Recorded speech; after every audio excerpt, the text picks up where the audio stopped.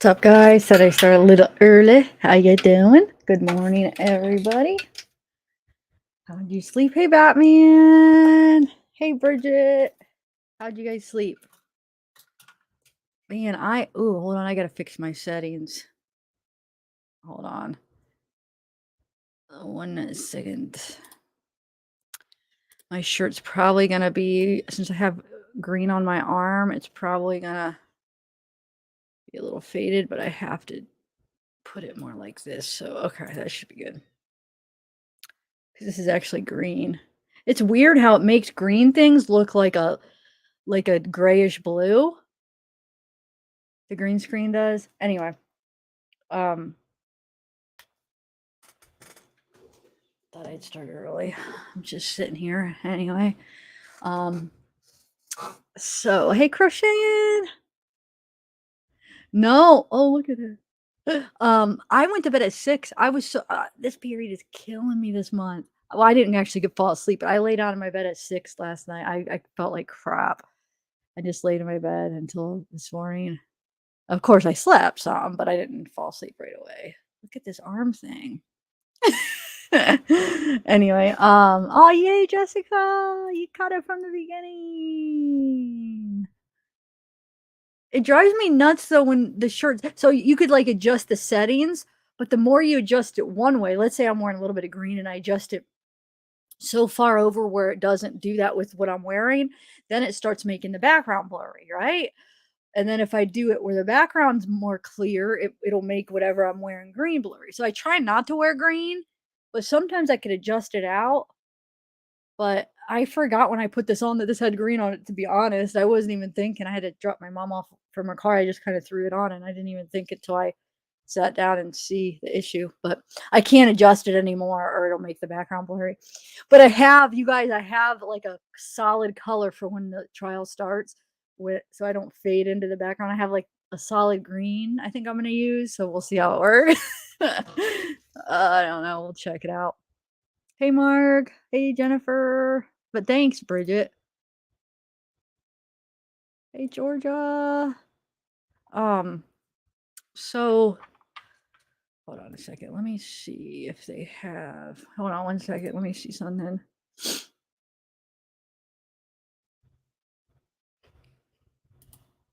Okay. Anyway, so how's everybody's morning so far? Got my coffee.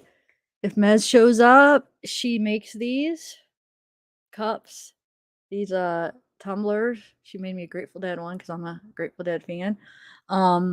So got my coffee ready. I haven't even took a sip of it yet. Batman, how are you doing? So while we're waiting, maybe I will play. I have that James Franco elevator video. I know we've been talking about it and about playing it. I might as well play it here. You guys want to watch it? Hey, Sarah Lee. What's up, girl? Hold on, let me get this.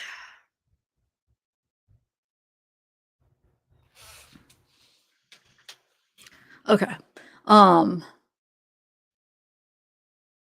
Yeah. Well, when some of my mods come, I have to put Meds. She has a YouTube channel. She shows making them, but then that'll link to her website where she makes them.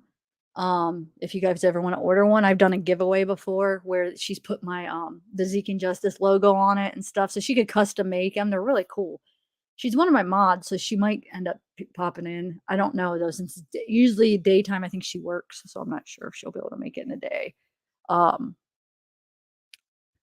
don't know. It depends on how long the direct exam is. That's the thing. Like, I could almost see the direct taking all day. I don't know. I could see it. Don't you think? There's a possibility that it could be all day, the direct. I think it's possible. But if not, I mean, there's of course it's definitely a possibility that it'll be done. But I think there's even a possibility they might take all day on the direct. Who knows? Because I think like a better strategy is to. Well, I don't know actually, maybe not, because then we have to wait like 10 days before the rest, and there's no way she's gonna finish today.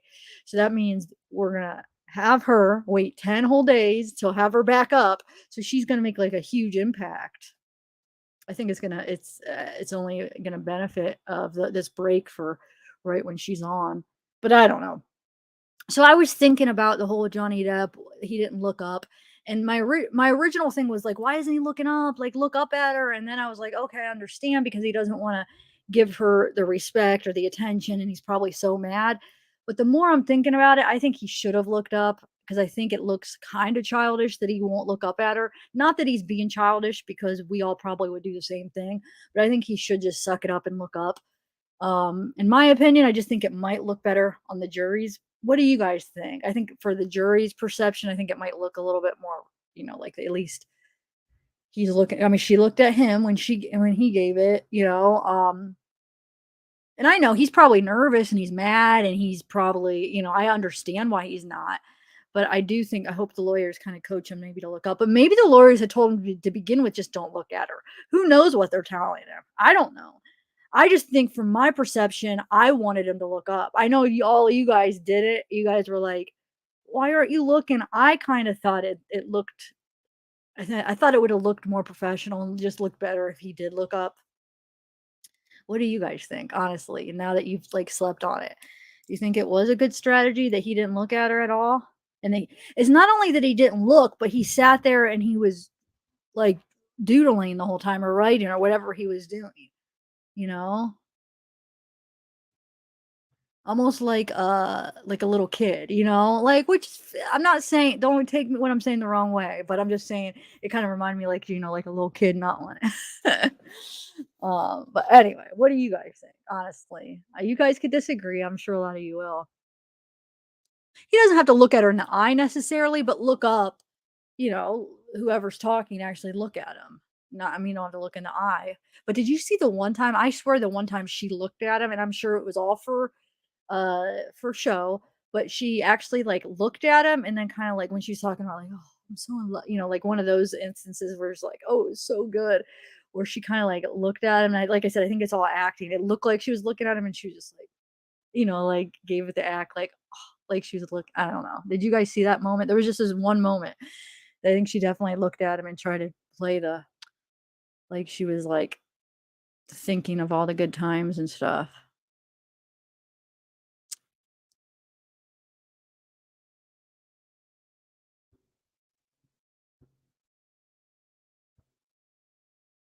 Oh, really? Okay, only look at the judge. Well, yeah, then he coulda looked at the judge. That's what I'm saying, like, he I wish he would've just looked up a little bit. Like, he doesn't have to look directly at her, but yeah, but he shouldn't look not interested. That's the problem where I'm thinking it looks bad because this is his trial. This is his case. He needs to be interested. Whether it's a lie or not, he needs to be interested in what she's saying because this is his life. So even if it's a lie or not, he should be interested in what she has to say.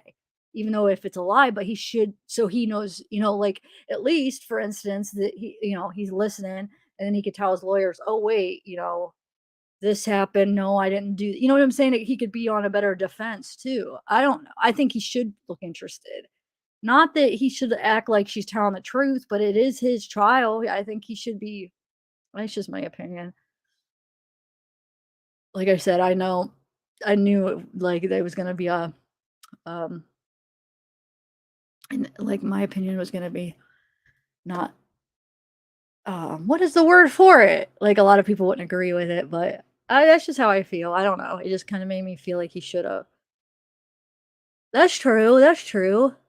But I mean, this isn't a fight. That's the thing. It's not like this is a fight, so he wants to make her mad. This is court, so it's not like he has to play a game where like I'm not gonna look up at her because I'm gonna make her mad. This isn't no game. This is life. This is the law. This is his trial. This is his reputation. It's not like this. It's not a fight that they're getting in where he wants to have the upper hand. Like you know what I'm saying? Where he wants to play like you play a game where like, I'm not gonna look at you. It's gonna make her mad. That's not what this is about because this isn't a fight. This is a freaking trial. You know what I'm saying? It should be handled a little different, just in my opinion.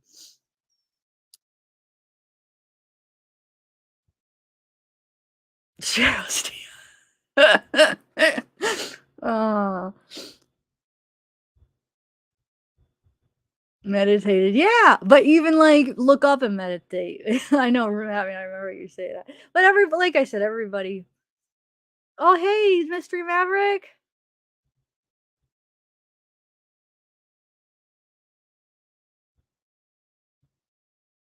Really? I don't know. I hope not. It's a hard one. I mean, it's a possibility, I guess. I thought she did so I can't wait to go through this stuff and, like, do, like, a compilation of the times where like, there was some times she did okay, and then the times where it was, like, the real important times where she was, hold on one second, let me get this ready real quick. I have to double check my OCD, I have to double check a million times everything. Um, so but the times where it was really important, I feel like, it was like, she those are the times she, like, stopped, and it was, like, one of those things where you're like, like, it's almost like you're because you're not telling the truth, like, it's not flowing nice, and you're getting caught up in your lies, and, like, those real important, like, real intense parts where she's talking about, like, the real intense abuse, like, those are the times she screws up, I think. Like, those real important parts, she messes up, and it's like, it does not come out as sincere at all. Like, it doesn't come out as the truth, I feel like, but, like I said, I'm gonna go through it. Hopefully this weekend I'll be feeling good, where I wanna do, like, a compilation of all those parts so we could, like, see them back to back.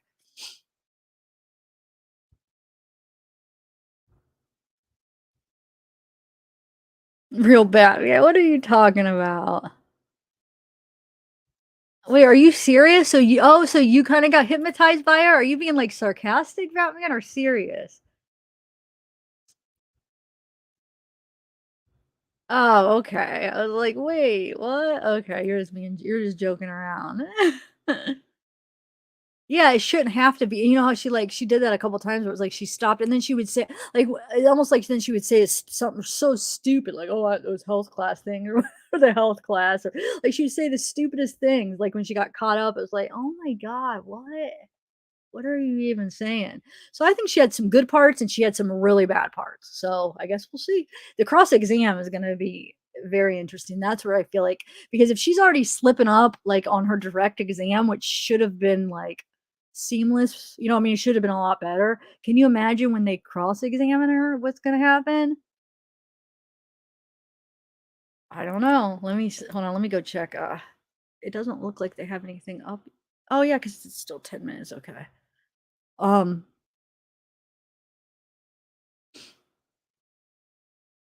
Oh wow, that's loud. Hold on, let me turn this down. Okay.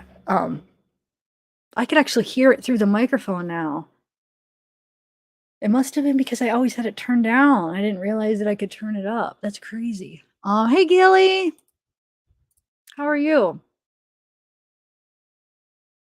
Hold on one second. Let me just do something real quick. So what did you think yesterday? I didn't get a chance to really because you were kind of not around as much because of you were at the dentist. What did you think of her testimony, Gail? I know you're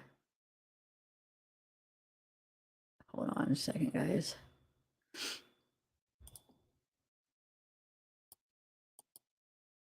Mhm. Yeah, they still don't have anything up. Okay. Um,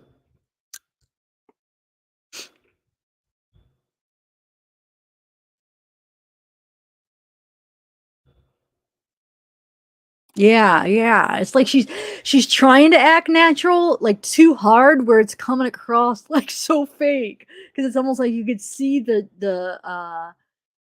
like her trying so hard to act like just so natural, but it's not. It's not working because it's not. You know what I'm saying? Sorry, you're not that good of an actor, and it's not coming natural, and you're trying. No.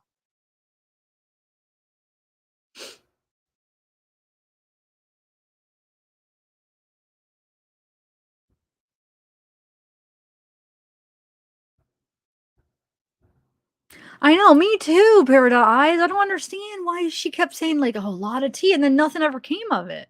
So what was the big point of it? That's what I thought. I thought it was eventually going to come out where oh, and then she finally found out why he was drinking so much because it was like mushroom tea or it had some kind of substance in it.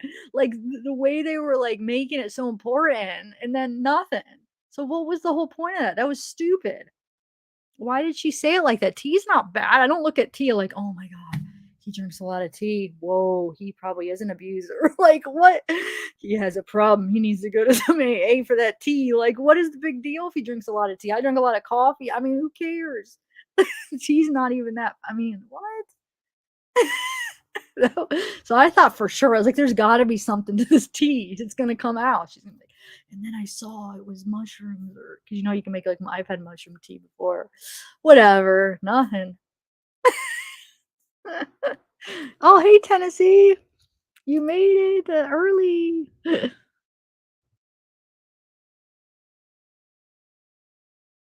Yeah, I think that's kind of what she hinted at about they talked about like how he had that medical condition. Maybe that was what she was trying to say. I don't know. Then they never really elaborated on that then, you know?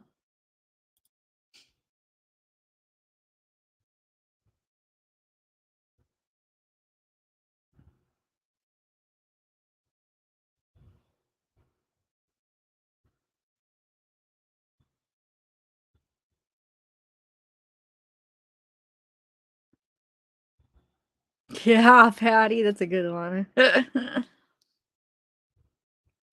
morning, make it so. Oh, hey, FBI. Yay, you're new here. Um, hold on, well, I guess they're just gonna start right at 10. So how, hold on one second.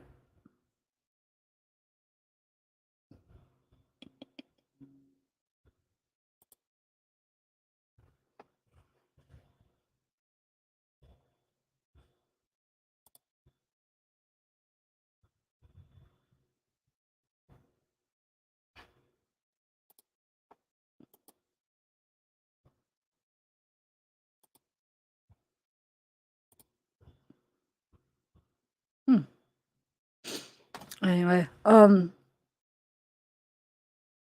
know I just went and saw the other channels have like, but I'm waiting for Law and Crime because I like the double screen. But they're just like sitting in the courtroom. And Law and Crime doesn't have. Excuse me, they don't have theirs up yet. Um.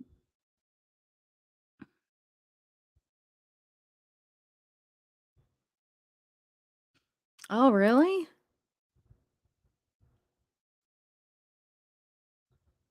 I'm sure they're doctored photos. Huh.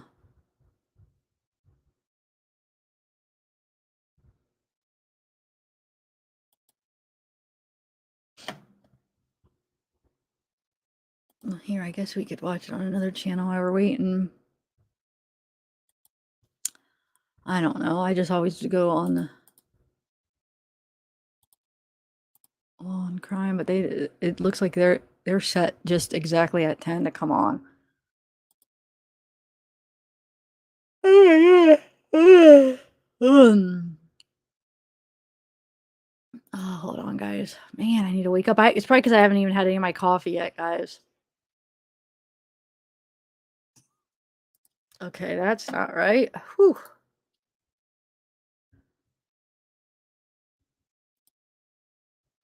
I guess, hold on.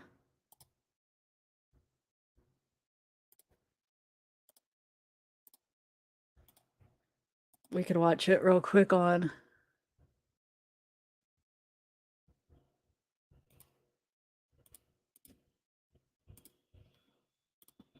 That's right. That's great. That's that so far, but the other one hasn't. Yes. Thank you. You're welcome. Thank you so much, you too. See you this afternoon. Hi, good morning. Good morning. Hold on. Good morning. How are you? Good morning.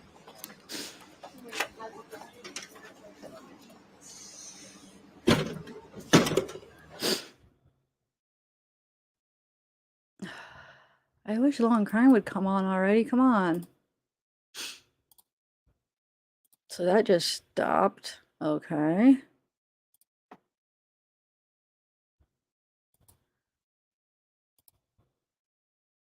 All right, hold on. I'm just gonna put back on.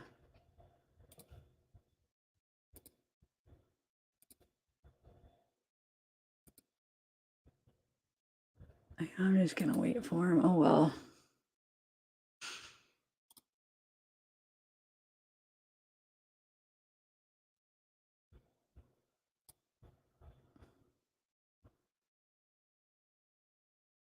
You know what? Maybe I could switch. Hold on a second. That's what I'll do. If I could switch back and forth here. Hold on, guys. Sorry, I'm just getting everything. I'm trying to figure out.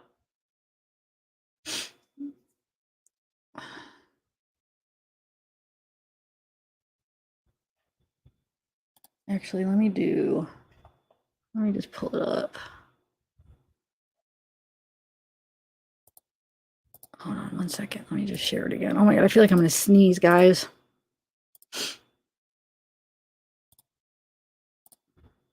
I feel like I got to sneeze. Whew.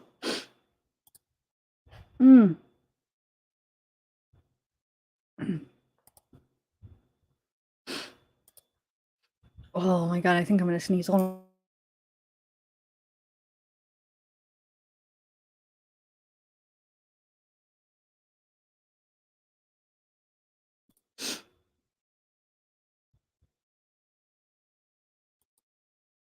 Whew.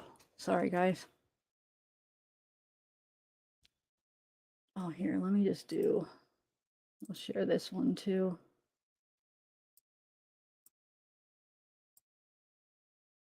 Man, I hope I'm not getting a cold.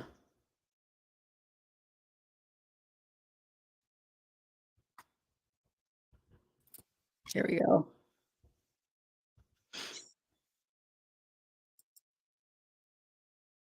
That's going on, but Law&Crime hasn't started. Come on. Ugh. Usually they start early. I don't know why they're so behind. I just have to wait. Man, I feel like I'm gonna sneeze again. Oh, Johnny already came in. Okay, sorry guys. Law&Crime is slacking. I'm sorry though. It's so worth having the double screen though on both views. In my opinion, I choose that. But as soon as they start, I'll add that. I'll add them.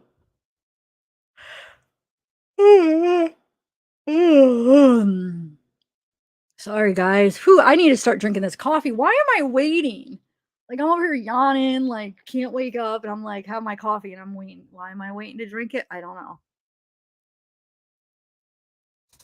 Whew, like, I made that, like, probably, like, 40 minutes ago, and it is still so freaking hot. These mugs, and I even have it open. They keep it so warm, guys. I recommend it.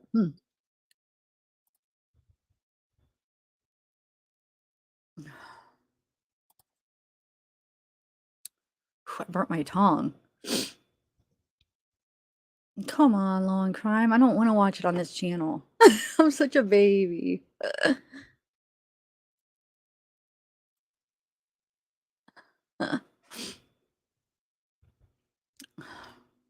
They better hurry up.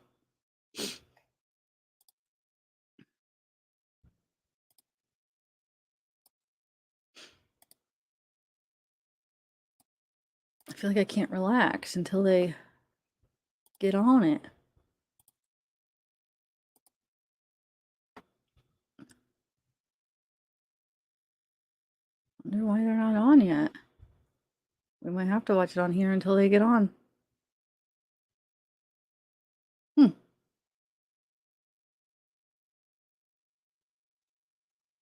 As soon as they come on, I have it up, so as soon as they come on.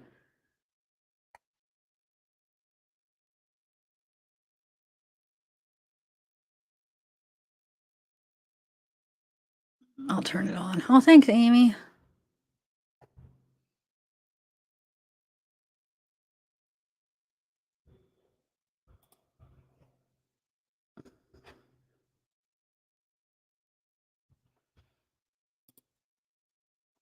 Somebody must have got to work late. Law&Crime. Thanks for joining, Amy. Thank you.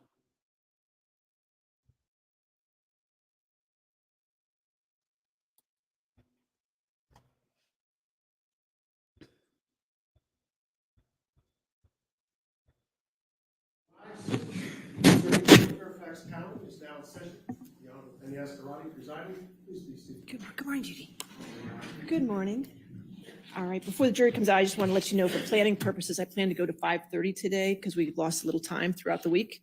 So we'll go to 5:30 today. And then starting when we come back on May 16th, I want to start at 9 o'clock. Okay, so we'll be going 9 to 5, starting those last 2 weeks, just to give us a little bit more of a factor there so we can get all our time in, okay? All right. Okay, yes, ma'am. One Defendants 167 and 170. Okay. Wait, what did the judges say? I missed it. Can you tell me, what did she just say about what time they were going till? Get those two. All right. Anything else before the jury comes out? All right. Complete Law&Crime is not even, they're slacking, dude. I have them up down here. They haven't went live yet. I hope. They're the only ones that do like the split screen like that, right? Oh, 9 to 5 today, right?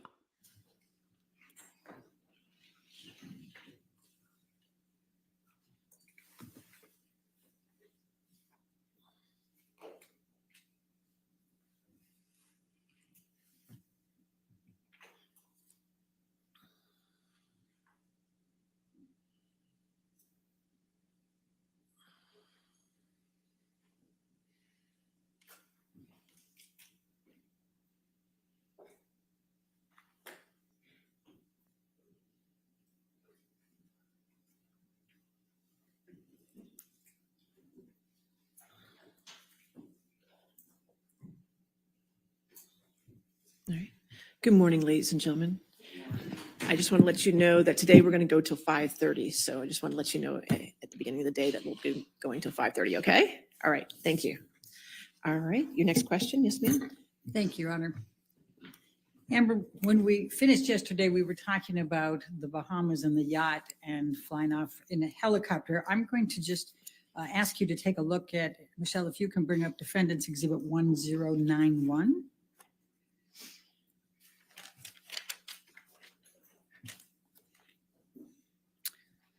I think that's 1090.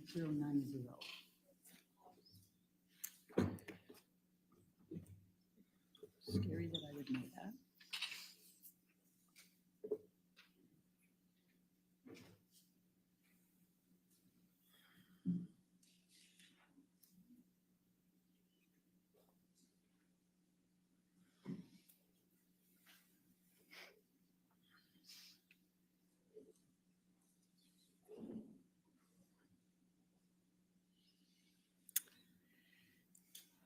Do you recognize this picture? Yes, that looks like the picture I took of Johnny in July, around July 2013. Okay, and why did you take this picture? Because at the time, I was already sensitive. I'd been in a relationship with Johnny for over a year, coming up on 2 years, and I had already noticed that there was this pattern of behavior changes with him that would make my life significantly more complicated or peaceful, difficult, or wonderful, depending on what he was using. And I only could tell what he was using because I would have to look for clues, and, he would pass out and, get sick and lose control of himself. And then people would pick him up and clean him up and fix it. And he wouldn't either remember, or he would deny it, or he would accuse me of saying that this had happened when it didn't. And there was no one to back me up. There was just his employees and everyone who had been taking care of him, versus my word. And so I started to take pictures to say, look, this is happening. This is, I understood enough about addiction to know that you have to hit rock bottom. Like, you have to have some consequence for your action or for your behavior if you ever change to get better. And it seemed to me like that was not happening. So I I noticed a behavior pattern change, and he started to, instead of, fits of rage, he started to pass out a lot and fall asleep and kind of fall asleep mid-conversation. And it was just a pattern change. So I started to pick up on the clues so I could figure out what I was dealing with. Your Honor, I'd like to move the admission of Exhibit 1091. Any objection? No objection, Your All right, Honor. 1091 in evidence, you can publish. Thank you, Your Honor. And Ms. Heard, and what is depicted in this picture? Please tell the jury. Johnny passed out on the island where we were vacationing. He had had a bit of a stint of sobriety right before this, and it started to change with his friend Paul Bettany. And yeah. Okay. Now I'm going to ask you, Michelle, can you bring up Defendants Exhibit 1095? We talked about March 2013 yesterday, and I just wanted to bring this up quickly.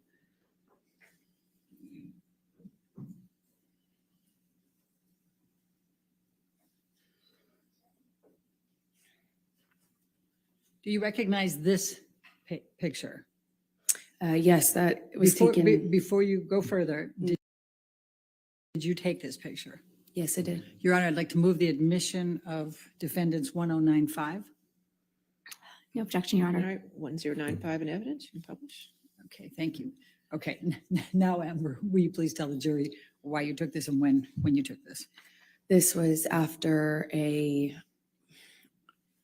several day bender, a binge of Johnny's, the 22nd of March, which we talked about yesterday, about he tried to burn a painting.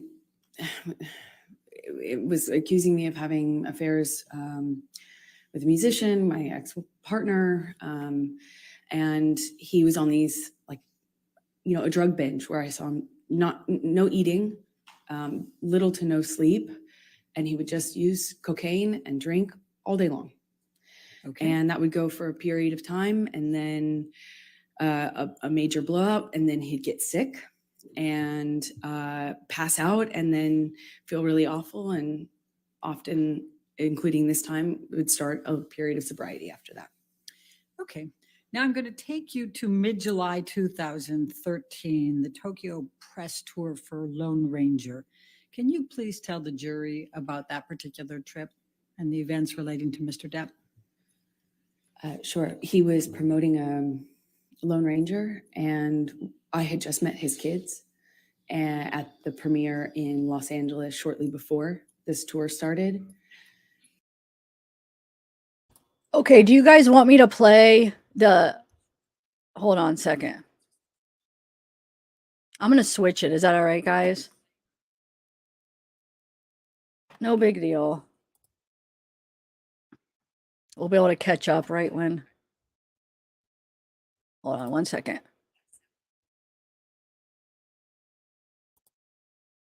Hold on, guys. Sorry. I just want to play the other. Maybe.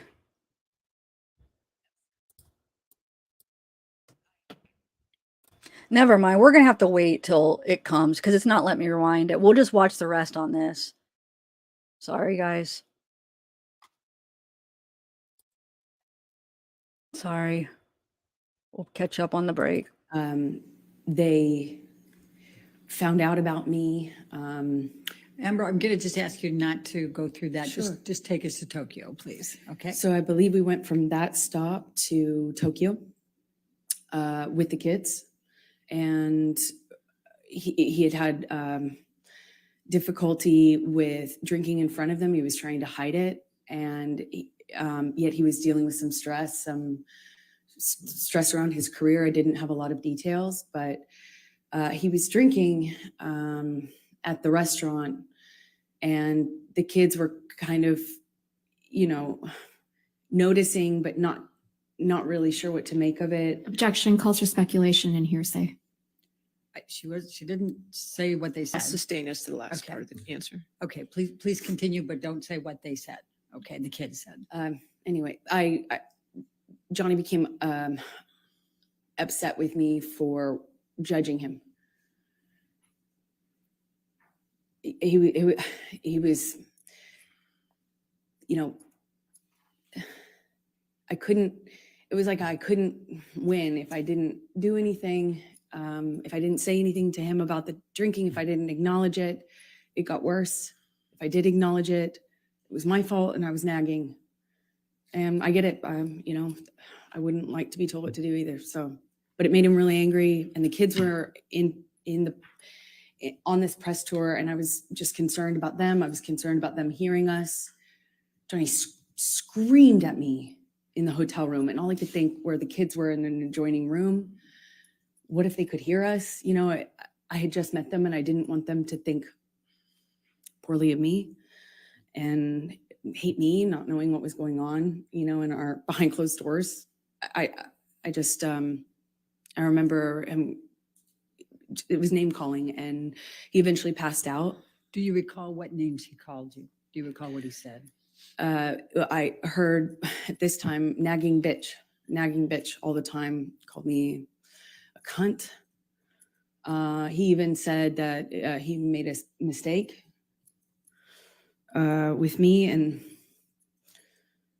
that he didn't want to, that when we touched back down, he'd get rid of me and I'd go back to, he said some disgusting things to me. I don't know if I need to repeat it. Okay, let's go. Michelle, can you bring up Defendants Exhibit 1090? You indicated, I think, that he passed out at the end of that. Did you take this picture? I did. Okay. Your Honor, I'd like to move the admission of Defendants Exhibit 1090. No objection, Your Honor. Thank you. 1090 in evidence, you can publish. Thank you. And where was Mr. Depp when you took this picture? He was passed out with his head in a table in the hotel room, in our hotel room, not the kids' hotel room, in Tokyo, on that press tour. All right. I'm going to take you to August 2013. What, if any, discussions did you start having with Mr. Depp about moving in with him? Well, after this, I was getting close to his kids, and he had a stint of sobriety shortly after that, and it felt really good again. And shortly after that, he started suggesting that I let him rent my apartment for the vultures. That's what he called the press. And he said now that we were like a known couple, now that it was out in the press, that my apartment wasn't like safe effectively for me. And I had a modest apartment in Los Angeles. And so he started saying I needed to have security on me, or we'd rent out the neighboring houses because of the vultures. And it was a conversation. And then that conversation evolved into I should move in with him. Always wanted me to go with his security guards, wanted me to have his credit card. Obviously, I wouldn't accept that. But the conversation about moving in became, hard to resist, because I was increasingly becoming a part of his life, and also loving his family, and feeling like, more stability would mean more stability with him and his struggles with drug and alcohol use. And I thought I would minimize some of the jealousy and insecurity that he had. It was hard for me to justify working. Every audition, every meeting, every script I got was a negotiation or a fight. I had to justify it like as if I was saying, hey, let's have an open relationship. It was, and I thought that would be minimized if I could make him feel more secure. But, if we live together, certainly there would be more security, right? And that was my reasoning. So you talked about still reading scripts and things. What, if anything, did you do differently in terms of pursuing your acting career? Well, I've always been really independent, you know, and I've never imagined not working. I've worked from the earliest time I can imagine. I come from, you know, parents who worked until they literally couldn't anymore. You know, I never imagined myself having to explain my job or justify my job, but I did, you know, and I am independent, and I see myself as independent and strong-willed, and I had to bargain. Every time I'd get a script, it would be, you know, I thought you weren't taking another job. I'd always say, are you kidding me? That's crazy. I have to work. I support my family. You know, when I moved out to LA. I'm gonna switch it. I figured out how to switch it. Please don't be mad. I'm gonna switch it to the other one. Is that all right? To the Law&Crime, so we could see Johnny. Here we go. Okay. We'll be able to catch up on the next when they meet. You know what I'm saying? When they do their thing or the next break, we'll be able to catch up really quick. So don't worry. I just think it's better. All right. I like this one better too. Okay, and I rewound it, so we won't miss any of it, okay? Okay, so let me just add my banner and we are good to go. They have it a little different today, so now it doesn't fit. Great. Why are they changing things? Okay, here we go.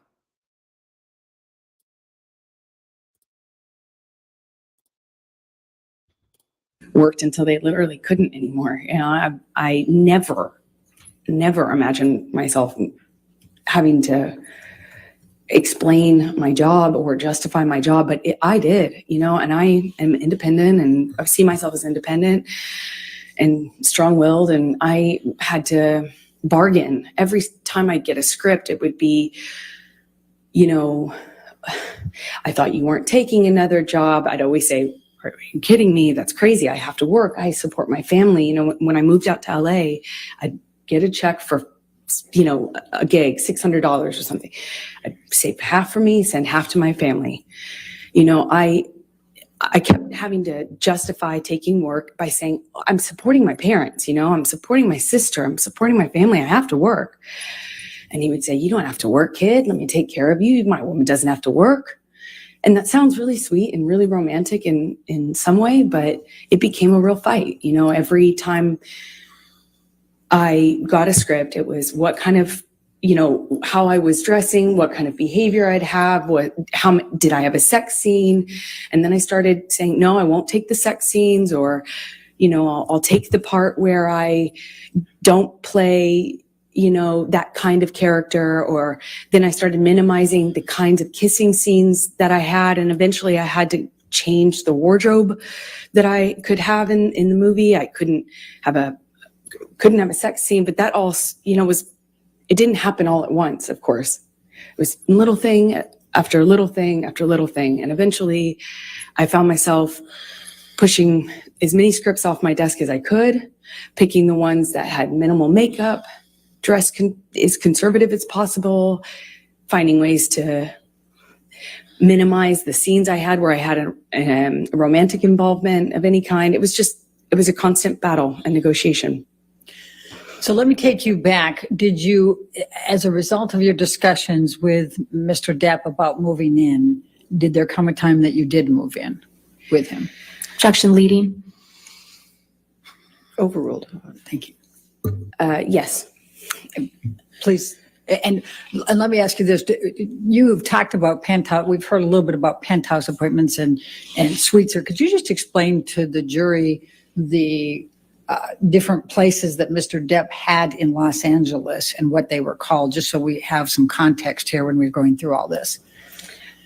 It's a little confusing, I imagine. He had about, I think, 4 or 5 mansions in this beautiful, like, you know, border of Beverly Hills and West Hollywood. And they were all in a cul-de-sac, and we called it Sweetser, because that was the name of the street. And there 5 houses, I think 5 houses, it could be 4, all, you know, effectively, he had the whole street. Then he had about 5 penthouses downtown on the same floor of the Eastern Columbia building, which you've heard about, the ECB. And Sweetser was, you know, Johnny's kingdom. One of those houses was like a whole house was his man cave. It was a studio, and it was where he made music and hung out. And we spent some time in there, but that was effectively Johnny's, place. And then there was the downtown places, and they were effectively empty save for some furniture and one of Johnny's friends, Isaac, who you met. And he lived there some point before Johnny and I eventually decided to move in together. Let me just stop you there. I just want to make sure we're clear. Are we talking about the penthouses or are we talking about the suites here? Isaac lived in the penthouses. Okay. The rest of them were pretty much empty. And my best friend, who I was very, very, very, very close to, went through a breakup, and he very kindly insisted on moving her into this penthouse. And of course, she said no for the first few times, but he insisted and said they were empty and he would love to have her move down there. And he very kindly moved my best friend downtown. Problem is, Rocky? yeah, Okay. Rocky Pennington. But the problem is it's like 30, 45 minutes from West Hollywood, where my place was, which we call Orange at the time. Okay. So when did you move into the penthouses? Shortly after he moved Rocky, my best friend, into the penthouse. So she was in one of these empty-ish apartments, and somewhere around that time, I think it took me some time actually, but after that, I eventually agreed to move in with him and give up my place, although that made me pretty nervous, to be honest. But we were in this relationship that was very serious, and we were constantly traveling. Also, as another part of it is we were in LA for a matter of days or weeks. I'd go do a job, he'd go do a job. I'd come back for a photo shoot or a red carpet, go on a location, go visit him on a location. And there was an incredible amount of travel and movement. So we weren't really, again, living the day-to-day that you might normally with a partner, where you have a home and you move in together and you have one home. We didn't have that. It was Okay. very different. I'm going to take you to September of 2013. What were you filming at that time? London Fields? Yes, that's right. Okay. I was filming London Fields. I just started. All right. Did there come a time that you became engaged to Mr. Depp? Well, yeah, it was difficult because in that role was a very difficult role. I mean, every time, every scene that involved sexuality or romance was like, I'd look at that on the page and it felt like I'd feel my gut tighten because I knew it was going to be an issue. But Johnny dropped me off. I gave him the script. I sent him pictures of what I was wearing in my wardrobe fittings. I sent him everything. I shared my script with his team, and the fighting eventually kind of minimized. It was clear I was going to do this job, and I told myself I had to do this job. And Johnny had to go to London, I think, for some pre-production stuff for a movie he was going to do a smaller part in. I think it was called. I think this was Into the Woods, is my best guess. So he dropped me off in London. And when he dropped me off in London, we had a few days at this hotel that we first, consummated our relationship in, as when we were on the London press tour, and our relationship developed. That was the same hotel, and we were in this same room, which is Johnny liked to be in the same room. And it was really sweet. He got down on one knee and said, "I want you to be my girl forever, my woman, my girl. I want you to be the rest of my life. Say yes to me." He said he wanted to spend every day. He promised me that every day when I woke up, that I would wake up and he would make me smile at least once. And that would be his goal. And, you know, I looked into his eyes and I saw my future, hope, you know, like blind hope, so in love. It was one of the most, I can't describe that kind of joy, you know. I thought, you know, if we were married, then this is real. This is real. This isn't a thing of, this isn't chaotic and this will change. You know, I had so much hope in that moment. And I just said to him over and over again, are you serious? Are you real? Are you serious? Are you sure? Because he didn't have a ring. So I thought, is this an impulse thing? You know, my experience, Johnny, could be very impulsive. And he said over and over again, be my woman forever. I want you to be my wife, my wife, my wife. I, of course, cried, and we had a wonderful evening. And he left shortly after, and I was like, the next day I had to go to work, and I couldn't tell anyone, and I wasn't sure. Part of me was worried that he didn't mean it, or, you know, or that he wasn't sure. You know, I just didn't want it to be an impulse thing. So I didn't want to mention it. I want to bring it up. I didn't want to. And I kind of I walked around for a few days like I had butterflies under my skin. And then he brought my dad out to London with my best friends. And my dad told me, you know, Johnny has asked me permission for your hand in marriage.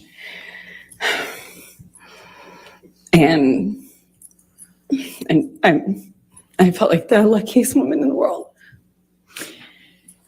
So while you were filming London Fields and Johnny had gone back to LA, what, if any, issues did you have with him on fraternizing with the cast? I'm going to ask, Michelle, can you pull up Defendants Exhibit 188, please?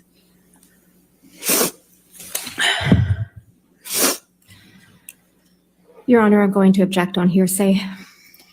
Your Honor, I'm going to, let's pull up 188A. I've redacted everything but what Mr. Depp says All right, let me on just take a look at 188A. 188A. That's a mission against interest.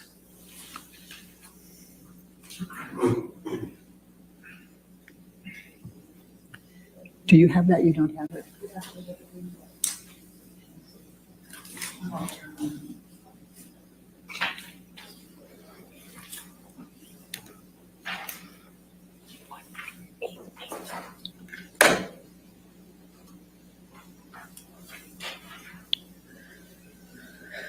Give that a minute. While they're working on that, can you tell us what transpired between you and Mr. Depp when you wanted to do something with a cast member?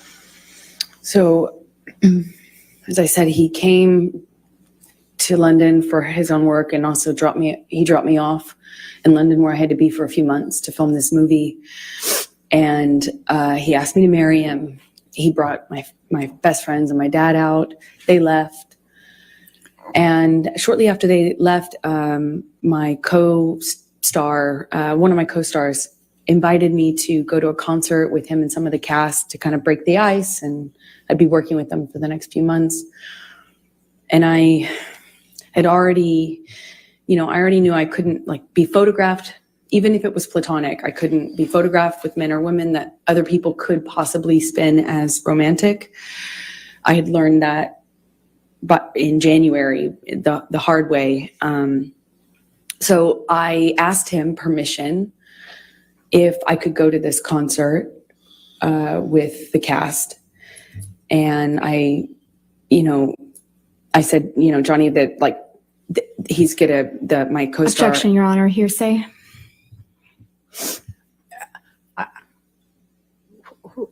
Don't tell us what the co-star said. Just tell us what your communication was with Mr. Depp. Objection, hearsay. Her communications are hearsay. I'll sustain the objection. I'm not sure I understand. If you want to approach, that's Yes.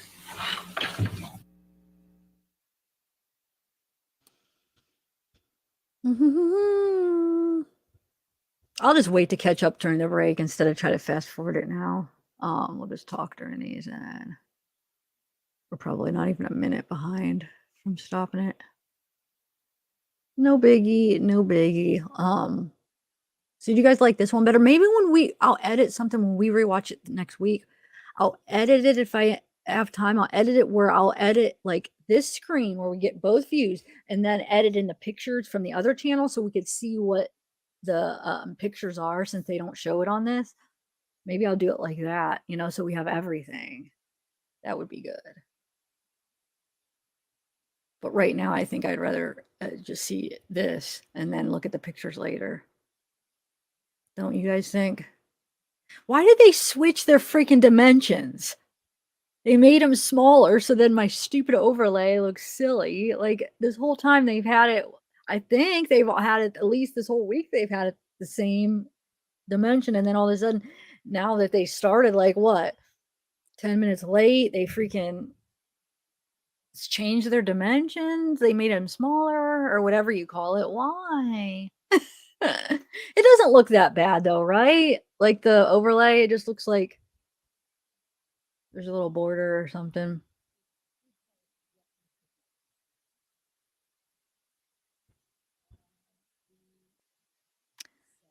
Why don't they have the volume?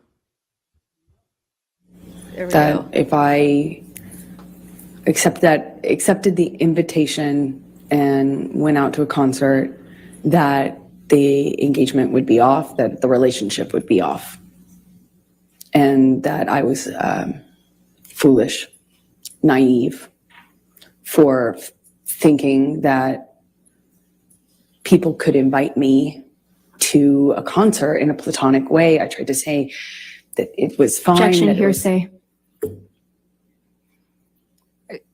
She's testifying about what Mr. Depp said. I don't understand. all right. I'll overrule that objection. Please continue. Yeah, he said I was foolish and naive, that no one could invite me to, how could I be so dumb to think that somebody could just invite me to a concert? Why would they want to hang out with me? Obviously, it was because they wanted more from me, and that I probably wanted more too. I was basically asking for it. You're going to go backstage.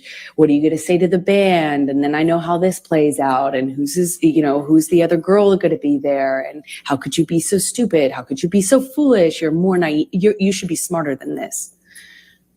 And I apologized. That whole evening, I think for a few hours, I spent on the phone with him, texting, calling, or talking, hanging up. He'd hang up on me, be upset, and then send me cryptic messages about my foolishness. And, I'm already doing a movie where I play this, character where I was empowered. Like, I read the script and I thought this character was empowered sexually. And by the time I got Johnny's feedback on it, I had been convinced that actually I was just being used, that I was just being used. It was clear that that was all I had to offer, and I was too foolish to see it.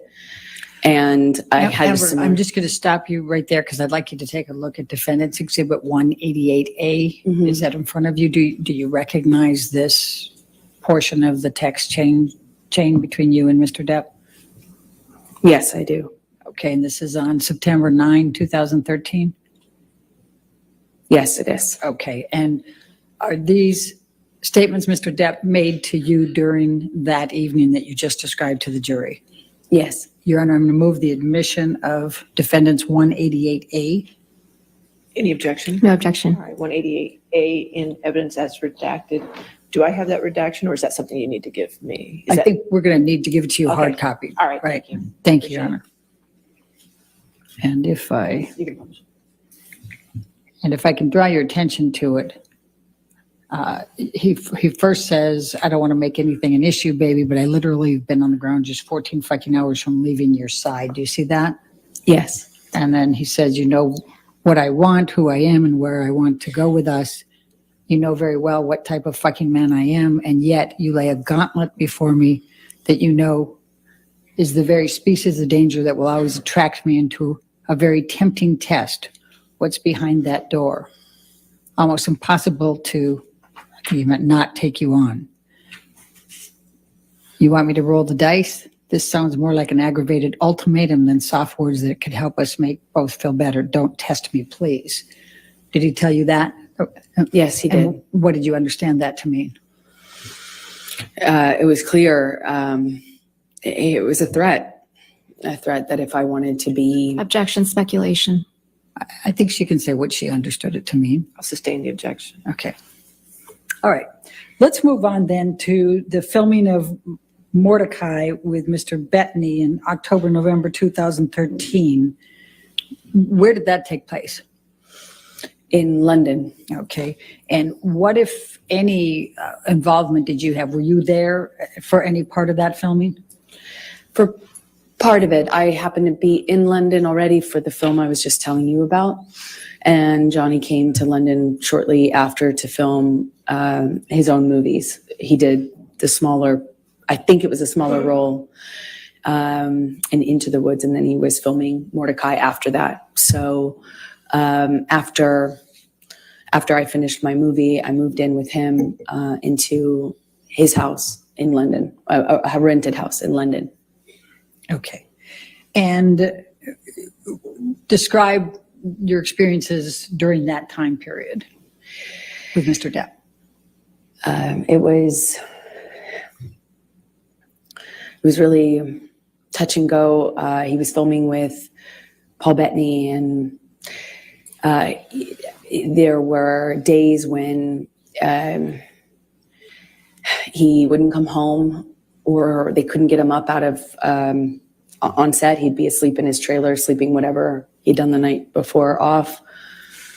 I remember he missed a few days of work that way. It struck me because in my experience in our job, you don't miss work. It doesn't matter how sick you are. You go.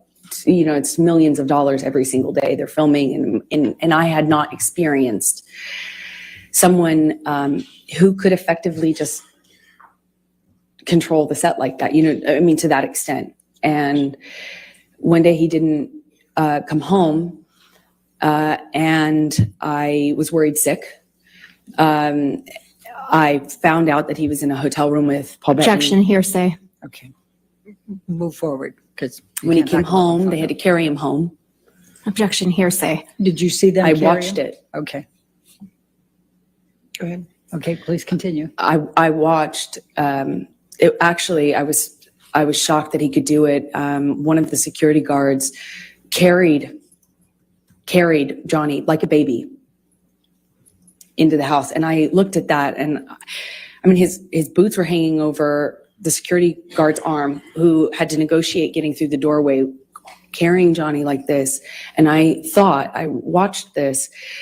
His assistants and the other security guards shaking their head, just shaking their head, acknowledging this is how bad it is. And I remember thinking, this has got to be it. Like, this has got to change. This is it. And he was understandably very, very sick for at least 2 days, is my recollection. And in that 2 days, I had a lot of conversations with this team. I won't say what they were, but I felt at that juncture very encouraged that everybody and myself were on the same page. And I felt encouraged that we were in a new chapter, that Johnny had finally hit rock bottom, and finally he felt like changing for good. And I felt buoyed, supported by these conversations I was having with people that he was close to, that he trusted. November 2013, did you have any contact with Lily Rose that led to any discussions with Mr. Depp? Objection leading. What, if any, communications did you have with Lily Rose in November 2013? Objection calls for hearsay leading. I'm asking what her connection was. I didn't ask what she I'm going to said. sustain the objection. If you want. Okay. November 2013, what, if any, interaction did you have with Lily Rose without saying anything she said? Objection hearsay. It's interaction, Your Honor. I'm not asking for what she said. If you can lay a foundation out. Okay. Did there come a time in November 2013 that you saw Lily Rose? Yes, they came to stay with us for some time in the winter. Yeah, around November, I believe, 2013. When you said they, who are you referring to? Johnny's kids, Jack and Lily Rose. All right. And was there a particular incident that led to a disagreement with Mr. Depp? Objection leading. Sustain. What, if any, interaction did you have with Lily Rose that led to an argument with Mr. Depp? Objection leading. That, what, if any? If we approach.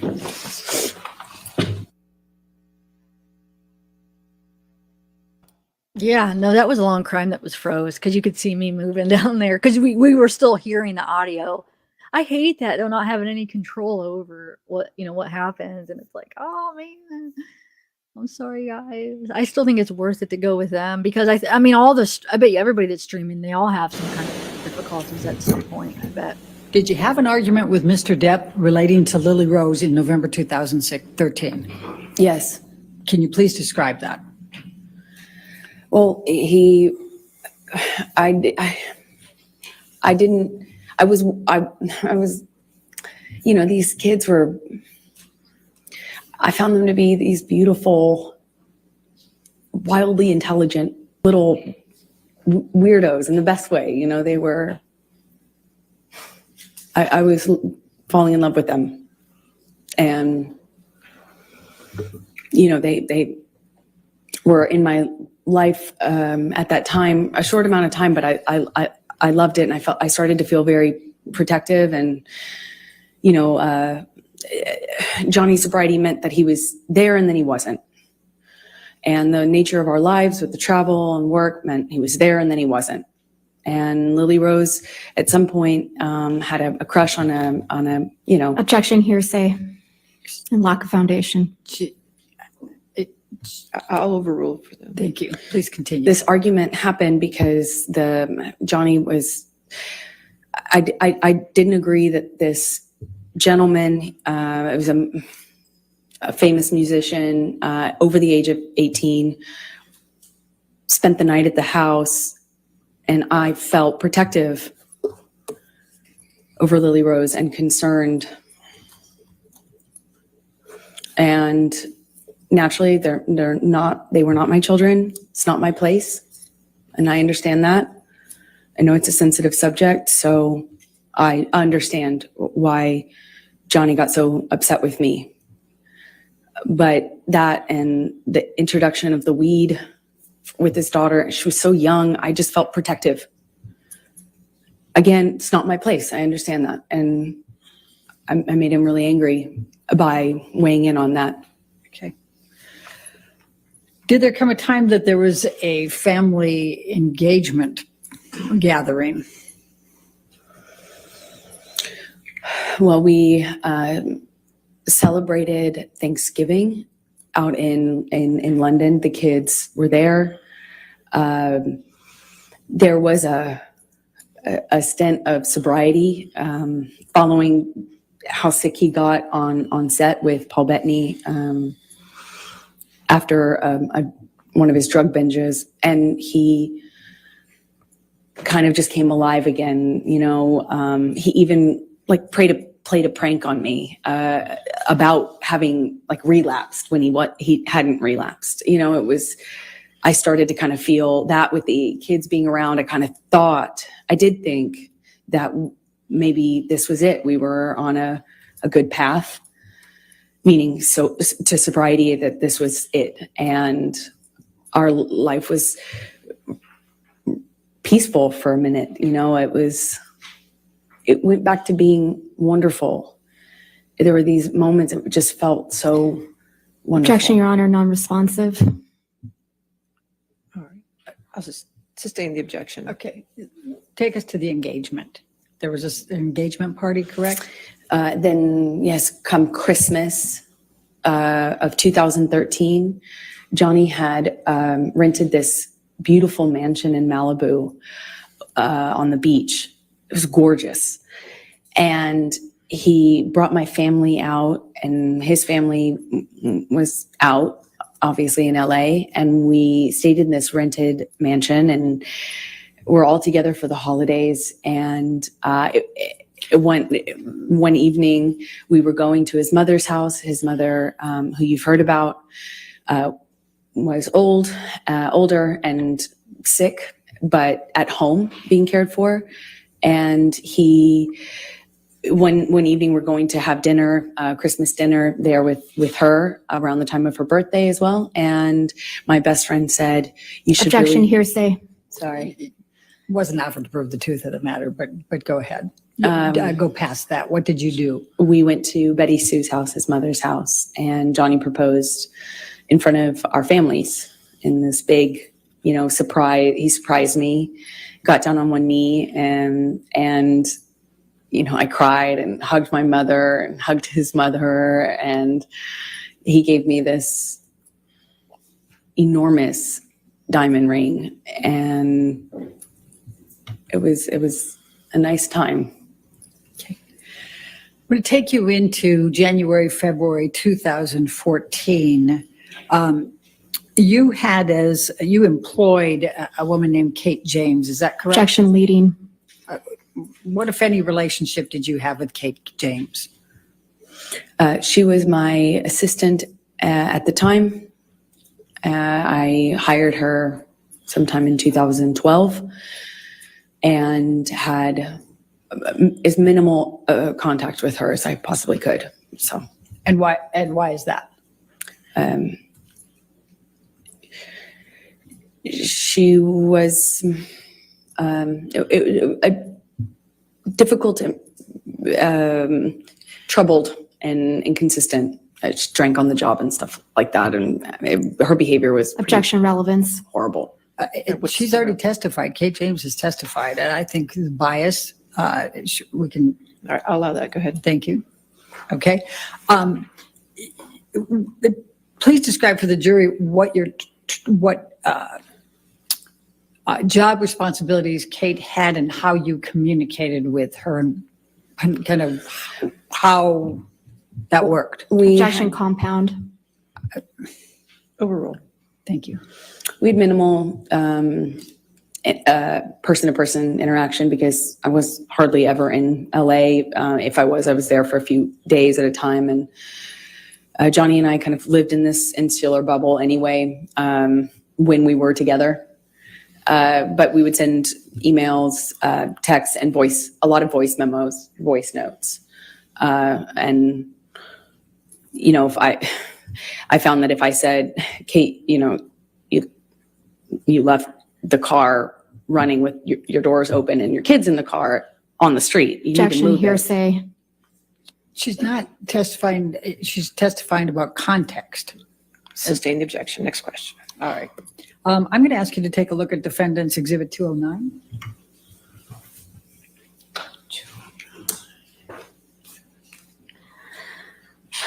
Your Honor, I'm going to object on hearsay grounds. All right. We lay a foundation, Your Honor. It's still hearsay. May we Ms. Hurd, approach? did you, may I lay the foundation first? Ms. Hurd, did you communicate with Kate James by email in the ordinary course of your business? Yes, I did. Okay. And I'm going to ask you to take a look at Defendants 209. Is this a communication that was between you and Kate James that was in the ordinary course of business with her as an employee? Yes, it is. So, Your Honor, I'm going to move the admission of Defendants Exhibit 209. business records exception. Still hearsay, Your Honor. Business record exception gets the business record, but it's hearsay. If there's hearsay involved inside the business record, there's still objection to hearsay. Your Honor, the business records exception, I mean, I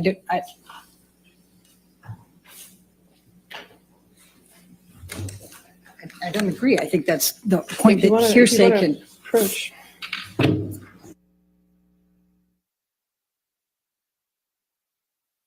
Oh, thanks, Brian, for the super chat. Oh, man, I definitely need to watch this over because I've missed so much of it. I feel like just like preoccupied with other things. Wait, where? So wait, General Sorrow, are you here this morning? Maybe you'll get to see your girl in action. I won't be surprised, like I said, though, if this is all direct exam today. It might take all day. Maybe. See, they're gonna go till 5:30, so I mean, it would be a long direct exam, but I mean, maybe not. Maybe they'll have some of the cross. Wait, was she just clapping? Oh, it looked like she was going.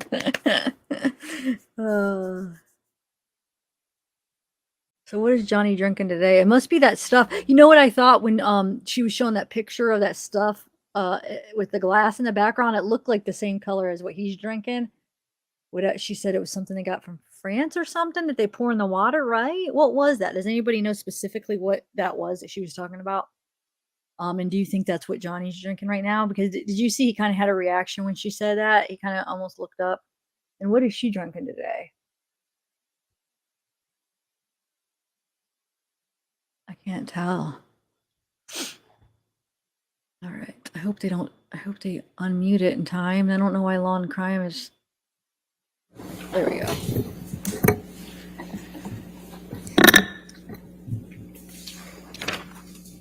What, if any, communications did you have with Kate James about your issues with Mr. Depp?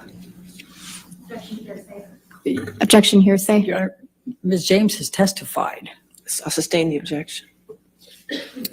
All right, well, we can take that down, Michelle. In the February, I'm going to jump to February, March 2016. What, if any, communications did you have with Mr. Depp about a prenup? Well, after the engagement, but before the engagement party, I started to feel like it would make, I know that he earned significantly more than me. He's a successful actor. I wanted to eliminate any doubt in his mind and in other people's minds. So I brought it up to him and brought it up to my therapist. Objection hearsay. She's just saying that she brought it up to her therapist. She's not saying what she said. But please focus on Mr. Depp, okay? Of course. Johnny said he would tear it up. He said, if you ever brought one up to me, or if I ever saw one, got my hands on it, I'd tear it up. Only way out of this is death. Only way out of this is death. And I thought it would I didn't care either way, but I did feel that it would eliminate suspicion or doubt, and it would make things easier. And I told him over and over again, are you sure? Are you sure?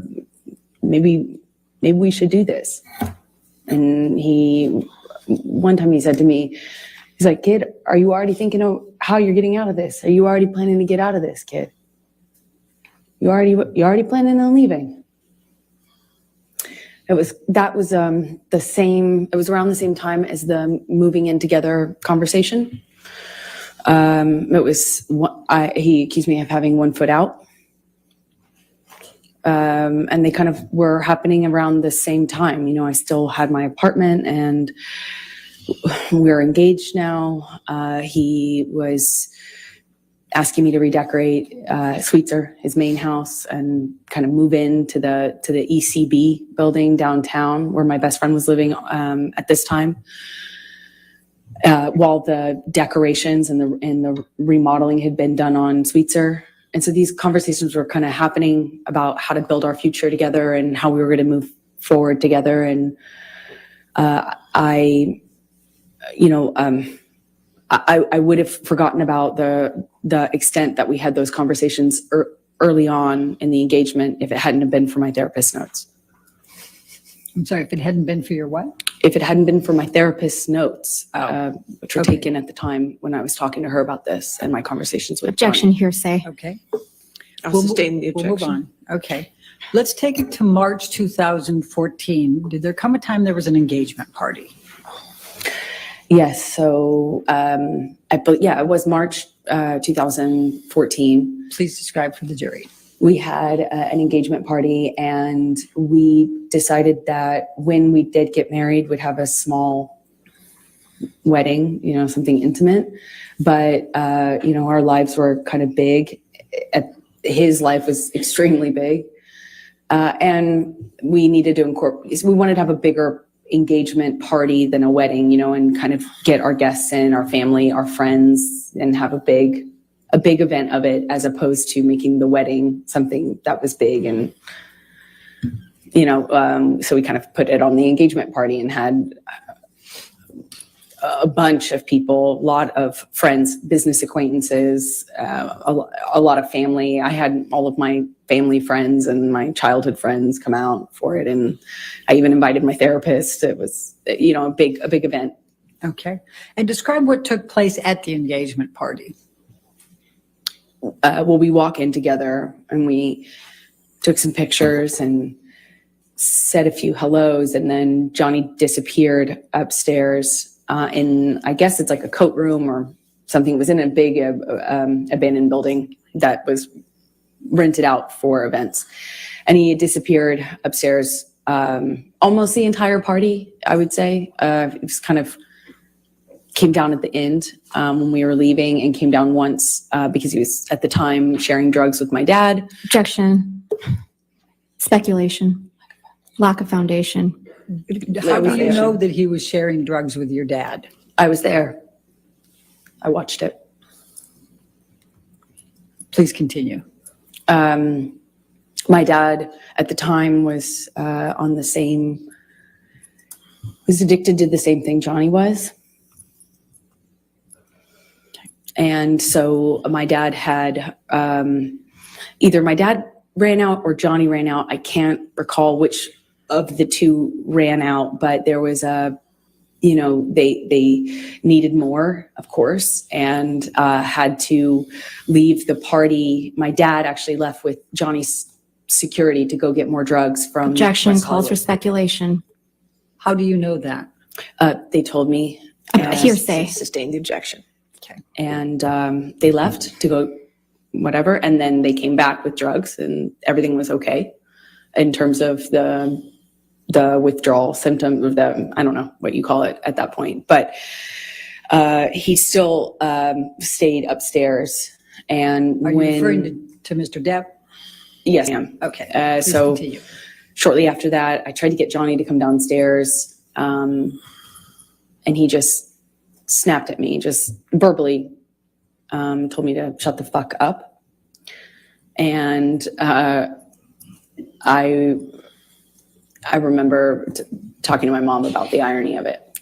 Okay. We were in an engagement party, but that was pretty much it for the engagement party. And I went downstairs and entertained guests and smiled and took pictures and put on a face and, went about my evening. All right. I'll take you to May 2014, the Met Gala. Could you please tell the jury what a Met Gala is and what's involved in that? Objection. Compound. Overruled. Met Gala is a big event, annual event, celebrity event in New York. It's a fashion event, but it's just a major red carpet event. And you have to be invited, and it's kind of a thing, and we were invited that year. And I had already gone for the previous year or two, And this year we were going to go together.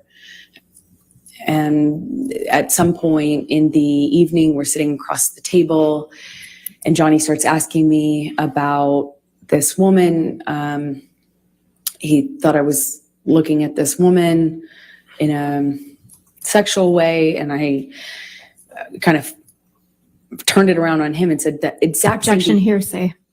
All right. It's context, Your Honor. This is I'll context. sustain the objection. Okay. Just say what Mr. Depp said then. I guess you can't tell us what you said to him. Okay.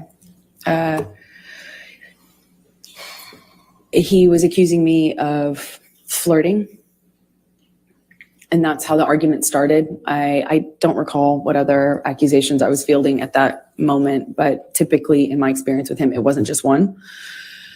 So you'd make a point and then he would go on to a different accusation. But I remember that what started it is this accusation that I had been flirting at this event. We get back to the hotel room, and Johnny shoves me and kind of grabs me by the collarbone area, like not really my neck, but top of my neck, above my collarbone, below my neck. I think at that point when we were still in the living room, I shoved him back, but I don't really recall too many specifics. I remember he threw a bottle at me. It missed me, but it broke the chandelier. And at some point, I remember maybe this was the shove that I was talking about, but at some point, Johnny and I are in a struggle in the living room, and he kind of like shoves me down on the sofa, and I get up and I'm trying to get him off of me, and it's just stronger than me. I don't know how else to describe it. And at some point, he just whacks me in the face. And I had not, at the time, been I think that was the first time I was like, is this a broken nose? At the time, I was unsure what that feeling was, but I suspected I had a broken nose. And other than that, I was relatively unscathed. But I remember my nose being swollen, discolored, red. And I took a picture of my face at some point and made a joke about it to my friend about how bad I looked compared to how the red Objection, carpet. hearsay. All right. It wasn't offered to prove the truth of the matter. Yes, sir. I'll sustain the objection. Okay. Okay. Just don't say what you told a friend. Okay. Okay. Let's take you to the Adderall Diaries. When did you start filming the Adderall Diaries? Believe May. I filmed another movie in New York, March, April, May. I went straight from that movie to another movie, an independent film with James Franco.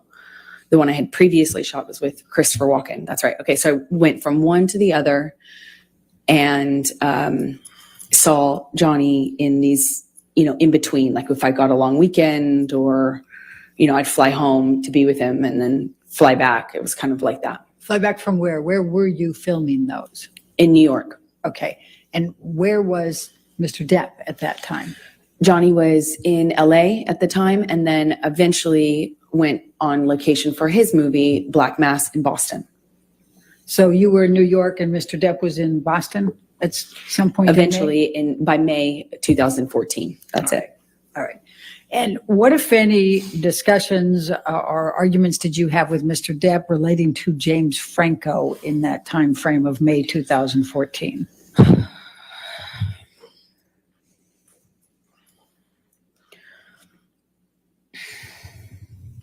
It's a nightmare.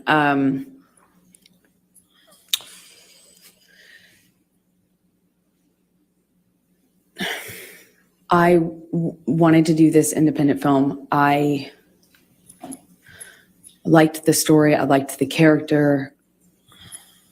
I, told him I'm not going to wear makeup in the thing. Objection, hearsay. Apparently, Ms. Barrow, if you could approach, please.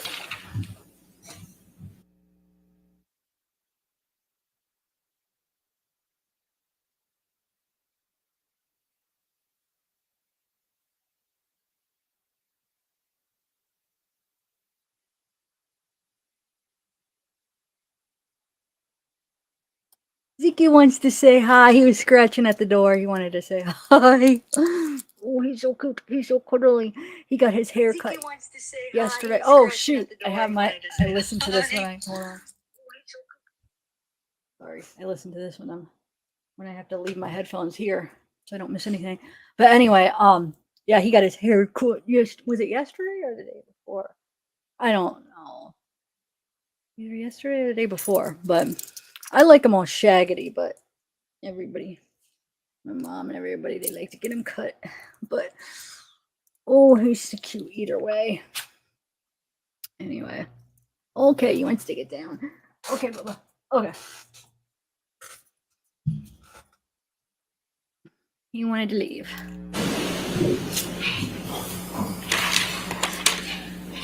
So tell the jury what Mr. Depp said. He was mad at me for taking the job with James Franco. He hated James Franco, and was already accusing me of kind of secretly having a thing with him in my past since we had done Pineapple Express together. Okay.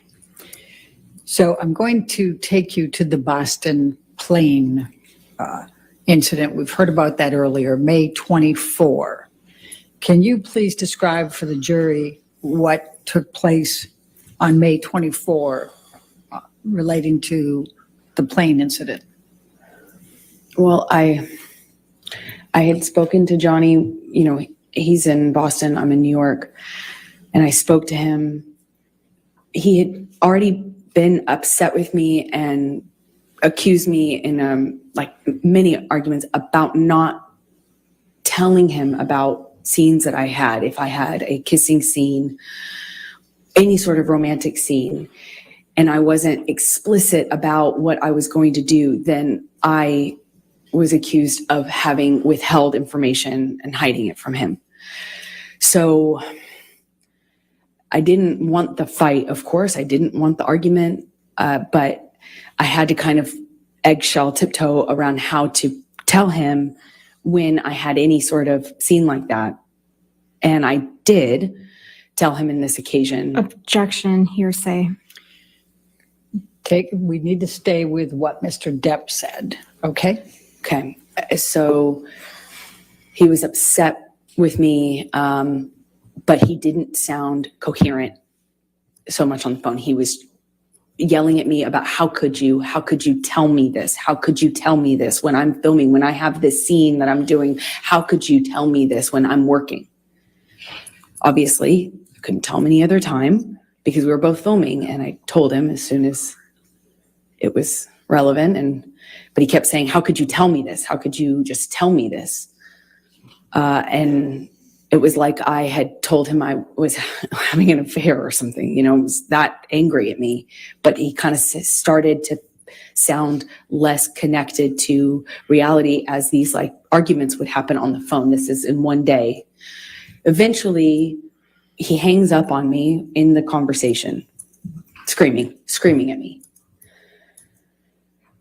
I talked to his assistants. I won't say what they said, but I had conversations and felt encouraged that I could continue on with the plan, which was for me to get on the plane, go to Boston, pick him up, and we would go back to LA for his daughter's birthday.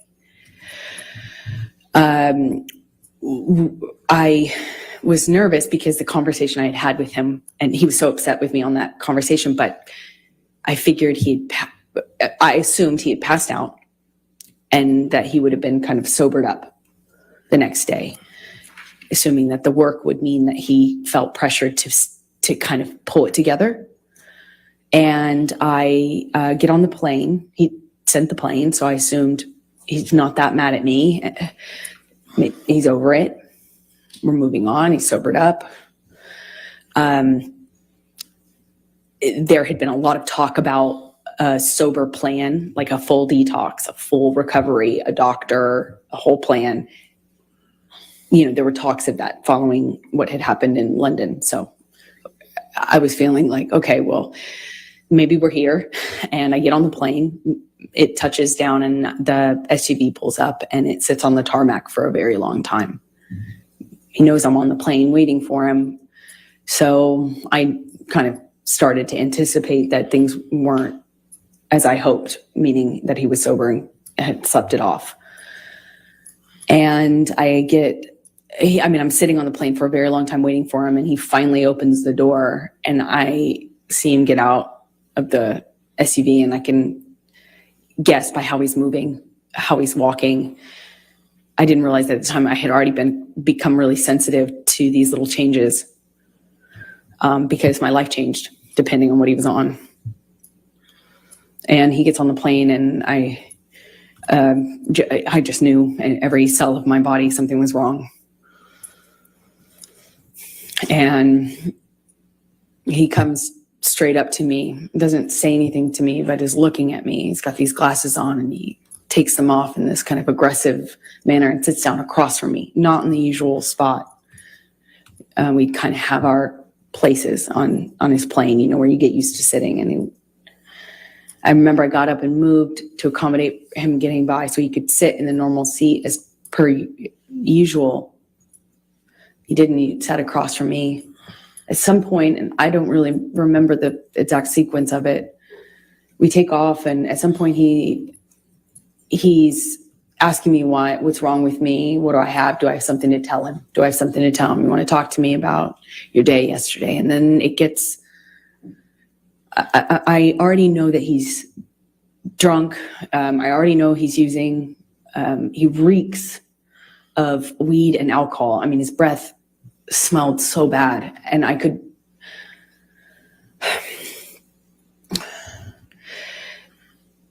I could anticipate that there was a no-win situation here. There was no me talking myself out of this or talking him down or any, a lot of my arguments and my involvement in them are me trying to diffuse by explaining or Objection, non-responsive. She's telling the story. Your Honor, I'll sustain an objection as part. Go ahead. Okay. So he is asking me questions, and I know to not engage. I was polite. I made sure to answer minimal amount of, the minimal amount that I could. I moved slowly. I was trying to be polite, but not engage because there was no win. And he kept going, kept asking me. Eventually he went from, do you have something to tell me, to, you want to tell me how much you liked it? Tell me, did he slip a tongue? It got worse and worse, just more. It went from asking me about how my kissing scene went or how the sex scene went to asking me what James Franco had done in the scene, to being really explicit about my body. He was talking about he was saying really disgusting things about my body, about how I liked it, how I responded. And then he started just straight up taunting me. I know you liked it. He called me a go-getter. He called me a slut in front. And also this is happening with security and his assistants on the plane. And I remember I felt, I struggle to be able to tell you how embarrassed I was, because he was speaking to me in front of people in this way, asking me if I liked it and if I was wet, and why I wasn't looking at him. And that was proof I wasn't looking at him. That was proof that I was asking for it. Did I ask James to do this and this to me? And how about if he does those things to me? Insert sexually explicit descriptions of what he accused me of wanting or deserving. And I, at some point in this, get up and move to the front of the plane. And I remember getting up so slowly. I didn't want to aggravate him. I didn't want to give him any excuse to pounce on. I didn't want to upset him. I didn't want him to flip a switch and get worse. I just remember very slow movements, and I slowly get up and move to the front of the plane, and he starts throwing things at me. Ice cubes, utensils. He's calling me a go-getter, and then an embarrassment, talking about what an embarrassment I am. I don't know how many times I moved seats. I wish I did. I don't. I remember moving more than once, and Johnny came to me each time, not the other way around. He sits down in front of me at one point, and because I'm not answering him, I was looking out of the window, and he slaps my face. And his friend is in our proximity. And it didn't hurt my face. It just felt embarrassed. If you do that to me in front of people. It was the first time that anything like that had happened in front of somebody. I got up to move again, and he's just taunting me, having a laugh, screaming, and then just straight up mean, calling me names. And it was oscillating between those things. And I get up slowly again, and I just resolve to just sit the rest of the time up at the front of the plane. And as I get up, he kind of kicks the swivel chair into my hip, or kind of just hits me. And I look at him, and he asks me, what are you going to do about it? I just stared at him. I just stared at him and wanted him to see me. I wanted to get through to him. Didn't feel there was it felt like there was a blackness in his eyes. I wanted to look at him. I wanted him to see me. It didn't even feel like him. And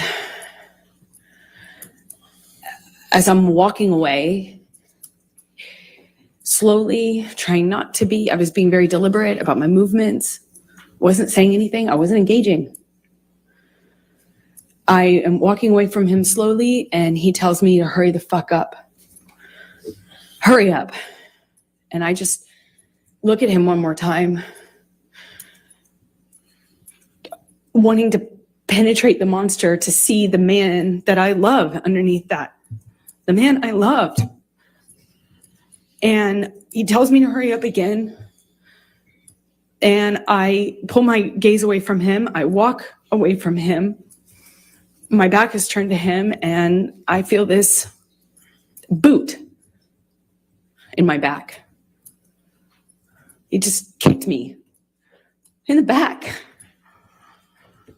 I fell to the floor. I caught myself on the floor, and I just felt like I was looking at the floor of the plane felt like a long time.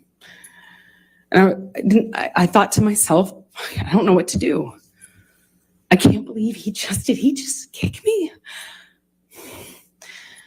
No one said anything. No one did anything. It was like you could hear a pin drop on that plane. You could feel the tension, but no one did anything. And I just remember feeling so embarrassed. I felt so embarrassed that he could kick me to the ground in front of people. And more embarrassing, I didn't know what to do about it. I got up and I walked to the front of the plane. I sat down and I just looked out of the window.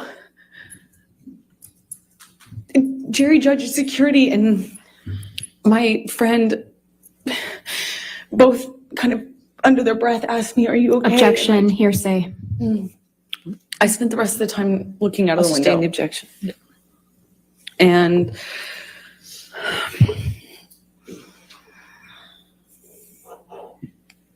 Did there come a time that you tape recorded Mr. Depp on this plane?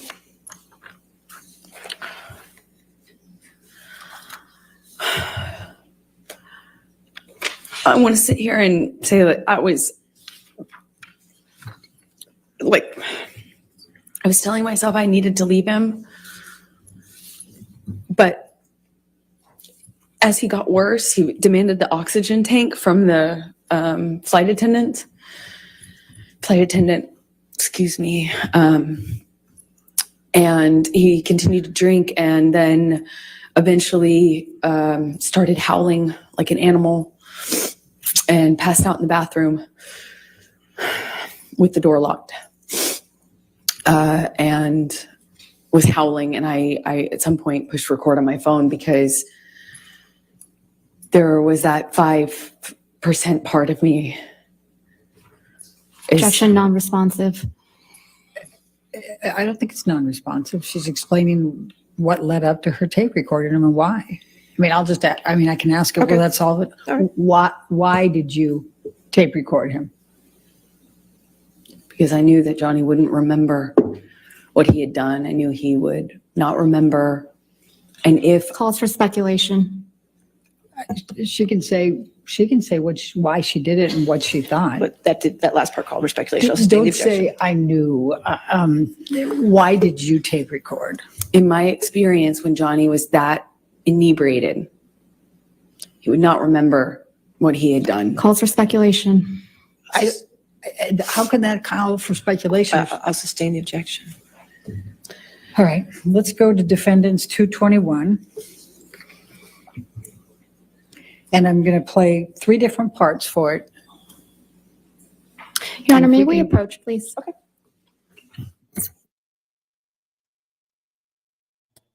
Huh. So what do you think, guys, so far? Oh, my speaker's over here. I should be taking notes because I feel like there's things I want to say and then I forget by the time I'll start taking notes. So yeah,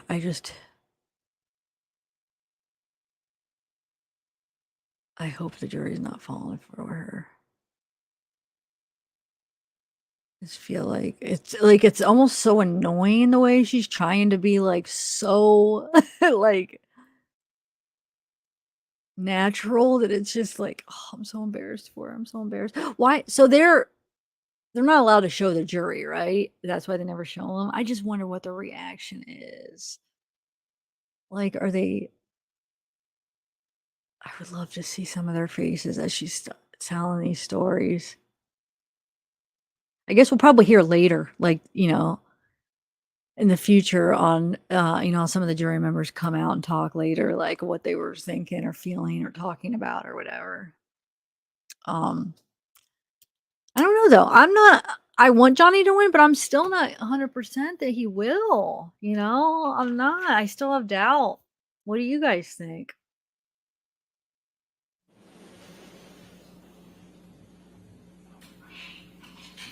So we're going to start with 221 and we're going to call it A, and that'll be 0 through 1 minute.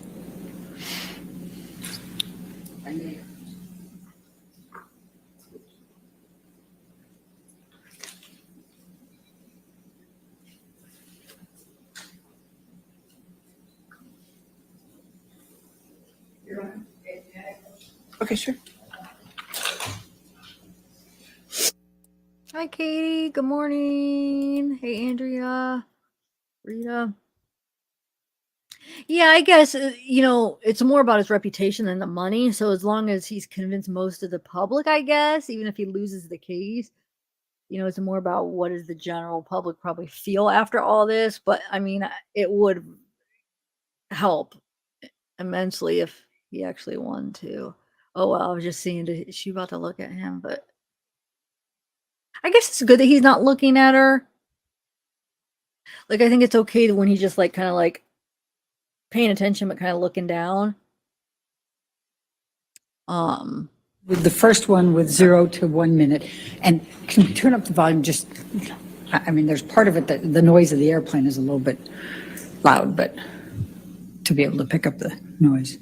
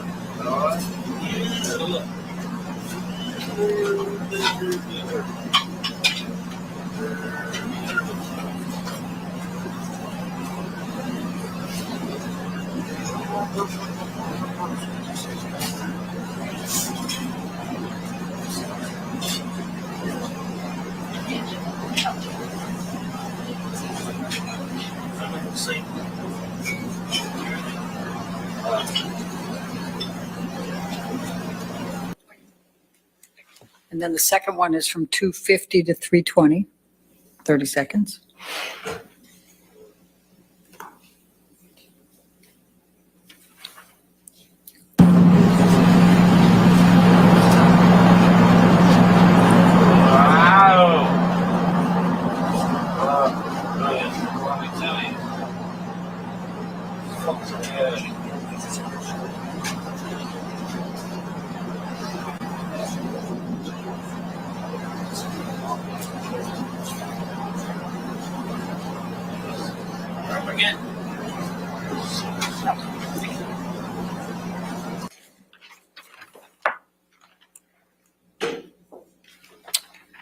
You, 221 is in evidence. All of 221 is already in evidence. So may I play the third one then, and then we Yes. can take the break? Yes. Thank can you. play- That would be at You can play 9. all of it if you'd like. That's fine, thank you. I think that'll torture the jury if I do that, Your Honor. 9:30 to 10, just 30 seconds more.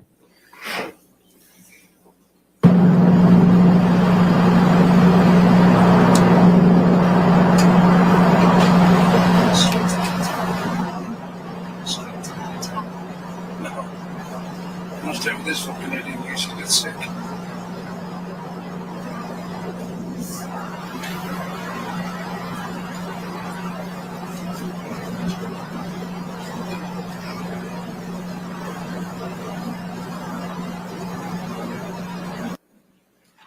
All right. And you can be changing gears after that, or do you have any more questions for this issue? No, I think this would be fine Okay, for a break. all right. Ladies and gentlemen, let's go ahead and take our morning break then. Just do not do any outside research and don't discuss Okay, I'm the gonna make case sure I with have anybody. this in the right setting. Let me just double check a couple things. Let's see here. So that's no.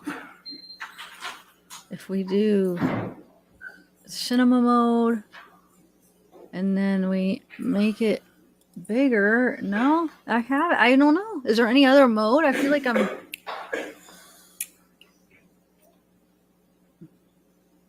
All right, thank you. And again, ma'am, since you're still testifying, don't discuss your testimony with anybody at this point, okay? All right, so let's just come back at, let's make it 11:42. All right, 11:42. Thank you, Your Honor. 11:42. Okay. No, I think they just switched it, right? I think that's as much as. Sorry, I'm just trying to figure out. Yeah, it's not a big deal, but I just wanted to test it out. Okay, so let me actually hold on. Get caught up. We were only a few minutes behind, so we're still I'm gonna get it. So we're current, but hold on. Let me get this off real quick, and then oh, bright. Here, let me switch. I'll switch to my cooler background, or not so bright for right now. Okay, so hold on. Let me get current with this.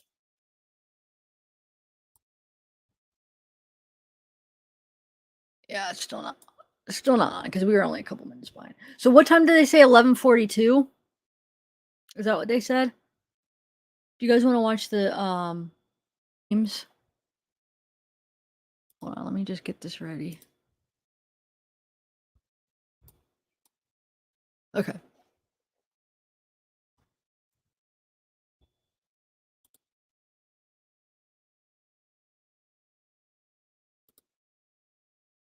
Hold on one second. Hold on, guys. Is that it?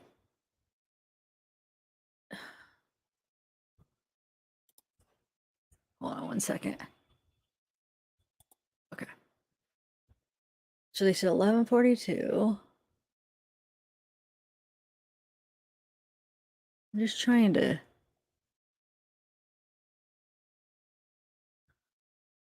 Oh. Oh wait, hold on. I'm gonna talk. Hold on. I want to play that video real quick, but I just want to get this set up. Why did that do that? So what do you guys think so far? Same thing as yesterday, I feel like. I mean, she's horrible acting. Hopefully the jury is seeing through it. And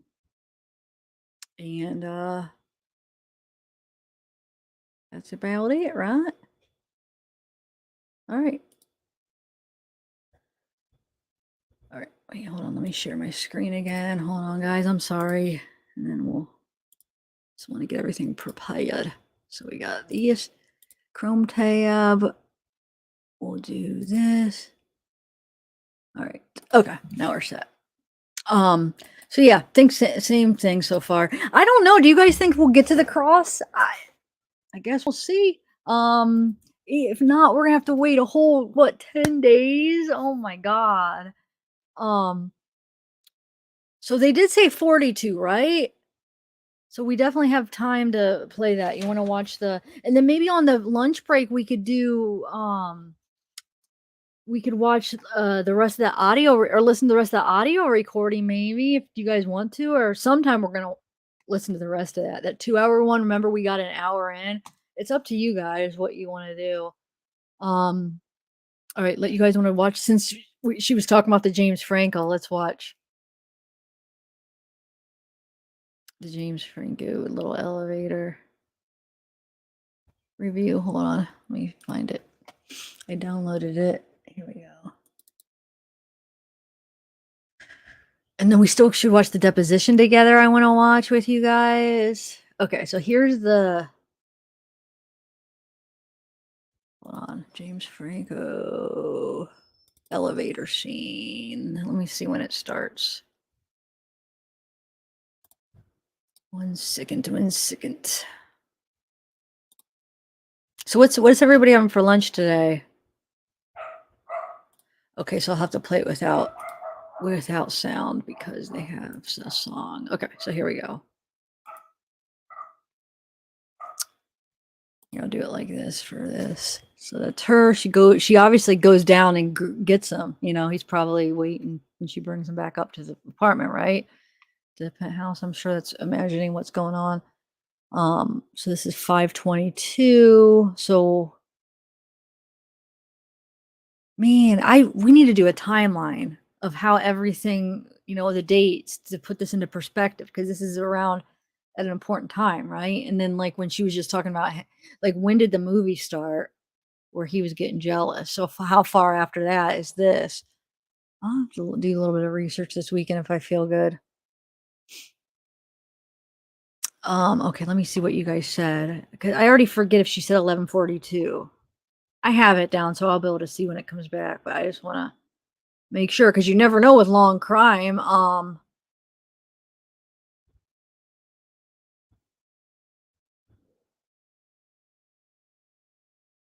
Because they freaking started so late. Wait, what do you mean, Katie? Audio was fine. I couldn't make out anything being said. Being said what? What are you referring to, Kate? Remind me. So obviously he's trying to hide his face because he knows there's a camera up there.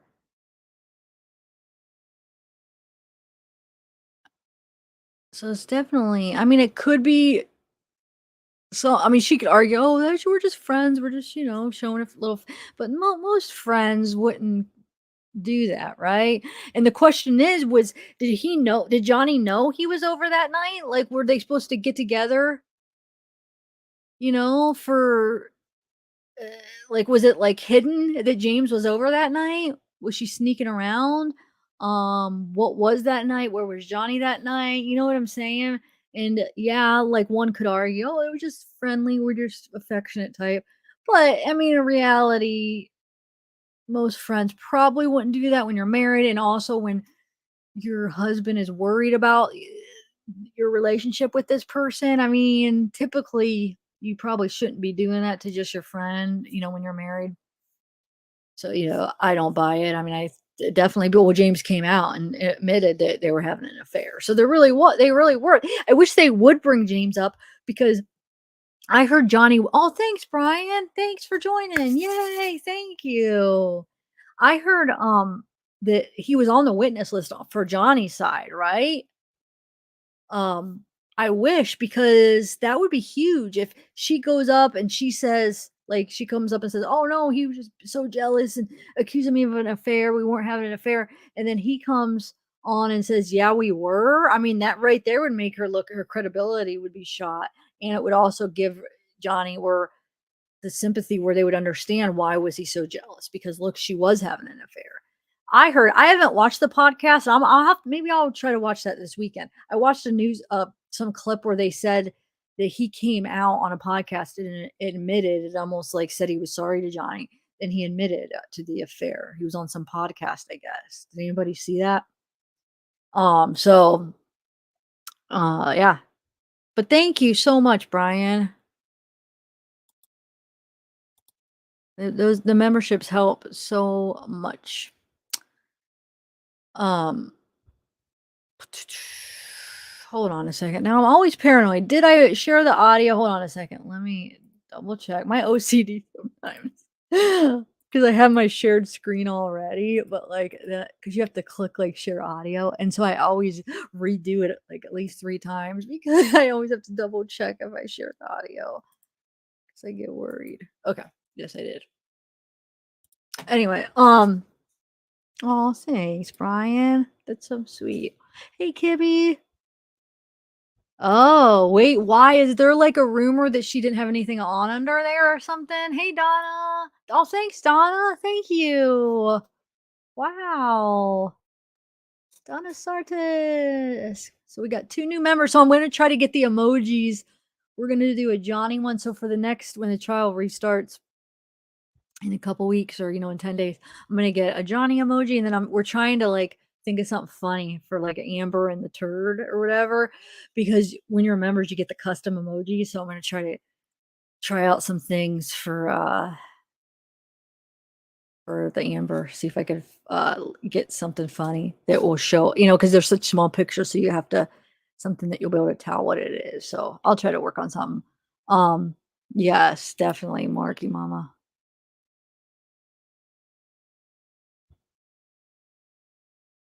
Yeah, Kenzie. Wait, what do you mean? We've been watching it. What do you mean? Yeah, we've been watching it. Did you not think, oh, did you miss it this whole time? Yeah, Amber's still testifying. Wait, what picture, Sarah? Are you talking about the lawyer, you mean? And Kenzie, if you're talking about the lawyer, Kenzie, you came just in time. And I haven't showed it yet or even talked about it, but now Sarah just asked. So is that what you're talking about though, Sarah? Oh, okay, yeah. Hold on. Let me get it. I have it on the banner, so hold on, let me get it. Here, right here. So that's the one, and then the one that man, it is, I think it is her, I really do. But it's just the question, why was she there? I mean, was she mainly there to see Johnny? Because it was obviously like a red carpet thing. Was it? I don't know. I have to go do a little research. What was it, a movie premiere or what was it? And if so, if it was a movie premiere, chances are, he's usually the star of the movie. So chances are she probably was there just to see Johnny then, unless if it was like some other kind of like awards or something where there's a bunch of stars. I don't know. Does anybody know what that event was? Either way, she's looking at him. She's got her camera. So, yeah. I know, I can't stand her either. Her and Rottenborn. Is she shaving her face?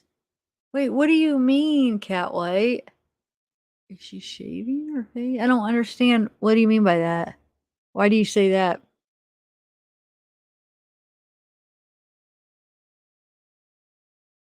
A ring? I don't know.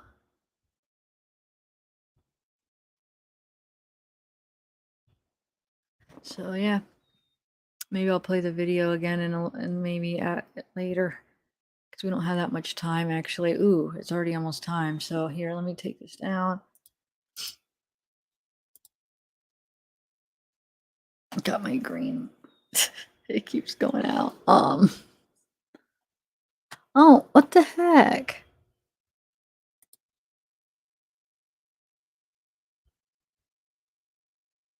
That was weird. It just came. I think it's. Is it back on? The audio keeps coming on and going out. What the heck?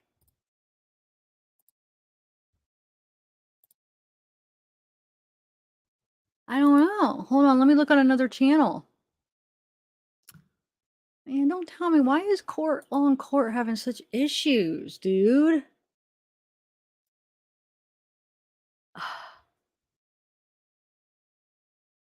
Does anybody know? Is it back?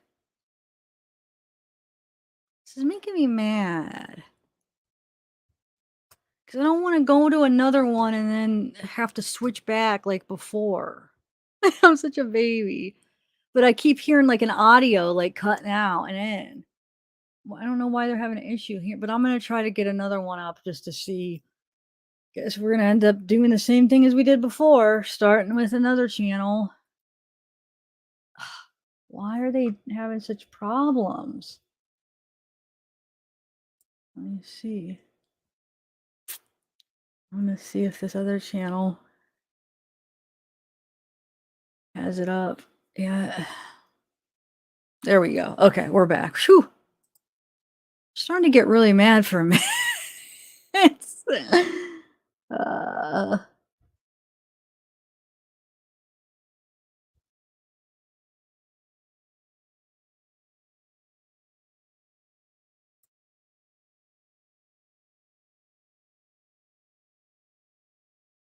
okay, so we are up and going. Whew.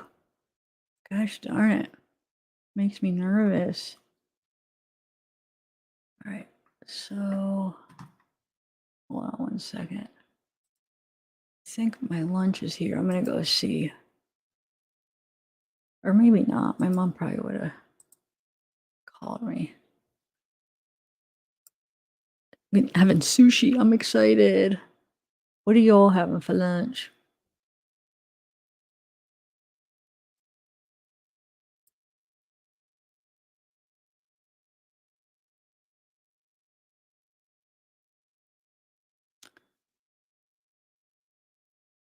Okay, there we go.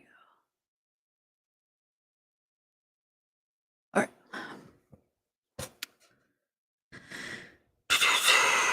Yeah, I don't know. I'm gonna go check when it comes. All right, we ready for the jury then? Yes, you're right. Thank you.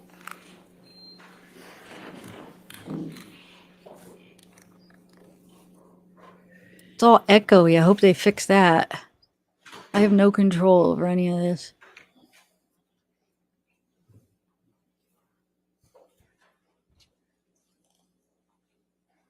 Let me see. I wish they'd talk to see if it's still echoing. Huh.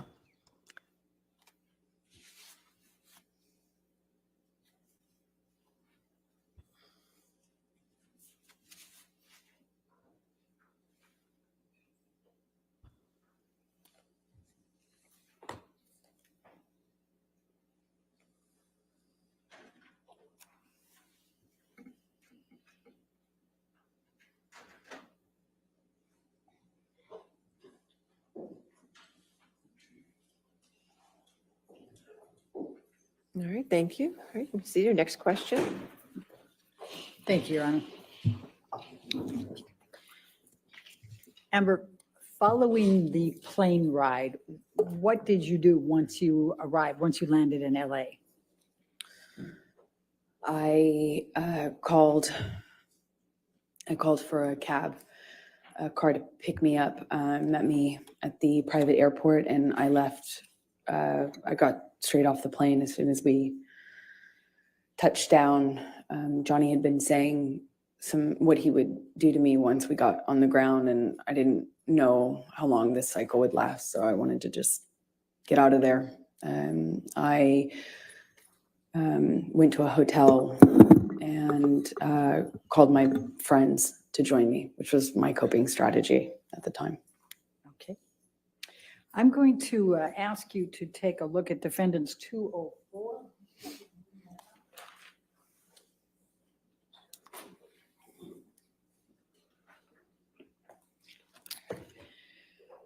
Did you reach out to, Objection, Your Honor, hearsay and leading.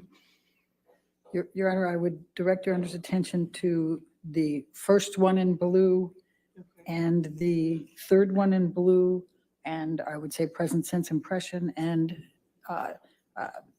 the state of mind at that time. All right, you want to approach? Yes.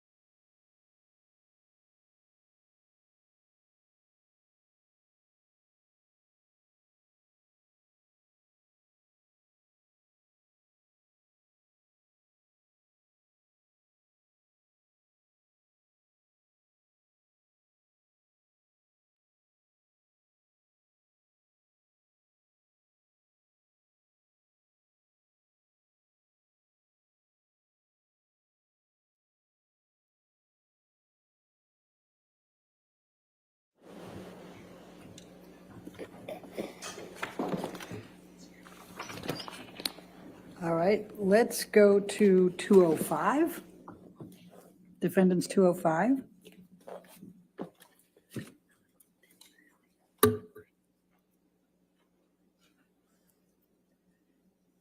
And this is a communication between you and Rocky Pennington, your best friend, is that correct? That's correct. Objection, hearsay. You want to approach?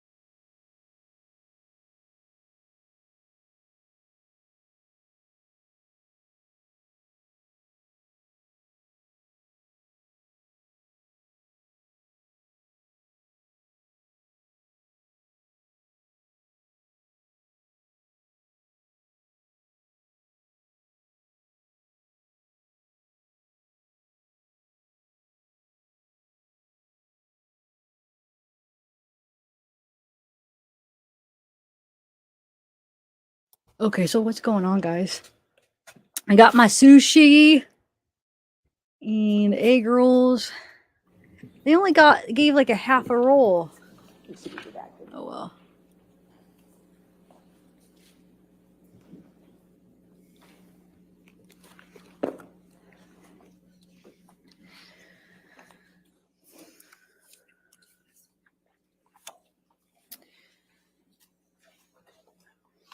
So 205 with redactions is in evidence. Thank you, Your Honor. May we publish to the jury? Thank you. It is. So Rocky on this is Rocky Pennington, your best friend, is that correct? Yes, it is. Okay. And when did you send this communication to Rocky? Once I had touched down in LA, And you said, I'm not good. What did you mean by that? that I needed help, that I was scared. I was scared of what had just happened to me. I was scared of what was going to happen to me. I was scared if I left him. I was scared if I didn't. And I needed help. I just needed support. And I didn't feel safe going home. I still had my place in Orange. He had keys. I was scared. Did you text your mother and your father about this incident? Objection, hearsay. If you want to, What, if any, communication did you have with your mother or your father following this incident? Objection, hearsay. sustain that objection. Let's go to defendants 222 and I suspect we're going to be back up. at All right, the you want bench to on keep this on one. approach? That's fine. Thank you.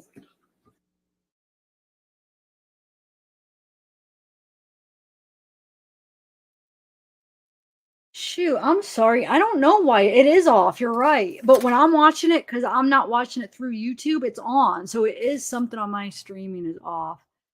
Hopefully it'll match back up. If not, maybe I'll switch over to this computer and do it from this side and try it.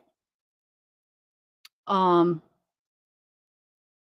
see, I'm sorry, guys. And then Zeke's over here bothering me. And all right, let me see, guys.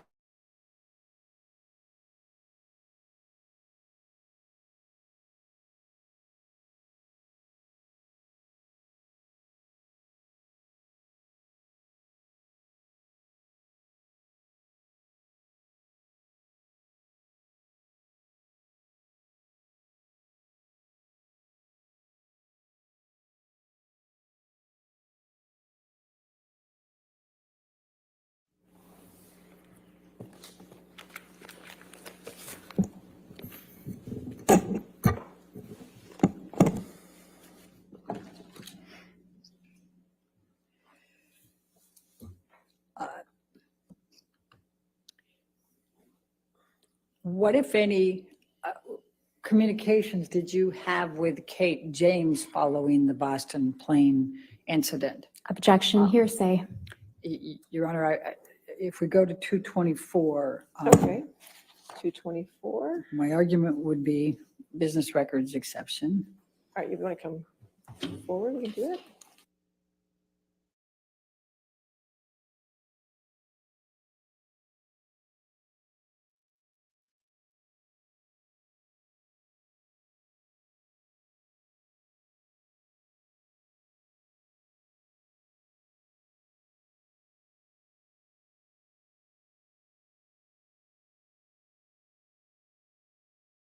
I don't know if I should just switch it over now since we're on break. I don't know. I'm waiting to see if it's still not matched up. If not, I'm going to switch over to this computer. Oh, but it's taken forever for them to talk to see. Making me mad. I guess I'll wait. If not, I'll pause it and then I'll try to share it on this computer because it will be annoying if it's not. And that issue is on mine because when I'm watching it, it looks matched up. And then when I watch it through YouTube, it's a little off. But let's see, I might have corrected itself. So like I said, if not, and I'll switch it over. Hurry up. I want to eat my sushi. I want to just get this taken care of. And they're not. Like we almost have to see her talking to see if it matches up. Come on. I'm like tempted to just do it anyway on this computer while it's on break.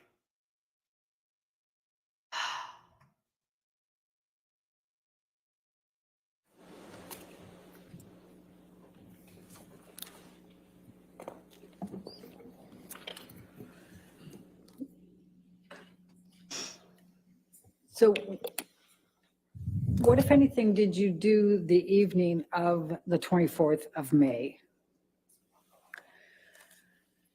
I reached out to friends and family, asked for support, Objection, hearsay. Sustained. and surrounded myself with them with that. What, if anything, did you do for Lily Rose's birthday?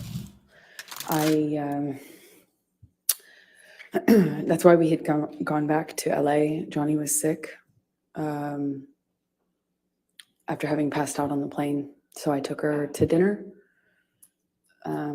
We went to Benihana's. It was, again, put on my smile, took her out, tried to make her feel loved, and celebrated for her birthday. And then I booked a flight out to New York to go back to New York, obviously without Johnny.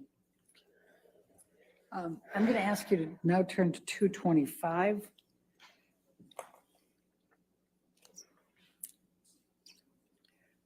And Your Honor, I'm going to be referring to the last two blue spots on that page with the state of mind.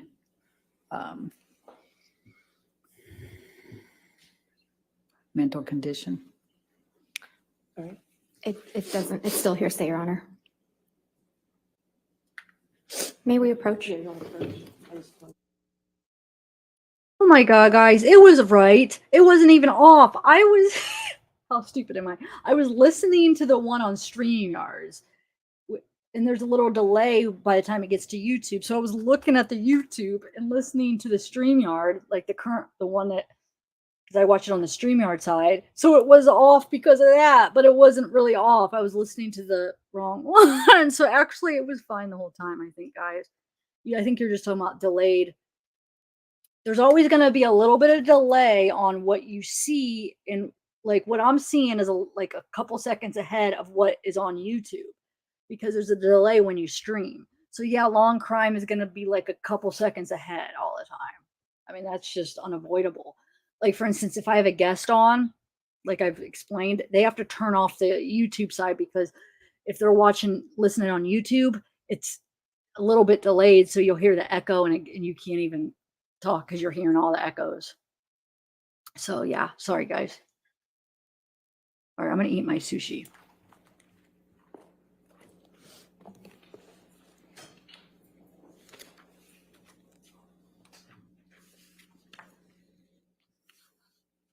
I'm going to ask you to turn now to 228.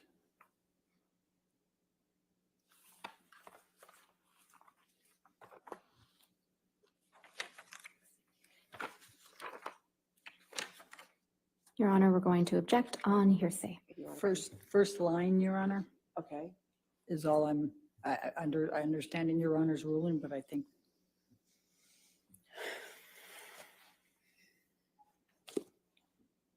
All right.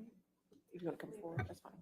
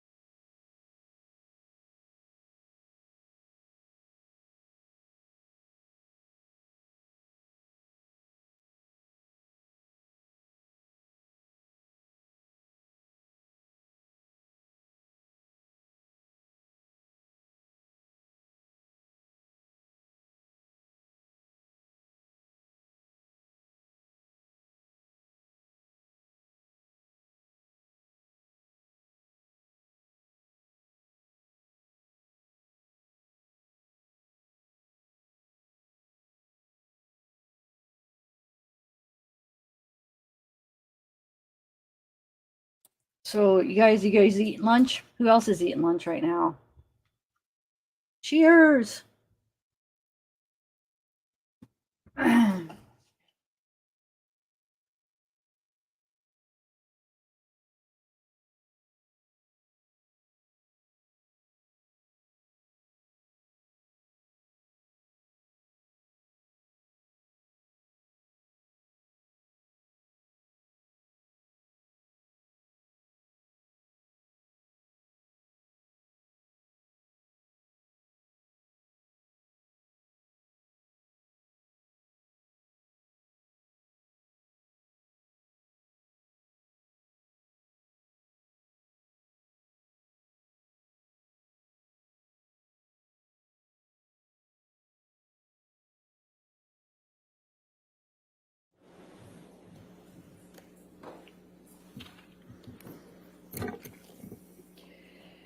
So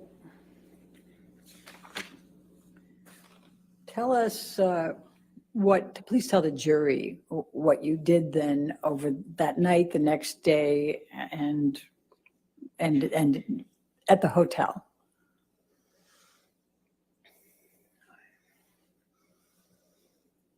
I cried a lot, tried to surround myself with my friends, and resolved to leave him. I felt powerless. Nothing I did made a difference. You know, on the plane, I was so careful. Objection, non-responsive. Please just tell us what you did, and you can tell how you feel, but don't go backwards, okay? I resolved, tried to, the strength to commit to leaving him. I knew I had to. I knew nothing else would make a difference. So I got myself back to LA. New York. And started going to Al-Anon meetings every day. It's a support group for people who love addicts and alcoholics. What, if any, communications did you have with Stephen Deuters? Objection, hearsay. Your Honor, let me ask it this way. What, if any, communications did you have with Mr. Deuters communicating on behalf of Mr. Depp? Objection, hearsay. I would say agency on that, Your Well, Honor. You have to lay a foundation for that. All right, let's go to 229A.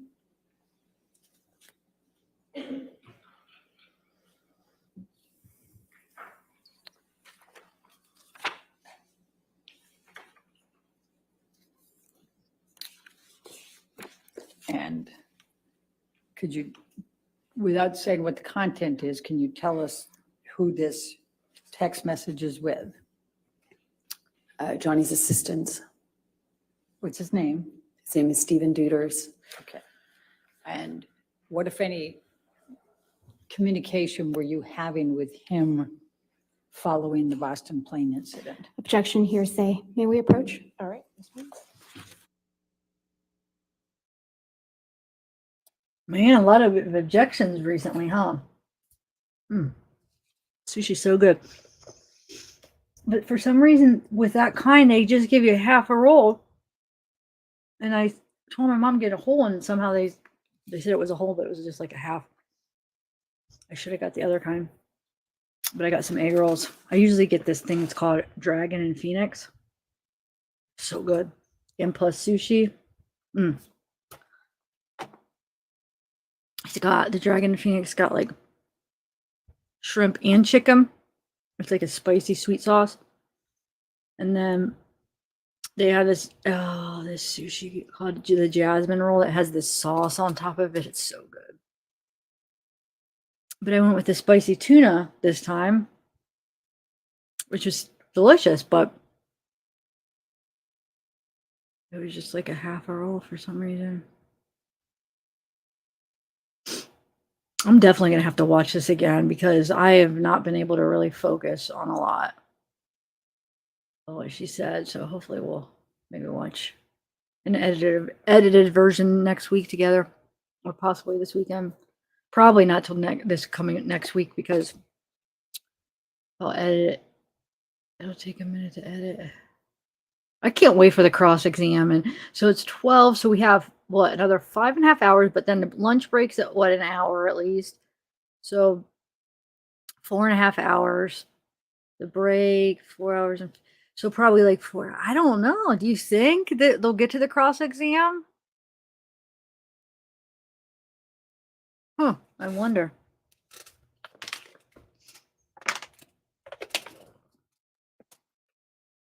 What poll should I take, guys? I haven't been doing my polls. Anything you want me to ask? Hey, Allie.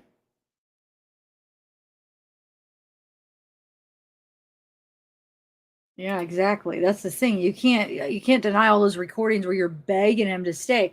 So this thing where you're like, these sad stories, they're not matching up with your audio recordings. I'm sorry. It's not.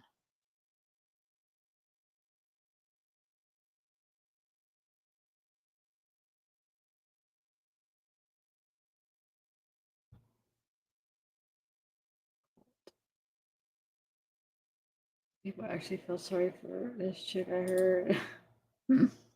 Yeah, there are. Of course, yeah, you'll have people. I don't that doesn't surprise me. There's people that are on her side or that feel like it was telling the truth.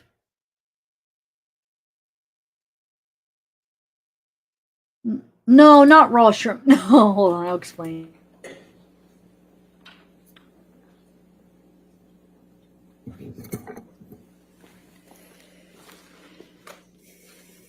Did you communicate at all with Mr. Depp in the days following the Boston plane incident? Yes, I did. Please tell the jury about those communications. I heard from him directly. I also heard from him through his assistants who were texting for him. Objection, Your Honor, hearsay. I'll sustain the You- objection. You're not allowed to testify about the text messages with his assistant, but can you tell the jury about your communications with Mr. Depp?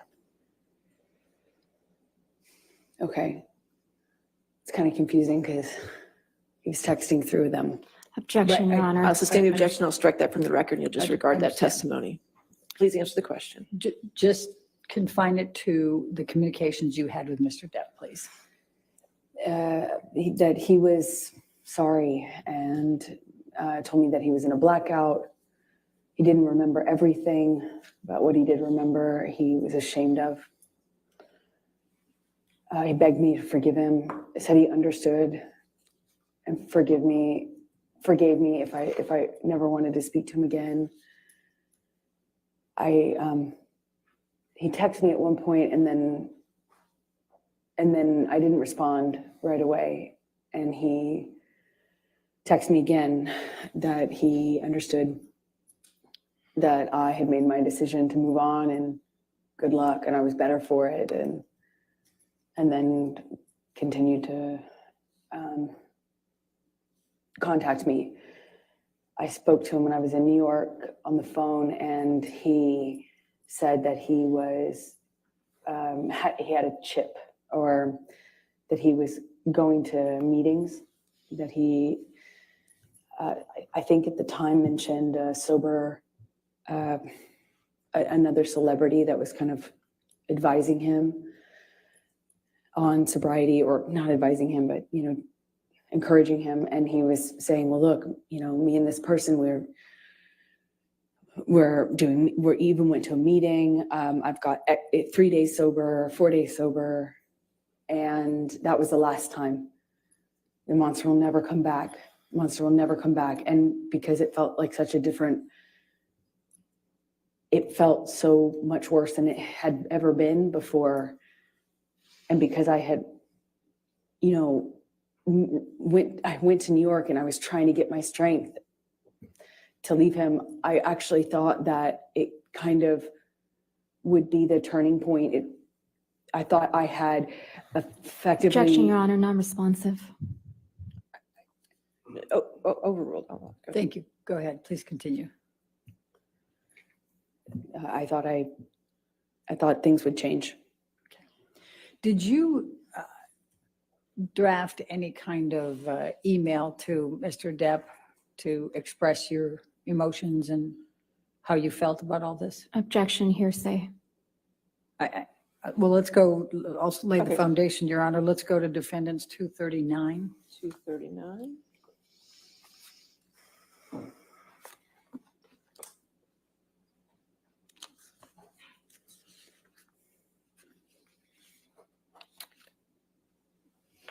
Objection, hearsay, Your Honor. And I would say both present sense impression and definitely state of mind, Your Honor. I'll sustain the objection. All right.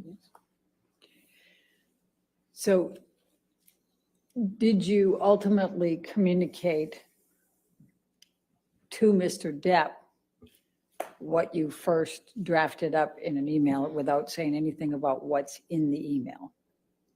That calls for hearsay, Your Honor. I'm just asking if she did. not what she said. Correct. Okay. Overruled. Did you communicate to Mr. Depp what you had drafted in the email? And you don't get to say what you said. Yes. Okay. And what, if any, response did Mr. Depp have to your sending that email to him?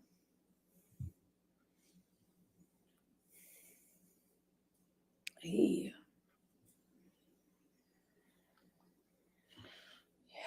came to New York to fight for the relationship, for me, to prove that he was sober and he was committed to changing.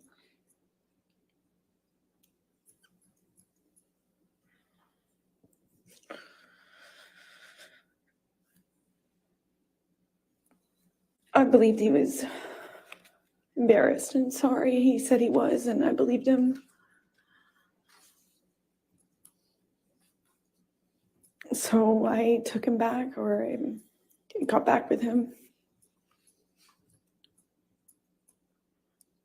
on the condition that he would uphold his promise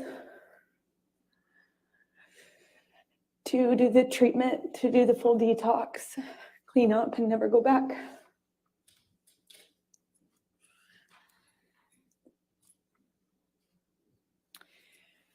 So I'm going to take you now up to the June through August 2014 timeframe. And I think you testified earlier, and others have as well, that Mr. Depp brought in Dr. Kipper and his group, correct? Yes, he did. Could you please describe for the jury what those next few months were like?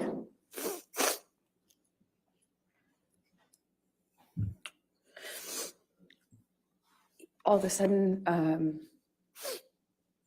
this doctor gets brought on that we had been talking about. I had heard this name before. And all of a sudden, this doctor, Dr. Kipper, who apparently wrote a book on addiction and was this doctor was going to be the solution, the cure, and he got brought on board. And all of a sudden, the plan was that this team would be involved in Johnny's recovery. So it felt real, felt serious. I felt like protected. I had already by this point heard a million times, it seems like, promises to get clean and sober, but this felt like a change. And they were going to come to Boston and start working with Johnny. And the plan was to keep Johnny on the same level of drugs that he was on since he was filming. They needed him to finish filming the movie. So he was going to be maintained with his with prescription pills, including the painkillers. And the plan was he would obviously abstain from alcohol completely and all other drugs like weed and coke. And then when he finished filming, the plan was to do Objection, the full Your Honor, detox. hearsay. And lack of foundation.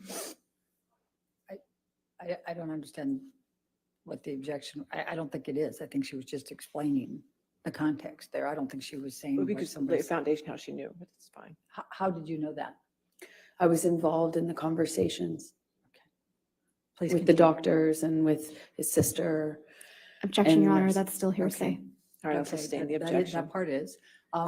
So what happened next? As a result of these communications, without saying what the communications were? A nurse came to Boston where Johnny was. I just would come for short periods of time in between, on weekends from filming until I wrapped my movie, which I did, I think in May, if I am not mistaken. And then I went to Boston and I was there and saw a nurse was flown out to Boston, Debbie Lloyd, and I believe Kipper came out too. And they put Johnny on a bunch of new medications, which they shared with me, told me about. Objection, Your Honor, hearsay. But we have to be careful about what other people told you. Okay, but you can testify to what you know, okay? So what happened then? I saw his medications change. I know the amount that Johnny told them he was on was so that they could maintain him for the filming, meaning not make a drastic change in the amount of painkillers he was taking.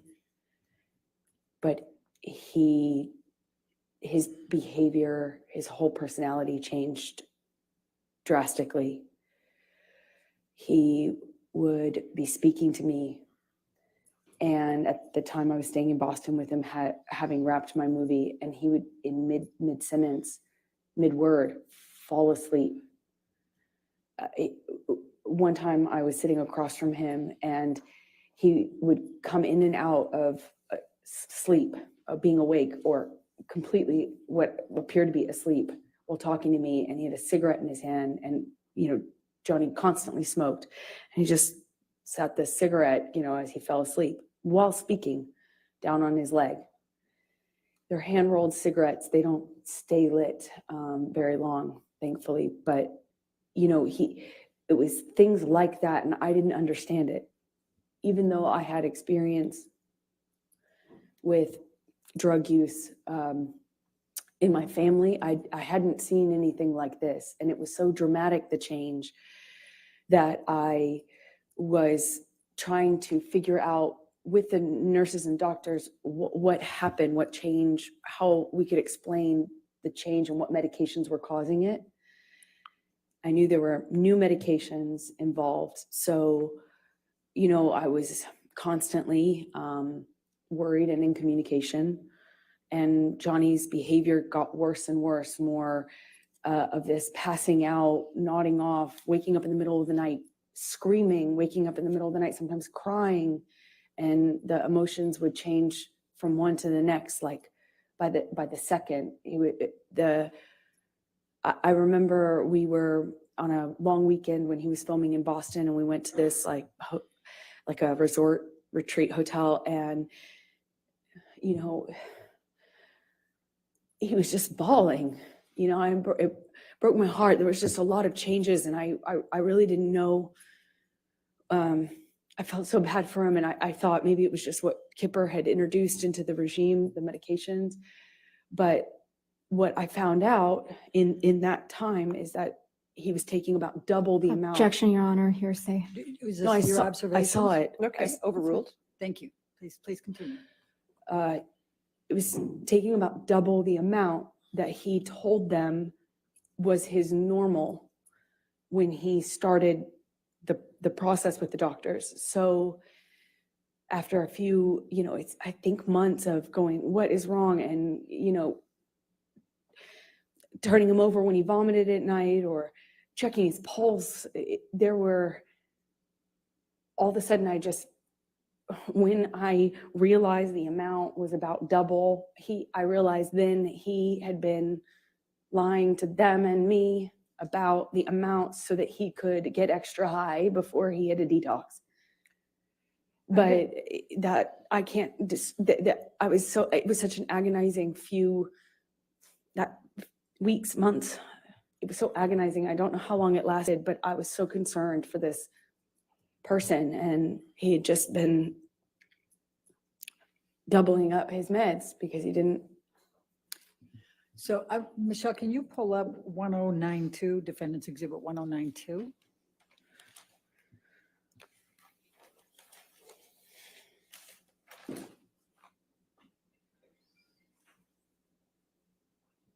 Amber, did you take this picture of Mr. Depp? I did. Your Honor, I'm going to move the admission of Defendants Exhibit 1092. All right, any objection? No objection. All right, 1092 in evidence. You can publish. Thank you. And can you describe what's depicted here and why you took this picture? This was during that time when the prescriptions that he was on in the doubling up of the opiates got so bad that he was like this, just throughout the day, off and on. And then he would take Adderall and he'd be really animated and ready to go. And then it would be this again. And it was so erratic and it changed so quickly. And I naively now really did not understand what was going on. I deeply cared about this human's well-being. Right. And it was very confusing and scary. So did there come a time then that Mr. Depp went into detox for oxycodines or whatever they're called? Yes, when he finished filming, the plan was to do the detox, and that's what we did. And when was that? That would have been early August of 2014. I believe we were there for, I think, a week to 10 days, 8th through the 18th, more or less. And we've heard some testimony about this, but can you please describe for the jury what took place during this detox on the Bahama Islands in August 2014? It was, for the first few days, okay, peaceful. The nurse, and then later nurse and doctor were staying on a different part of the island, a few minutes drive by ATV, like 10, 15 minute, by one of those ATV vehicles. But we communicated via walkie-talkie and occasionally through text. And it was okay at first. And then the behavior, then it just really wasn't okay. It was up, down, he'd be mad at me. Then he was wanting a hug. He cried a lot. And then he, wanted to have sex a lot, which is just not like Johnny at all. And it was just like that. It was just up, down, mood. And it was like I felt like a constant was catering to the mood, that whatever he was going through at the time, I was just trying to adapt and kind of roll with it and provide support. I was taking his blood pressure. I was on a schedule and constant communication with the nurses about delivering the meds, giving him his meds at a certain time. I was just trying to take care of him. And a few days in, the effects of the detox really started to change. And it went from this erratic behavior up and down to just really down or mad. He would burst into anger at me, yelling at me. I crossed the table. I walked away from it at the table. I crossed the table in a certain way, and he screamed at me about that and tried to overturn this table. Luckily, it was bolted down to the deck, but I remember him shaking it and screaming. And at different point, he was really calm and sweet and thanking me. And then another, he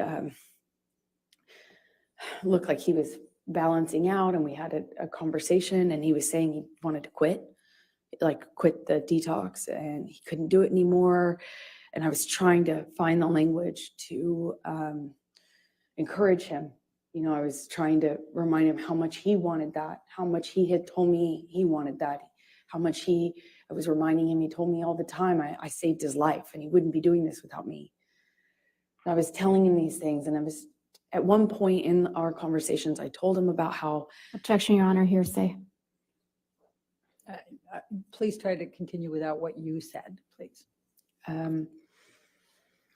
I said something to him, and he got so angry at me, he slapped me across the face, but he did it while crying. It was the weirdest thing, just crying, saying no woman had ever embarrassed him like that. No woman had ever made him feel like that. I heard that for the rest of the trip too, just on repeat. And I felt bad. I feel bad, still feel bad. But, I didn't want to make him feel embarrassed. That's not what I wanted to do. It just was in over my head. I don't know how to detox someone. I don't know how to help them through that. And I shouldn't have been there. I don't. Why were you there? Because he asked me to. And I didn't know that was a phenomenally dumb idea. I don't know why anyone know why the doctors and nurses didn't tell me not to. I had no idea what that was going to look like or be like. And it was hell. You know, we're on an island. I'm trying to take care of him, and he was hallucinating and Objection, Your Honor, non-responsive. Overruled. screaming at me for things that I said when I didn't say any, I hadn't said anything. I would tell him, Johnny, Objection, Your Honor, hearsay. Well, I think in the context, Your Honor, it's not offered to prove the truth of the matter asserted. What's it for? It's just telling the context of, I'll sustain the objection. Thank you. please continue and just say what he says and what he did and what your observations were. he was accusing me of having a man in the house with me. We were in a single, you know, in a cabin. It's basically one room with a closet and a bathroom. I mean, there's nowhere to hide, really. I mean, there's a closet and a bathroom. And he, at one point, told me that I was hiding somebody in the house. Another point, he was communicating with someone not in the room. It would yell at me and then yell at someone else who wasn't there. And I tried to ask for what I should do. I didn't know what to do. It was terrifying and strange. The whole week was. So after you left Bahamas and finished with the detox there, where did you go from there?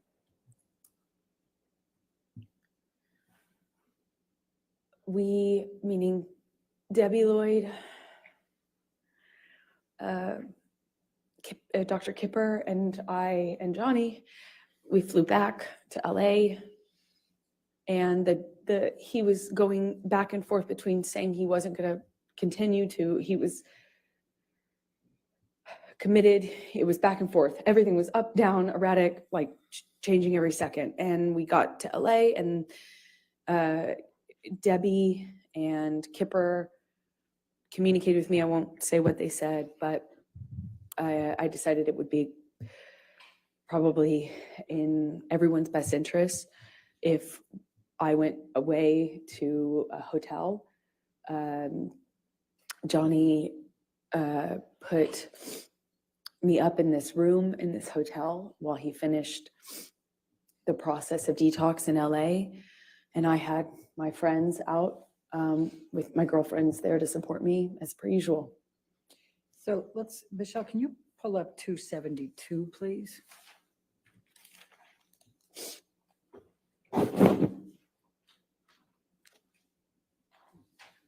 And after you both returned to LA, did Mr. Depp communicate with you by text while you were apart, while he was finishing the detox?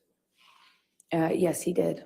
Your Honor, I'd like to move the admission of 272. Any Defendants objection? Yes, Your Honor, to the first message. Excuse me, Your Honor, to the You second. mean the response? Right. It's just present sense of impression, but I'm understanding Your Honor's Yeah. rulings on that. Okay. So Did you want to redact it? Can we That's fine. redact that second message?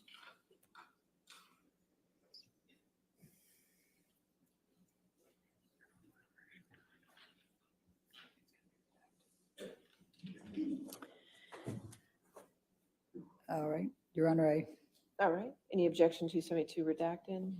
No, thank you, Your Honor. All right, 272 is in evidence and we will publish. and Amber, I'm going to show you now what is Defendants Exhibit 272, and this is on August 20, 2014. It's a text message from Mr. Depp to you. Do you see that? Yes, I do. Okay, and just so that we can highlight here, he's calling you, he says, just to let you know that I'm fine, my angel, I miss you, of course, but this was the right thing to do to speed up the process. I love you more than life. Yours, Steve. Do you see that? I do. So what, if any, expressions was Mr. Depp giving you at this point that he was angry with you ever having to help participate with the detox or to be on the island or anything along that line? Objection, form, compound. I'll allow it, but just for the, trying to keep the record clear, 272 has already been entered into evidence without that redactions, and there wasn't any objection. So I would wish if I could have both sides to keep track of their evidence. It's not my job to keep this. Thank you, Your Honor. I just got a note to that effect, so. Okay, so 272 is an evidence without, you can clear the redaction and publish it. It's really the party's responsibility to take care of the record, not mine. My apologies on that one, Your Honor. All right. All right, and I overruled the objection, so she can answer the question. Thank you, Your Honor. I'm sorry, can you remind me what the question was? Yes, That's fair. that's fair. What, if anything, did Mr. Depp say about that you were torturing him on the island and he didn't want you there? Very confusing for me to hear that, because even though he was hallucinating and angry at me at various moments when he would have these kind of episodes, I did nothing but try to take care of him. I'm not a nurse. I did my best to support him. And he thanked me. He thanked my mom. He thanked my dad. And told me, of course, I saved his life. That he wouldn't be able to make this change without me. And that this process was horrible and hard on him and us and me. But that he was so thankful that I was there for him.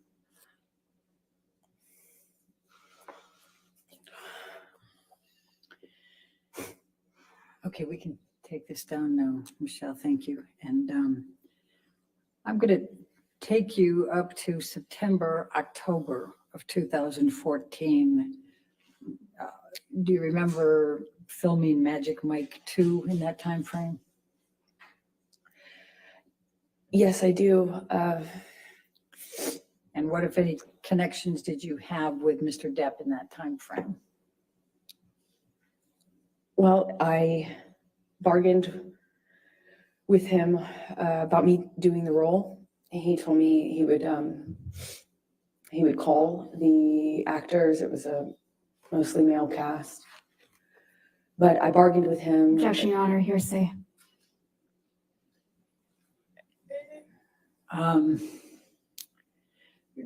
Don't say what you said, just say what he said, okay? He reluctantly kind of agreed to me working on this movie or taking a job. He was filming a different movie in London at the time. I wasn't going to play a sexualized character. I wore no makeup or minimal makeup in the movie. No sexy clothing. No kissing scenes. No sex scenes. So I went and did that film in October of 2014 in Georgia while he finished his movie in London. And then at some point he came out to pick me up in Georgia and was there for my last day or two of filming.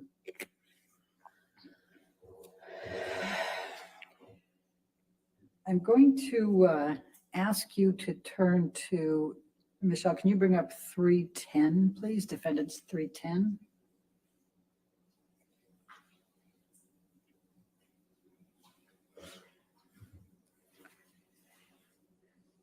Did you have communications with Mr. Depp about auditioning for another role in this time frame? Objection, Your Honor. I'm going to object to the exhibit as hearsay.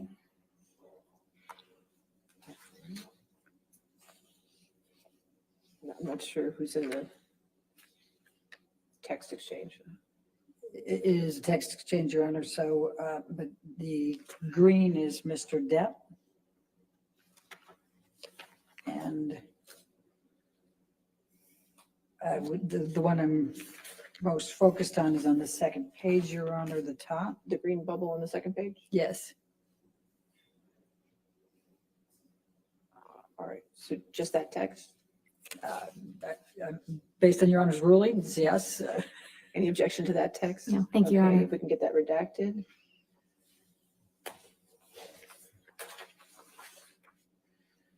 And while that's being redacted, Amber, let me ask you, what, if any, anything was Mr. Depp saying to you in this time frame? We're talking in November 2014 about you not working anymore or not taking on any more work or auditioning. Objection, Your Honor, compound. They're all the I'm same reading. subset. Overruled, I'll allow it. Thank you. Johnny was angry with me for working. I had finished my job and I needed to eventually find another job, meaning a movie, to work on. And he was furious at me for, he found, like we call them sides. They're just pieces of an audition, pages. And he found something that had been sent to me to consider auditioning for. And he blew up at me for,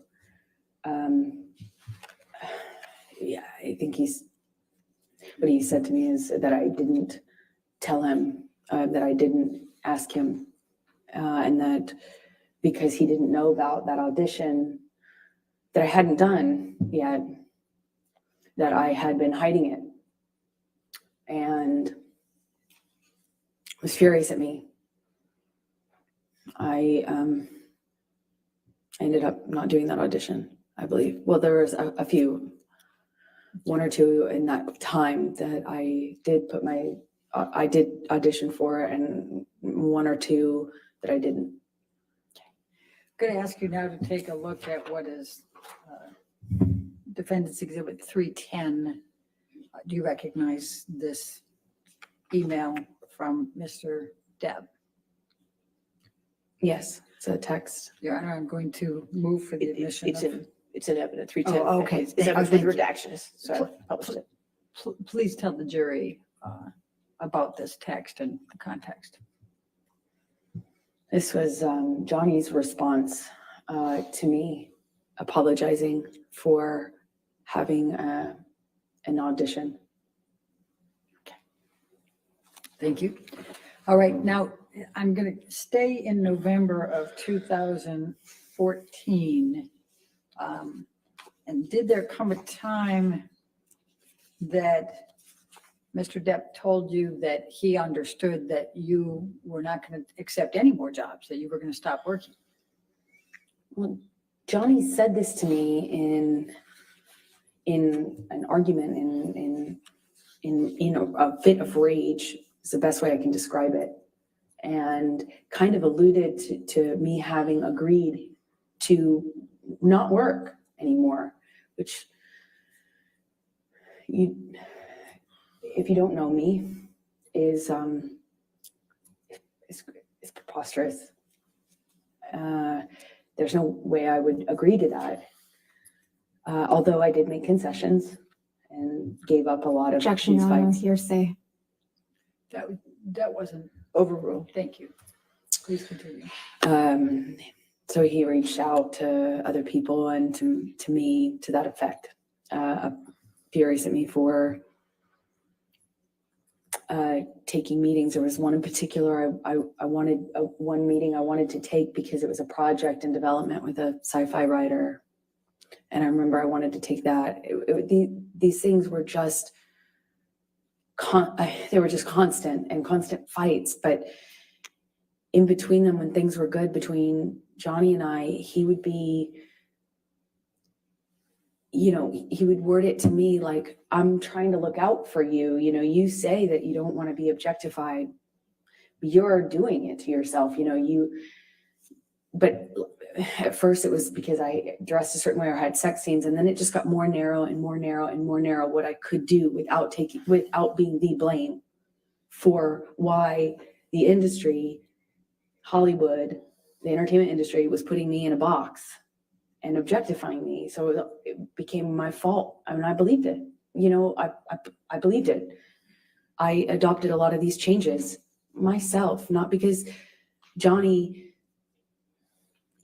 said you have to do it this way, but because of all the other things that he said and did, I eventually found myself making decisions about my own career, about how I dressed, about how I wore my hair, how I presented, where my eyes were cast when I walked into a room. And I believe those were my own decisions. Amber, did there come a time in November of 2014 that you engaged in some couples counseling with Dr. Cowan and you and Mr. Depp? We attempted to. I had stopped seeing my therapist in 2014. I couldn't sustain seeing her and be in the relationship with Johnny, and I chose Johnny. Eventually, Dr. Kipper introduced me to his close friend, Dr. Cowan. And I met with Dr. Cowan and agreed to let them share communication about my care, my treatment, both what I said to Cowan and what I said to Dr. Kipper, who had become my physician as well. He also put a nurse on me that would be my travel companion, and that travel companion would keep tabs on me and report to Dr. Kipper, who reported everything to Johnny. Objection, hearsay. Calls for speculation. I'll sustain the objection. Okay. So tell us about the couples therapy in November 2014.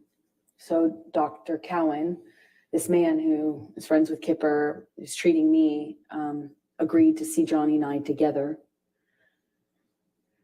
And I don't know how many minutes of that went on before Johnny stormed out, knocked something off the table on his way out, and rolled a joint in the bathroom before storming out of the office, slamming the door. All right. So I'm going to take you up to December of 2014 and specifically December 17, 2014. And I'm going to ask you to take what, if anything, do you recall of an incident with Mr. Depp relating to Clive Barker? He was the sci-fi writer that I liked. Well, fantasy sci-fi writer.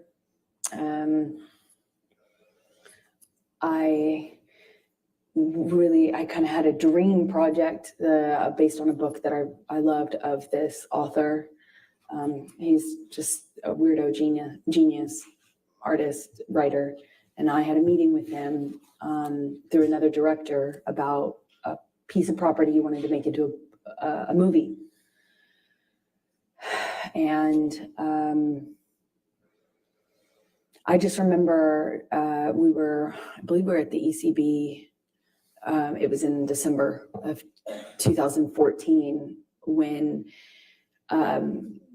Johnny found out that I had this meeting scheduled, and was furious at me, accused me of having this plan to sleep with this. He was mad that I was taking the meeting at this man's house, but the man was very ill, like terminally ill, and not able to leave his bed or his home. He was under home care and very ill. And the person who was introducing us explained to me how we had to meet, and I did. And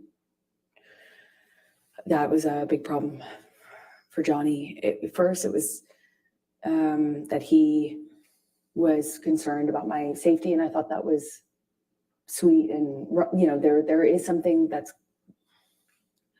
I thought was sweet and romantic about that, but combined with the drinking, it was not very long before I was being accused of full on having this other plan to sleep with the writer in order to get this part that I was already being, basically offered to develop. And it was just this, he switched from he was accusing me of having this ulterior motive with this director, the director having it with me, then with this writer. And And the important thing I can try to get across in this moment is that nothing I said, no amount of explaining, apologizing, accepting, not accepting, agreeing to not go, nothing worked. Nothing changed. How mad he was at me and constantly telling me I had done something wrong to deserve what was happening. Until, of course, he takes it too far, hits me too hard, breaks too many things in the house, and then leaves, which was the pattern. And he would leave and not have to deal with the cleanup. He never had to deal with the cleanup. He never had to deal with the destruction or see me or the house that he had destroyed. He never had to deal with my face the next day. He would just go. I called it splitting. He just split. And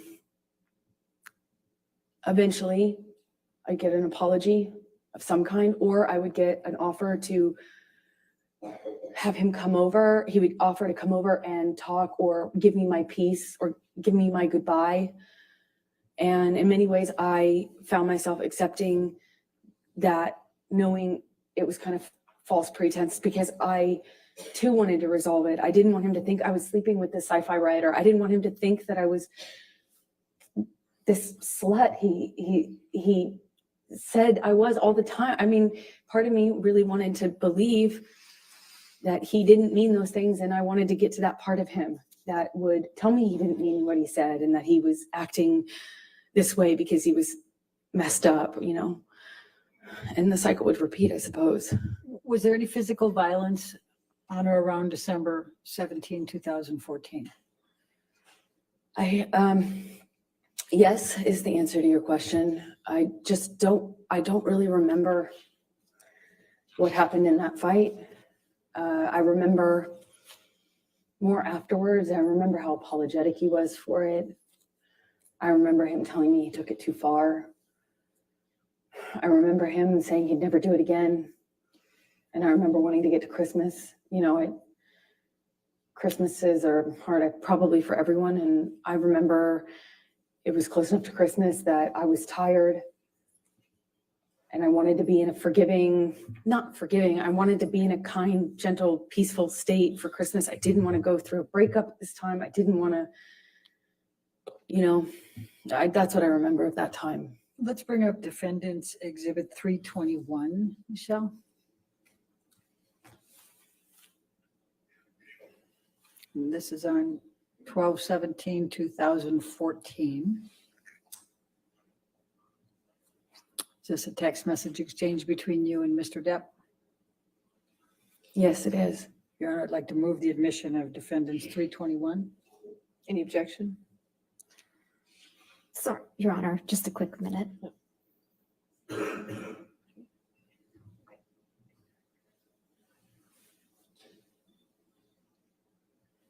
Your Honor, no objection. All right, 321 in evidence. You can publish it, please.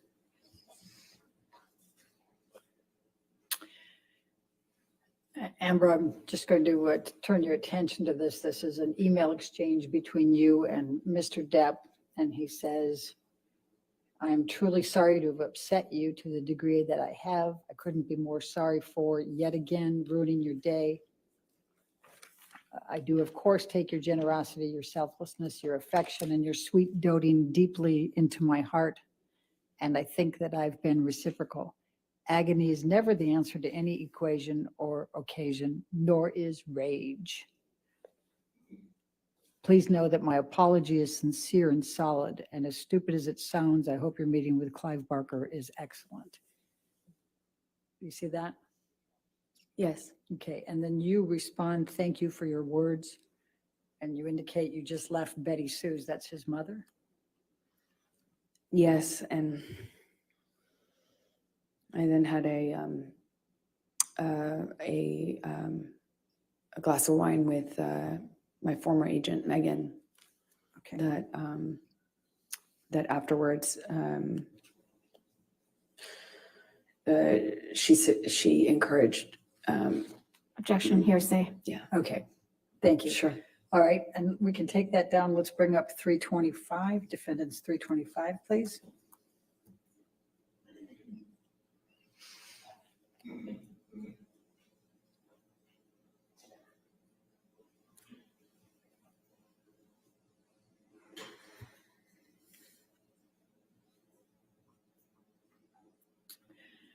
And this is an email exchange the following day, 12/18/2014. Is that correct?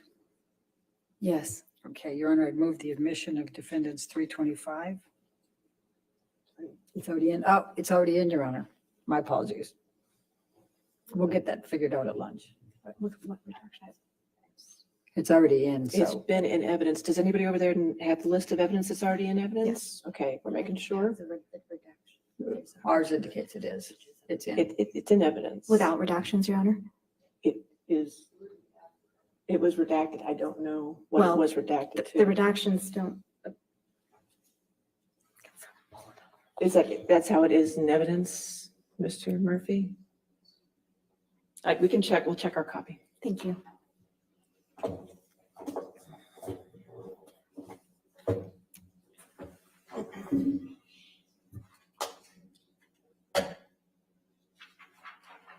It's fine, Your Honor. We've confirmed. Yes. Thank you.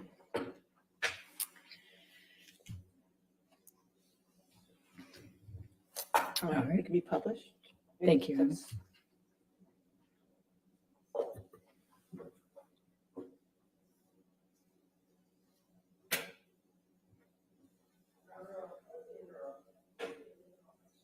You can't see it on your screen? All right, we'll take care of that during the break. If you could just share it there. Oh, get it? Okay, thank you. All right, good. Okay, thank you. So this is from Mr. Depp, right? Says it's a way, I've let it go too far, went too far. Do you see that? Yes, I do. I always regret it when I jump, or worse, when you jump. I don't want to be conditioned to continue that behavior. Therefore, I'll put in heavy work with shrink. What is your understanding of what he's referring to with shrink? Psychologist. Objection calls for speculation. Did you have an understanding of what he meant? Yes, I knew exactly what he meant. And what did he mean? Shrank is shrink. What did he call shrink? Johnny called shrinks, meaning of psychologist, therapist, shrank. Okay. I'm sorry for being less, for your disappointment in me, for my behavior. I'm a fucking savage. You see that? Yes, All right. Gonna lose that, gonna lose that. The devil is all around, right?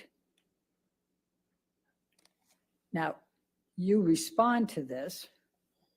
And of course, before you go there, and he says, I am well aware I should have been bigger at the moment and that it will never again manifest in negative experiences. It can be done. What a killer concept to visualize. Do you see that? yes, I do. And you respond, I love you. I miss you already, correct? That's right. Right. And what, if anything, is that consistent with the cycle that you have described? Well, the language he used after particularly violent episodes was savage, monster, devil. And so we ended up both calling his other side, the side of Johnny that would do and say unbelievably horrible things. It's very different from the other Johnny. That was, in my opinion, exact opposite. And this is typical of the apologies that I would get when he took it too far physically. I was encouraged because I thought it meant he understood that he could really hurt me. Sometimes I didn't think he understood how much he could hurt me physically. I mean, so after this, I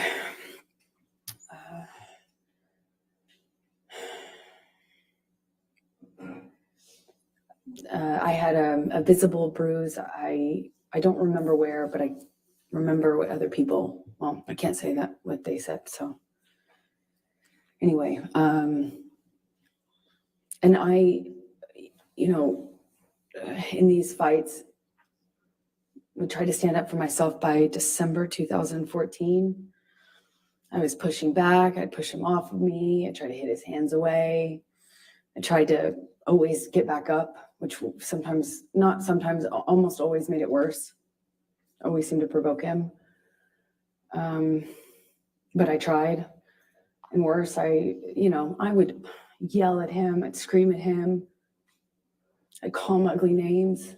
So ashamed of the names we'd call each other. It was awful. It was awful. We both got into that pattern. It was so, I felt so angry that this was happening to me, and it just felt so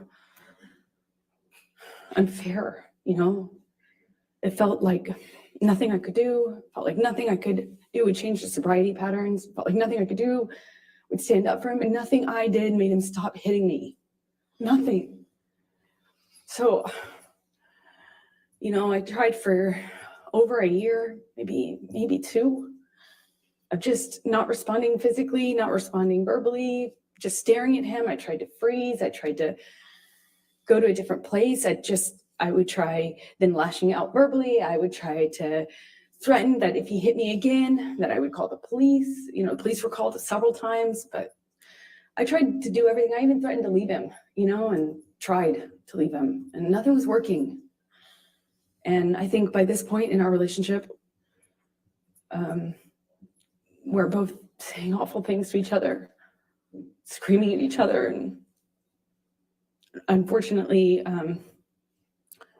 when Johnny would start hitting me, he'd just win. I'll also describe it. This might be a good Okay, that's time for good. the lunch break. All right, ladies and gentlemen, we'll go ahead and take our lunch break at this time until 2:00. Please do not discuss the case or do any outside research, okay? Thank you.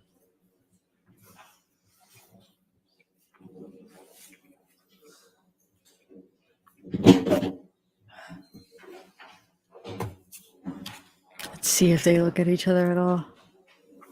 Or if she looks at him. All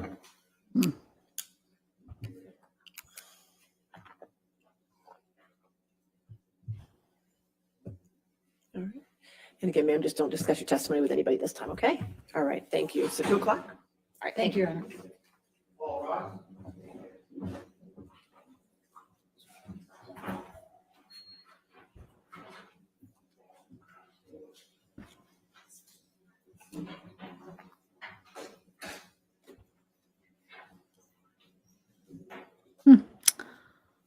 All righty.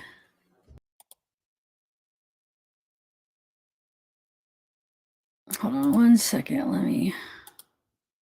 Oh, wait, hold on. Hold on 1 second, guys. So, do you guys want to. Let me mute this so they don't hear it anymore. Okay. Let me take this off. Stop that for 1 minute. Let me take this off. Okay. Yeah. Oh, it doesn't look like I have an arm. Wait. Let me put my other thing up. So what do you guys want to finish listening to the audio, or what do you want to do for the hour break? Let me see what else videos I have. We still have like an hour left of the audio. I thought the audio was pretty interesting. We could finish. I wrote down where we left off. We could finish listening to that. We can. Let me see what other videos. Let me know. Oh, hey, Dominique. Let me see what other videos I had that I was possibly gonna share sometime. Hold on, let me check. So I have, the 2-hour thing. I have the depositions we could watch. Let me see if that one. Hold on a second. I want to check something real quick. I want to see where this one was from. If it has music, if I could play this one thing. I wish they had polls where it wasn't just yes or no. So I could ask, what do you guys. Hold on 1 second. No, what? I can't share this. I was going to share this. It was from Sky News, though, but I was going to share the thing with her and her sister where they're talking about the marks on her. But Sky News, I've got a copyright from them before a couple years ago. I'm not risking it. Okay, so what do you guys want to do? Deposition or finish listening to the audio? I have Johnny's and her deposition all downloaded. Oh, thanks, Sharon. Thank you. Just to say thank you for your Wii channel. Aw. I appreciate that. Thank you so much. Yeah, let's finish the audio. I was thinking that too, because I actually haven't heard it. And then maybe sometime next week, we'll have all week, guys, that we could go over. I should try to make a point, since I'm doing it every day for the trial, and they're not having the trial next week. I should try to make a point, because I usually don't do lives every day, but I should try to make a point to do a live every day next week, and we could pick something different about this case, and try to do it in a day. Just continue like coming here. Obviously, not like a 7-hour live every day next week, but like come, maybe like start around 11 or something, and then do like a day live every day, Monday through Thursday. I should. And then we'll do yeah, we could go through. I could try to find some interesting things to go through, some of the Amber stuff I want to watch again. Okay, so let me get the actually, when we come back, I might actually just share. Hold on, give me 1 minute. I just want to get this ready for I want to see something really quick. And then hold on. Hold down. I might just hold on.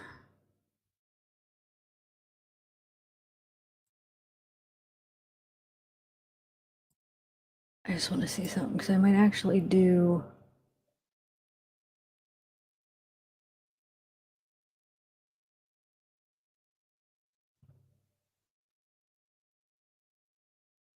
No, I'll just.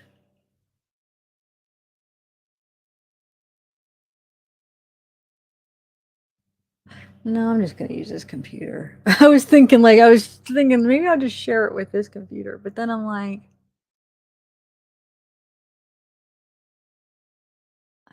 all right, so hold on. Let me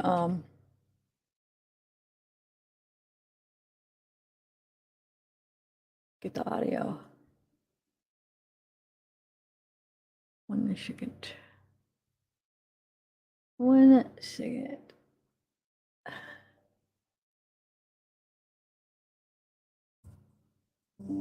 Oh shoot. Sorry. All right. Yeah, I'm not gonna do that. All right, okay, let's do the audio. Sorry, I got so sidetracked there. Okay, so 5132. Just thinking on. Okay, 5132 is where we left off from this audio. So those of you that maybe weren't here yesterday, or that don't know, I'm just gonna start off at like 50. This is a 2-hour audio recording. There are a little bit of chunks as you listened yesterday. There was a couple parts I'm sure you picked up where it was stuff they played in the court. There's a couple parts that I already heard, just like little, because you know how they play like 10 seconds or little parts. But this is the full 2-hour whole like discussion argument with her and Amber and Johnny. So it's pretty interesting. Oh, thanks, Amber. I almost called you Karen. What? Wow. Thank you, Karen. Thank you so much. Okay. So hold on 1 second though. Let me just make sure. All right. So let me just make sure that I have this. Give me 1 second. Let me just share this real quick so I have that already so I could view it while I am playing this. Okay, let's do it. So I'll try to get some pictures or whatever, because there's no picture. It's just there's no visual. It's just the audio. All right. But thanks, Karen, for joining. Yay. Thank you. Okay, so here we go. So I have that ready. I want to put it on. Hold on 1 second. Let's just put this up for 1 second. You ditched me last night, and I understand. That's it. I understand how shitty that got. And I understand my part in it. But it is a reaction to this fucking situation we've created. It's about to crack, and I'm trying. I can't. I can't be the. I can't be the one. And this whole time, I also don't want to make me unhappy. It makes me miserable. And then that's the trust I'm talking about. Like I said, the last thing in the world I want is for you to be unhappy or for me to let you down. And I do. And If you I can't, do make you unhappy, and I do let you down. only you know if you can change it or do better. I know you're not perfect. I've seen you be pretty damn close. I've seen you do better than this. I've seen you control yourself more. I've seen you react less. I've seen you be less. I've seen you have way more control over yourself. So fucking edgy, and you get so mad so fast, and you stay mad. I've seen this happen before, and I've also seen you better. I've seen you clearer. I've seen you better. I've seen you do better, and you don't let me down. And I subsequently will do better and let you down less. I hope. But I'm not changing how I do things. You're changing how you do things. This is dramatic change. And it's been a few months now, and I'm begging you. Now is the time. If you choose to stop it, fucking great. I will be with you to change. But I can't set myself up to be the only one to keep promises and then wind up in another situation like Toronto, where you're booking the room or trying to get me on a flight, or I'm not saying any of the things, and I'm hearing all this shit, and I'm not defending myself, and I'm coming to you saying I love you, and I'm trying to protect you from yourself, and I get destroyed. I can't do it again. I won't ever survive through that again. And I don't want to. You leave me unhappy. I don't want to. I don't want you to. Can you leave me like that? I don't want to be unhappy. Instead of just like.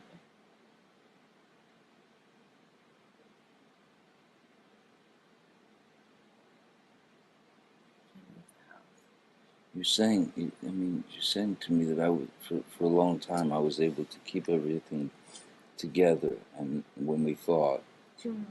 like, be cool. Yeah, exactly. And it was for a while, right? Yeah, it was. So and we could have arguments. It was like, okay, normal. Now right. we can't have we can't have an argument. No, Right, but there was one or two in Australia when I was calm-headed and all that shit. That, I mean, what am I reacting to? If I'm trying to keep a cool head, I'm reacting to you fucking jumping. No, before a jump, just a normal argument. Maybe there's a difference. There is in the middle ground. There Sometimes is, but you just go, that was rude, or you snap. that you say, baby, you tend to snap. jump. You tend to jump. Okay, all right. This is before the jump. This is like a normal. Fuck, man, that really fucking sucks. Like I matter too, or whatever it is. And it's not. You think you don't matter with me? It's not. That's the point. It's an example. I'm sorry. There are times when you can make for months now consistently. No, I have no idea. You have been. I did. I've told you a million times. I've actually told you probably about 5 times. I can't have a normal complaint. I can't have a normal complaint. I can't have any problems with you. Baby, I feel like I can't tell you anything's wrong. Baby, I feel like I can't be honest with you. Baby, you gotta relax a little. What the fuck? I gotta be able to tell you if something's wrong. How many times have you heard me say that? I have told you this. I've also mentioned how different it was in Australia and begged for whatever that. Is it clarity? Is it less Adderall? I don't know. Is it work? Is it, like something's affecting you, and I'm not judging you. I'm not. In fact, you have elucidated my opinion on medication. Do I not give you your meds every day? Do I not remind you to take them? Of course. Do I not? I know that you have to take medication. I am very aware of that. Mm-hmm. And you have actually changed my mind a bit as to how necessary they can be. I used to kind of think that they were not superfluous, but I don't know, just like An escape. yeah. And now I don't think that, and that's because of you. You know, you changed my opinion about that. But I do know you, and you don't know moderation very well. You're allergic to moderation. So I balance you out, I think, a little bit. I try to keep you safe. I try to keep on you a little bit to remind you to take the good ones, you know? Do I not? You do. You And listen. do I ever give you a hard time? You look at, no about the meds. No, you spoil me. Look, you do all those wonderful things. You take my boots off I'm when I not go tooting from my work. own horn. I'm No, still taking medication. I'm not. I'm not saying you're tooting your own horn. I'm saying there are a lot of beautiful and wonderful things that you do for me that I've never even dreamt like that someone would be so fucking caring as to, hey baby, it's time for your meds, and it's so beautiful that your wife is, doing that. It's beautiful that, you know, the the the act of just simply taking my fucking boots off when I get home from work. That is monumental stuff to me. The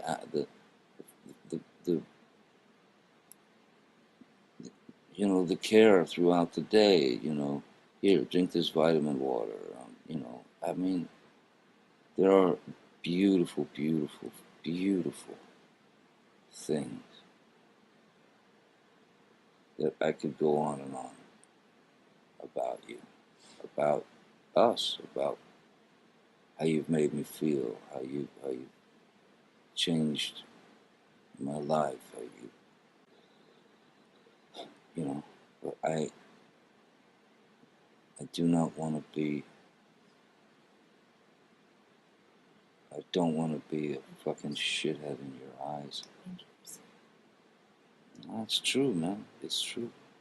There are a lot of things. There are a lot of positives. There are a lot of positives. I'm not just saying it. I'm being honest.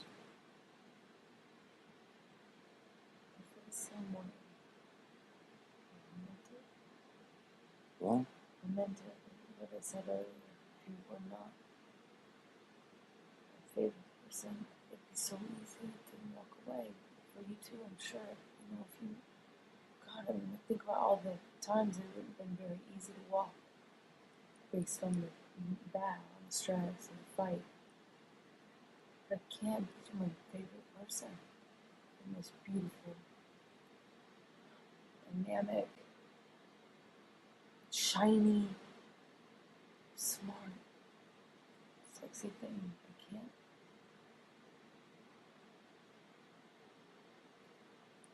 It's something you fight for. But I'm trying. I just want to feel safe again. I want the stability. We meant marriage for life, right? We meant like better and worse and all that stuff. We didn't say those words. Of course, and we did. Better or worse, we didn't say. But maybe. Whitney said for better or for worse. She did. Yeah. And then. But it is for better or for worse for me. It is. I feel. I didn't leave last night You're because making me feel like it's not you're not there for. I left last night, honestly, I swear to you, because I just couldn't take the idea of more physicality, more physical abuse on each other. Because had we continued, it would have gotten fucking bad. And baby, I told you this once, and I'm scared to death of it. We are a fucking crime scene waiting to happen if we don't get our shit together. And that, by getting our shit together, That might mean fucking A, we do this and we make it. That might mean, goddamn, you know, you say, I've tried, I'm done, toodaloo. But we've got to get our shit together as individuals and as a couple. Because I love you, and I do not want to leave you. I do not want a divorce. I do not want you out of my life. I just want peace. And if I'm the culprit, majority of the time, I will fucking do everything I can. And I will recognize when I'm fucking starting to go sideways. I will recognize it. But please do the same. Please do the same. And it's okay to fight, like you said. It's okay. You gotta, how do you remember that? I mean, how do you know that? Because sometimes you're so clear as to what is priority to you, what you care about, and then you seem to forget it when you get mad. I could say the same thing about you, Angel. Sure. But I'm asking you, like, what do you do to remind, like, how, if it was just up to self-control, maybe you would have. That's why I think the list is important. Yeah. Two lists. I want a list though of what. One.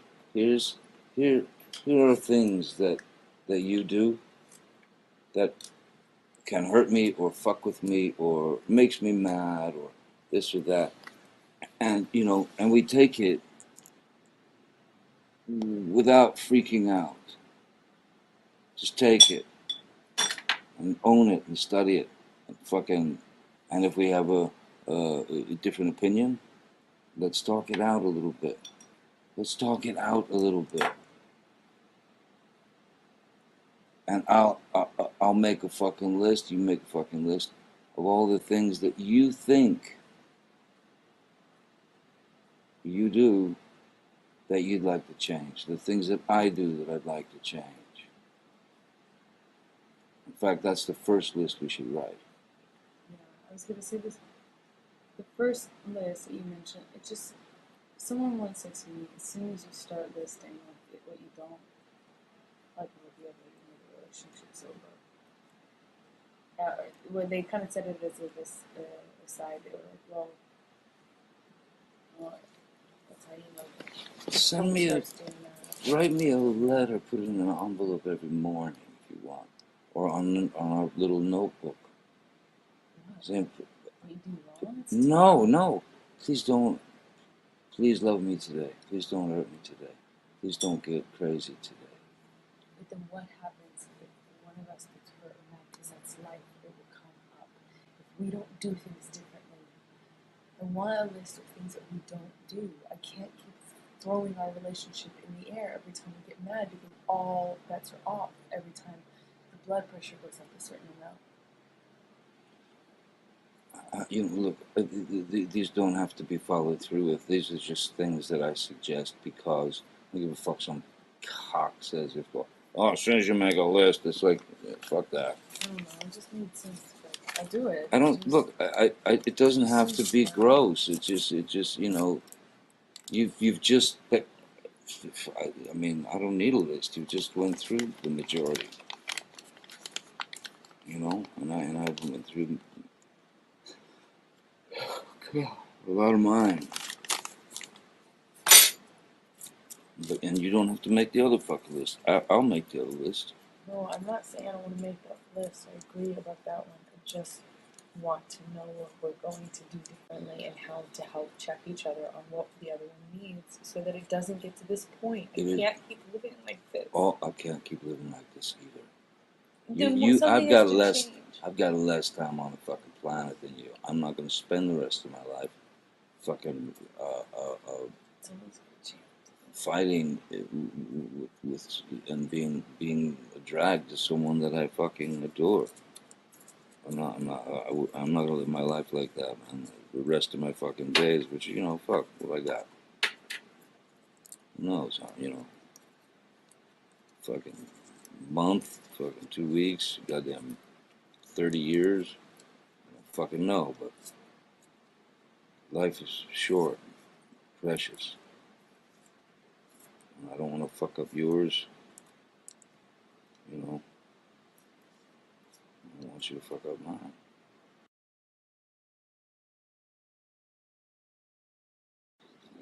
I'd like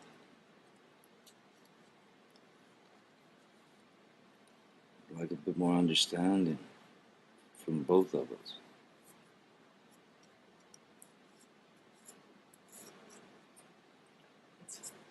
That sounds very good, and I agree. But what about the what are In the we, moment. What are we going to do different in the moment when you're mad and you go fuck it and In the you decide moment. all bets are off? In the moment. Look what I did in Australia. Look what I accomplished. I put the fucker away. I told myself every fucking day, no, he's gone. No, he's a fucking put him away. I put him away. And by a list of the things that I feel that fuck you over or make you feel shitty or anything like that, I fucking, when we're in the moment, I remember it. I remember what I put on my list. I remember it. And I try to bring it down notches, many notches. I'll try to, if we're heightened, to say, please, I don't want you to feel this. I don't want to feel this. That's. I need to know what we need to do different. I need to know. It's got to be done with your mind and your heart. What do we do different if I have a problem? You Tell need me. to tell me how to tell you different if I'm hurting you. You need to let me be able to be mad. Sometimes you're gonna make me mad. I'm a human. I cannot live where it's like. Well, then it's the same thing goes for me. Then you're gonna have to allow me to get mad. Yes, exactly. Okay, but I get mad and then you start fucking yelling. I don't have to start yelling. I think I start yelling once it gets fucking heightened. I've gotten a lot better about that. It's just only I only start yelling when it's fucking hour 11 and we're really in it. Yeah, you haven't gotten better about that. Otherwise, we wouldn't have had 3 physical fights in the last month and a half, 2 months. I'm talking about the yelling. No, but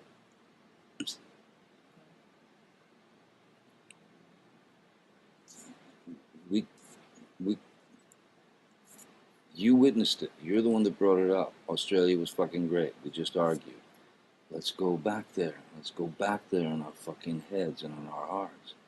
Let's go back there. And no, on your list. Is the monster gone? Did you put him away? It's been so, when you get on that train, you get angry, you stay on it for so long and you won't come down, you won't talk to the person is you. That's not always, It doesn't baby. have to always be the monster. But what is it? Can you put that away? Can you remember the bigger picture? You don't want to spend your life. I've asked you this so many times in fights. You want to spend your time like this.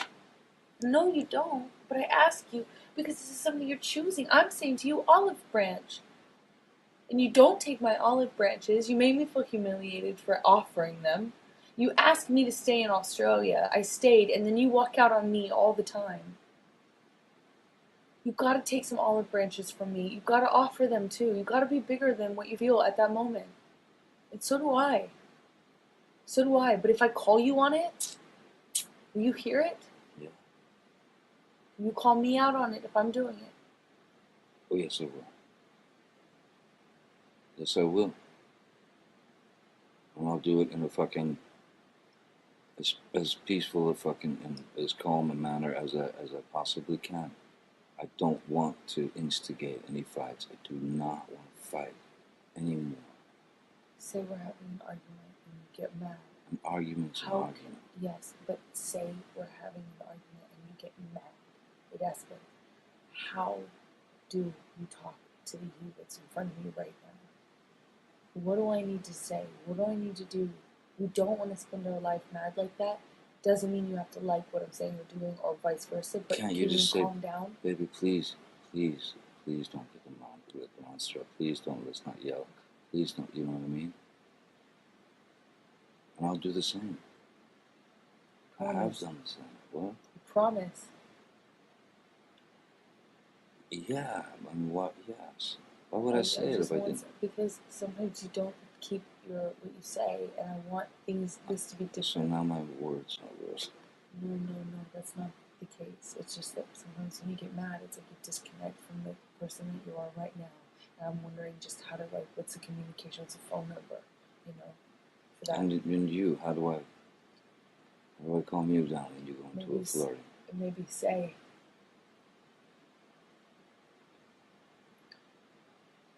remind me. Remember what we talked about? Calm, baby, please calm down. Please look at the bigger picture. Something will remind me of this conversation, when I'm upset and I'm feeling like it's pointless, Don't ever lie. I don't ever lie. I know you and I see things differently sometimes, but I'm not lying.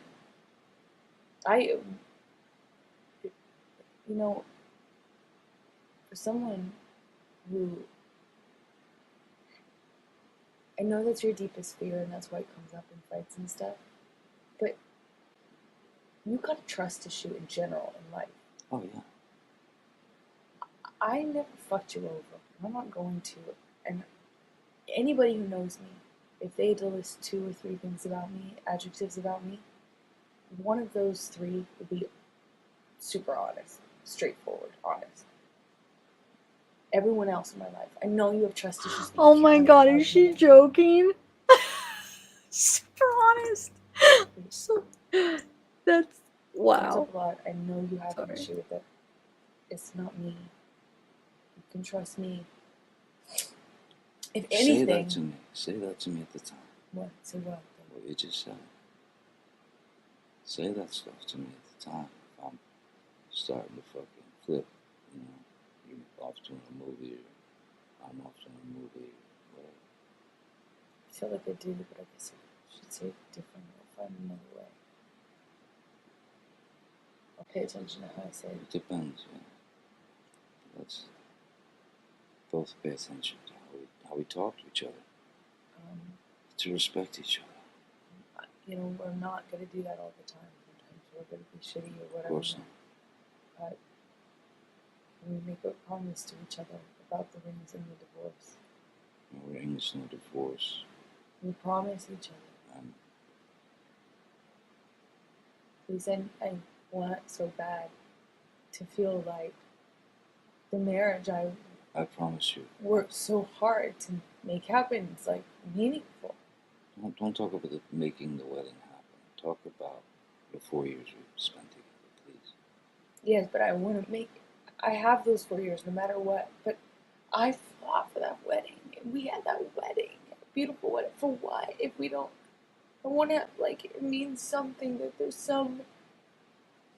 Yeah. It did mean something, and it does mean something. And I didn't get married to you to fucking. Just fucking,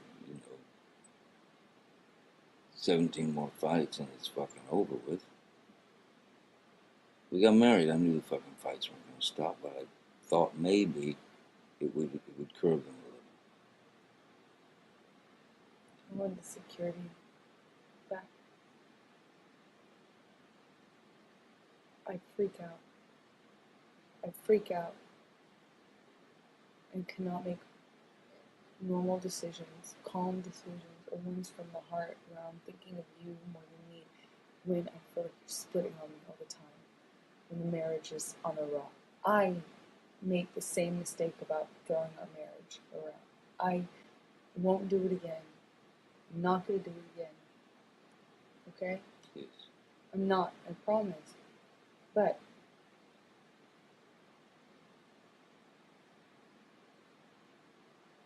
there's something so anxiety provoking and scary and malicious and really just turns everything over when you split all the time. Please. if you really don't want to fight and you're not just trying to hurt me, which sometimes it is that, if you're really, really, if you really love me and you do care about this, please find a good way to do it, one that's respectful. You can tell me that you are. I need to know that we will be able to talk about it, because the problem I have is when we don't communicate. It comes into me, it builds up in me, and becomes cancer in me. It got worse every day when we were back from Toronto. It got worse every single day. Not better, worse. Until we spoke about it. Until Whitney's birthday, and we talked about it. Then it was okay, but I don't want to resent you. I don't want to resent you. I don't want to not trust.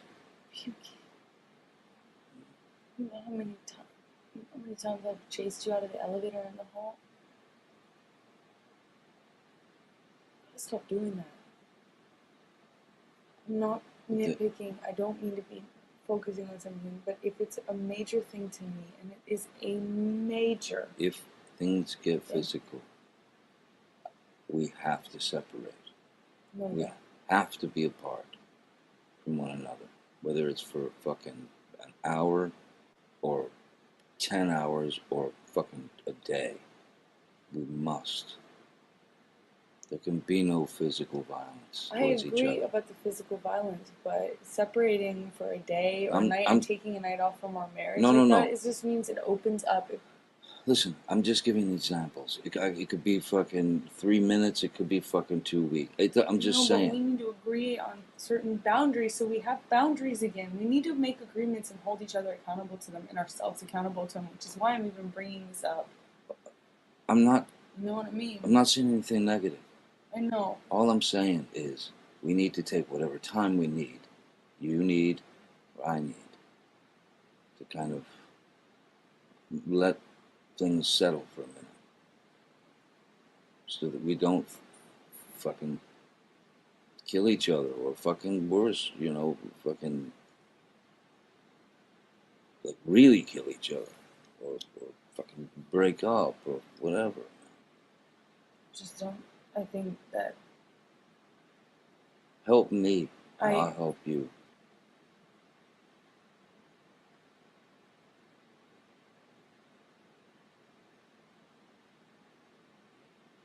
This is the thing that makes me feel unsafe and unstable. To be honest, this is what makes me not trust. What's that? It's that there's like walking away, going to a corner. No loophole. It's like, oh, go and take the time you need, take the time I need. Okay, fine. Every time I get mad at you, I can go split. Except for, oh wait, I don't have my own place to go split to. No, Amber, stop. You know, it makes me think I should. It makes me, I don't have a place I can go. I don't have it.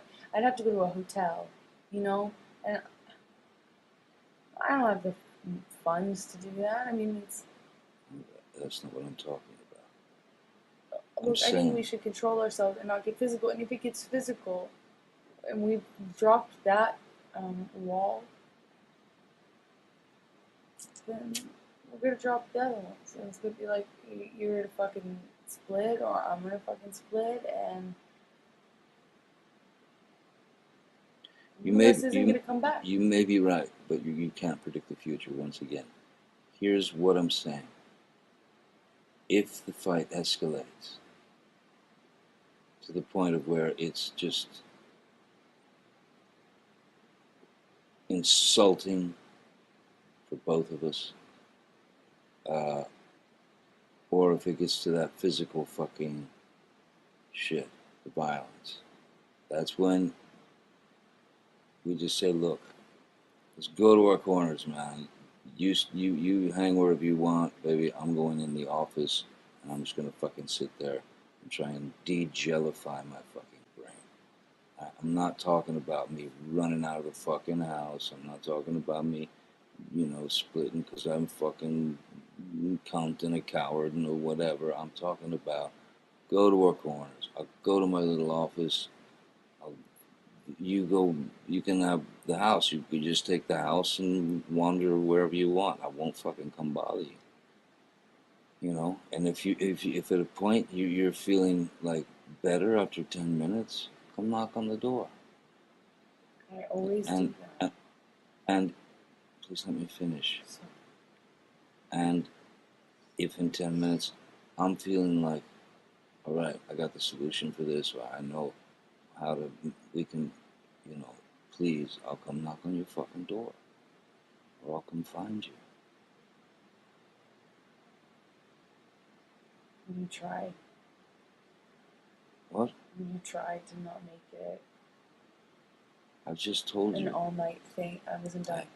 It was, we try and not make it a lifestyle. I mean, you try and remind yourself that they can just be fights. We try and Absolutely. respect that it doesn't have to be an all-night. Absolutely. I don't want to go to bed mad, and we were I doing don't- really good with each other. We I were doing don't- it for a long time. I don't want, I know, but we weren't insulting one another to the point of like, wow, you know, like the way I insulted you in Toronto, or the way you insulted me on the plane, or where, you know, whatever. Let's not get to that point. That's nothing.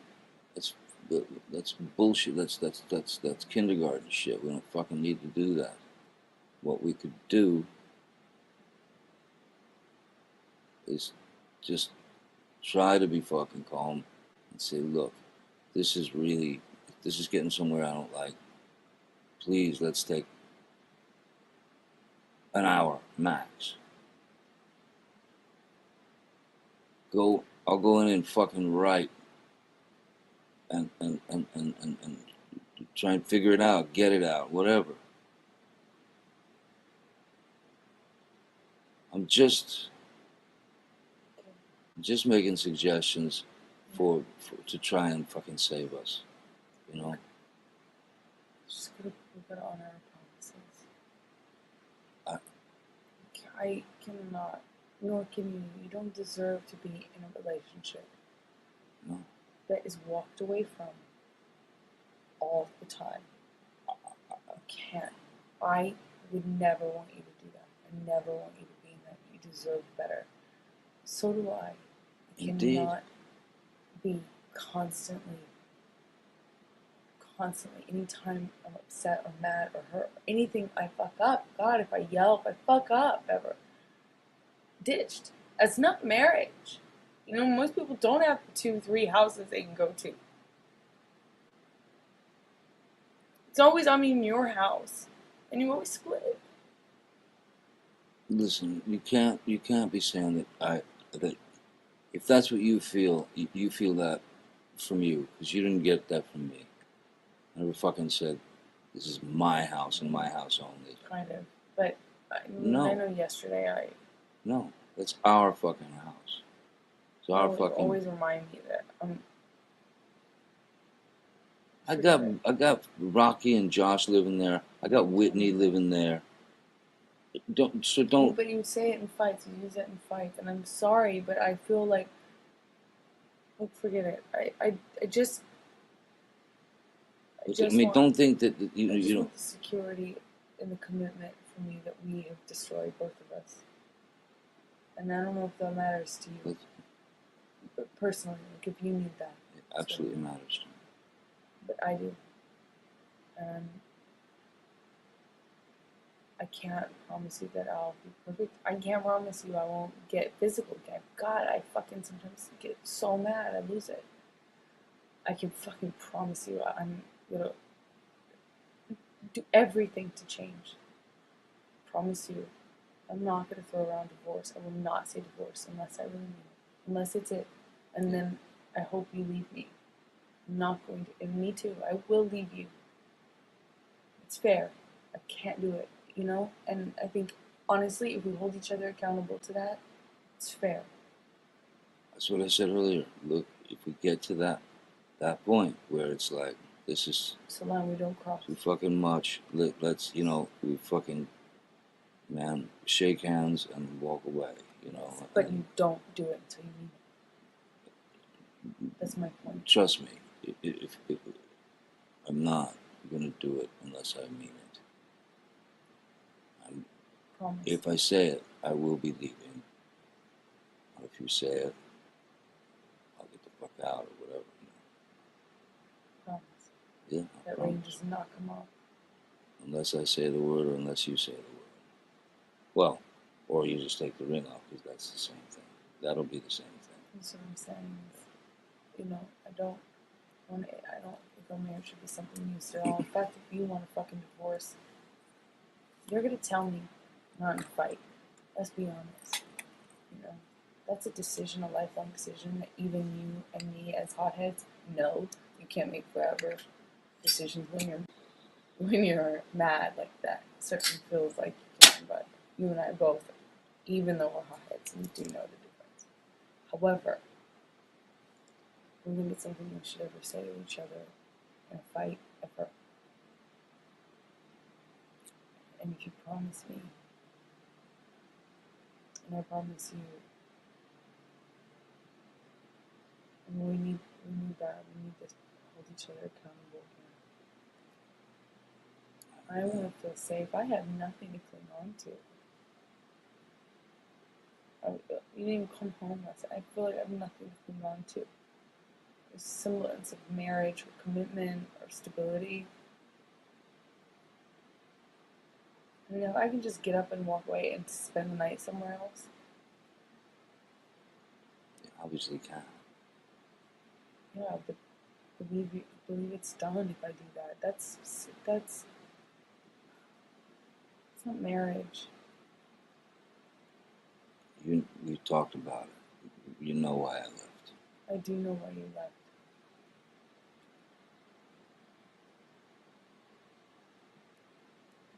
I'm saying now that I won't do the same thing. I mean, that will not do that. I will not fucking leave until some rational decision is made. If it's the end, it's the end. If it's the fucking, if we can keep going, we'll keep going. But yeah, promise. I promise you. I promise you. I hope you can trust me.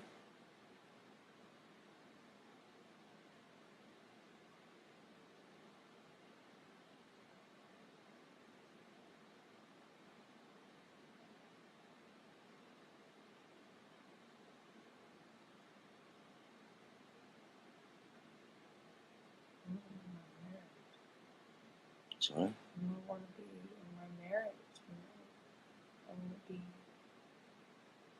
I want to commit to you forever. Good, bad, better, worse. I don't want it to be as transient as whatever fight we're fighting for. I don't want any loopholes, it's okay to leave, it's acceptable to do this, or it's acceptable to say this about like splitting or breaking up or leaving. We should fall asleep together every night. Ideally, never mad. I'd love to say we could promise that, but I don't know if it's possible. I'd love to strive for it. Yeah, you weren't ready for that last night, for sure. No, I fucked up last night. I'm really sorry. So let's understand that we're both guilty of the same shit at times. And no one's saying it more than me, though. I So am let's- saying that. So let's It's just chronically overweight with, and I need that to be something you realize and that you know. And it's affecting not just me, it's affecting our marriage. It's affecting how I trust, how I resent you, how I like you without the fight being happening. No, I know, but when I'm not trying to rub your nose in it. I feel sometimes like you omit something, you acknowledge it'll be beautiful, and then you'll go back on it, kind of in your in the vocabulary after, and then I feel like, wait a second, is he taking it back? You know what I mean? I do know what you mean, but like I said before, there's not. I haven't cornered the market on that. You know, when you start the fucking yelling, there's, you know, it fucking gets crazy. You know, it gets fucking crazy. You know, and that makes me not feel for lack of a better word, safe within the relationship.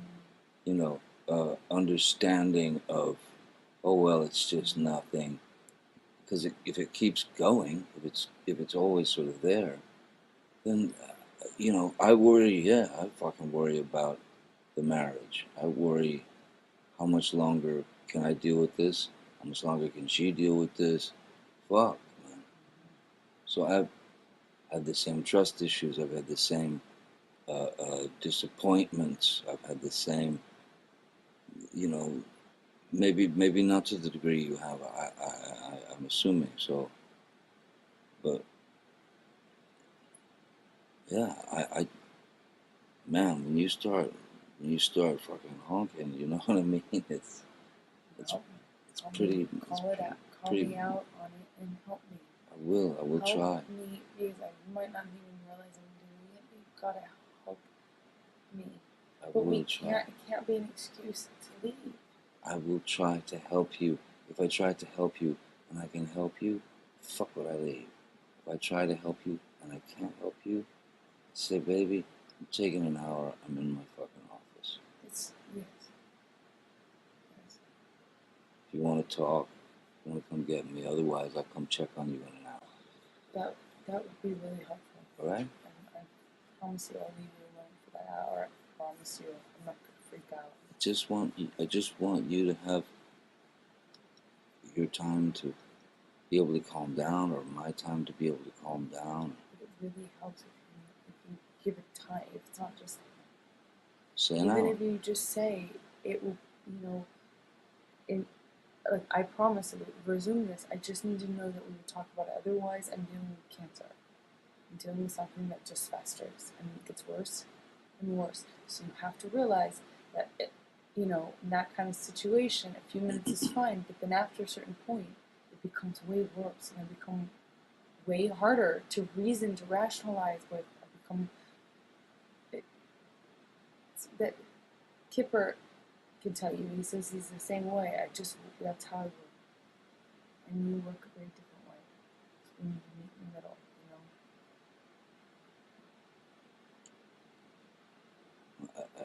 Yeah.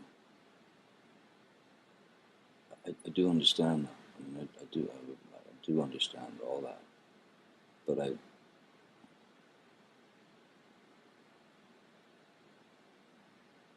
also want you to understand that, you know, there were great moments of high hopes that it was just all cool. And then, you know, whatever happens, this happens, that happens, fucking, we have a spat or a fight or a fucking blowout. I just want you to know that the way you're feeling about being unsure of us, of the marriage, of this, whether you can trust me to be this, or whether you can, you know, whether I can do the same. I feel very much the same. At least you have the added luxury that you take for granted. No offense, you do. What do I take for granted? That you have the added luxury of knowing that I'm there and that I mean it forever, and because I show up. I come, I'm knocking. I'm the one who asks to calm down. I'm the one that comes and gets you on the plane. I'm the one that comes and knocks at the bathroom door. I'm the one that comes into the house that you've run away to. I'm the one that comes to you and says, this isn't worth it. Let's fight for this marriage, or whatever. You have an added luxury that you just are taking for granted in such a big way. You don't know how much that means. If I ran from you the way I used to before the marriage, we would not be together. When I used to run away, when I felt like it was justified, how many times we almost break up? How terrible was that? How terrible was it for you? We would not be together if I did that. And you take for granted that I show up and that I fight for us and that I am the one to come over.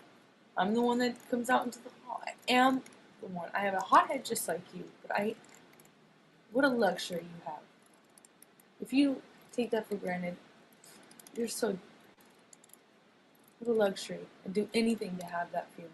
At least in the back of my mind, I know that you showed up, that you fought for me, that you cared enough to. Here's what you're missing in that little,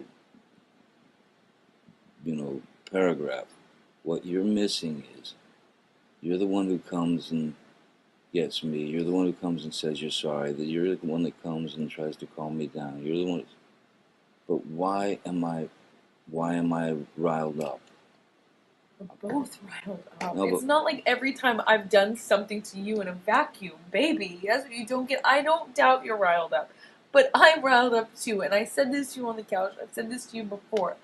We both have. It's subjective. You have your reasons. I have my reasons. For every action, there is something that caused it, and I have the same thing. But I'm mad in the same way. But what caused it? What caused it could be so irrational and so far-fetched and so minute.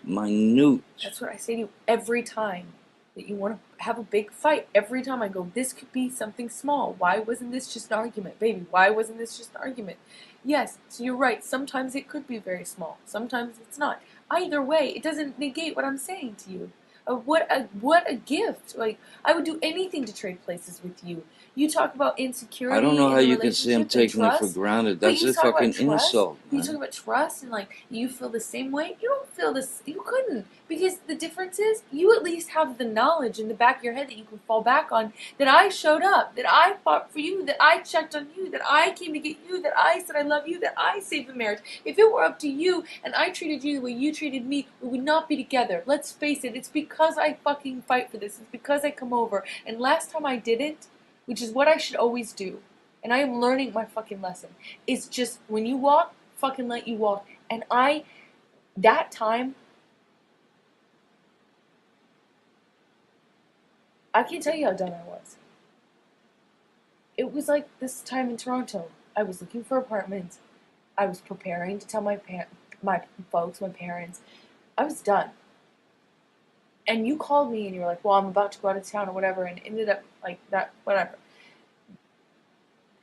I told you I wasn't ready to see you because it had gotten so much worse that I was basically calling. I was like, I just need to change my life, and my life is different. I am no longer with this person, and I'm now single. I need to, get my shit together, find an apartment, do all this stuff. It got so much worse, and honestly, if that happens one more time, we will break up. I know it. I know we won't survive it. That was so severe. The damage was so severe. When you spent a week here, you said, I'm going to go away for a day. You wrote me a note, I left it on the kitchen counter, and he said, I just need to clear my head for a night, maybe two. Okay, guys, I am going to stop it here. So it's at 1:39. Dude, my dentist just called, and they could get me in at 3 today, but I told him, I was like, well, I'm kind of working right now. So they are supposed to get me in this week. I hope I didn't screw up and just not do it. You know what I'm saying? But this is work, though, so I do want to finish, this. So hopefully, I think she'll be able to still get me in. Hold on, let me take this away, this banner. Okay. Hopefully she'll still be able to get me in. Oh, they got a ticker going here. Okay, so let me do this. Let me get that on. Okay, so we are back on business. Let me get the banner on. So yeah, man, I hope they can still get me in. Do you think that's stupid that I didn't just go? But this is my work too. You know what I'm saying? So I think they'll get me in next week. Oh man, hope I didn't just screw up.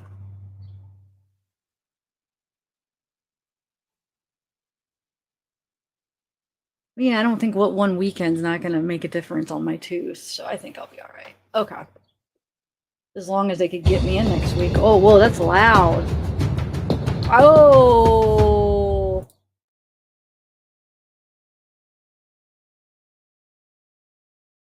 Can you guys hear that?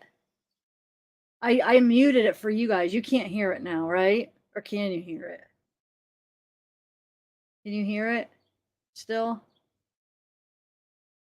Just let me know real quick.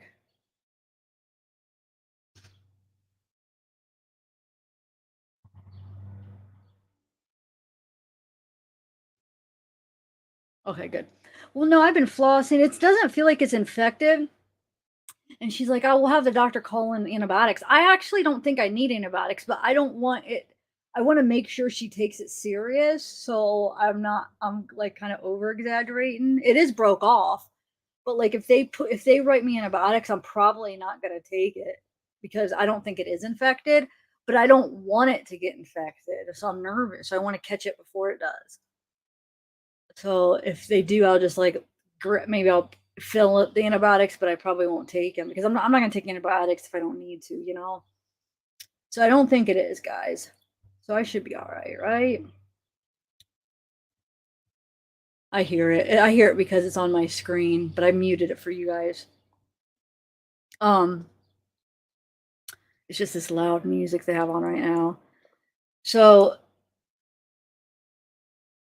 yeah. So I don't know. I hope I didn't just screw up.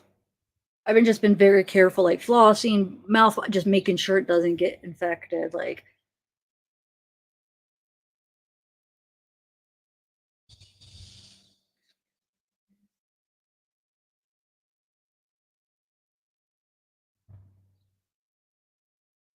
oh, they won't work on it?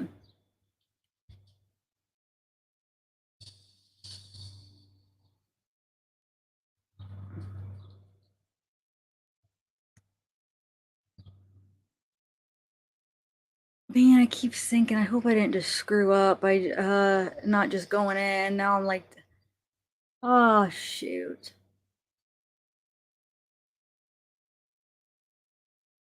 Shoot. I could have just did it. I don't know, guys. But I'm just afraid I'm going to miss her phone call. Sometimes my phone doesn't ring. I'm afraid they're going to call one time and I'm going to miss it, and then I'm going to have to keep. I really think. No, I'm not going to regret my decision because I'm going to have off all week next week. It's not infected, knock on wood. You know what I'm saying? It could wait till next week as long as they do actually call me. I'm sorry. I'm just like going back and forth in my head. It's too late though now. I already told her no. So the way that's set up, I can't just call her directly.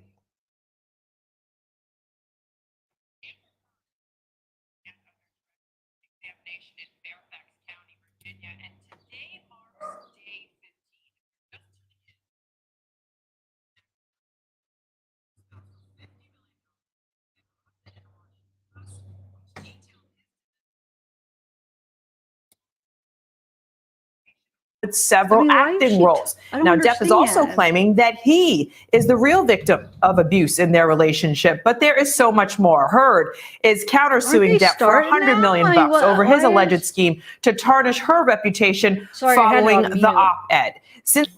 There we go. I was gonna say, why did they have that playing?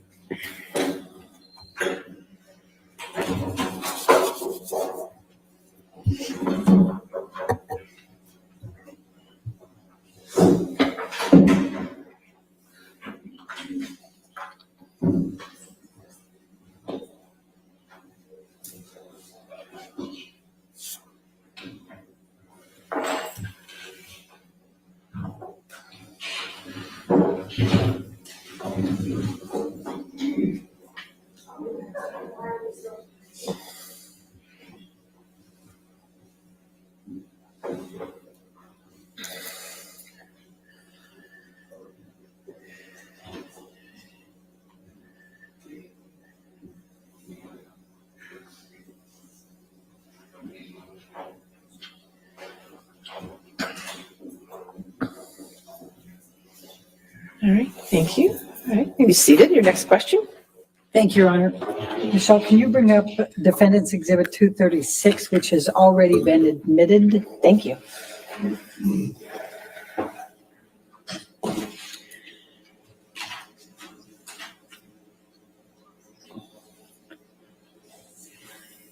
Amber, I'm jumping back to the Boston plane incident just for a moment. We had a lot of different texts and a lot of exchange, but I just wanted to point out to you, this text message is from Mr. Depp to you, correct? Yes, it And is. this is on 5/25, the day after the Boston plane incident? That's correct. All right. And he is saying, once again, I find myself in a place of shame and regret. Of course, I am sorry. I really don't know why or what happened, but I will never do it again. I want to get better for you and for me. I must. My illness somehow crept up and grabbed me. I can't do it again. I can't live like that again. I know you can't either. And I will for both of us, starting today. I love you. Again, I'm so sorry. So sorry. I love you and feel so bad for letting you down. Do you see that? I do. And was that the message that you testified to, that he gave you? Yes. Okay. All right, now I'm going to jump back to where we left off. We're up in January of 2015. Danish Girl, you're filming in London, is that correct? Yes, that would have been January 2015. Okay. Now, we heard some testimony from Isaac Baruch earlier about a telephone call that you had with Mr. Depp. Do you recall that call? I do. Can you please tell the jury and remember to tell them what Mr. Depp was saying on that call? And you can give the back. I didn't mean to cut you off on the context. Go ahead. Is it okay to, the nature of the conversation was pleasant?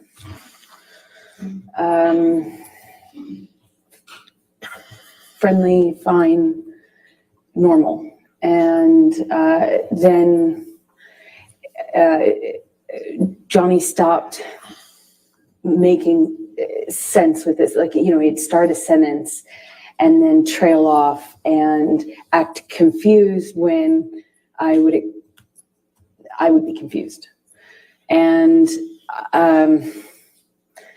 that pattern kind of increased pretty dramatically in a short amount of time. And I was in a hotel room in London speaking to him in Los Angeles, and the phone, what I assumed, cut off. I thought it was a connection issue. And I remember getting out of bed and walking into the bathroom to get something, and I was redialing him. And in the span of that short amount of time we had been disconnected, it was minutes, not even minutes. I called him back thinking the phone had been disconnected, and he answered and he said, how could you tell me that? How could you say that to me? Who the fuck is he? Who the fuck is he? And he asked me that a few times, and I was so confused. I didn't understand what he was talking about. I expressed that to him. He says, who is the guy, the one in New York that you're fucking? And it was such a bizarre conversation, because it had already started to feel like he was not making, it was almost as if he was confused by what sentence he had started by the time he got to the end of it. And then all of a sudden he tells me that I have just told him that I had a boyfriend or a lover in New York, and he's accusing me of having just told him about it, which was crazy to me. Not only was that not accurate, I would never have communicated with him like that. More or less called him on the phone to do it and then call him back and wonder what the connection issue was. It was just the most bizarre thing. But he was so worked up, incoherent, and accusing me of having had this conversation with him. Eventually the line drops out, and I spoke to the person who picked up the phone. Okay. And how did that end? I no longer spoke to Johnny. I probably can't say what the person told me. Are we talking about Isaac Baruch? Yes. Okay. So without saying what he said, you had a brief conversation with Mr. Baruch and that was the end of the call? I did. That was my understanding. Johnny was passed Objection, out. hearsay. Okay. Mrs. Steen? All right. January 25, 2015, Tokyo. Please tell, it's the premiere of Mordecai, correct? Did you accompany Mr. Depp to Tokyo for the premiere of Mordecai? I did. When I was, Please tell the jury about that trip. well, I had just started to pick out the wedding dress right before that trip. And plans were moving for us to get married shortly after this trip. So we took this trip to promote his movie. I went with him. We got in an argument in the hotel room.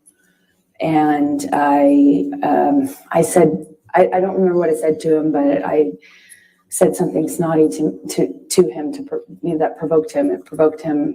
And when I walked into the hallway, he grabbed me by the arm and slammed me up against the hallway wall. And I kind of struggled with him, tried to push him off of me. And I managed to get out of his grasp enough to take a few steps, and I kind of curved around and went into the closet. And by the time I made it into the closet, he had me by the hair, and what felt like he was just wailing on me, but in a really sloppy way, like hitting the back of my head, and kind of wrestled me down to the floor. I mean, it felt to me like I didn't even have a fair shot, because I wasn't facing him or looking at him. I was walking away from him.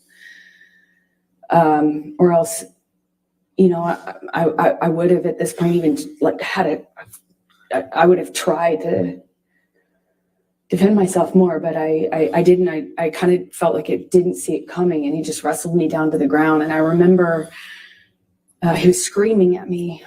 I mean, like really screaming loud.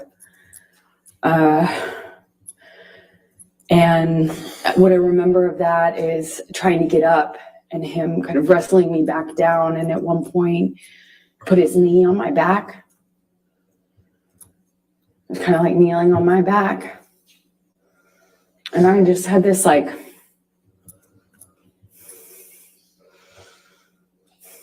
struggle with him. And I look at him and he's still got his glasses on. I just remember looking at him and thinking that was so, he just looked like he hadn't been through anything. He still had his glasses on, sunglasses. And he was screaming at me that he hated me, that it was over, he didn't want to marry me. He was disgusted. He was disgusted. He made this mistake. It was a big mistake. And everyone hated me. And I remember crying on the floor. Just more than anything, I was heartbroken. I thought maybe he was serious. I thought maybe, God, he doesn't love me. Maybe he really feels this way. It broke my heart. Broke my heart. I wanted to marry him so bad. This is the man I loved, Yes, it was awful at times, but I loved him and what he was saying. Objection, Your Honor, non-responsive. Overruled. What he was saying to me hurt just as bad as anything else. I just remember that he left me on the closet floor, and as embarrassing as it is to say, I went up to him at some point. I don't know how much time had passed. He was sitting at the piano in the living room of the hotel room that we had.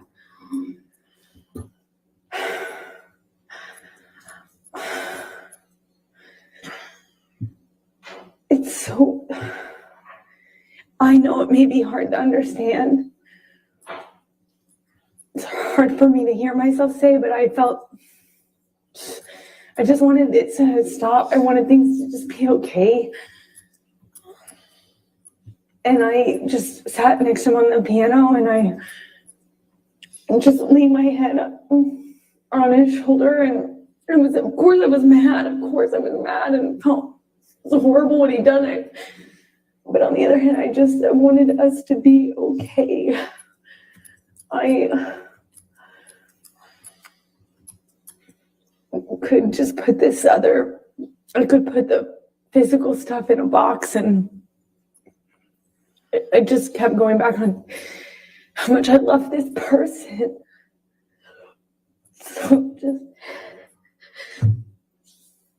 just put my makeup on and went to the premiere with him and walked the red carpet with him. And I remember in the car checking my phone obsessively for pictures because my dress was backless. Of all times to have a backless dress. And then I was just looking at pictures. I was on the red carpet. It was surreal because I was checking for bruises and making sure that nothing, like there would be no marks on me, and we just looked like this other thing on this red carpet when it was just.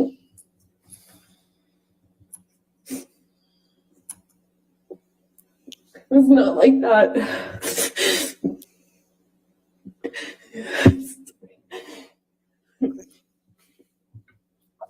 It's embarrassing. You know, it's hard to. I'm sure it's hard to.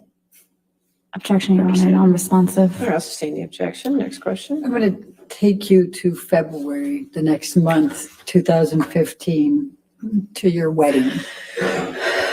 Can you please tell the jury about your wedding?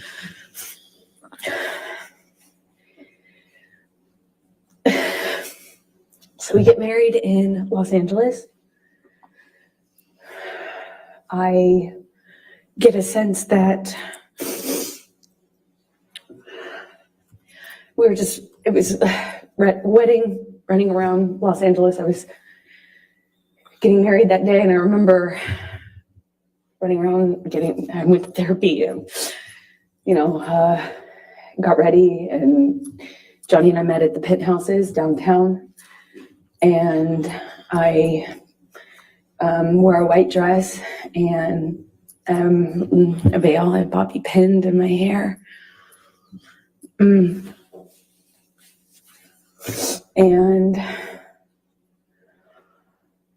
I walked out of that penthouse. I met with Johnny in the hallway, and I thought he looked so handsome, and he seemed happy,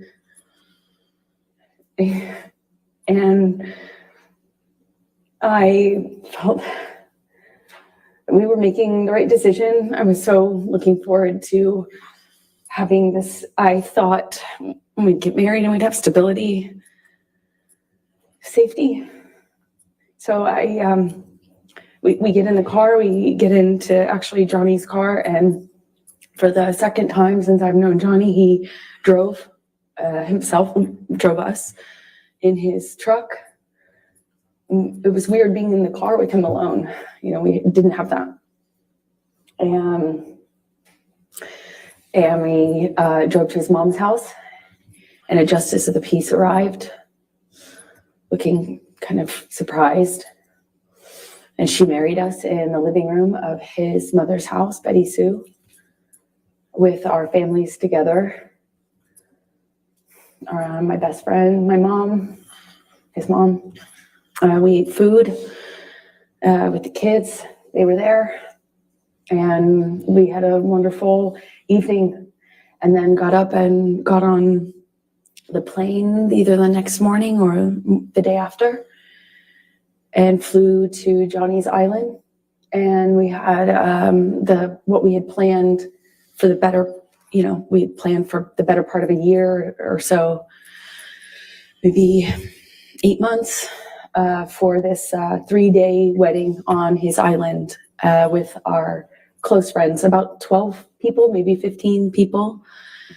And we had these little houses built, like not tents, but not houses, these little, for the guests. We had them built and designed on the island, and we had people come out, and it was magic. You know, I was marrying the love of my life. It was complicated, but I thought it was the love of my life. And we had our friends and family out, and we had this 3-day event. The first night of which was supposed to be he and I separate with our relative party. So me with the bridal party and him with his fellas. The bridal party, we had planned to do a cuddle puddle, have mushrooms and drink wine, and, you know, have our own, like, you know, girl party separate. And then the next day have the wedding festivities.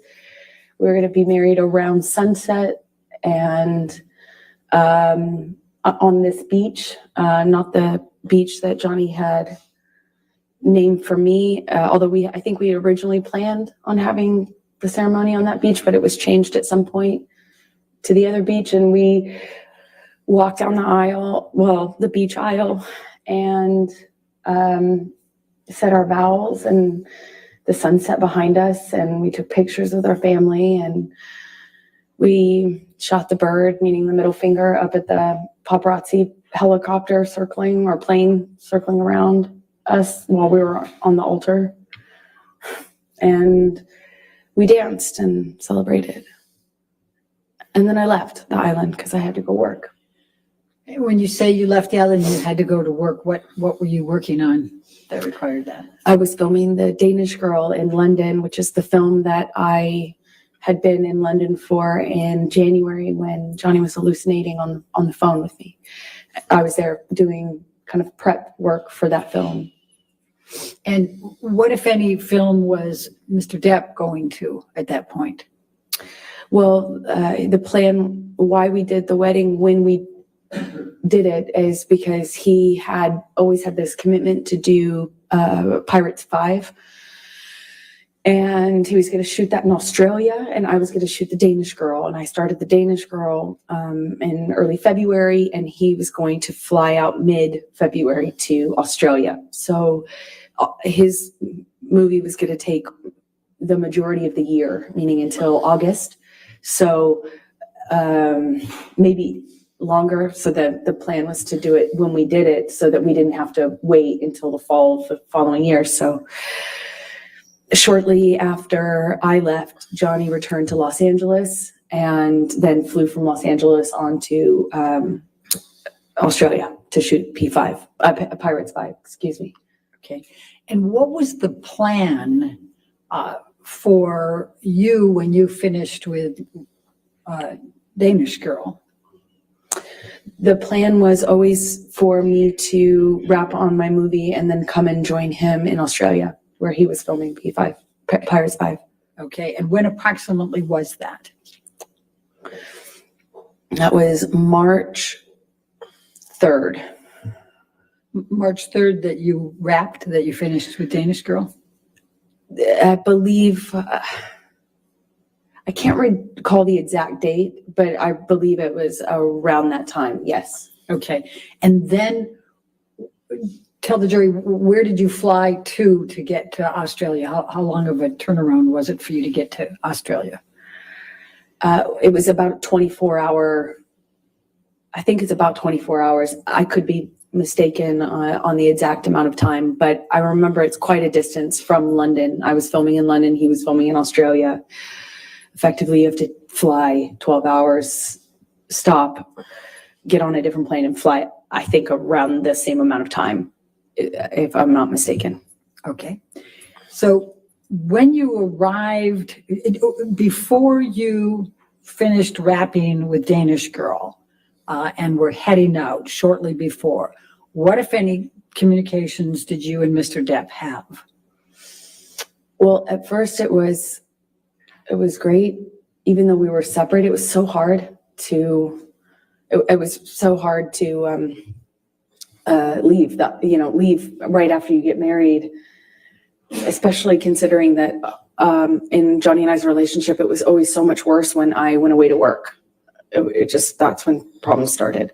So that was hard, but we communicated pretty consistently and it was positive until it started to change. And I got the sense that he thought I was sleeping with the director, and then it was with the actor I was filming with. Who was the actor you were filming with? Eddie Redmayne. Okay. I was not that it mattered, but I could do my best to field the accusations, and then they would kind of subside, and I thought things were okay. And one day, right before I'm supposed to fly to Australia, he I think it was the night before I was supposed to leave to go to Australia, he calls my hotel room, apparently. I had a sense that the phone was ringing. I think it was in the shower at the time, but not much time had passed, and I get a knock on the door, and it was someone from the hotel that I was staying at. The hotel staff had been sent up to the room because Johnny... Objection calls for hearsay and speculation. Sustain the objection. So don't tell what the staff said. What happened next? Then I start communicating with Johnny. And when you say started, I mean, was he on the phone? Did you call him? What happened here? He called the room and then my cell phone. And then once I was on the cell phone, he was accusing me of not being in my room. So he called the room, and I had to prove that I was in the room because by answering the phone. And we had a lengthy kind of circular conversation about where I was and why I didn't answer the phone. Why I didn't answer the phone immediately. He didn't sound like he was connected to reality. It just didn't seem like, to me, it seemed like a previous pattern. I was unsure what to make of it because he wasn't right in front of me, but he was accusing me of what it seemed like is having, I guess, an affair or a reason to not be in the room that I got a sense from him was, cheating or, that I was hiding something and why I wasn't answering the phone, and hence why I got the knock on the door. That was right before I left. So before you headed to Australia, what, if any, requests did you make of Mr. Depp for him to get you MDMA? That's ridiculous. Why is that ridiculous?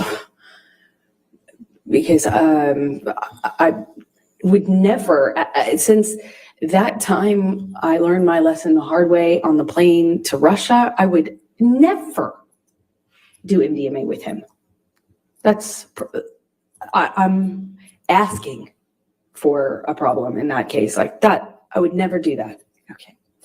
So you flew to Australia and met with Mr. Depp, right? And I'm going to, can we pull up Defendants 1809? And Your Honor, these are some of the pictures that Mr. King, you may recall, was testifying earlier, said he had on his phone. Okay. And then those were given, so.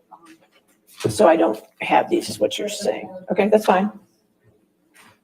1809. Correct. I'm just going to show you a few pictures, Amber. Do you recognize, and I realize you didn't take this photo. I'm going to move the admission of it, though, Your Honor. Any objection to 1809? No, thank you, Your All Honor. right, 1809 in evidence. You can publish. And let me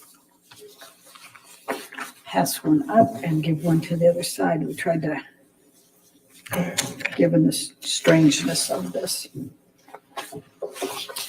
May I put you on? Yes. Thank you. I appreciate it. Amber, do you recognize this photo? I do. And could you tell the jury what this is? That is the driveway leading up to the house that Johnny was renting while shooting Pirates 5. Okay. And then I'm going to try to make this a little faster, and I'm going to go 1810. Ms. Bredhoff, if you have a series of photos, if you want to Yes. show council what they are, maybe we can get them in it all together and then you could just Yes, go on with your questions. yes, in fact. And these are all I will represent, ones that we got from Mr. King. All right, if you want to take a look at them. And Your Honor, if I may just approach, I'll give you the whole stack. Okay, that's fine.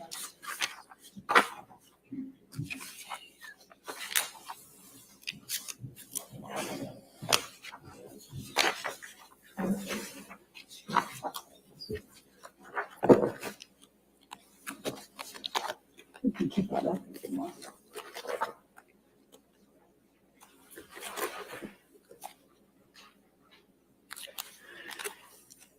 But by the way, Amber, do you see those kangaroos in there?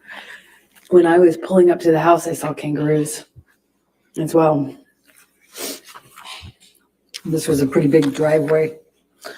It was a pretty I don't have any isolated. objection, sorry. No objection to any of them? I don't believe so, Your Honor. But make sure you look through them all too. I just want to make sure, because Thank I'll you. go ahead and read them into the record once you have looked through them all. And then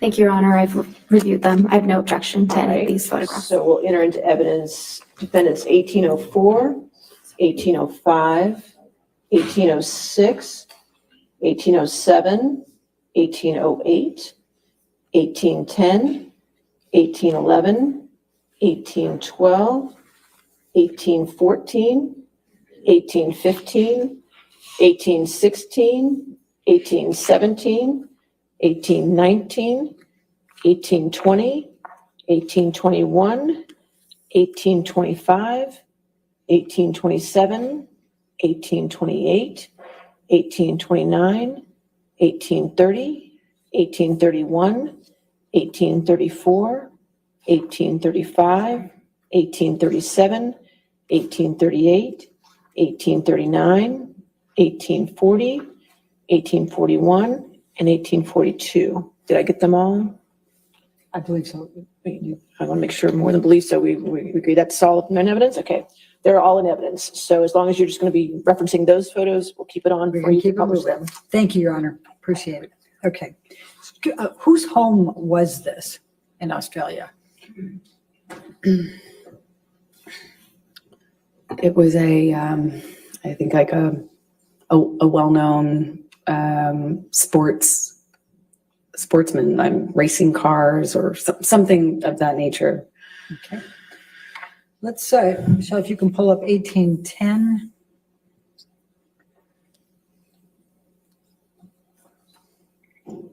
Is this another picture from that home? Yes, that looks like it's the view from the bathroom. Okay. And then let's go, Michelle, if you can pull up 1811.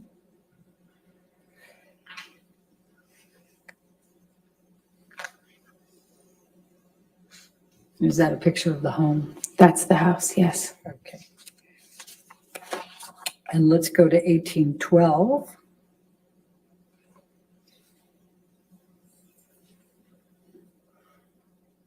And that's the view from the living room. It opened into a lagoon. okay. And then let's look at 1813.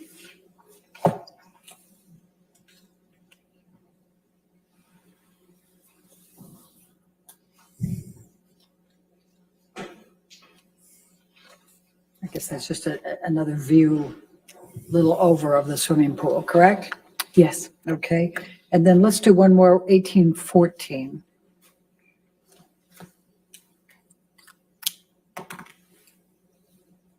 This is inside the house, Yes. okay. And if you can look to the back here where I've got I'm making some, what if anything is that back there? That's the kitchen. Okay, this is the dining room and this is on the main level. What we're looking at is the dining room table on the main level with the kitchen in the background. Okay. Thank you. Now I'm going to ask you to take this jury through your experience, what happened in Australia once you arrived there.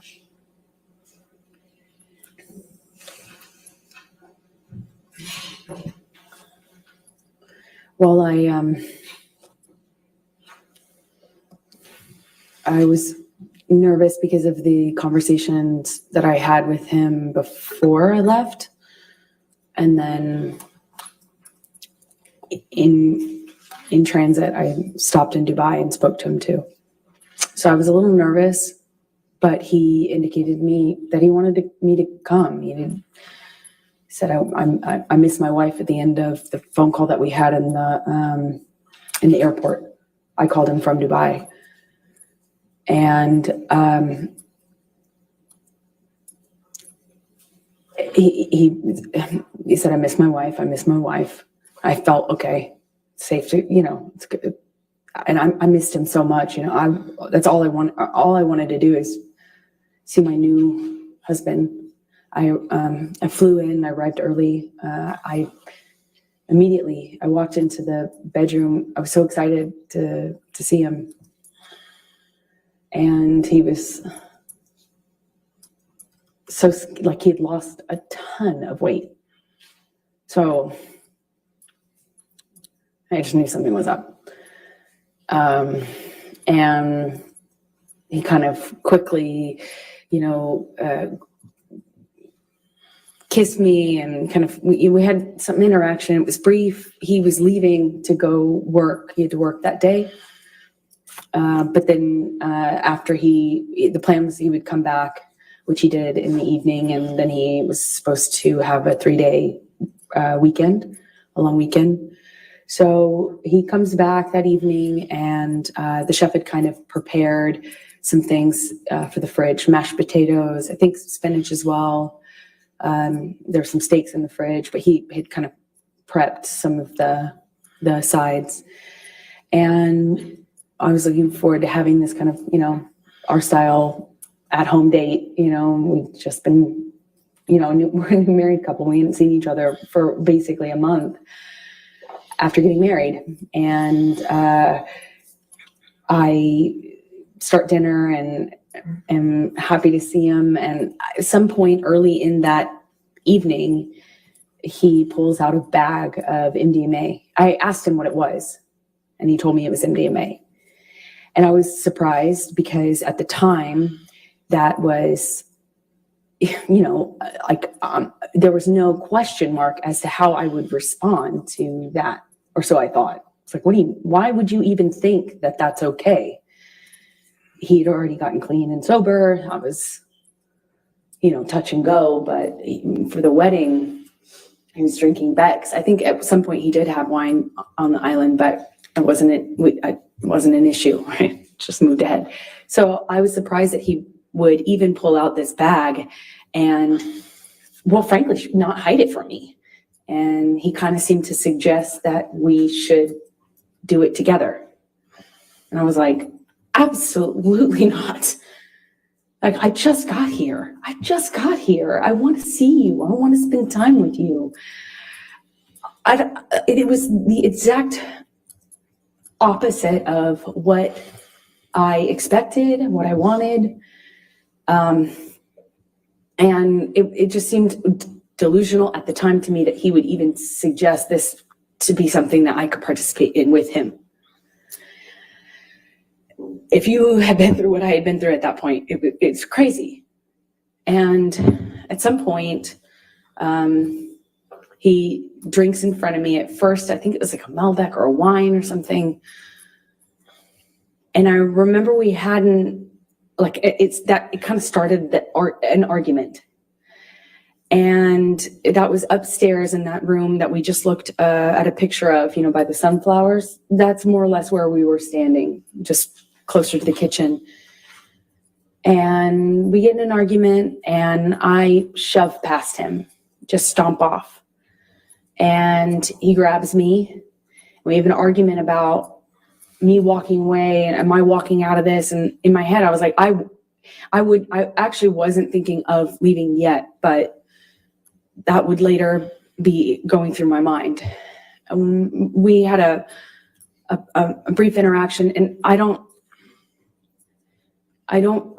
remember the exact sequence of things. I wish I did. I have a lot of flashes. It gets a little bit more confusing from my ability to recall everything in a linear way a little later on as things got crazier.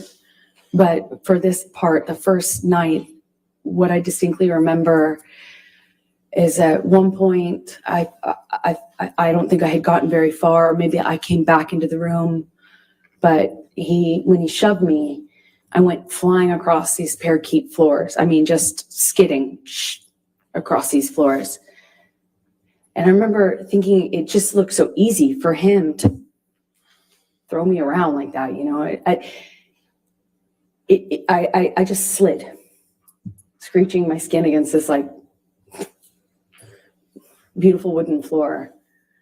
And we had another argument that was a spin-off from that. It was just kind of this on-off sort of thing that I remember eventually in this interaction, he shoves me up against the fridge. He has me by the throat, and he just was holding me there by my throat. And I wondered if it was the drugs. I wondered if it was him. It hadn't, in my recollection, hadn't been that long. He has me up against the throat. He's kind of bashing me against the wall next to the fridge. We're kind of moving in that area. And at some point, I'm in his face. And I don't know if he had let go of my neck or loosened my grip, but I remember slapping him across the face,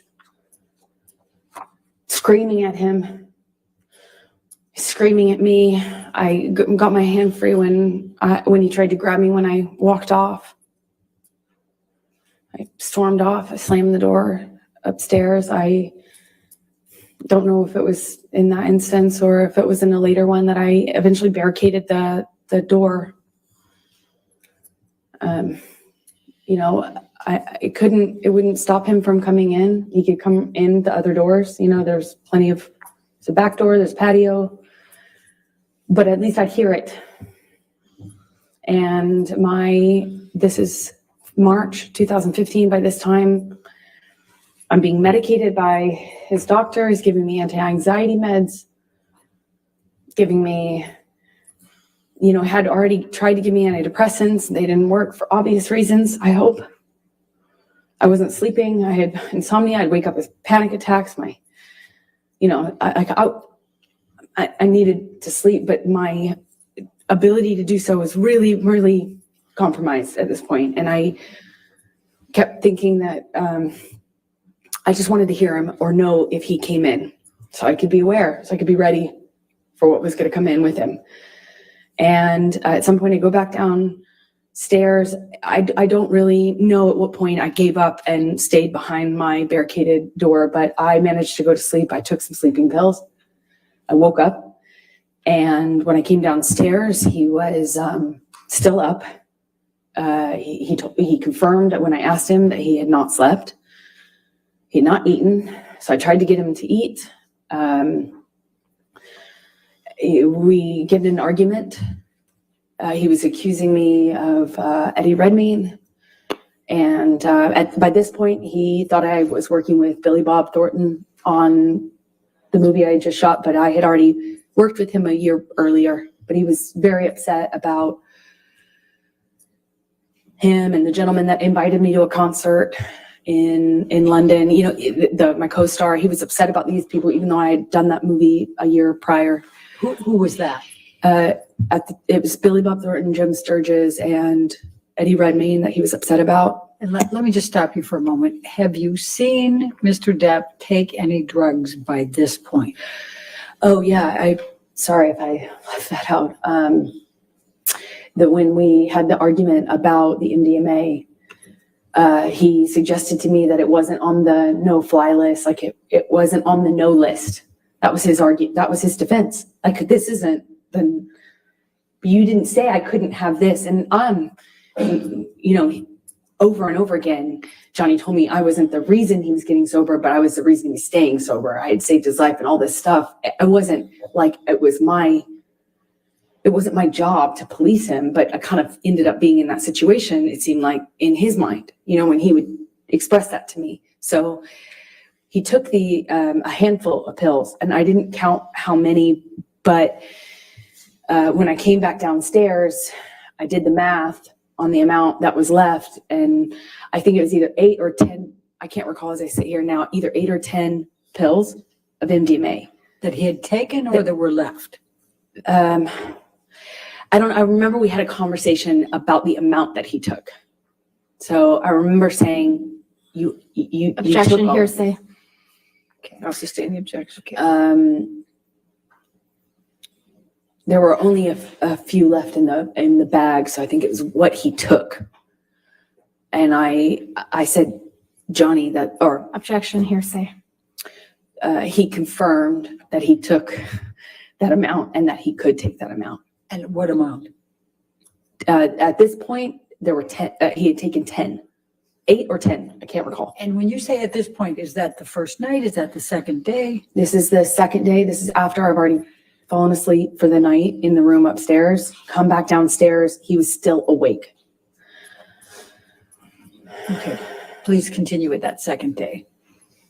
He was accusing me of being mean to his sister. He was accusing me of not liking his sister. Something about the wedding. I was trying to put out that fire, as you will. I was trying to say, no. First of all, I'm not filming with Billy Bob. No, I wasn't filming with Jim Sturgis. Yes, I filmed with Eddie Redmayne, but he was a lovely gentleman. Objection, Honor, hearsay. Let's not offer to prove the truth of the matter. Overruled. Thank you. And then when it came up with his sister, he was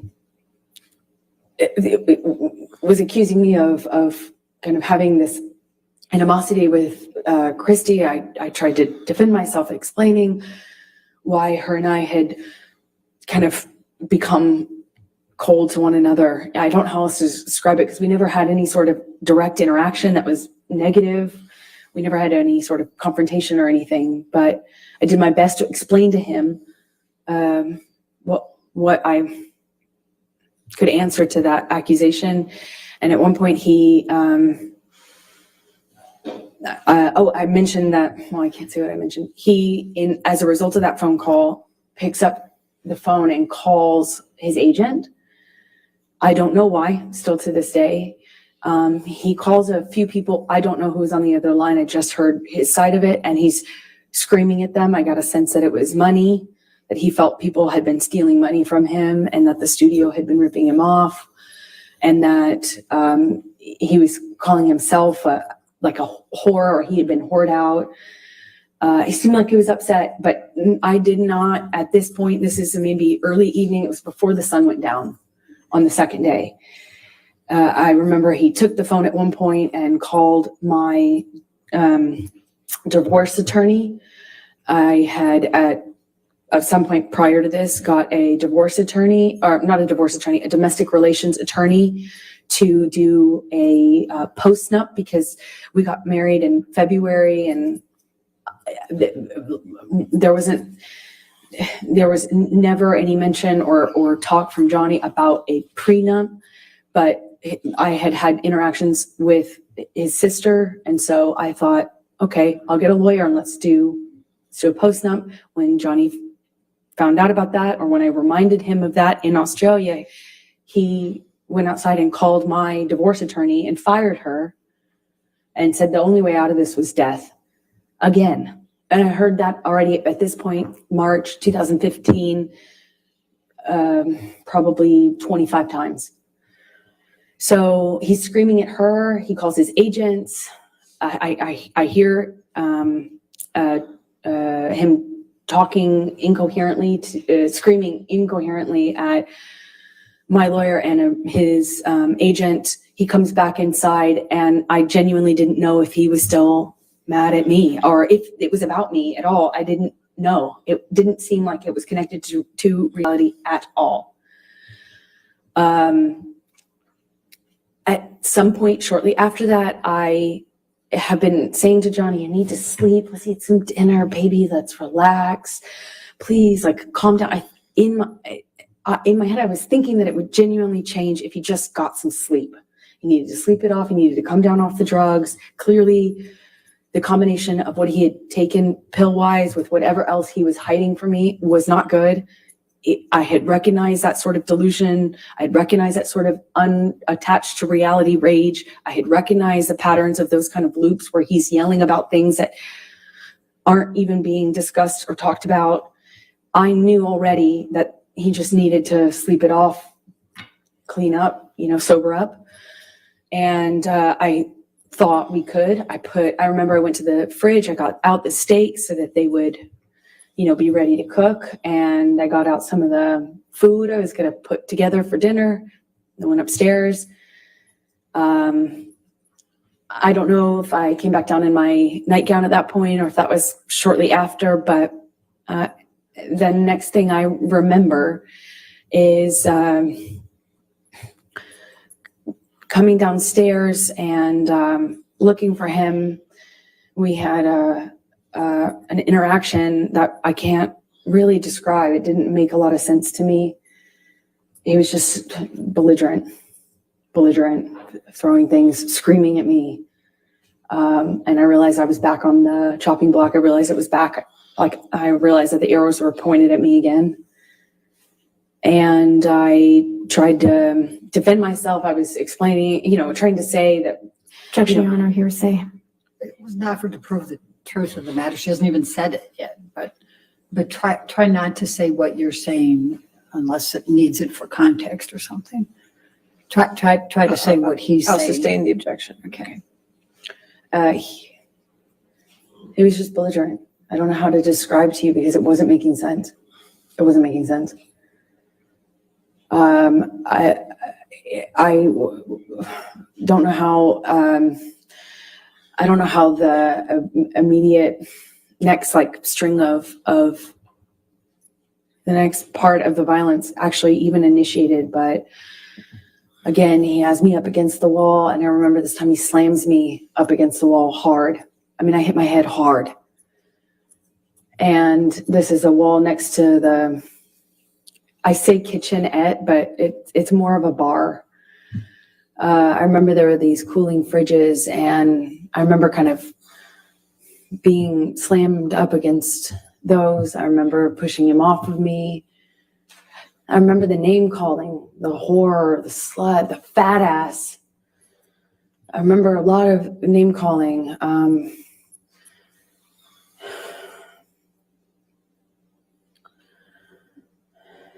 I said, Had he been drinking by this time?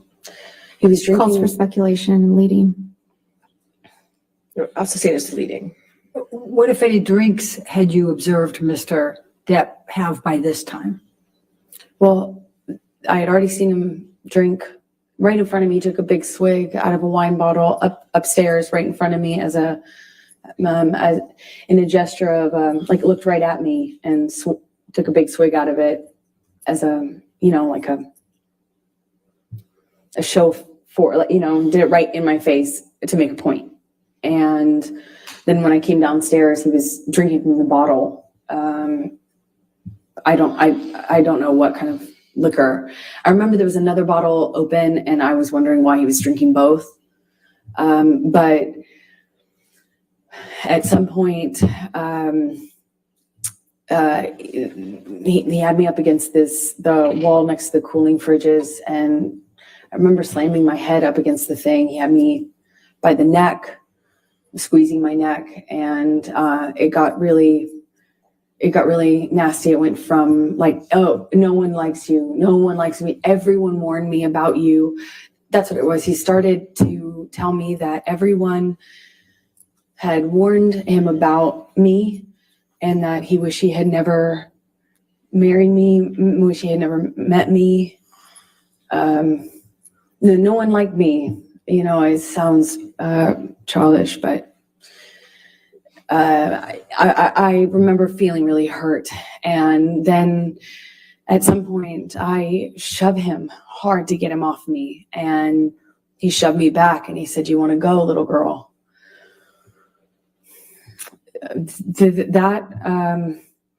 I couldn't, as I sit here today, tell you if that happened before he choked me up against the wall, but at some point, I am in a struggle with him where I'm holding his shirt lapel, and he kind of just flings me, for lack of a better way to describe it, throws me across the room. I land on a games table. It's like a ping pong table. And I don't know if I was holding on to him or if he pursued me separate, but he gets on top of me on the games table and is just whacking me in the face, like repetitive. We struggle on the games table. I don't know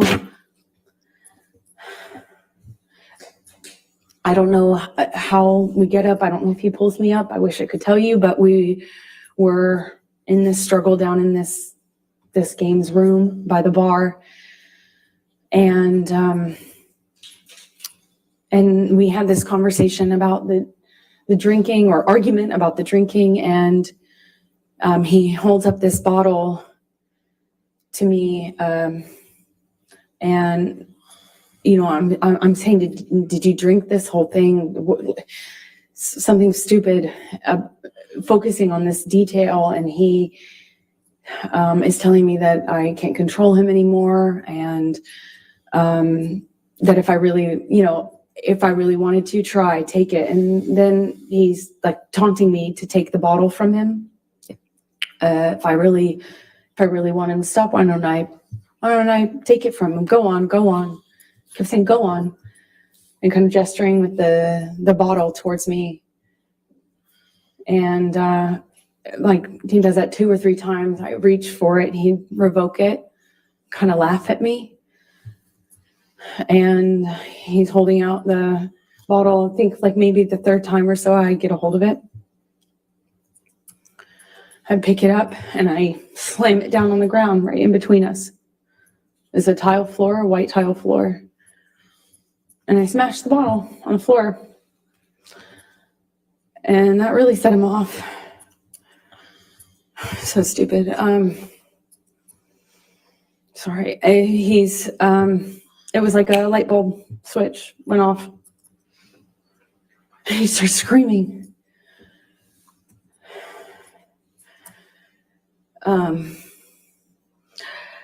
I don't know if he backhanded me or hit me normally. I don't really recall, but I remember it sent me down to the ground.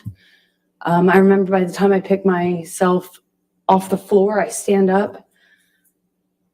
He's got a bottle in his hand. And he threw it at me.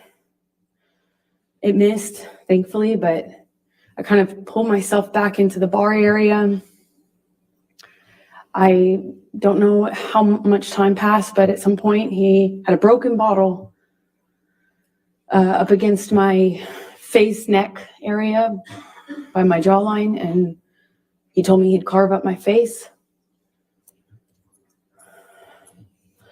I don't know at what point in the evening. I couldn't tell you what sequence-wise when that happened, but it was terrifying. It wasn't the first time he said that to me. He said that to me on the plane as well. But this time he was holding a broken bottle to me. I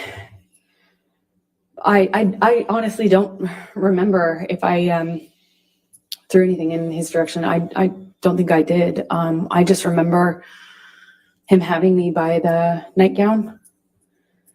I remember him flailing me, throwing me around. I'm flailing. This is after there were some bottles broken on the floor. I think this is actually after, again, forgive me, I wish I could remember the sequence, but it's flashes. He's throwing these bottles at me. I remember retreating. There were also cans, like soda cans, beer or soda cans, and they're coming at me one after the other, and I keep pulling myself into the bar area. There's a bar behind me in like I don't know, like an L shape. He's standing in the only way you can exit, so I'm kind of trapped in front of this sink, surrounded by bar on 3 sides with him in front of me-ish, kind of front off to the left, and he's throwing these bottles one after the other, and I can feel glass breaking behind me. I remember feeling one of them go by my head really fast. I mean, a real velocity. I remember being terrified. I remember I couldn't move. I couldn't go anywhere. I eventually he ran out of things to throw. I think that's how I moved myself towards the exit.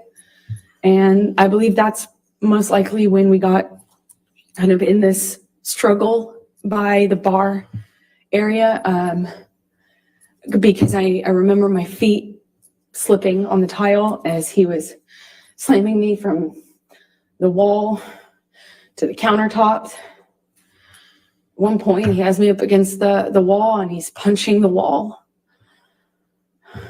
He had my, nightgown and kind of ripped it off my chest. I remember at one point he's teasing me, taunting me that he has my breast in his hand. My nightgown came completely off. It was ripped off of me. So I was naked and I'm slipping around on this tile and trying to get my footing. And I remember slipping on this tile. Glass was underneath me, and I remember just trying to get my footing. I felt really destabilized and felt really vulnerable. I'm naked. And he's flinging me around, and at some point, I'm up against the wall, and he's screaming at me that he fucking hates me, that I ruined his life. I remember I ruined his life over and over. And he starts punching the wall next to my head, holding me by the neck. I get free from him. I kind of step back from him, and it's like his energy shifted to the phone. There's a wall-mounted phone on the wall next to where my head was, and he went from punching the wall to like realizing there was a phone there, and he picked up the phone and he's screaming. He's like at the top of his lungs, screaming, "I fucking hate you. I fucking hate you. You ruined my fucking life." And screaming at the top of his lungs, he picks up the phone and starts bashing the phone against the wall where I was just being held. And I remember kind of having some distance on what was happening and watching him do this. And it was like his energy had shifted, and I was that phone all of a sudden. And he was just over and over again smashing this phone into the wall, over and over again, screaming at me. And I was watching the phone every single time he pulled his hand back. It was just breaking into pieces. I remember thinking this phone is disappearing. He was smashing it to smithereens, just going into the wall. And at some point, he's on top of me, no phone, but screaming the same thing. "I fucking hate you. You ruined my fucking life." I'm on the countertop. He had me by the neck, and he felt like he was on top of me, and I'm looking at him in his eyes, and I don't see him anymore. I don't see him anymore. It wasn't him. It was black. I've never been so scared in my life. It was black. I couldn't see him. And he was looking at me, and I was trying to get through to him. I was trying to say to to him in some way, that it was me. I was trying to get through to Johnny, and I couldn't see him. I couldn't see him at all. And my head was bashing against the back of the bar, and I couldn't breathe. And I remember trying to get up, and I was slipping on the glass. My feet were slipping, my arms were slipping on the countertop. And I remember just trying to get up so I could breathe, so I could tell him that he was really hurting me. I didn't think he knew what he was doing. I don't know how.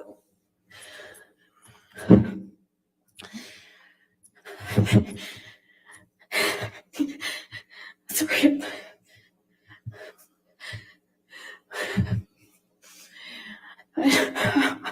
I'm sorry. I couldn't breathe. Please. I don't know. Please, I don't want to do this. I don't want to do this.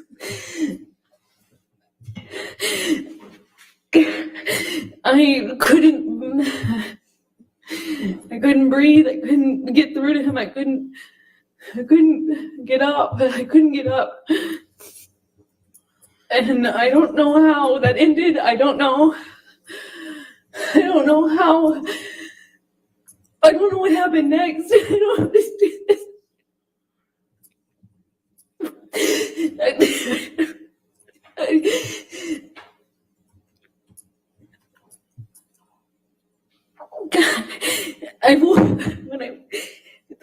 The next thing I remember, I was bent over backwards on the bar, meaning my chest was up.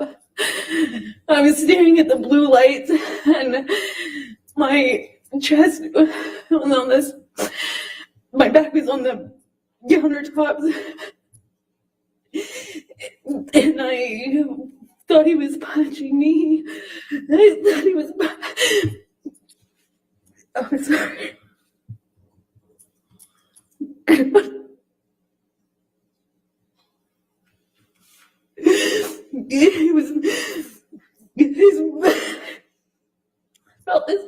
I felt this pressure. He opened my pubic bone, and I thought he was punching me. I just saw his arm. I could feel his arm moving, and it looked like he was punching me. But I could just feel this pressure. It was like it kept hitting him. It didn't feel pain. It was just a pressure on my pubic bone, and I don't know.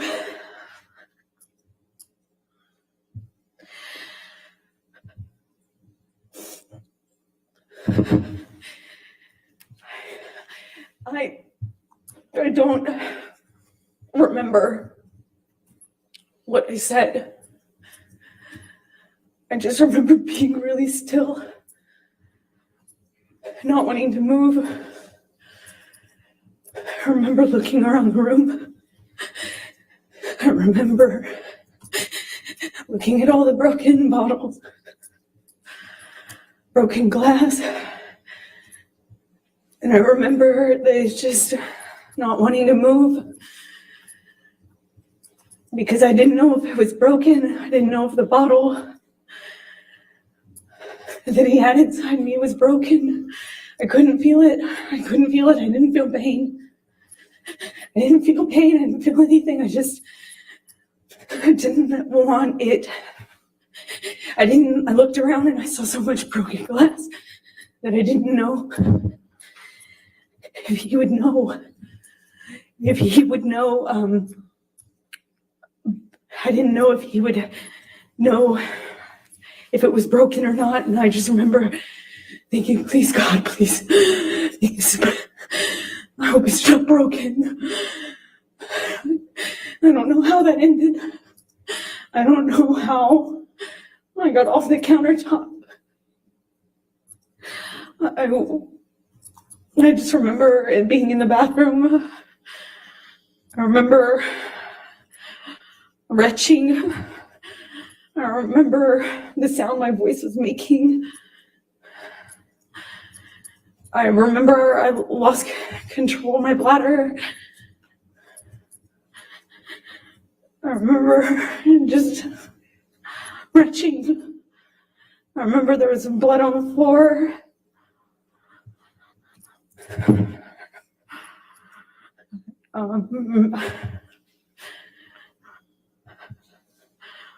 I got up at some point.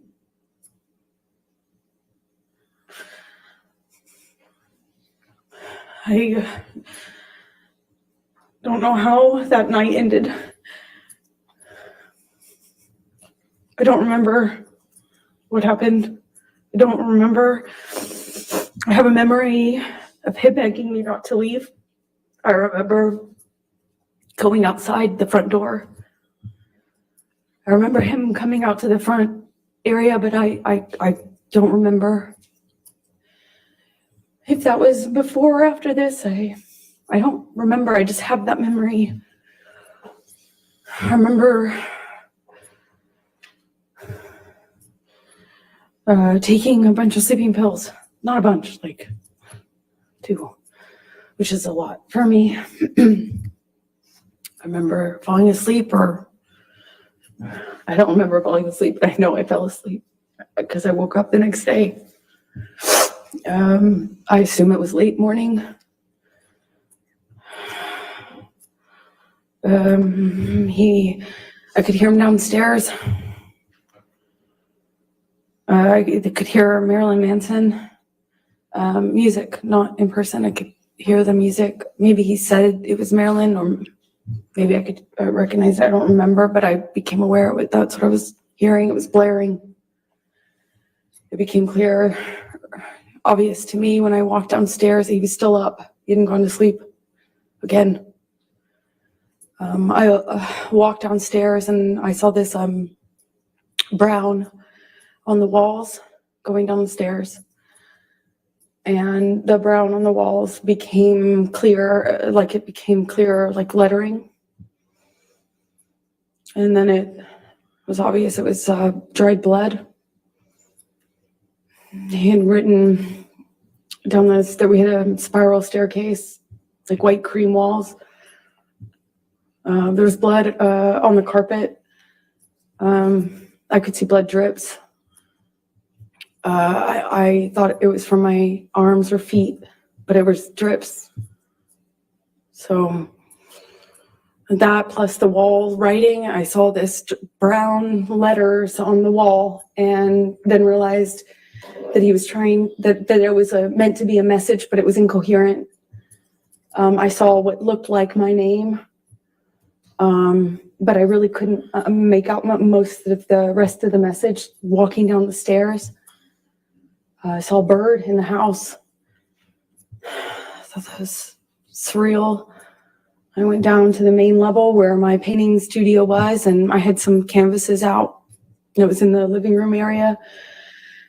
And by the time I got down to the bottom of the stairs, the dried blood had been kind of taken over by paint. It was blue, navy blue paint, and then brown paint. And then it was, on the walls, on the lampshades, pillowcases of the sofa cushions. There was blood in the painting studio. My canvases had been covered with what looked like just brown, blue, green, red mess. It was just a mess. There was a painting that had, a painting that the owners had that had, like giant penis on it, and, some other things. There was a table overturned, a bunch of broken glass on that floor. I walked downstairs where I heard the music coming from, and that's where I found him, blaring this music. He was in the study, which is by the bar games table area off to the side, and it was just glass and blood and broken window, and it looked like a mess. The table was collapsed, and I walked into the study. There was a couple unbroken empty bottles. I remember wondering where they came from. And he just looked, he wasn't there anymore. He wasn't there. It wasn't Johnny. He was standing at the office desk. He had his hand wrapped in this like rags, or bandana rags, and I think he took them down or somehow showed me, and he said, "Look what you made me do. I did this for you," something to that effect. And I kind of put together, it was covered in paint, and I put together that's like he was using his finger. I quickly became aware that that's what he was using as a paintbrush, even though there was lots of paintbrushes around. And we didn't have any sort of like coherent conversation, as you can imagine. I figured out he was missing a finger. He kind of held it up, and I said, "What did you do? When? Like, what did you do? When?" And I realized in my head that there had been many hours since this probably happened, assuming that was happened with the phone. In any case, I knew it had been way too long, that he had this blood, that he was bleeding. And I said, "I'm going to call 911 if you don't call Jerry now." I still don't recall which of us called Jerry Judge, his security. At some point we went upstairs. He came upstairs, but he went up to the third floor while I was in the main floor, the entry level floor. I went to make him a cup of coffee because he was demanding more Red Bull. And I was thinking that's probably not a good idea. I don't know why coffee would be so much better, but in my head it was. I thought maybe, I don't know, sober him up, or I don't know. Help was coming though. And I remember I made him coffee. As soon as I handed it to him, he threw it at the TV and started screaming again. It was like back to square one. Shortly after that, security arrives. I don't know how long, maybe a few seconds or minutes went by, not long, but they kind of find Johnny, or Johnny finds them walking out of the front door, and they were trying to figure out what was going on. And as they were kind of looking at him and trying to figure out what the heck was going on, Johnny took his penis out of his pants and started trying to pee or peeing outside of the house, saying that he had more messages for me. And this is in front of security. And they kind of just like looked at each other and looked at him and kind of not laughed, but kind of half, played it off and corralled him. It was how it looked. It looked like corralling a wild animal back into the house with his penis still out of his pants, peeing or trying to pee. That's what he was indicating. And he went to the wall of the house. And I remember him standing at the wall trying to leave me more, saying he had more information for me. He was going to leave me more messages, more information for me. It made no sense. And Jerry Judge, his security, and one of the nurses, shortly after, I think they put me in the theater room, but shortly after, I remember talking to one of the nurses, and she was trying to give me drugs to sedate Objection, me. Your Honor. Hearsay. Trying to give her drugs. She Yeah, didn't say overruled anything. the- Thank you. Keep going. And I just remember crying and rejecting what they were trying to give me and fighting with them about how much they were trying to give me. I felt like I needed to figure out what was happening with my life, what was happening with Johnny. I didn't know if he was okay. I didn't know. I actually had no idea, like, could this be something he could die from? If anything, just the the drugs and the alcohol. I mean, that alone, I didn't, you know, I just remember being scared and being in this theater room, this dark theater room, and not knowing what the heck was going on. I eventually was taken up to my room by one of the nurses, and I'm sorry, Debbie, and or suggesting I go up to my room. I went up to my room, and I took a quarter of what she was trying to get me to take, and I eventually fell asleep. I came back downstairs to look for my phone, which Johnny had picked up before security came in. He picked up my phone and said, "We're going to get to the bottom of this." And he wasn't making any sense at the time. I understandably just different. Nothing made sense. But he picked up my phone and was saying, I'm going to prove this. We're going to get to this. We're going to get to the proof of this. Something to that effect. I don't remember his exact words. And he pushed record on my phone. I didn't actually at the time think that he had done that. I had no idea, but I did know that I didn't have my phone when I woke up and went downstairs to get it. It was dead. It was sitting out on the dining room table by where Jerry Judge was sitting. Jerry Judge was on the phone and talked to me, and I went back up to bed, took more of this sedative, and fell asleep. And then I think the next day, went to the closet and took out the clothes that he hadn't painted on. I guess when he went back upstairs, he had just like, it looked like what he had done is dip his hand in a bucket of paint and just wiped it on my clothes. Just went, and he had picked up another portion of my clothes and put them in the bathtub. And I don't know if he added paint or if he just had touched them with paint, but it was this ugly navy blue brown paint. I packed what was packable, what hadn't been destroyed, and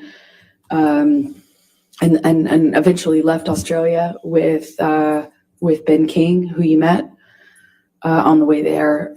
And let me stop you there because I want to ask you some more questions about those 3 days, and then we can talk about Ben King and going home. So, do you recall what bottle Mr. Depp was drinking from and then had that back and forth with you and you threw on the ground? Objection, Your Honor. Compound leading. Sustained. Do you recall what the bottle was? No, I don't. Okay. Do you recall whether it was wine or liquor? It was liquor. The wine was upstairs. Okay. Do you recall what color it was? Well, I believe it was white, clear, but I can't be certain. I think it was clear. Do you remember whether it had a handle on it or not? No, it was a normal bottle. I remember because he was holding it like this and gestured to me to take it. And I did try to reach for the bottle. It was a normal size, but for life of me, I can't remember what brand. Okay. When you woke up that third morning and came out of your room, what, if any, food did you see? Oh, yeah, I forgot about that. Objection, Your Honor. Leading. Overruled. There was mashed potatoes smeared all over the bedroom door, on the wall, in various places. But I remember opening the door and being really confused at first as to what it was. Had little specks of green in it, I assumed to be spinach. And throughout the house, there was food rubbed in places, just countertops, walls, doors, as I mentioned. And later that evening, I found the raw meat that I had left out, the steak, all over the house, or pieces of it. It was cut up.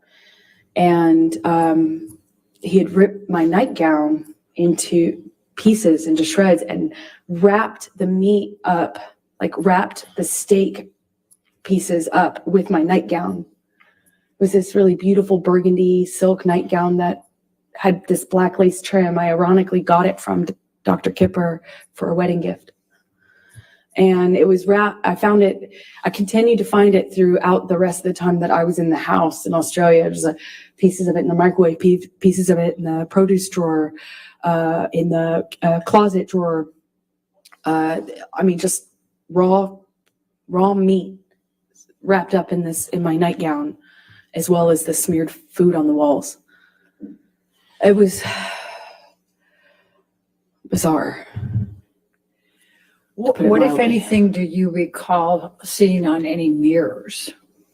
Oh, he had written on the bathroom mirrors in the bedroom, and I believe he had, there was another mirror. I just don't recall which bathroom it was in.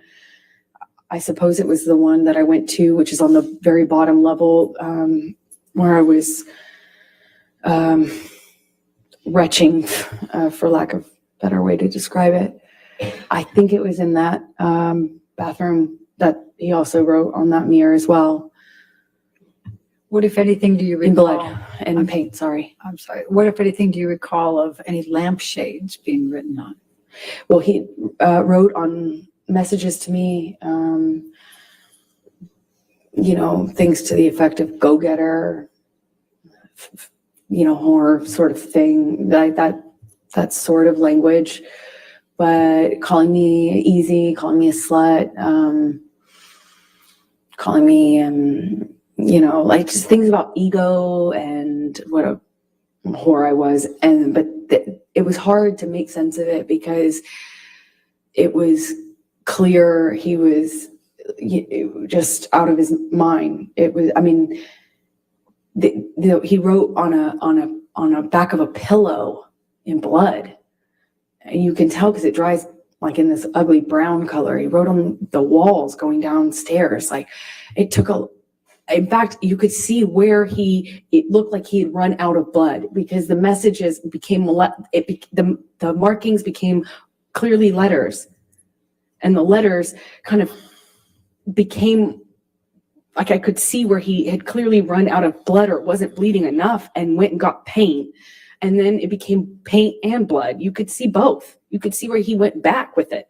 Same with the mirrors. I could see where all the dried blood was. And then I could see a different set of markings with paint and some other material. So I'm going to go back to the time in the bar, and I know this is very painful. Do you recall what Mr. Depp was saying to you when he had the bottle and was pushing it against your pubic bone? He said that he would fucking kill me. I'll fucking kill you. He said it to me over and over again. He said, I'll fucking kill you. Did you bleed from the vagina as well? I did. And did you experience any pain later? I wasn't thinking about that. I was heartbroken. Eventually, I realized that I could be hurt because I was bleeding. But I convinced myself it wasn't broken and that the bottle wasn't broken, or else it would be a lot worse. And the discomfort I was feeling afterwards just paled in comparison to how scared, shocked I was. I'm scared. I just married this man. I just married him.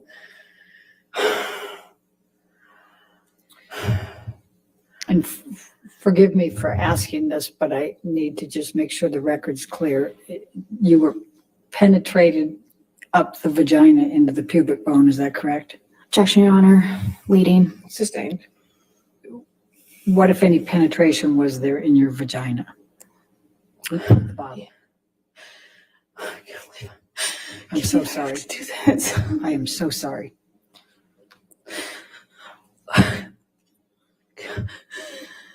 Johnny had the bottle inside of me and was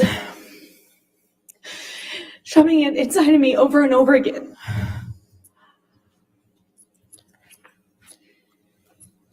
Did you experience any cuts on other parts of your body? My forearms were cut. My bottoms of my feet were sliced up pretty good. Did you have any other bruising or swelling? I had a bruise across my jaw, I suppose, from one of the many times he clocked me in the face downstairs. I think I just didn't make a record of anything else. I'm going to ask you to turn to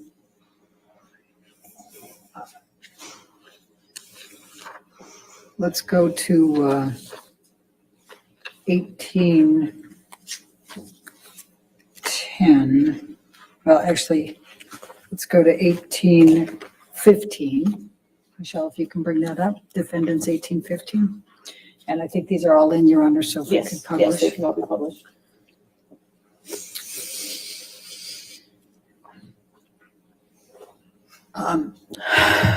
Is this the game table? Yes, it is. Okay, and is this, based on your testimony, is this where you were you on top of this table? Yeah, that he briefly got on top of me, and was pushing on my throat, actually, at some point when I was on the table. I had forgotten about that. And this, though, looks like it is after a lot of the stuff was cleaned up, because it didn't look quite like this. Okay, and did the table collapse? Yes, it did. Objection, Your Honor, leading. Sustained. What, if anything, happened to the table? The table collapsed underneath me when Johnny threw me into it and got on top of me, or fell on top of me. I honestly don't know which one. We could look at 1816, please, defendants.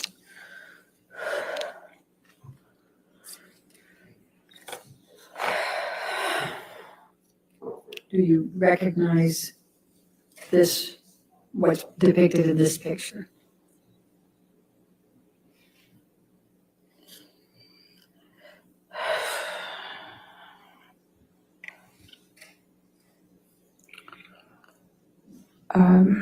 Yes.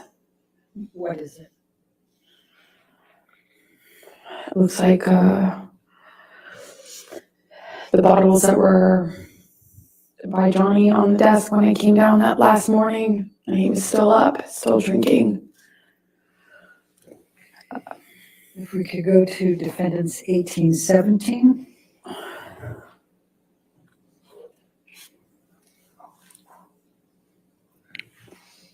The bottle shape. I'm sorry, go ahead. I have not. Go back to 1816, please. Your Honor, I had. is there a question? I got to ask a question. What more do you recall? Sorry, it took me a minute to respond because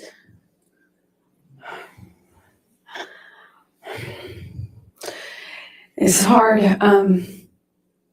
It took me a minute to respond because I had not remembered seeing the bottle that Johnny was using on me. I didn't have a memory of seeing it.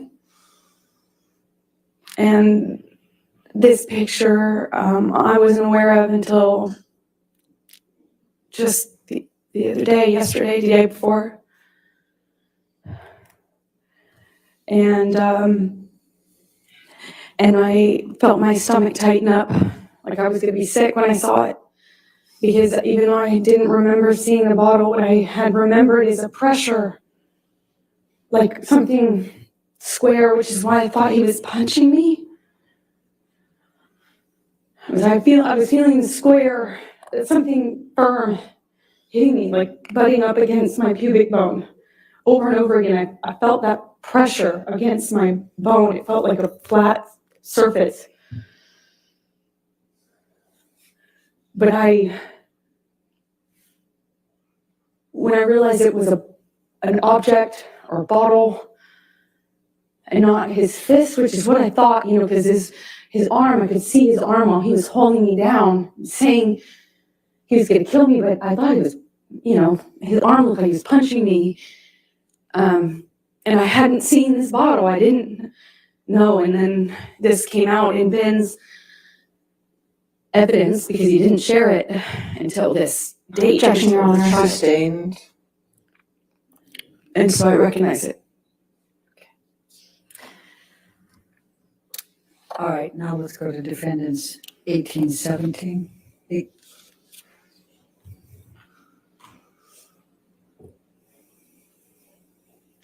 Do you recognize this area or this picture?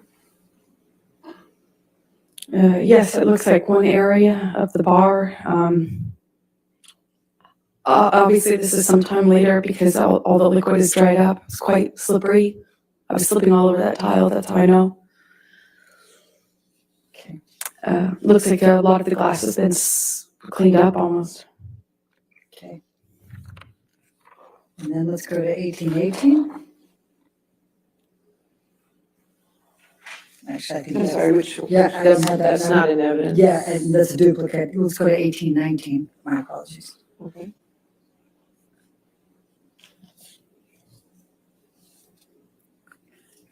Do you recognize this? Yes, I do. What is this? This is close to where my feet were when I was dangling off the counter. When he had me on the countertop by my neck, my feet were slipping on the tile, and I just remember my feet. I remember feeling glass underneath my feet and slipping. I couldn't get up. I couldn't alleviate the pressure on my neck as he was crushing me. That's that's next to that. All the way at the end of the picture is the bar where I was standing when he was throwing bottles at me.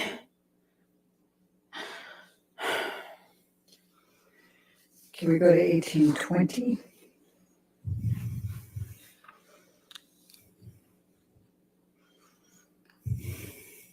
Do you recognize what's depicted here?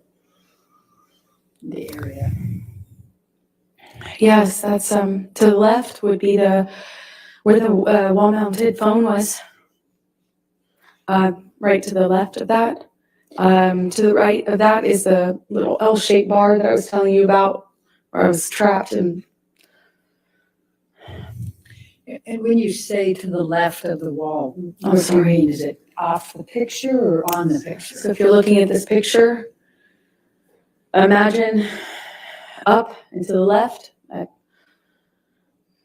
at person height, at site height, was and I don't know if it was antique, but it kind of looked old-fashioned, like an old-fashioned heavy. It looked heavy. I didn't pick up the receiver, but it looked heavy when I was watching it break. It looked like these really heavy glass. Excuse me. It's really thick, heavy, not plastic, but like a Bakelite or something heavy material on it. That's my best guess. So that would have been to the left, and then to the right would have been the very end of the bar that you just saw a picture of. All right, let's go to 1821, defendants.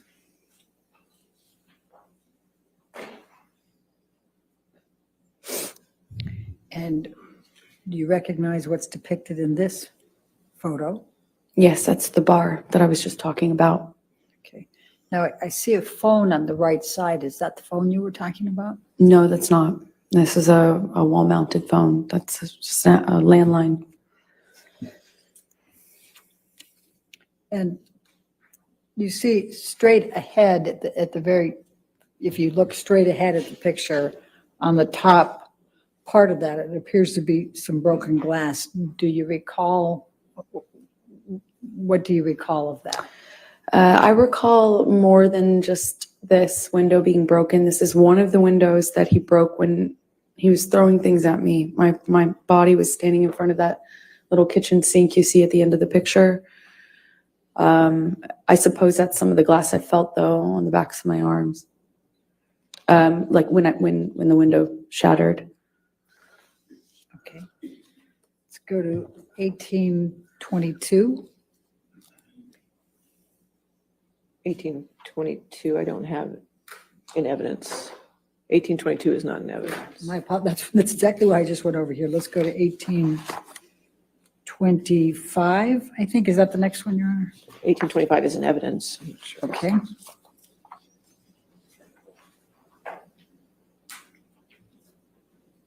Do you recognize this picture? Yes, that's where Johnny was standing when I found him the last morning. That morning, it might have been like midday. When I say morning, it was after I woke up. It was certainly not early morning. And he was standing at that desk, behind the desk, with the Manson blaring. When I found him and told him that I was going to call 911 if he didn't call Jerry. If you look in this picture, there appears to be a lampshade down below. Do you recognize that lampshade down below the table? That's one of the lampshades Johnny wrote threats or messages to me on. Okay.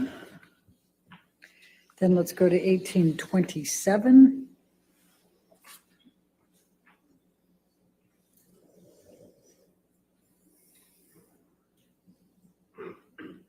Do you recognize this? Yes, I do. That's my painting studio. So when I walked downstairs and saw all the blood on the walls, I walked into this room first. That's where the stairs empty into this room, kind of my painting area. And those are the canvases that he repainted. And do you see, if you look by the white tablecloth table to the right of that, do you see a lampshade there? Yes, I don't know if that's the same lampshade or another one. Okay. Then let's go to 1828.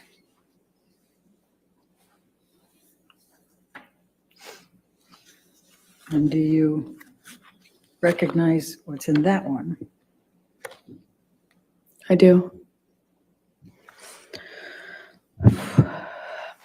Those are were my paintings. That I don't know when he did that, if it was before or after the writing on the walls, but he just ruined them. So I just want to make sure. So the painting canvas that's dark, two of them there. Well, there's two or three, and then there's a smaller one in the center, and that was his daughter. I was trying to paint a portrait of, and that was untouched. Okay, and then but just so we're clear, the one directly in front of you that looks like it's just a lot of dark colors, was that dark colors before, or? Objection, Your Honor, leading. I said, was that dark colors before? I'll sustain the objection. What, if any, change was there on that canvas? Oh, I'm a terrible painter, but I'm not that bad. That was not my painting. It was the start of a portrait, and he changed it dramatically. And then to the right side, on the other side of, more to the right than the one you already testified to, is that what that picture looked like before, or is that? Objection, leading. What, if any, changes were there to that picture? Well, the three canvases were portraits. So they looked similar to the one that's in the center that I was doing of his daughter. Okay. And the white that's below, what, if any, changes were there to that? The white canvas that you see there? It just looks like the painting was, it looks like once he destroyed. Objection calls for speculation. Sorry. Suzanne. Was there anyone else in the house besides Mr. Depp and you? Not that I know of, no, and no one was around. Okay. Do you have any reason to believe somebody other than Mr. Depp did this? Objection leading. Sustain. What, if any reason do you believe that Mr. Depp did this? Objection That was not, what, if any? What's the objection? leading. No, I'll overrule that objection. Thank you. It was just Johnny and I in that house over the course of those 3 days, roughly.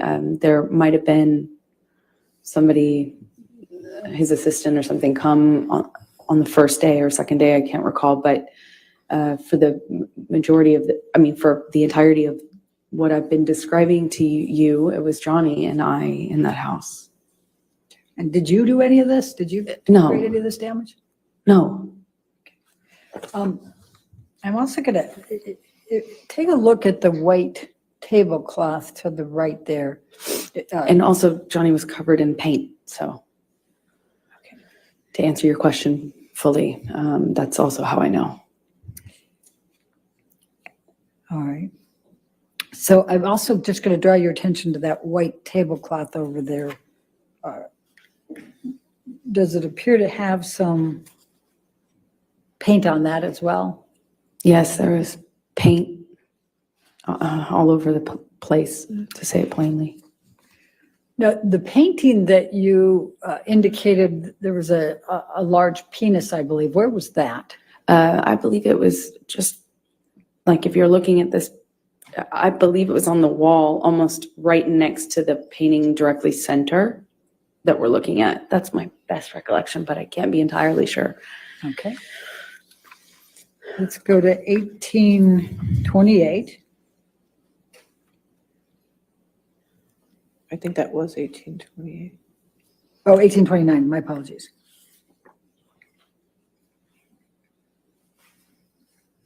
And do you recognize this photo? Yes, I do. What's in it? And what was this? This is one of the lampshades that Johnny chose as a medium to leave me messages in blood and paint. Okay. Let's go to 1830.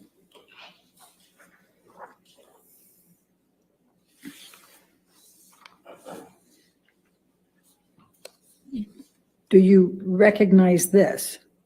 Yes, that's one of the bathroom mirrors. Okay. And if you could just look to the left, and I'm going to go ahead and circle it over here. You see red and black there. Would you agree? Yes. Okay. And there were some questions that were asked earlier about that red. What, if anything, did you write on this mirror? I didn't write anything on the mirrors. I was as confused as anyone in hearing that testimony. And based on looking at this area that I have circled, is the black on top or underneath the red? Objection, Your Honor. Calls for speculation leading. I'll sustain the objection.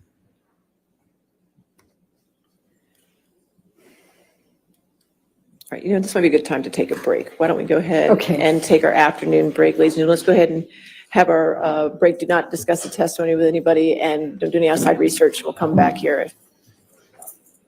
All right, in 15 minutes.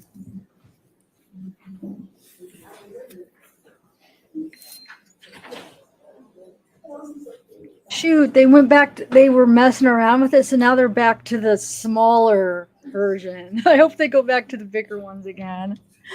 Man, it looks like they are starting to hopefully include in the pictures now. I was trying to go to the other All right, site, so we'll come back at capture the 4:02. video, and then bring Okay. in the Thank you. picture. All right, But by the thank you. time they played the other one, it took a minute. Oh, hold on one second. Yeah, that's just my pharmacy. Okay, wait. What am I doing? Yeah, what am I doing? Okay. Yeah, before they hold on, let me get so flustered here because I was trying to go over, get the picture and then share it. But by the time they put it up, and then I was able to what do you call it? Screenshot it and then bring it into my StreamYards to put it. It was like sometimes it was a little late, but maybe they're gonna start doing it. Did you see Law&Crime? We're just trying to like do like a right at the end. That'd be awesome. But here, I wanted to show you some of the ones they were showing that I didn't start doing it, like the bottle that supposedly he used. I'll show you that. I ended up grabbing it, but then by the time I got it, it was too late. So I think she was talking about, wait, where's the picture at? Hold on. This. I think she was talking about this picture with the bottle. I thought when she was describing it, why did I always think she meant a beer bottle? But if that's the picture that was up, she actually meant a liquor bottle. Did you guys realize that? That that's what she meant when she was talking about it? I didn't realize that. So that was the first one that they put up. And then they put up this one, which that was the bar. I think this is the one where she was saying, I forget. One of them, she said she was slipping or something right here or something. I don't know. Like these are the two pictures. I guess it's showing the blood and the bottles and stuff. Beer bottles. Those look like cans to me, not a lot of glass. Besides one she probably threw. And then they put up that.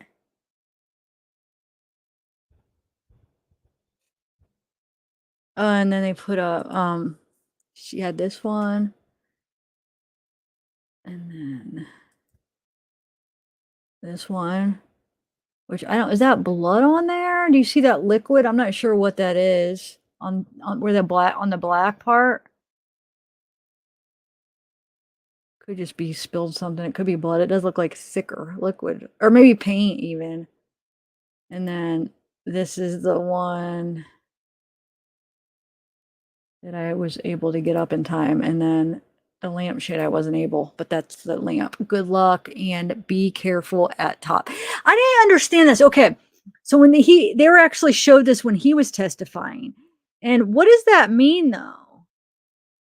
Oh, he means at the top. Oh, right, at top. I was like, what does that even mean? But be careful at the top. Is that kind of what he meant?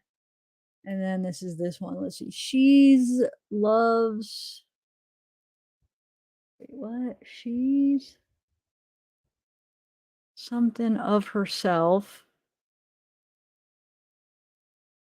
She loves something. She loves holes? I don't know. Something she said forever.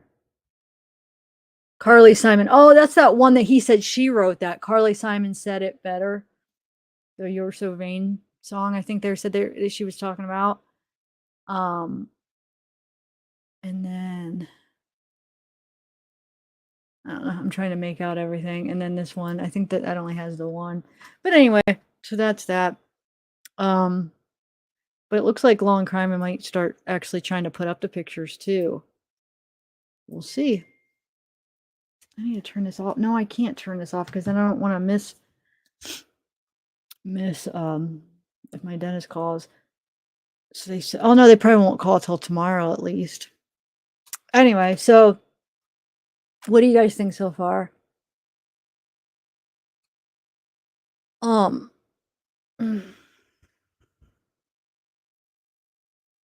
Now, honestly, I know some of it is outrageous, but do you guys still think that he never hit her back? Just a question. Do you think he never reacted? What do they call that? Reactive, whatever. Do you seriously think that he never reacted back and hit her? The only reason I'm thinking that that's possible is because when we're listening to this 2-hour audio, it almost is like, yeah, she admits to it, but so does he, guys. Like, if you know what I'm saying, he's admitting to that that there's violence. I mean, because why does he keep talking about violence and physical? Not like he talks about the physical. Yeah, he could just be always talking about her, but listening to that 2-hour audio, it does seem like it's a mutual thing. Don't come at me. I think she's definitely the aggressor, but I said it from the beginning too. I do think he's reacted before, and I said this from day one when I did lives about it, and I still feel the same. I still feel like he has hit her back. I do. Hate me, whatever. The evidence I feel like does show he probably has hit her back. I don't think he's the aggressor. I think she starts it and picks. But just from the audio, yes, it clearly shows she's abusive in the audio, but it also shows that he does not deny it. And this 2-hour audio is really convincing me that, remember the reasons I gave why he might not be denying it? In this 2-hour audio, he's very coherent. He's very talking back. He's in the conversation, and he is saying things that makes me think that he's agreeing that the physical abuse needs to stop. The physical fights need to stop. Whether he means just like a push or something, I consider a push reacting. He's gotten physical with her, I think, because have you guys been listening to this 2-hour audio?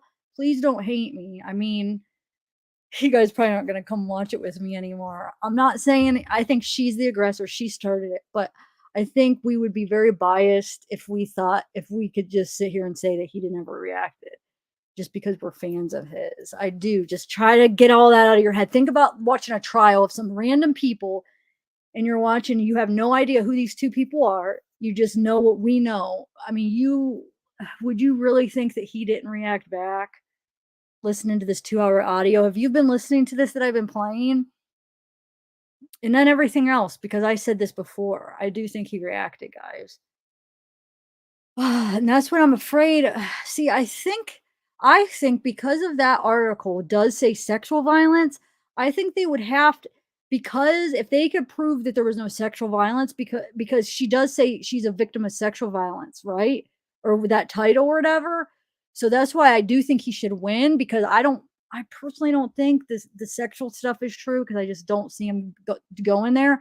So because she was a victim of that, wouldn't they have to, if they could even prove that she lied about that part at least, wouldn't that be a lie then, right? Because sexual violence is different than just, you know what I'm saying? That's different than physical abuse, I think, if you're like specifying. So I think right there, if they could prove she lied about that, he should be able to win, even if he has hit her back. If she lied about the sexual violence part, I mean, I'm not a lawyer. Tell me if you guys agree or disagree. Wouldn't they have to, if they could prove that never happened, anything sexual like that, then he should be able to win it, right? Because then that was a specific, right? At least one of the titles, but I don't know. I'm trying to think. We should read that again. In the article, does it say sexual violence, or was it one of the titles that they said that they changed? I'll have to look. Let me look real quick. I know I remember there was one title that supposedly got changed. Let me see. Hold on. And if in the article, if it specifically says it too, because I think it's different. I think it's two different things, right, guys? Sexual violence with physical. Yeah, they're both horrible. But if you're lying, if you specifically say a certain kind and that's a lie, then that's defamation, right? You're lying about it. It's hurting his reputation. Doesn't matter if he hit you back. If the sexual part is wrong, I'm not saying it doesn't matter. Nobody should, I'm not saying that doesn't matter. But I'm saying for the legally, if she lied about something specific that she said and it wasn't that, then she should be able to win regardless if he hit her. If he didn't sexually violate her at all, he should still be able to win it legally, I think. From what I'm understanding, I'm learning a lot. I have a lot to learn. But let me look at it again though, that Washington Post, and see what exactly it says inside the article. We could go over it after, because I don't think we'll have time to bring it up, but I just want to see while we're sitting here. I want to see what the title said. Physical violence. Okay, so the title now is physical violence, but I think it was sexual at one point, the title, right? Isn't that what changed? So they'll probably argue that because it changed. Isn't that what they're making a big deal because it was changed or something? Well, let me see if it says anything. There's a few key points in that they're specifying. I haven't even been able to look at your chat, guys. Hold on. I'm just trying to see. I just want to make sure. I may have to look at it later.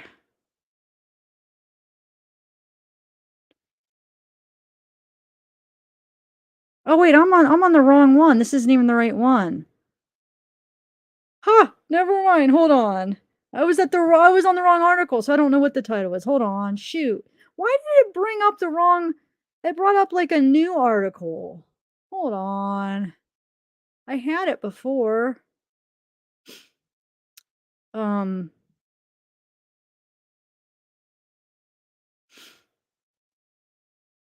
should have just brought it up on my computer. I just don't like using it until it comes on. I get real nervous. I don't want to miss any of it for you guys. What is the title of it, guys? Just tell me real quick. For some reason, it's not bringing it up for me. Oh, yeah, it is. It is still. I spoke up against sexual violence. Bam. That's still the title. So, yeah, I think he should still win, even if he's hit her back. If they could prove, because I don't think the sexual stuff is true. I hope not, because I can never picture him being like that. And I don't know. I don't think that's like his character at all. The only reason I think he hit her back is because the reaction, she picked, and he was, the love, and it was so strong, the passion, and she would push. And I think he did react. He was high on drugs. He wasn't himself. I think he did. I really do. But I don't think he would do the sexual stuff. I hope not. So it does say that. So I think even if they need to stress that, right, guys? Is there any lawyers in here?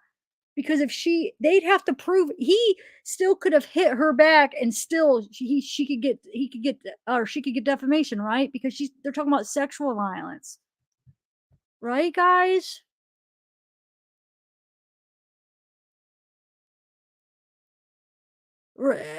So I mean, either way, I think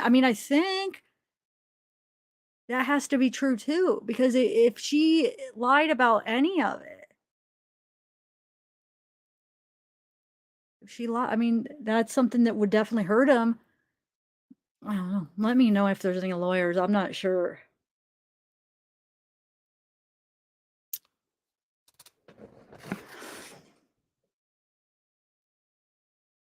Yeah, I guess there's probably like a really gray area on how they're probably both perceiving it. She's just a liar. We know she's a liar. And he's probably, he's under the influence a lot. His is probably fuzzy on how he's perceiving it. And maybe to some people it would look like a defense. Some people would be like, no, that depends probably. I don't know. I don't have the answer. I'm just saying, I feel like I'd be biased to think that that didn't happen. Like, I don't know. I'm just being honest. I guess maybe not. Maybe this is just how I'm looking at it and nobody else is. And I am a Johnny Depp fan. Like, I love his movies and stuff. And I don't know.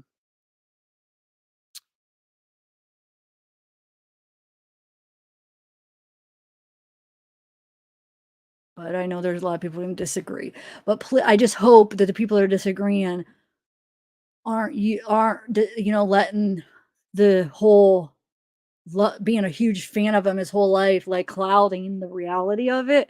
Not that he's a horrible person, because I think he's probably a really good guy. He's an addict. He's got some problems. I'm an addict. You know what I'm saying? I'm no better. I'm not saying we all do. I'm not saying he's a bad person. But I do think some stuff went on. I really do. Because you guys are listening to the same 2-hour audio we're listening to, right? He's clearly saying when it gets physical, he's not saying when you get physical. He's taking it on like it's a mutual thing. Definitely don't think he's the aggressor. I think she pushes him. but he reacts. So he's taking it on because they both get physical. Not, you know what I'm saying? Like, not that he probably ever starts it. I don't know. I wasn't there. I don't personally think that, but like, let's listen to the audio maybe one time next week together, or we could actually have time to stop it. And I can be like, listen to this. Like, what do you guys think? Like, listen to what he's saying right here. Then we could break it down into pieces or something, because I'm having trouble with it. I really am. Like, I'm really seeing what he's saying. If you're listening to what he's saying, that it's a mutual thing. And she's the aggressor, like she's pulling it out of him, I think, but I do think he reacts sometimes. And I think if he wasn't under the influence of substances, not that alcohol, drugs make you violent. I'm an addict, never been violent. So no, I know. So don't take that. That's not what I'm saying, but it could make you think about it. It does make somebody act in certain ways sometimes if they are, you know what I'm saying? Not that if you drink or you use drugs, you're going to be violent. No. But it could make you react badly. You know what I'm saying? Like your sense of control isn't as good as it normally would be. Okay, we're back, guys. I feel like you guys all hate me now, probably. I'm still Team Johnny. I still want him to win because I don't believe the sexual stuff. And I don't believe her because she's putting it on like he is the aggressor and she's the saint. I don't believe her still. Okay. All back? Thank you. All right. Before we get to jury, I just want to see, I hope they put talking it with back Sammy, to is the- Friday, May 27th? It's not, we usually don't meet on Fridays, but is that an okay day to have trial on that Friday? It's the Friday before Memorial Day. I want to check with the jury, but I want to check with you first. Yes. That'll actually be closing argument day for anybody that wants to know. Okay. So, right. So I just want to make sure that keeps it on track, but if it's good with the jury, I just want to make sure that Friday's good with them. That works for me, Your Honor. Okay. Okay, sure. So wait, they are for sure off next week, right, guys? But like I said, I still think she's lying up there about a lot of stuff. Like, because she's making it seem like he's starting it. He's the one doing it. She's the saint that leaves. I think she's the aggressor. She's pushing him. He wants to leave. She's not afraid of him. I don't think she's afraid of him. So don't get me like, no, that's not what I'm saying. I don't think she's afraid of him at all. But I do think he's reacted. I do think he has gotten physical with her.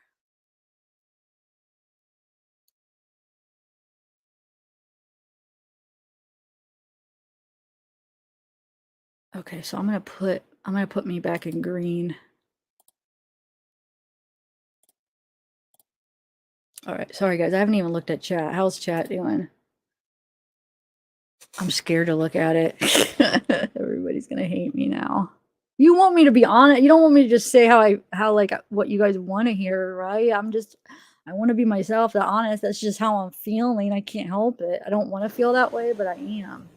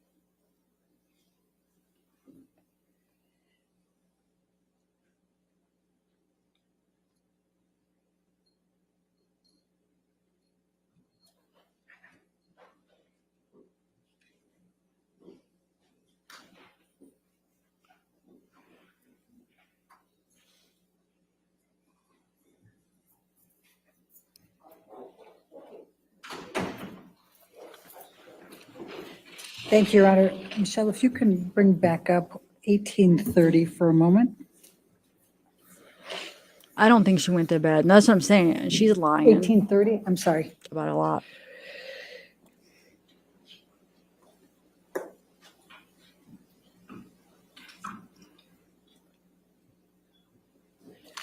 Amber, we were talking about this right before the break. It still has my highlight. Which color is underneath the other? Objection. Calls for speculation. Based on your perception, which color is I'll underneath? sustain the objection. All right, let's do this. Let's bring up Defendants 375, which is already into evidence.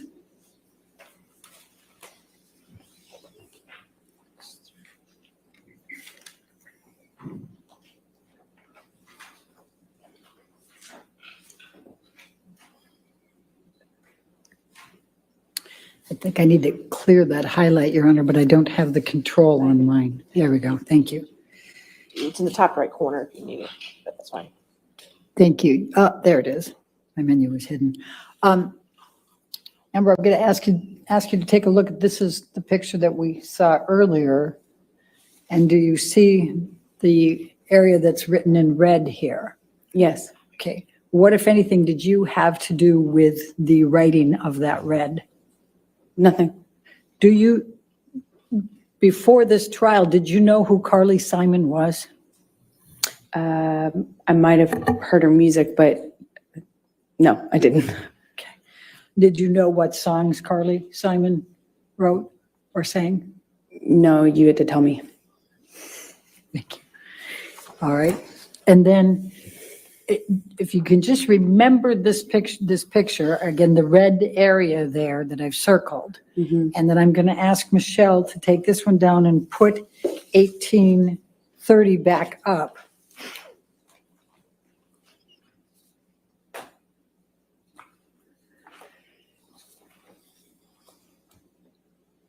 And I'm going to ask you to take a look at this.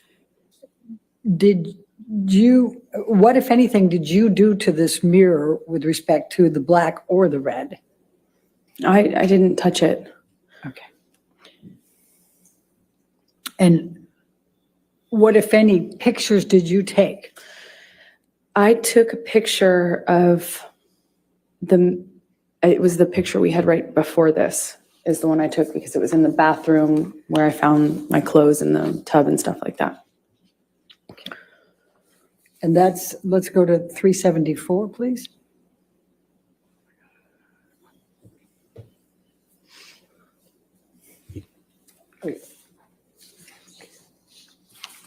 That's already in evidence.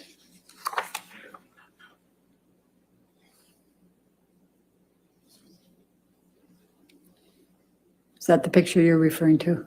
Yes, it is. Okay, and I'm sorry, I just want to make sure that I understand. What else was in this bathroom where this mirror was? The bathtub and another mirror, which also had writing on it. The bathtub had a few of my clothes in it and paint. And both of the two mirrors were painted. I believe I took a picture of both mirrors. Okay. And then I'm going to ask you, Michelle, if you can bring us back to 1831.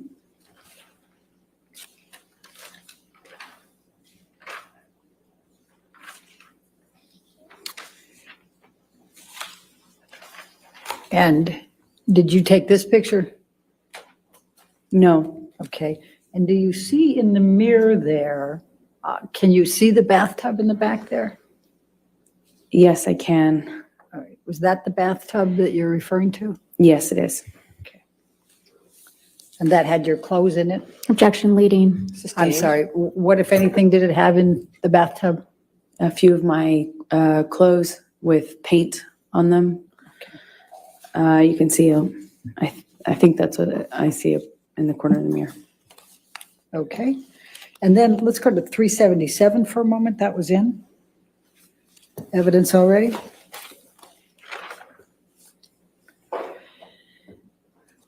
And do you recall seeing this picture earlier? I do. Okay.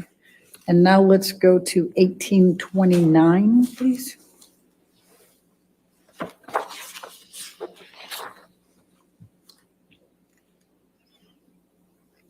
Does that appear to be the same lampshade but in color? It does appear that. Okay, thank you. All right, now let's just go through. I'm going to ask you to take a look at 1834.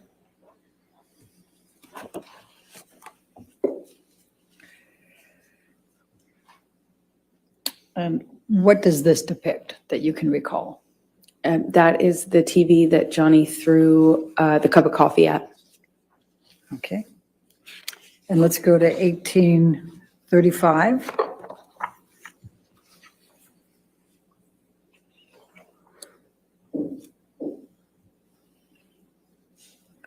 And what does this depict?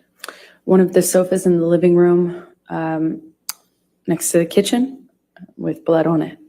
Okay. And then let's go to 1837.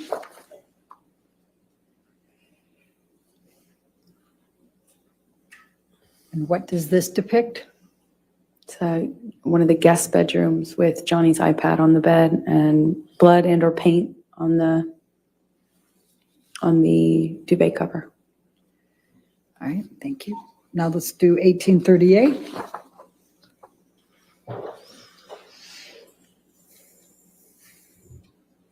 And what does this depict? A lampshade or a lamp that has been robbed of the shade. Okay. Let's go to 1839.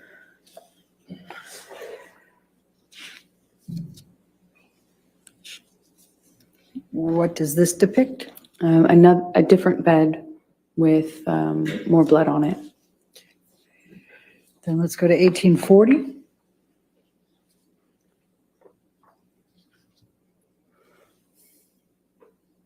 And what does this depict? Blood on one of the guitars that Johnny was apparently trying to play. Okay. Then you didn't try to play the guitar. Objection, Your Honor. What Calls if for any- speculation. I didn't even get the words Overruled out. At this point, next, your question. Go ahead. Okay. What if any effort did you make to play a guitar? I've never played the guitar. Okay. Let's go to 1841.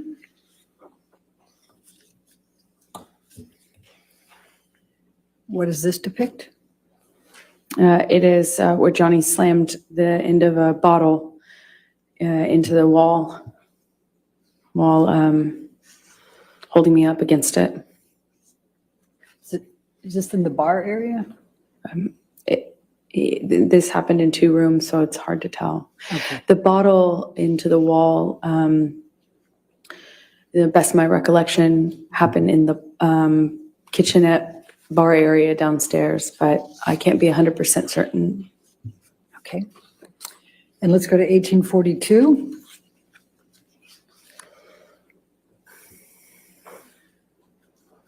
What does this depict? Another broken lamp. Okay.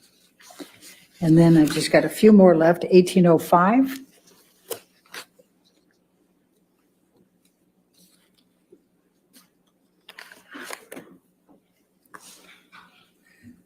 And what does this depict? Wine spill. It looks like the remnants of a wine glass being thrown. And it looks like broken glass. Do you recognize where this was in the house? Well, it looks like a bedside table, but I can't be certain. Okay. Let's go to 1806.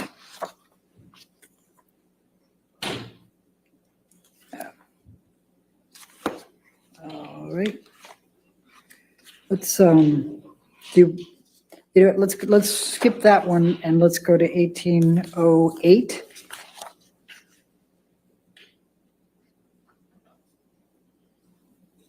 Do you know what this depicts?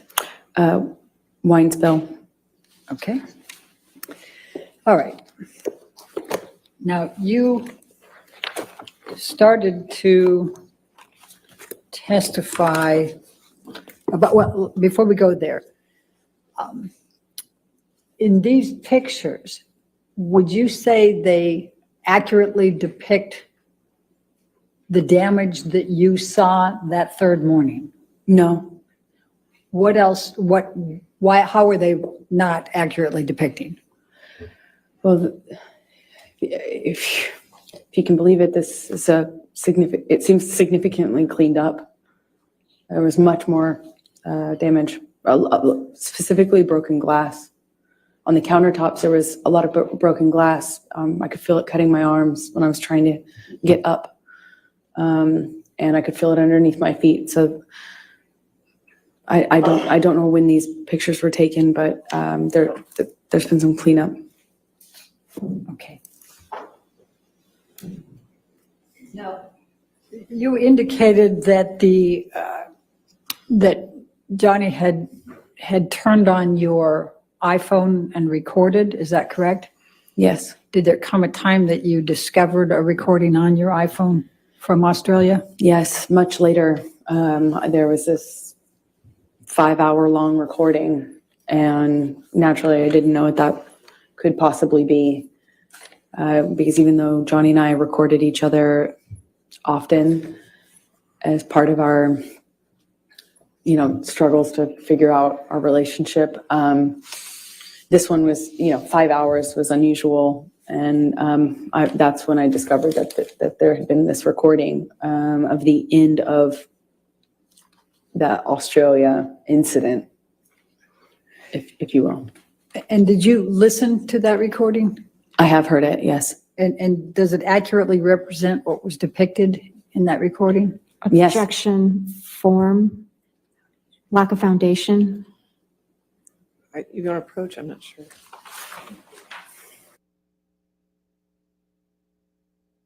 What recording was it, guys? Which one is she talking about? Obviously something that she, it looks good on her behalf. I'm sure we listened to it already, right? Or have we? Do you guys know which recording she's talking about? Huh. They'll probably play it, I bet. Has Johnny even drank any of that drink? I feel like it's sat there the whole time. It doesn't look like it's gotten any lower. Has it?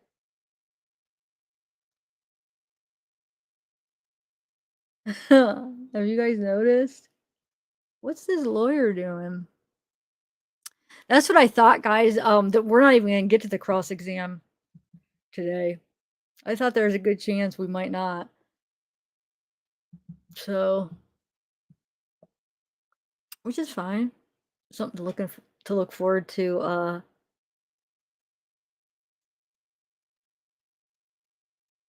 For next week or the week after.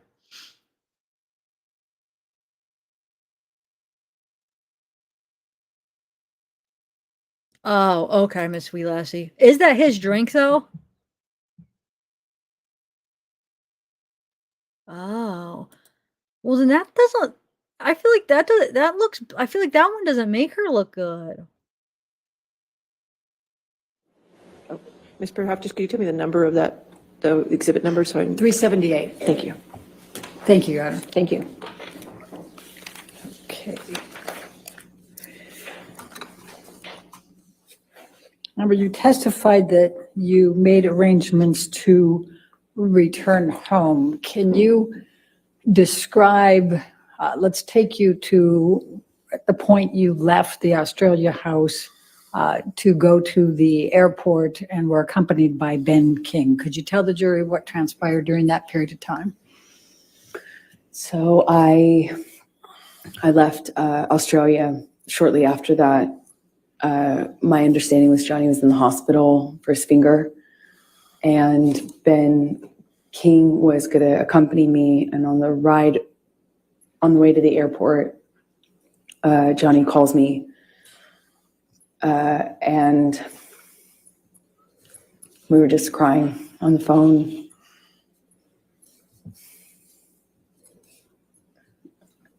He was crying.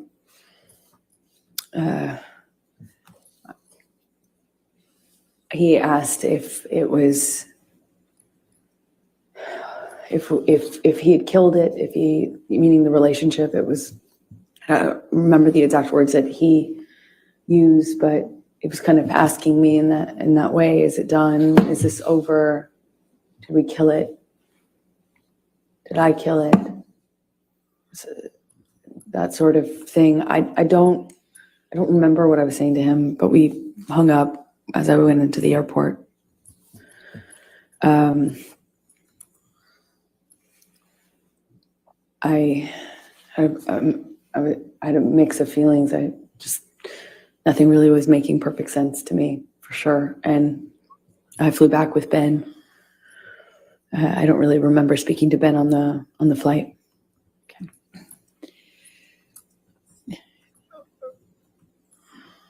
Do you, when Mr. Depp was, what you testified on what Mr. Depp said to you on the phone ride, were you on the phone with anyone else, or was it just Mr. Depp you were on the phone with? I only remember speaking to Johnny, and I remember sitting in the backseat of the SUV that had driven me, and we were outside of the entrance where you walk into the airport, and I even then felt torn about leaving. I obviously didn't want to stay, but I was in such shock and Objection, Your Honor, non-responsive. I don't know how that's non-responsive. We're going to ask you a question again. Okay. Please tell us how you felt at that point and what Mr. Depp was saying to you. I remember. Objection, Your Honor, asked and answered. She was in the middle of responding to it, Your Honor, and Your Honor said It was a different question, but I'll sustain that objection if you want to ask a question. Okay. How did you feel at that time? I felt destroyed. Like my heart was broken. I didn't know what to do. I thought maybe if I left him in Australia, I thought maybe something would happen to him. I thought he might die or kill himself, because that certainly seems like the trajectory he was on. He told me he had put a cigarette out on his face before, the Friday before, and combined with all the, when I was in the bedroom and he was in the hospital, I found, and I was packing my bags and stuff, I found all these empty bags, Coke bags, dime bags with white residue on them. In them. They were in books, in the bedside table. There were so many that I was like, I wondered how I didn't see it before, even though I had, just gotten there. So I was worried he would die. And I was worried that we couldn't come back from what happened. I was worried that there was just no way to turn this around. There was no going back, but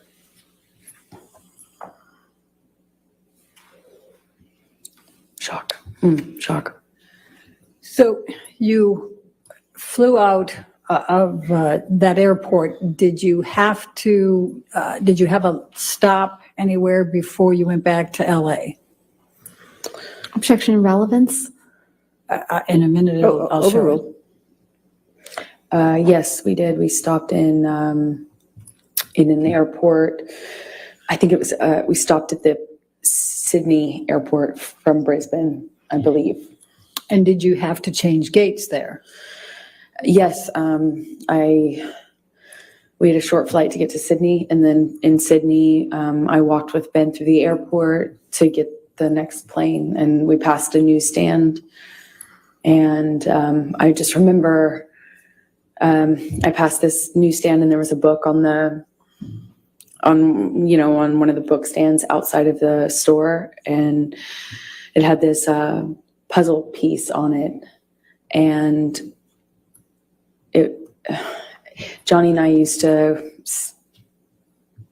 use that as a term of endearment, puzzle piece, and I saw this puzzle piece on the cover of the book. It got my attention. It said 4 ways to click, a relationship guide. So I bought it, and Who was the author? Dr. Amy Banks. Okay. Go ahead, please continue. So the book, at least from the subtitle, said it was a book on solving relationship problems. So I bought it and I read it on the way home. And why did you buy it and read it on the way home? because I loved this man. I loved this man so much. And it was so toxic. And for some reason, I couldn't get him to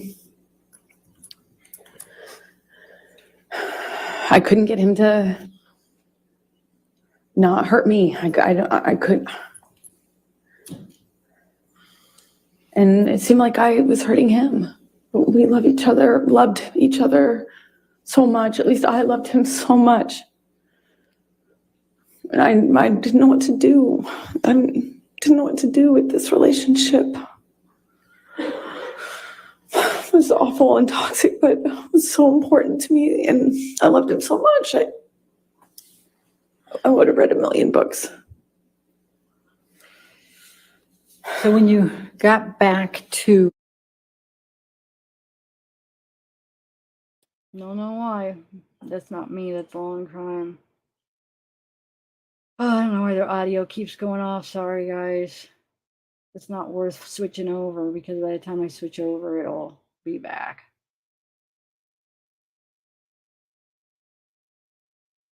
You're really having a bad day with technology today. I guess I could have the other one up, but then it's hard to switch back then. Upon landing, and there was some conversations with the medical team, doctors and stuff. And I just remember feeling concerned for his life because things had changed. And without saying what they said to me, Objection, Your Honor, hearsay. She said without saying. She's characterizing it. Well, I'll overrule for now. We'll see where we go. I became really, really worried that Johnny was not going to live through this, that there would be infections or problems and things, and he wouldn't stop using Coke, and he couldn't get the surgery he needed because he wouldn't stop using Coke, and they wouldn't put him under because of all the Coke. So, Objection, Your Honor, hearsay. All right, I'll sustain as the last part. Okay. All right, next question. So when did you next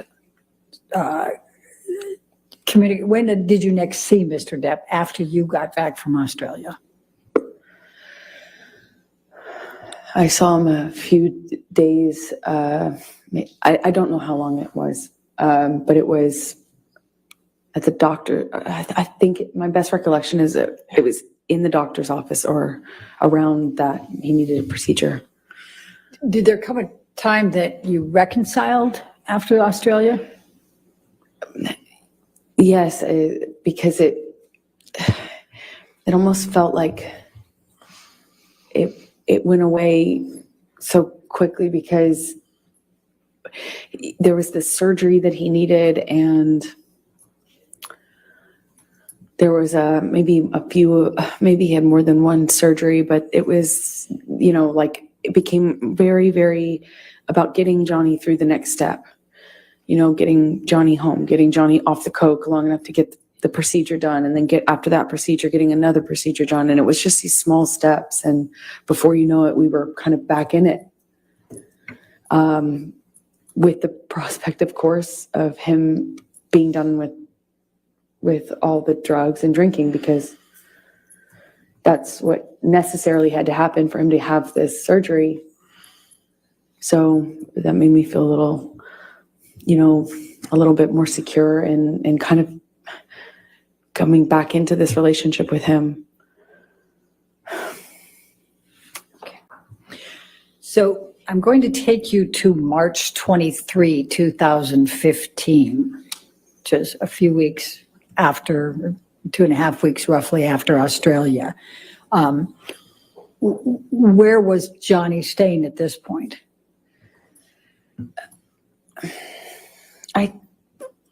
I think he was staying at the Eastern Columbia, at the ECB.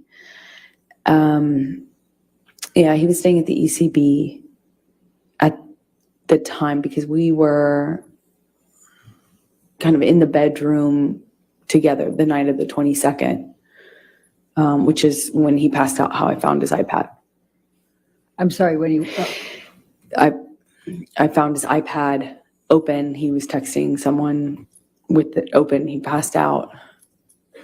And I saw what he was texting. Please tell the jury about that. He was texting this woman that he had had a relationship with on and off, kind of at the beginning of our relationship. So I recognized the name, but the date was right after the wedding. I saw it. He had gone to her house after we got married, like upon touching down in Los Angeles. I think it was the next day he went to this woman's house that he has this sexual relationship with. And what did you do as a result of seeing that on the iPad? I freaked out. I immediately confronted him about it. I was, I didn't care in that moment if he did kill me, which is likely in confronting him at that stage of our lives. I didn't even care anymore. At this moment, he had already ripped my heart out. I've just been through after having been through what I went through in Australia. Just weeks prior, I see this. It was like,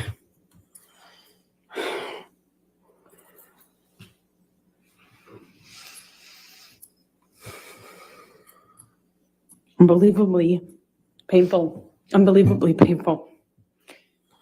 So what did you do? I'm yelling at him.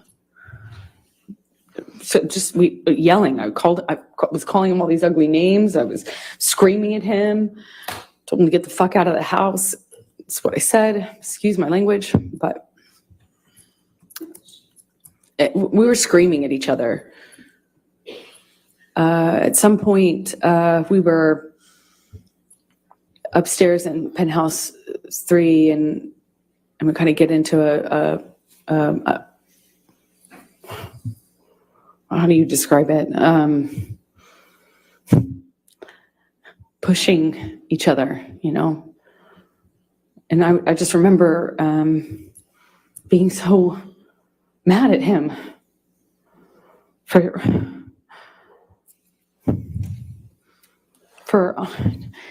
cheating on me and doing so in this way, like right after the wedding. And then right after my wedding, go to see him, and then Australia happens, and it just felt like everything came crashing down, and I was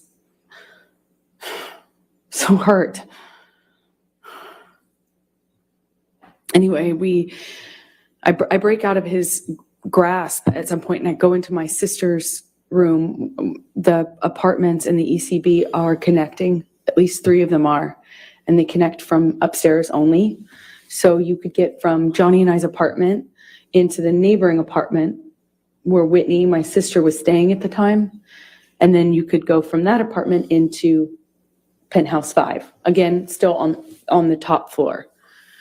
So I went through Johnny's office, which is how you access the door that gets you into Whitney, the neighboring apartment where Whitney was, my sister. And I went in there and woke her up crying, screaming, saying, "What am I going to do?" Objection, Your Honor, hearsay. Sorry. All right, I'll sustain. I don't know. That was Daffer to prove the truth of the matter. I'll sustain. In any event. All right. Sustain the objection. Okay, so you went to Whitney's. Don't tell the jury what you said to her, but what happened next?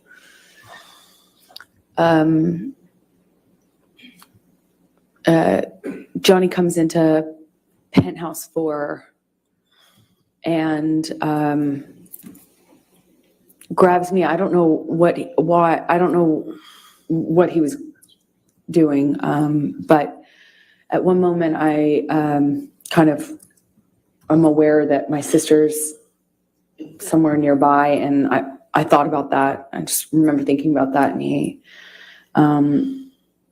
I remember getting kind of free from Johnny, and he left, or he walked out of the room When you say free from Johnny, what, if any, connection did you have, the physical connection before that? Well, I mean, I'm, trying to stand up for myself, and Johnny would, at that stage in our relationship, he would just throw me, shove me, hit me in the face. I mean, it was just like, all I could do is just try to fight back, or try to not get more hurt than not doing anything would have certainly left me. I don't really recall specifics. I remember at one point he had his uncasted hand in my hair, and I was looking at the carpet. I don't know what happened immediately after that, but I remember he left. He was out of the room for a while. I don't know how we got into, I think I heard him in P5. Again, this is the neighboring apartment of that. So there's P4 in between, and P5 is the corner. And that apartment was empty, basically. And so I used it, the top bedrooms, the bedrooms on the top floor as my closet. And I had all these clothing racks and shoe racks and stuff like that in there. And then it had another level, the mezzanine, which is it hung over the rest of the bottom floor. And I use that as my office. And the bottom floor is, of course, the living room with just some sparsely decorated, just some big couches and a low table. And I I hear him in Penthouse 5. And on the lower level also is another painting studio, like painting area of mine. So I go in there because I hear him, and he's screaming, but I don't know why. I don't know who he's. My understanding was he was screaming at me, but I wasn't in that apartment. I could hear him, and when I heard him, I came into Penthouse 5, and I had to go down the stairs, and I went down the stairs to the mezzanine level where my office was, and I could see him and a security guard and Debbie, the nurse, and he was sitting on the sofa when I first walked into the room, and he kind of stood up, he was drinking a Red Bull and screaming at me, and Debbie came up the stairs because I'm screaming back at him. She came up the stairs, I think. And while she came up, I was supposed to kind of comfort me. And while I was up on the mezzanine floor, Whitney came down, and he threw the Red Bull can up at me, certainly, but it kind of either hit or narrowly missed Debbie. And I called him a pussy, and said something about, I'm screaming at him angrily. I at least called him a fucking pussy. I don't know what else I said, but I was screaming at him because he threw this can at me and everything else that had happened. And when I did that, he bolted up the stairs. And, there's only, he was up the first flight of stairs. Again, I'm on the mezzanine, which is in between two flights of stairs. He bolted up the steps. And I don't know how he managed to get his hands in my hair so fast, but he had his hand on the back of my head, my hair, and kind of was yanking me down and hit me in the face with this cast he had. I just remember this brief struggle we had before we kind of break away. Whitney, my sister, all of a sudden put herself in between Johnny and I. She just threw herself like in the line of fire or whatever. She just all of a sudden was there and was trying to get Johnny to stop. Her back was to the staircase, and Johnny swings at her And I just see my little sister with her back to the staircase, and Johnny swings at her, and I don't even wait for any other, I don't hesitate, I don't wait, I just in my head instantly think of Kate Moss and the stairs, and I swung at him. In all of my relationship to date with Johnny, I hadn't landed a blow. And I, for the first time, hit him, like actually hit him, square in the face. He didn't push my sister down the stairs. And all my time of being in that relationship to that point, hadn't even landed one on Johnny. Sure, I had tried to fight back, threw my arms, flailed my arms, hit whenever I could to try to block blows myself, but never landed anything. And Johnny kind of looked stunned and then laughed at me and then lunged at me again. And before I know it, security stepped in between us and pulled Johnny away. And I went upstairs with my sister, and we locked the door, and I could just hear all this commotion happening in Penthouse 5. I could hear him raging, destroying my things. I could hear it. And at some point I saw it the next day. Tell the jury what you saw the next day.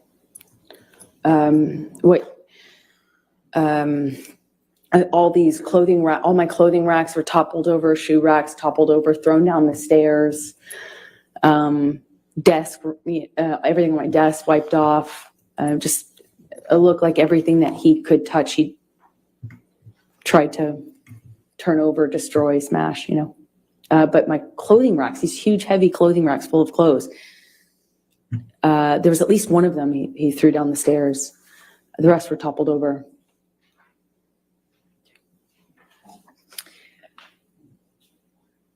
Amber, I'm going to fast forward to December 15, 2015. Were you and Mr. Depp together at that time? Yes, we were. Did you have a fight that night? December 15th. Yes, we did, but I don't recall. I don't recall what started the argument. We had periods leading up to that were really beautiful and really good, and then periods that weren't. Well, let's talk about the December 15, 2015. What do you recall of your fight that night with Mr. Depp? I remember him chasing me in the kitchen. I remember throwing something in his direction to slow down his momentum. I remember him screaming. I remember him getting on top of me at some point, toppling me. Mostly at that moment downstairs, he was hitting me in my face. Again, this is another example of when I wish so much I could tell you an exact sequence, but I can't. It's flashes. So I'll tell you what I do remember. I remember at some point trying to flee upstairs, and we had he got a hold of me and I got free, and I managed to get all the way up the stairs almost. I was on the last flight, and we'd had some interaction where I think I said something to him on the stairs. It might have been broken up, and I think I said something on the stairs, and I just remember how quickly he shot back up those stairs and grabbed me by the back of my head, and slammed his hand on my head. and I went down on the stairs, and he overtook me. I remember him so well. I remember his boots and the sound they made. I remember him grabbing my hair, my head, and kind of dragging me up the stairs the rest of the way. He dragged me into the room that those stairs open into. It's like a salon foyer area. And we had this argument that kind of, was a shoving match that I was losing. By the second or third shove, he sent me toppling over this chaise lounge, like a little low-lying sofa seat. And I hit my head on the brick wall. There was an exposed brick wall.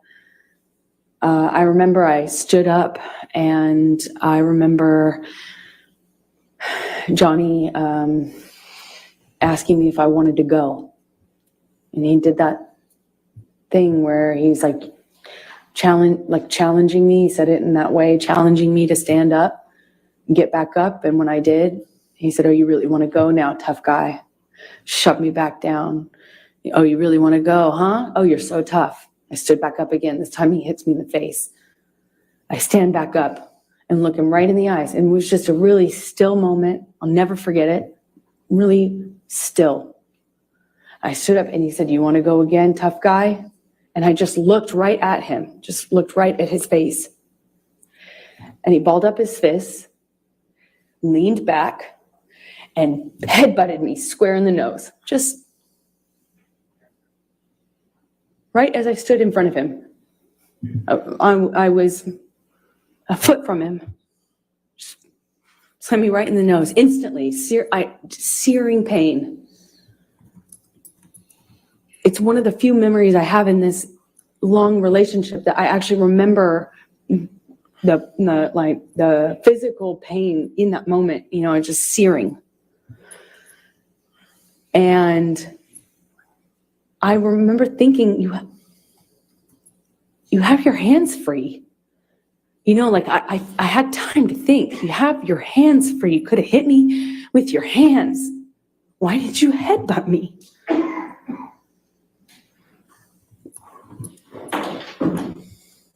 I told him that night I was going to leave him. I went through his office to go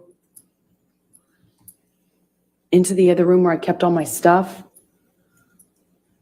We had another struggle. He overtook me. I was trying to hit him off me. I was trying to get him to trying to get his body off of me, and he was just pummeling me. I don't know how else to describe what I was. I went down to the floor. I remember being on top of me, and he's screaming and swinging at me while I was on the floor. He had me by the hair and dragged me the rest of the way from the office into the neighboring room, the neighboring apartment. I remember the door that connected these two rooms had a metal grate, not a grate, but a metal bottom, metal floor that separated it. It's a big, heavy bank door. And I remember he was dragging me, and I removed my hands from my head and kind of tried to grab onto the metal door to prevent him from dragging me into the room. But I couldn't stop him. He dragged me all the way from that carpet. I was trying to get free of his grasp. I was trying to stop him from pulling me. I remember feeling the carpet and the metal. And he wrestles me, drags me up to the bed and throws me down onto the bed. It kind of wrestles me down onto the bed. And he kneels on my back with one leg. And I was trying to fight him off me because I was face down on the bed top. And he wrestled me down, kind of trying to hold me down with his knee on my back. And he's punching me with a closed fist, punching me repeatedly. And I don't remember even feeling the pain. I just remember the sound of Johnny's voice. He got next to my ear and he was screaming over and over and over again. Each time it sounded louder and more desperate. I fucking hate you. I fucking hate you. I fucking hate you. Over and over. Fucking hate you. And then pounding the back of my head, pounding it with his fist. And I don't even remember feeling pain. I just could hear myself scream until I couldn't hear myself anymore. I could just hear him say that he was going to kill me. And that he sounded like an animal in pain when he was saying that he fucking hated me. He sounded like he was almost crying, or something in his voice was different. He sounded different, he sounded like he was in agony. It was high-pitched and loud. And I don't know how many times he just hit me over and over and over again. And I got really still. And it felt in my body like quiet. And I thought, this is how I die. He's gonna kill me now. And I'm not. He's gonna kill me and he won't even have realized it.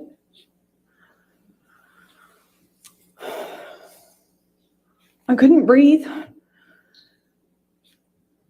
I remember trying to scream and I couldn't scream.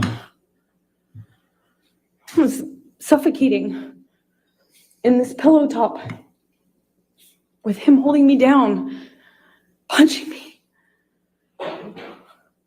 over and over. And I don't have any memory after that until I woke up.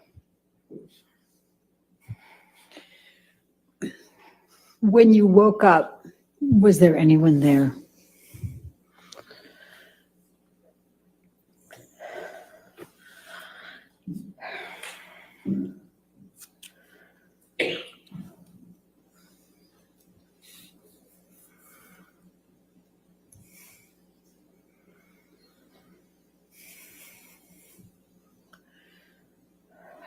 I remember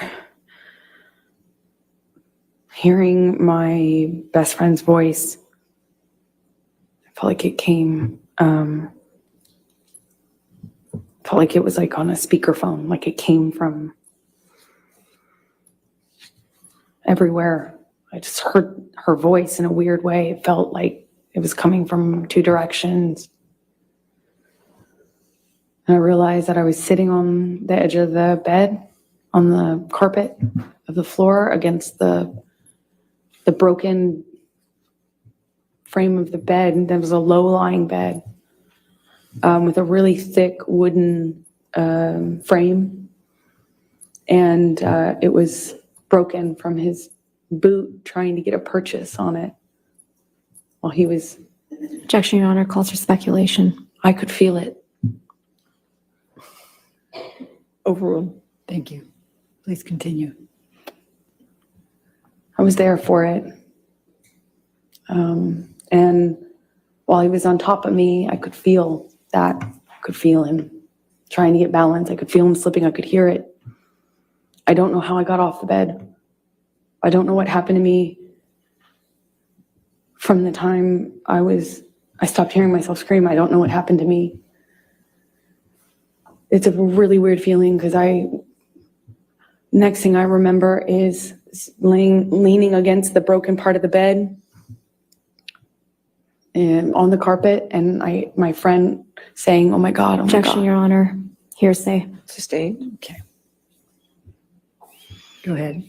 And And then what Rocky said. I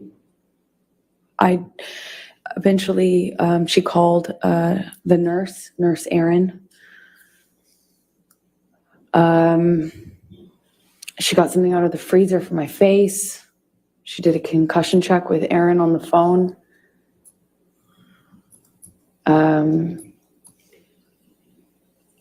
I thought I probably had a concussion and certainly thought I had a broken nose. There was blood everywhere, blood all over those pillows. My head was bleeding from the ripped out hair, chunks of hair on the floor all over the place, actually. It was just all over the apartment. He after leaving me, had written on the countertops in Sharpies.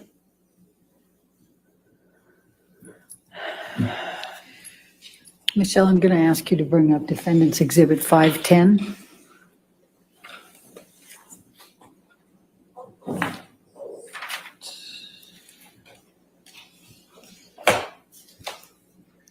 Do you recognize this photograph?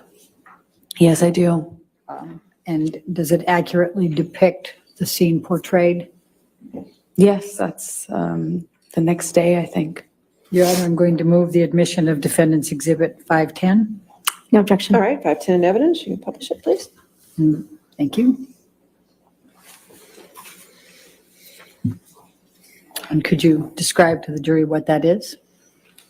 It was chunks of my hair that Johnny ripped out while dragging me and punching me. Thank you. Michelle, could you bring up 513, please? Defendants 513.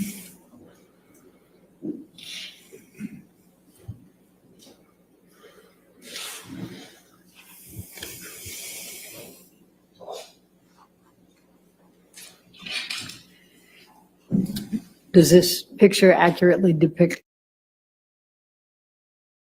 and the scene portrayed? I think this is a couple days later, but yeah. Okay. I'm going to move the admission of Defendants 513. No objection. All right, 513 in evidence. And could you tell the jury what this is and what it depicts?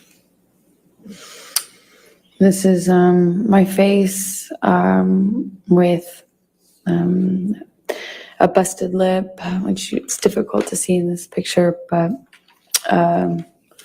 my two black eyes, one is worse than the other. Like I said, maybe a day or two later. And my broken nose. All right. Thank you. Michelle, can you bring up Defendants Exhibit 514?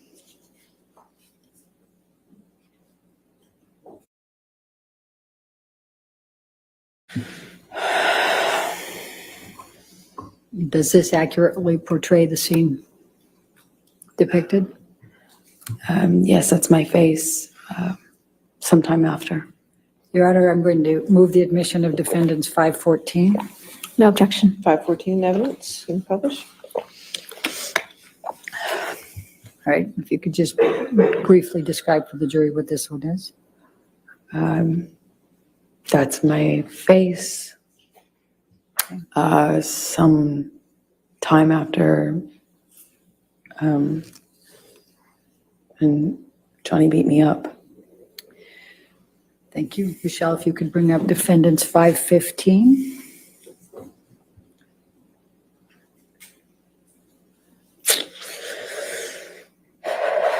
Does this accurately portray the scene depicted? Yes. Going to move the admission of Exhibit 516. No objection. 515 or 516? 516. I'm sorry if I misspoke. You said 515 Oh. before. It's 515. 515. No objection to 515? Okay. No, Your Honor. 515 in evidence. You can publish.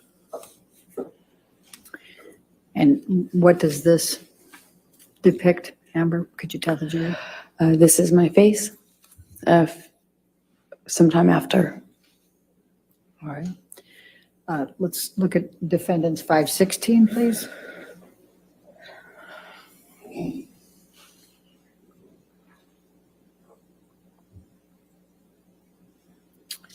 Does this accurately portray the scene depicted?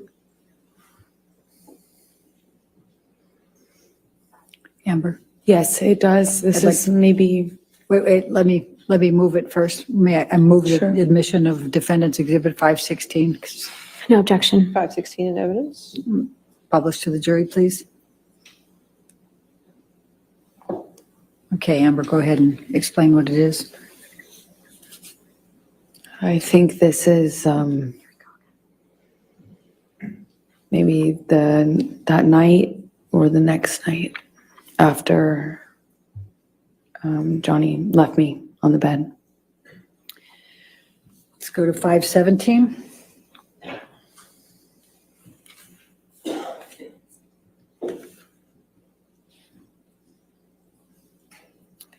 Does this accurately portray the scene depicted? Yes, it does.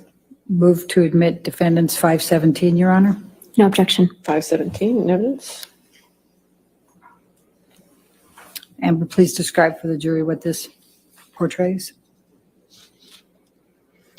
That's my face after this incident. What's portrayed on your lip? Well, he busted my lip when he punched me. It's bleeding in this picture. It kept reopening. You know, it's a mouth. The lips move. Go to 519.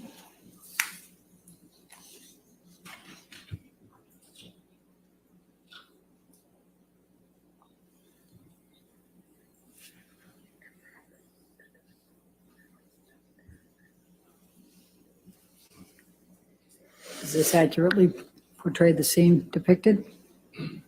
Yes. Move the Yes. admission of 519. No objection, Your Honor. 519 in evidence. And tell the jury what this shows. This is my lip a few days later. Let's go to Defendants 520, please.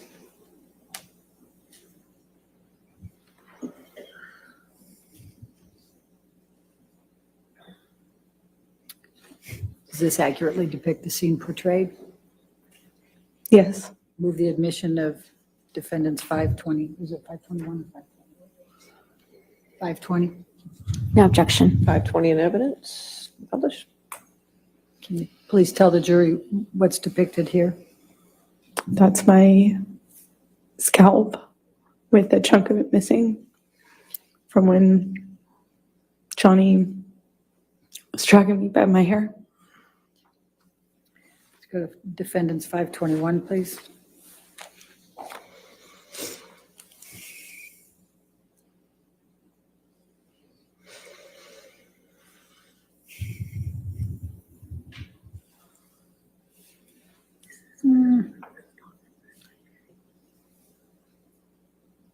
I don't think that's the same. Let's take that one down. Let's go to 522.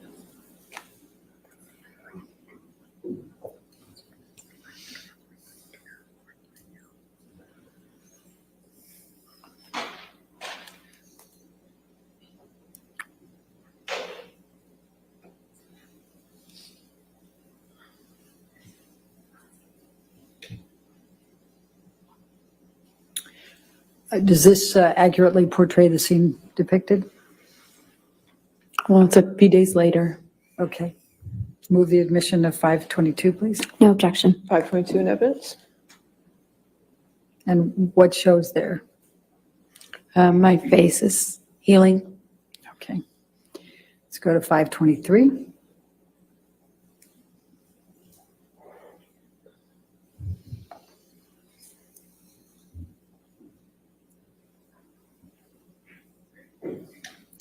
Does this accurately portray the scene depicted? Yes, I think this is day or so after, maybe longer. I can't tell, but yes, it does. Move the admission of 523. No objection. 523 in evidence. And I'm just going to draw your attention, Amber, to an area up here. What, if any, bruising did you sustain in that area? Objection leading. What, if any? I'll sustain the objection. Okay. It's, What, if any, bruising did you sustain? I'm Same so- objection. Sustain the objection. Did you,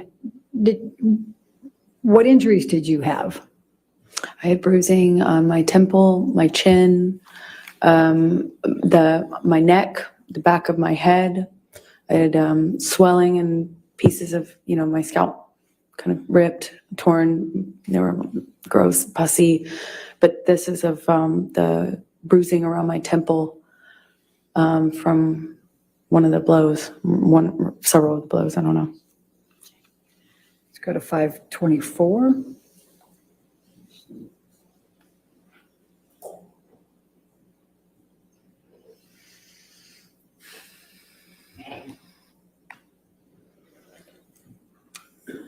Does this accurately portray the scene shown? Yes. Okay. Move the admission of 524. No objection. 524 in evidence.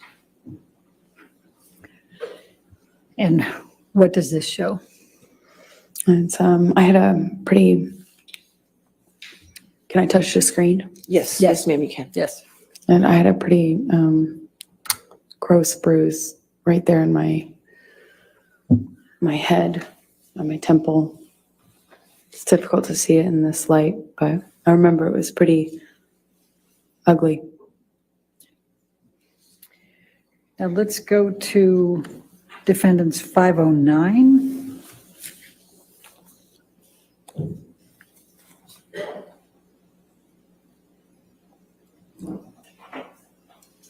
Does this accurately portray the scene depicted? Yes, it does. Your Honor, I move the admission of defendants 509. No objection. All right, 509.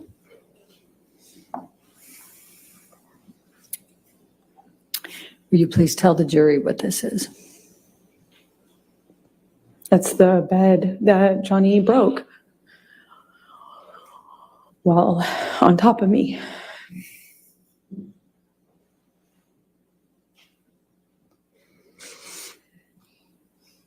All right, let's go to defendants 511, please.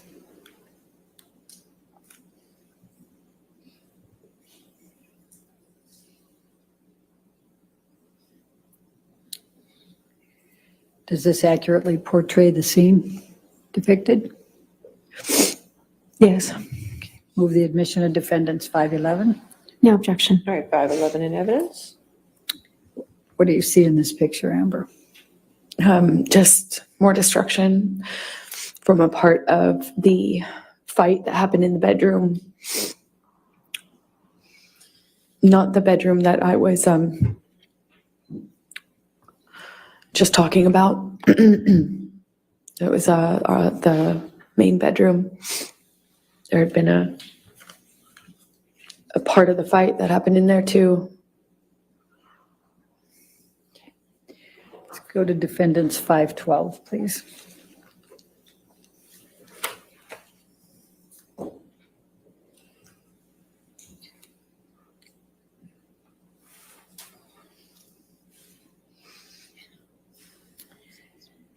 Does this accurately portray the scene depicted?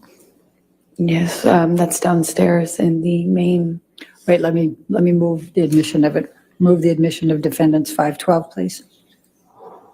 No objection. 512 in evidence. Okay, now please tell the jury about it. It's downstairs in the main apartment. Okay. Let's go to defendants 525.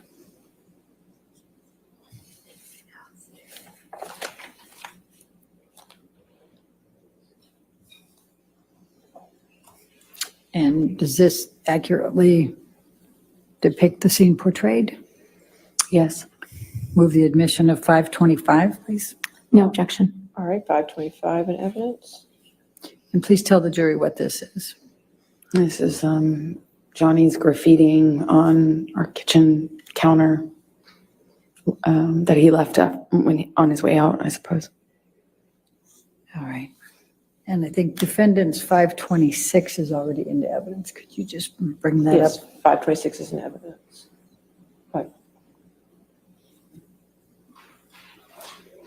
right. Now, Amber, as of December 15, 2015, what were your plans for Christmas that year? Well, up to this point, the plan was to have our families join us. We would go with the kids and celebrate Christmas together, as a married couple. And we'd all go to Johnny's Island. And he had invited my best friend at the time, Rocky, and her family, meaning her mom and her fiance, and my parents, and my sister, and we were all going to go to this island I've told you about that Johnny has in the Bahamas and spend it together. And that was the plan leading up to this. And what, if anything, changed as a result of this night of December 15, 2015? After they saw my face, no one wanted to go to the island anymore with Johnny. They wanted me to leave him. Did you have to appear, were you scheduled to appear on the James Corden show on December 16? That's right. I was promoting The Danish Girl, the film I had done earlier in the year in London before going to see Johnny in Australia. So I was promoting that film that had been completed, and they asked me to make an appearance on a night show called The James Corden Show. After this happened, and I did the first concussion check with Aaron on the phone, I got worried that I wouldn't be able to hide the bruising and swelling. But I iced it all night, and the next day checked in the mirror to see if I could get away with it, meaning hiding it, so I could make an appearance. And I gambled and thought maybe I could pull it off. I had my hair and makeup team come, and they worked around it, meaning worked around the lesions on my head with the hairspray, because that stings, and worked around the bruising by covering it with heavier makeup than normal bruise covering makeup. And I remember my lip was still bleeding and swollen, so we did this like really thick, super heavy, matte red lipstick. I remember very well at the time that we had no choice in color, and that was one of my favorite colors to wear. And in this occasion, we had no choice because nothing else would hide my busted lip. And I went on the show, did what I always do. I told people I had an accident. Objection, Your Honor, hearsay. Sustain the It's not objection. offered to prove the truth of the matter, but Sustain. because you didn't have an accident. but- Your Honor. All right. I'll sustain the objection. Okay, please continue. So did you appear on the show? I appeared on the show. Okay. And did there come a time that you changed your mind and went to the Bahamas with Mr. Depp for Christmas?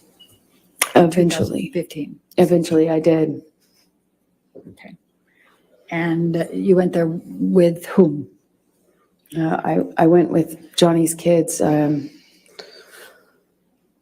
I was, obviously I didn't see Johnny after this because he didn't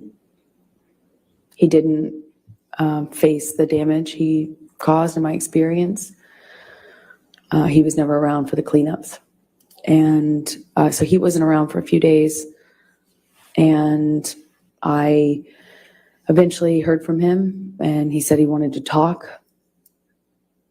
And then he understood that it couldn't go back, like almost as if he understood that I wouldn't forgive him. Made it easier somehow to talk to him. you know, I didn't feel so bad about myself in that case because, you know, how could I put up with this, right? But with the understanding that we were done, I could, you know, allow for us to have one last conversation, I suppose. But I just, you know, it's like,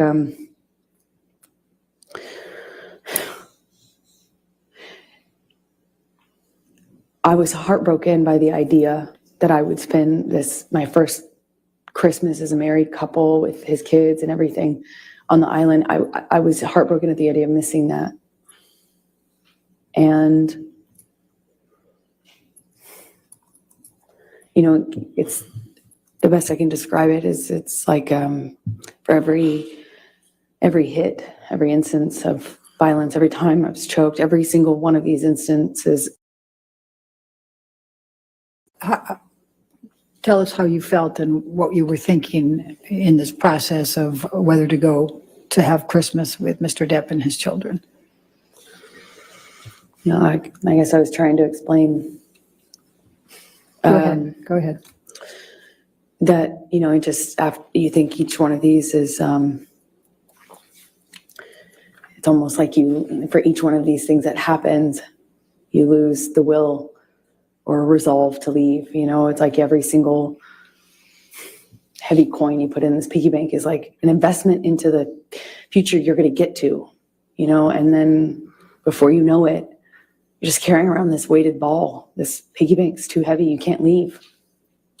You know, for every single time I went back or allowed him back after this sort of thing would happen, I lost a piece of myself, a piece of my self-confidence, my trust in myself to leave and move on. You know, I lost fortifications, I lost myself, and it was somehow easier to stay. I didn't want to stay in the violence or in this. I wanted to stay with Johnny, the good Johnny that I loved. So I put another one of those coins in the piggy bank of investment and hope and future, and I forgive him. It wasn't even that simple. I just decided to believe him that it would never happen again. Clean and sober once again. This time was the last time because it couldn't be worse than this, right? It couldn't be worse. And part of me thought maybe it just needed to get this bad to get, you know, like now we can't go back. That there's no way this could happen again. So I went to the island after a few days of talking with Johnny, arguing with Johnny, talking with Johnny, negotiating that it's going to be clean and sober. I wasn't going to drink anymore. He wasn't going to use anymore. He'd never lay a hand on me again. He'd rather die than do that. That's what he was saying. And I was scared. My friends were scared, but I decided to go. After a few days of having the plane and the kids waiting, not knowing what was going on, they were at Sweetser, the main house, kind of just waiting to go on this Christmas vacation. And eventually I got in the car with Johnny and we picked his kids up and left for the island. So let's go to the island for the Christmas holidays. And moving on, they were at Sweetser, the main house. Mr. Depp at the island over the Christmas holiday.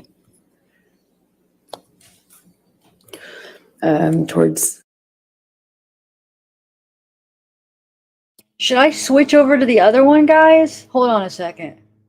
Let me back up a little bit on this since hold on. And what we missed, I'm going to switch over to the other station. Give me 1 minute. I'm going to back up a little bit, whatever, so we didn't miss a lot. Just give me 1 minute. Law&Crimes look, it's froze. I don't know what the heck's going on. Just give me 1 minute. All right, so I think I backed up good enough on this one.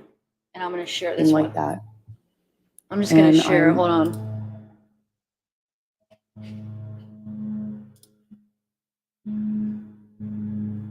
Hold on, guys. I'm getting it. I just want to take this banner off. We only have 10 more minutes, but here. I'll just share it here. So this should. I should be around enough where we didn't miss much. Choice. Law and color, that Crimes. was Why is it so one of low? my favorite colors to wear, and this occasion we had no choice because nothing else would hide my busted lip. And I went on the show, did what I always do. I told people I had an accident. Objection, Your Honor, hearsay. Sustain the It's not objection. offered to prove the truth of the matter, but Sustain. because she didn't have an accident. but- Your Honor. All right. I'll sustain the objection. Okay, please continue. So did you appear on the show? I appeared on the show. Okay. And did there come a time that you changed your mind and went to the Bahamas with Mr. Depp for Christmas? Eventually, 2015. eventually I did. And you went there with whom? I went with Johnny's kids. I was, you know, obviously I didn't see Johnny after this because he didn't face the damage he caused in my experience. He was never around for the cleanups. And so he wasn't around for a few days. And I eventually heard from him and he said he wanted to talk. And then he understood that it couldn't go back, like almost as if he understood that I wouldn't forgive him. Made it easier somehow to talk to him. I didn't feel so bad about myself in that case because, how could I put up with this, right? But with the understanding that we were done, I could, allow for us to have one last conversation, I suppose. But I just, it's like,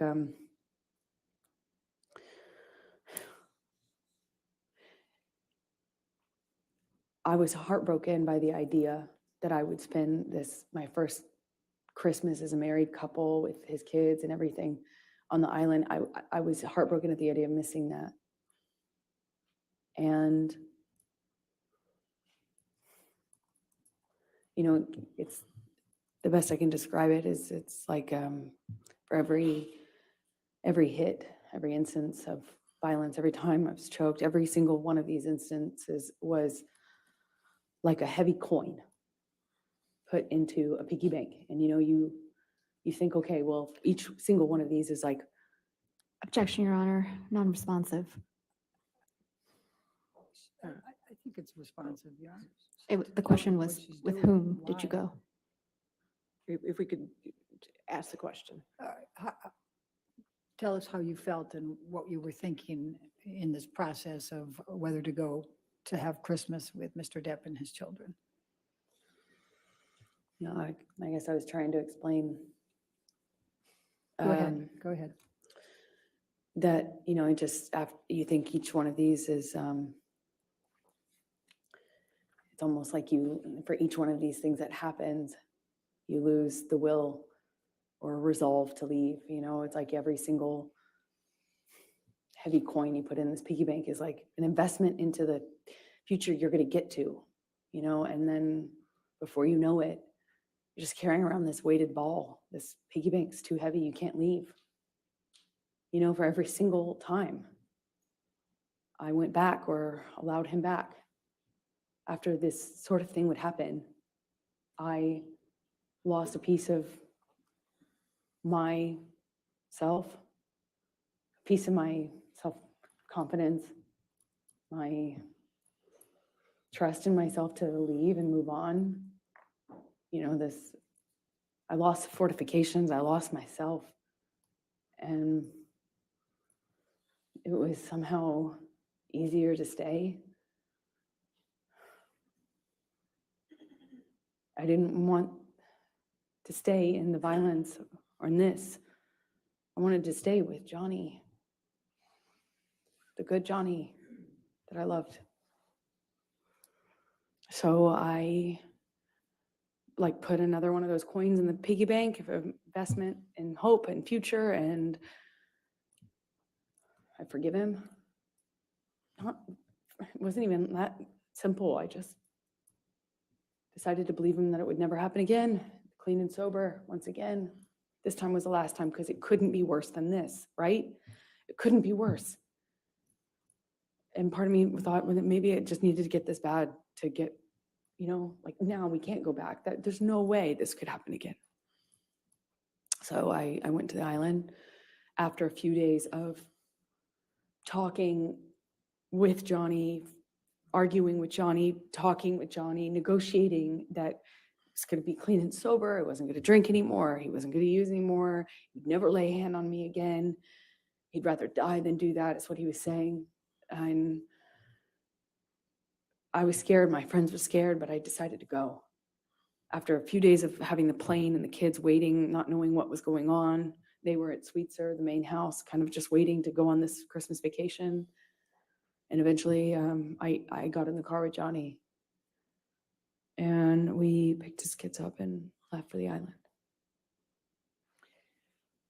So let's go to the island for the Christmas holidays. And what, if any, arguments did you have with Mr. Depp at the island over the Christmas holiday? Towards the end of the trip, the trip itself was pretty nice, but towards the end, he started drinking again. Started with wine, and we were on the couch in the main house, a cabin. It's like a one-room kind of cabin. And we were sitting on the couch, and Johnny, what I perceived as nodding off, I don't still know what it was, but he was kind of passing out or nodding off or something like that.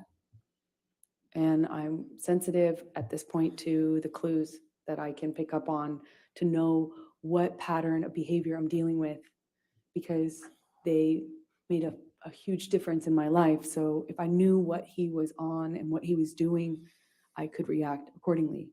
So I'm picking up clues. I'm sitting next to him and he's nodding off, and every single time he kind of nods off, he dumps his glass of wine on my lap. And I say every single time because it happened 3 times. First time, whatever. Second time, I'm like, Johnny, are you all right? And I probably say it a little weighted. And in my head, I'm just wondering what he's on. Does this mean he's on the Roxy's again? Is it nodding off? What's going on? What am I going to deal with? He just had promised that it was clean and sober. We had this horrible thing happen in December. I thought we were moving forward. And the third time this happens, I jump up. I already changed my pants twice. And I jumped up and I shout at Johnny, what are you doing? Or Johnny, you spilled on me again, something to that effect. And I get up, get up off the couch, and Johnny's son says, Objection, Your Honor, hearsay. Your Honor, not offered to prove the truth of the matter. It explains what's coming. Give you a good approach. I just don't know.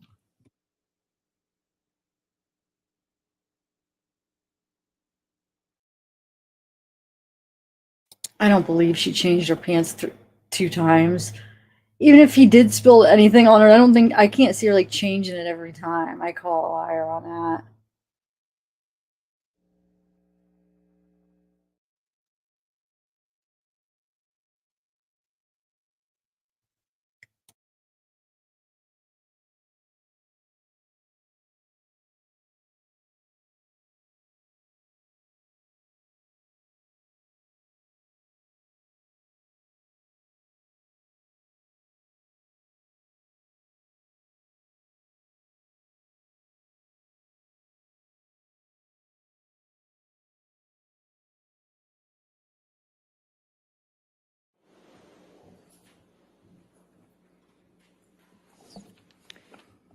Amber, please continue. Jack said. It says, are you okay or can I help? Something to that effect. And I pointedly say to Jack, but really to Johnny, like, thank you, Jack. And to make a point of the fact that he hadn't offered to help me or even acknowledge that he'd been spilling wine. First, he's drinking wine. Second, he's spilling it all over me. And third, he's spilling it because he's nodding off, is what I assume. So I kind of say this in a pointed way at Jack, thanking him for offering. And I get up, go to the closet, take off the pants that have just been ruined. And Johnny comes into the closet right after me and slams me up against the side of the closet. And I mean, just with clarity, while holding my neck, he said he'd fucking kill me if I ever spoke to him like that in front of his kids again, if I ever embarrass him. And he just shoved me in embarrassed. If I ever embarrass you, if you ever embarrass me again in front of my kids, I'll fucking kill you. And I don't recall who told Jack to leave, or I don't really recall having an awareness of where he was at this point, but I leave the closet, go into the bathroom, which is right next to it. And he comes barreling into the bathroom behind me. Before he does that, I said something snarky to him. Don't fucking ever talk to me like that again, or I hate you, or something in response, just something, so that I felt like I wasn't just being a punching bag. And I kind of like get over to the bathroom, but I didn't even have the door shut before he was in the bathroom with me. And I don't know if he used my body to shut the door or if he just shut it. But again, brings me up against the wall. But this time he just grabbed my vagina, like,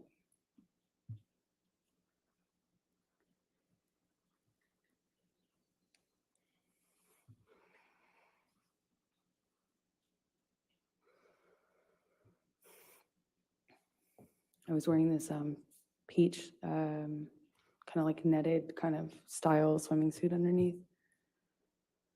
That's what I had on from the waist down, and he just grabbed me.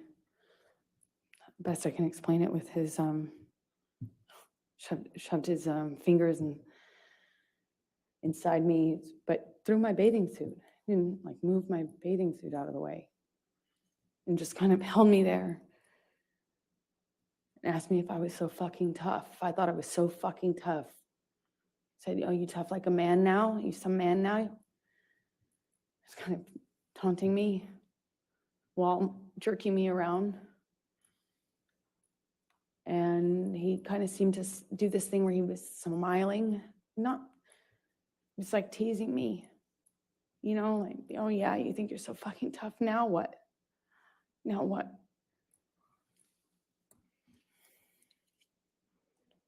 I don't know what happened after that. I went back into the room, or he went into the room. I don't know who went into the main room first.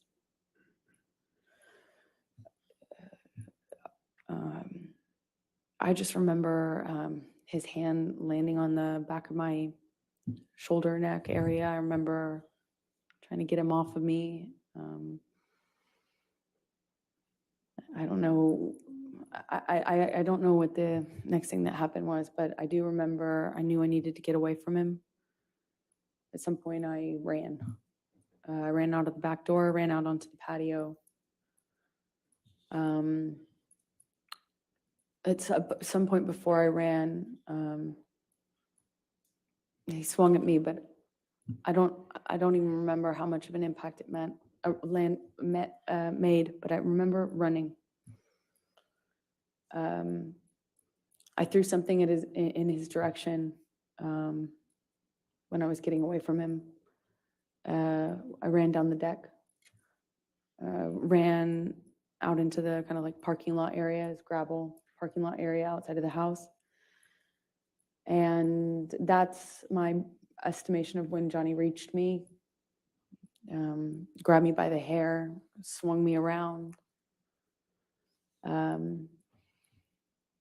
remember he hit my face at least once, but I'm not quite sure in what sequence.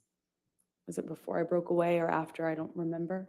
I just remember the lights of the ATV coming up.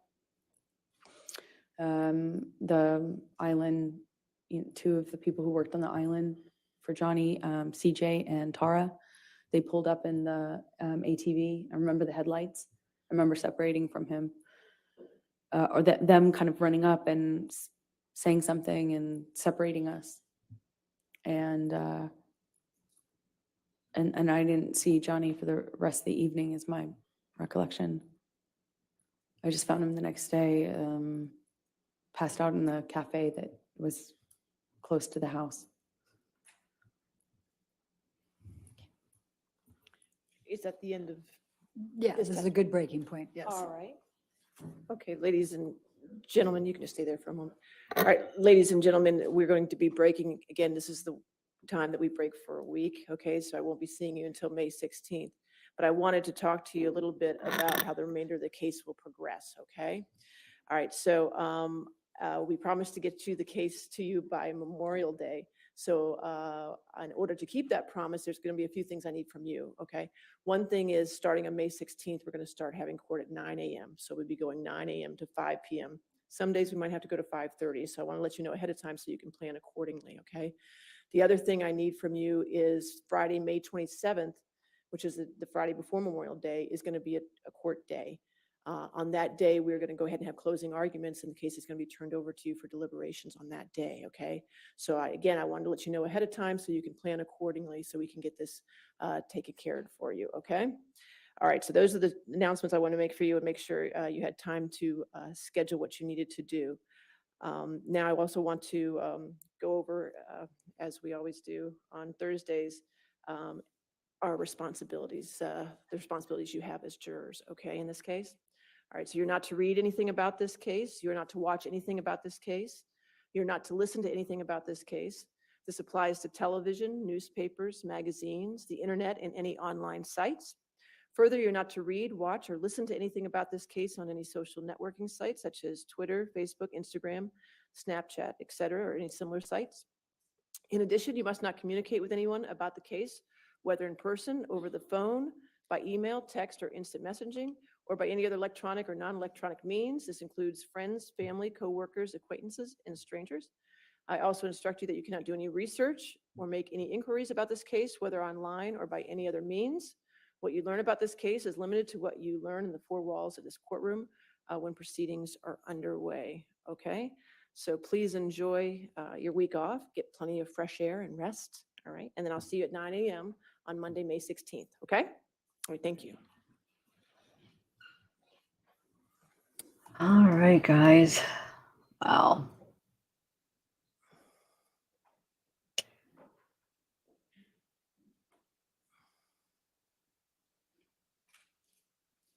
Wow, wait, those two security guards come up like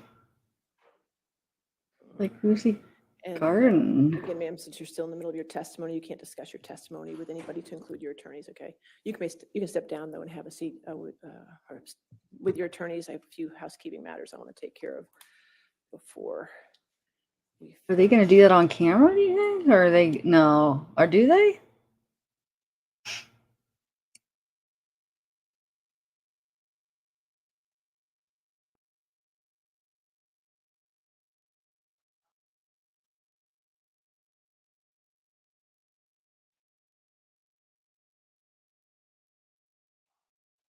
Attorneys, I won't see you tomorrow for Friday depositions because we finished all the depositions. I want to thank all of you for last Friday and staying here until I think it was 9 o'clock at night.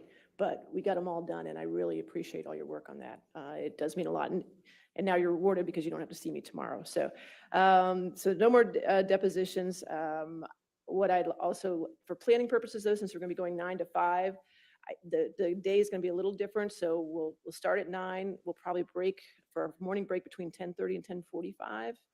We're gonna break for lunch between 12:30 and 1:30. So I want you to plan accordingly for that. Our afternoon break will probably be between, I don't know, 3:15 to 3:30, maybe even a little later to 3:45, we'll see. And then we'll try to break at 5. There may be times when we might go to 5:30, as I told the jury. So I just want to make sure you know that. Since I won't see you tomorrow, I wanted to go ahead and give you your times as of this very minute of what you have used and what you have left, okay? Are you ready? Okay, Mr. Chu's going to try to use it with a highlighter. Let's wait. There we go. There we go. That's right. That's okay. There we go. All right. So plaintiff has used 35 hours and 6 minutes. Defendants have used 36 hours and 31 minutes, which means the plaintiff has 26 hours and 9 minutes left, and the defendant has 24 hours and 44 minutes left. Okay. And just to Hello. Oh. Okay. Wait, well, I'm confused with the hour situation. What's that all about? Well, let me turn on a different background. I'm not any lawyers or law. Like, why? What did they mean they only get a certain amount of hours? That's kind of weird. Why is that? I don't know who that guy was talking either. That was weird. I don't even know what channel was this? Oh, WGN News. That's who we were just watching. I don't know how I got on them. I was trying to find a channel that had that was showing the pictures, because I was trying to show the pictures, but then Law and Crime, or I almost just said Law and Order. But wait, is it Law and Crime now? But then they ended up doing it. But wait, so they each of them only get a certain amount of time? I mean, as far as they like specifically keep track of, like, okay, when you're up, this is your many hours. So basically, when their time's up and they're cross-examining somebody, if they don't have any minutes left, they're done? I don't know, that's kind of weird. I didn't know it was that. I thought they just had as much as they needed to prove the case or rest the case, you know? So, I definitely felt embarrassed for Amber a lot of the times, because it was like so ridiculous and so like she just didn't do a very good job at lying on some of the things. But then I feel like the crazy thing is even if they believe a little bit of what she said, like she said so many specific detailed things, and yeah, I feel like she did a horrible job, but like, what if they even believed a little bit of it? It's not gonna look good. You know what I'm saying? I don't know. We can't see the juror's face, so we don't really know. Even then, I don't know if we'd be able to tell like what they're thinking, but we have no idea like what faces they're making. Are they really looking at her? Do they look like they're like all like sympathizing with her? Do they look like, you know what I'm saying? Like, what are they looking like? But I know it's green. It keeps going away. Because this really is like, when it shows up, it looks like it's like a grayish blue, but it actually is it's a really pretty green right here. Greens just never show up on a green screen for some reason. They don't show up. They turn either like this or like see-through, or it turns this like really dull blue color. Anyway,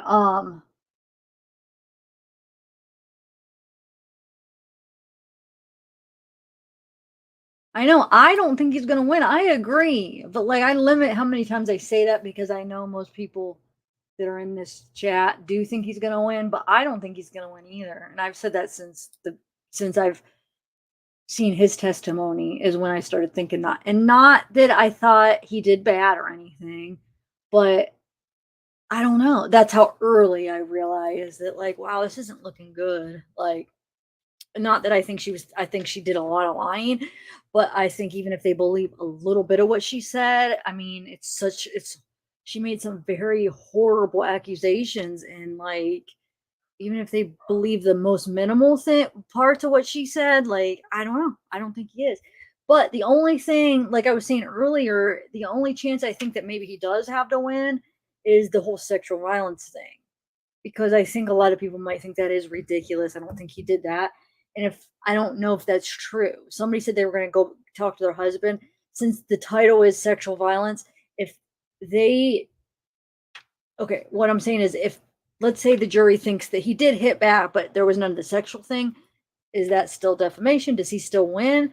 Or does it have to, or no? Is it any kind of abuse? But I think since it's about the op-ed, they specifically say sexual violence. So that's the reason I think if he has any chance, maybe because of that, because I mean, that's just crazy stuff she's saying. And it doesn't go along, because if he was doing that serious stuff to her, she would not be begging him to stay. She wouldn't go back to him after the freaking restraining order and want to be with him. I'm sorry, if that stuff she claimed happened on the stand, that serious stuff, there's no way she would want to be with him and beg to be with him and always be like, no, don't leave. She would want to get away from him. So no, like, I do believe she's lying about that. I do still think he has hit back before. I really do. But I think he was pushed. Not that any violence is bad, but I think he was pushed under the influence, and drugs, alcohol mixed with an aggressor, psycho, pushing, mixed with passion and love. Sometimes you might have a reaction that you might not have normally ever had before in your life, because you never were with a psycho like that before in your life that you loved and you had this passion for. You probably never dated a freaking psychopath before. So everybody's like, he doesn't have a history. Yeah, because he's not an aggressor. He's not an abuser. But he never had to control himself to react that way before, because he was probably never with anybody like her before. So yeah, there's no history of it, because he's not an abuser, but he is a reactor, in my opinion. And the drugs and alcohol didn't help. I bet you if he was sober, he probably wouldn't have, he would have been able to handle it so much better, maybe not reacted. But I do think there was a little bit of, but I don't know. Let me know who said they were going to ask their husband. If you ask your husband as a lawyer, show him the op-ed and say, this is what it's about, and ask him. Cause I'm really curious, because I think, that would be, yeah, I think that's, but as of right now, I don't know. And unless if you say that, yes, if she lied about the sexual violence, then he wins, then yeah, I think he would have a good chance. But if not, I don't know. Yeah, it's a very toxic relationship. That's what I'm saying. Like, just because there's no history, like, yeah, he's not an aggressor. That's not his personality. And he wasn't in this. He's not the aggressor. But like, he's still the same person. He's still the passive guy. You know, he's still the constant. But what's different is who he's with. He's with an aggressor. He's with the psychopath. So yeah, he's still the same person, but he's never been in a situation where he was madly in love with somebody that's a psychopath that pushes him. He probably never was with somebody like quite like her. So yeah, there's no history of it, but it doesn't always have to be. Yeah, as far as if he was the aggressor, but not something like that if he was reacting. Really, just think about it, guys. I don't agree. He could have had no history of it because he was never with somebody like that. Because I'm not calling him an abuser. I'm just saying, I think he just reacted. I really do. And I don't think he ever has before, because he's never been with a freaking crazy person like that. But, I don't know. I was embarrassed for her because it was so bad. I mean, like, she was it doesn't mean I know she's a liar. She was, case in point, she's a freaking psycho. I mean, she's not right. Like, there's something wrong with her. She's not normal. Like, she's toxic. And them two together with his addiction and then her type of personality, that was freaking toxic, man. But yeah, I'm gonna get a compilation for you guys. If I do it this weekend, just try to pick out all the points where it's like just a compilation of all the so obviously lying, like the ones where it was so ridiculous. And yeah, very unlikable. Like it's just like she was trying so hard to be like cool and like, and it was just like annoying me. It was like trying too hard, like quit it. I wanted to like stop it. You're embarrassing yourself. But I bet you I think her lawyers probably think she did good. The type of lawyers, I bet you they think she did good. Don't you think? What do you think? What do you think her lawyers? Do you think they're thinking, oh, she did good, or do you think they're thinking, oh my God, she blew it? I think they think she did good, I bet. Just think about the type of people her lawyers are and how they've been this whole time. I really do.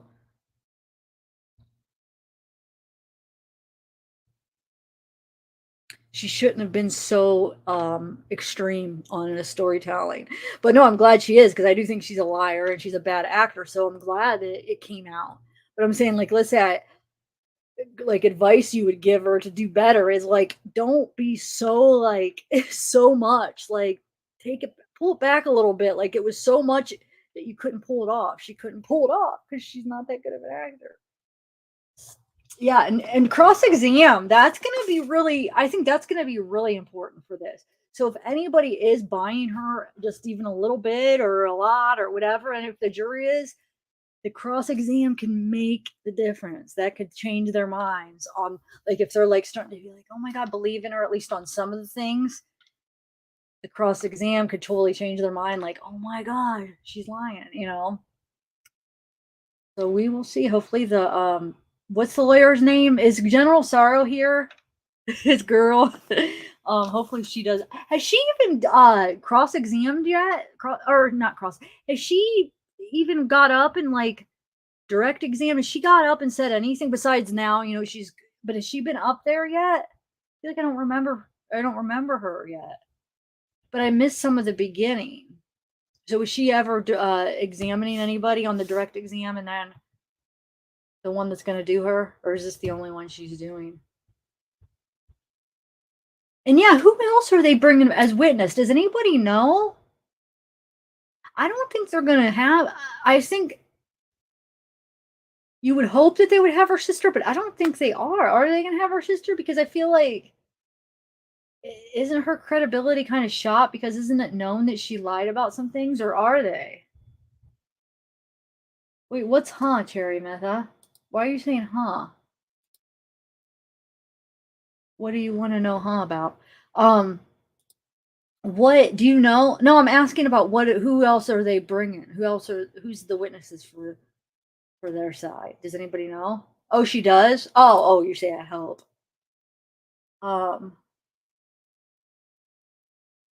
Okay, that's what I'm thinking too, because it's about that and it specifically says sexual violence.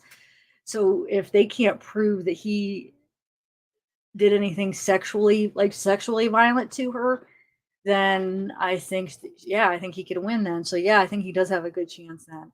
But otherwise, I think it's if it was just that, because we all know she hit him, but that's not what's on the line here. It's because, okay, let's say she abused him, but let's say he abused her back. Then that's all that matters, because defamation and libel is if she lies. So if she's telling the truth about him, like let's say it was just about physical. I'm not saying he abused her for sure. I'm saying, let's say, I'm just giving an example. Let's say, yeah, this is what I'm learning, right? Tell me if I'm wrong though. But let's say he abused her, but she abused him, but he also hit her too, right? He abused her too. And then she gets up and she just says abuse, not sexual violence. Then she didn't lie. So if she doesn't lie, just because she might be lying about her not abusing him, that's not what it's about. It's about his reputation. And if she's not lying about whatever that article, if it was just abuse, you know what I'm saying? Not just, but you know what I mean? If she's not lying that he did hit her too, then I feel like, then yeah, she could win, because she's not lying about it. It's not about her abusing him. It's about, you know what I'm saying? The specifically, if you get down to that's what I was a little bit scared of, because I'm like, okay, it might be hard, because even reactive, like hitting back, depends on how you look at it. People could still look at it like, well, he did hit her, even if it was a reaction or even if it was defense, it gets there's some gray area there. It's not all black and white. It depends on how people look at it. So I was a little nervous, but if it's the sexual thing, I'm not convinced that he ever did that in defense and reaction. You know what I'm saying? So I hope they bring that up. I hope the defense makes it clear then to the freaking jury that they have to prove if she lied about the sexual violence, then that's what defamation and libel. One of them is what, spoken and one's written, or how is that again? What's the difference? Somebody tell me. I know I can look it up, but I'm being lazy right now. But either way, I hope they make a point if that's the case then. They specify that this article says sexual violence. So if you don't believe that he sexually violated her in any way, then that's defamation. Right there. Right? So if that's true, I hope they do specify it. That's important, I feel like, because that's a difference in my eyes for legally. You know what I'm saying? That's what's all up on the line here. My husband is an attorney and he thinks that Johnny Depp could still win on the basis of the way that it's worded. Yep. If there's no sexual violence. Yep. See, thank you, Kathy. Thanks for the super chat too. For the super chat. Yeah, so that's what I'm saying. It's all I think that's why. But if it wasn't the sexual violence, I think it would be tricky. But yeah, because of that, I think I could win. But don't you think that they should specify that? Because we're just figuring it out as we're talking. It's never been, but I didn't watch all the opening arguments. Maybe they did.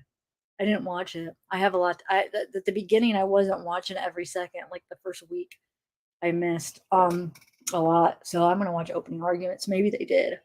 If not, hopefully on closing, they make sure they bring that point, because I think that's a big deal. Because if there's some people that think, they think he hit her back, so they think they have to say he can't win if they specify no. Look at the title, sexual violence. You think he really did that stuff to her with the sexual stuff then? Psht. If not, then that's a lie, right? Anyway, maybe I'll do that later, watch the opening.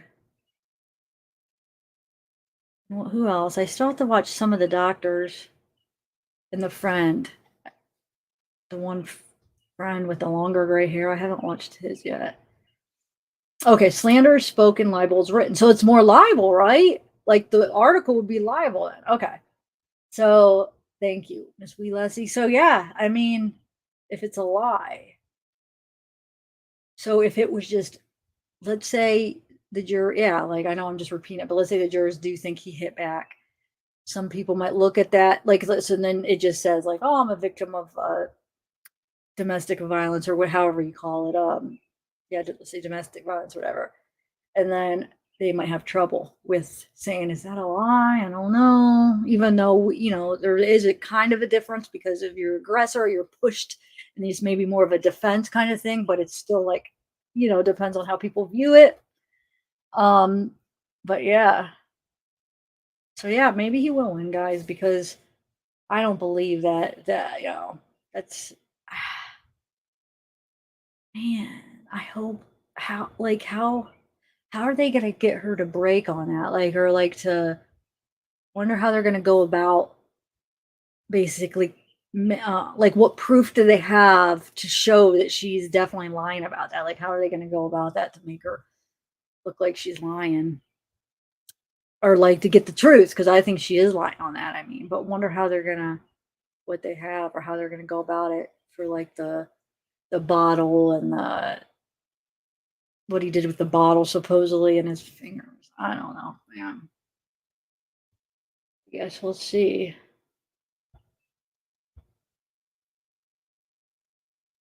I don't know. Anyway, when are they coming back? Oh, the 16th. So they're starting at 9 now, guys. So 9. Got an hour earlier. So,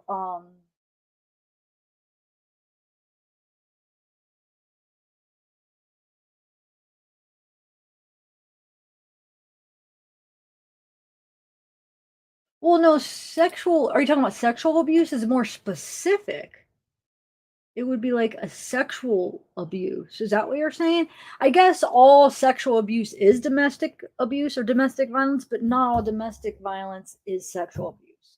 So no. If they just said domestic violence, then yeah, sexual abuse could fall under it. But if they're specifying sexual abuse, then that is a specific kind. You know what I'm saying? Let's say like domestic violence is like the umbrella and like sexual abuse is one. I mean, that would fall in it. But you see, like, I don't know if I'm explaining it. Yeah, I'm sure I'm explaining it right. It's not really that hard. But um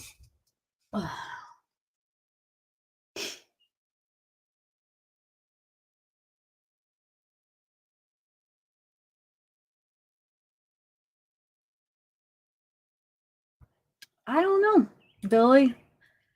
I mean, a lot of people here are thinking that. I don't know. I'm wondering if the lawyers did tell him to look down. A lot of people are saying that they say don't look at it because I don't know if he would necessarily get in trouble for intimidating him because she was allowed to look at him and she's an abuse. I mean, a lot of people think she abused him. You know what I'm saying? So I think he would be allowed to look at her, but like it might be a technique where I don't know. Maybe they told him, but I don't think he. I mean, I don't know why he would get in trouble for doing that. Is that what you got? Well, I know a lot of people kept saying that. That you didn't say you get in trouble, but you said the way a lot of people worded it, it was almost like you were saying he could get in trouble. But I would think he would be allowed to look at her when she's talking. She definitely looked at him, so the rules should apply both ways. But I don't think he wanted to look at her either, though. You know, whether his lawyers told him not to or not, I don't think he wanted to. I think he wanted just to avoid it. He was probably so mad.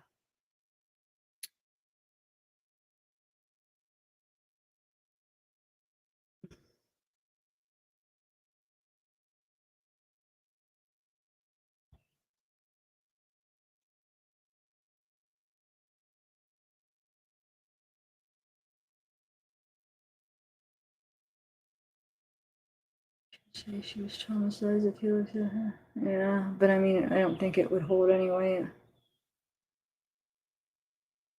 It's not like they would just laugh because he could just go back and be like, well, you looked at me. You know what I'm saying? No, I mean, I don't think there's any rule that he couldn't look at her. It was probably just, I don't think he wanted to. I think that he would have trouble. He was mad. You could tell a lot of times he was really mad.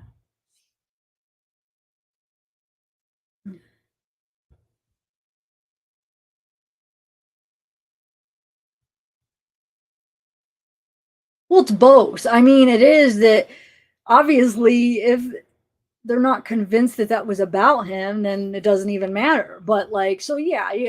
First of all, they have to convince the jury that it was about him, and then also that it's true. You know, that it wasn't a lie. So it would be kind of both, really. Oh yeah.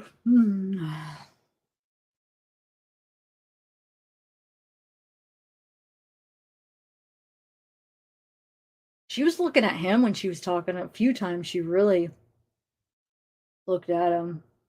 And I think that was all a strategy. How, she'd be like, oh, I loved him. And like, it wasn't the Johnny I know or something. I think like one of the times she said that, she like looked at him. So hers was all strategy when she looked at him. And can you imagine if he was looking at her when she did that? That would, oh.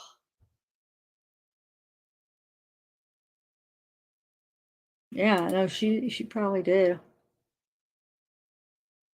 I keep yawning, guys. Oh man. Anyway, the pee in the bottle. I know it did look. I don't think he drank that at all. It was just sitting there.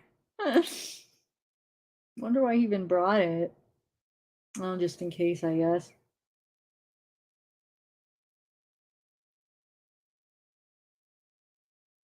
Miss Fleet, I think.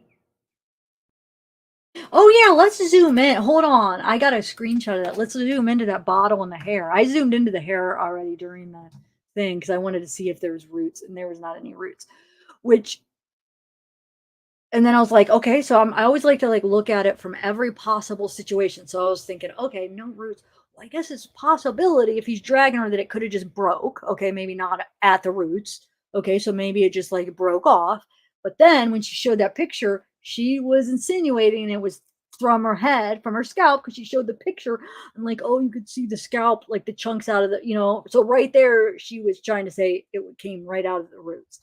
So then that's a lie because there's no roots on this hair. I'll show you. So what does she do? Like cut some of her hair and throw it on the carpet to take a picture? And then the bottle. Were you guys under, like when she kept talking about bottle, why did I was thinking she meant a beer bottle. Weren't you? But then when that bottle, it was actually like a liquor bottle she was talking about that he was sticking up in her. What did you guys, well, when she was talking about it before, or when her lawyers were talking about it, penetration by the bottle, what were you guys thinking? A beer bottle or a liquor bottle? I don't know why. My mind automatically went to a beer bottle. But doesn't mean, they didn't specify, I don't think. So hold on, let me bring this up and then we'll look at it. Let's bring up the bottle and then we'll bring up the hair and see if we could kind of see. Okay, so here is, hold on. Let me share my screen.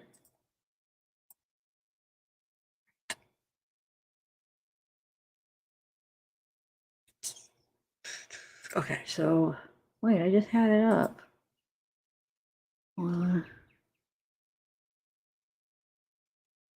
Okay, here it is. All right, so here. So here is. Oh, let me see what you guys said.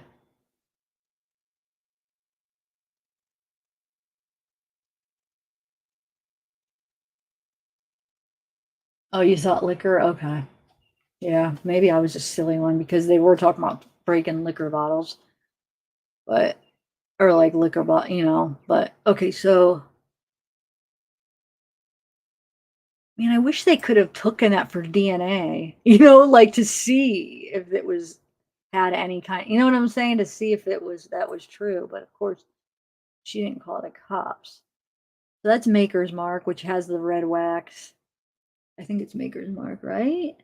I could be wrong, but I think it is with the red wax, right? I don't know. I could be totally wrong, but you could tell it's not blood. And then this one. I don't know which bottle is she talking about, but yeah, definitely no blood. And then hold on, I'll show you the hair too. Where's the hair? Oh, here it is. Oh, here. So here's the hair. You could tell it's cut, like you don't see any roots. I don't. What do you guys think? In my opinion, it looks cut to me. It's not even long enough because her hair is kind of long. And she just cut a chunk out of it.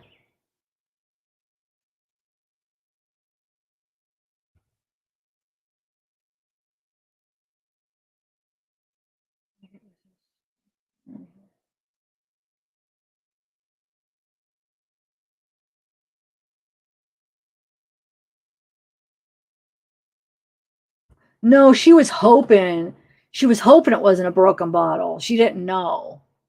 Obviously it wasn't. That would have cut her real well. No, remember she said, like, I was hoping it wasn't a broken bottle. She saw the broken bottle. She's something like, well, I didn't even know if he would realize if it was broken or not. So no, I didn't get the impression that it ended up being broken. That just crossed her mind and she was hoping it wasn't broken. But obviously it wasn't. And then it ended up not being as far as her story. That's what I got from it, but all right, so let me see. Let's see what the other. This is where's the coffee? Well, didn't they say a coffee bottle was inside the screen? I don't see it. I thought they said like the coffee why do I remember them saying that the coffee cup was sticking inside the TV.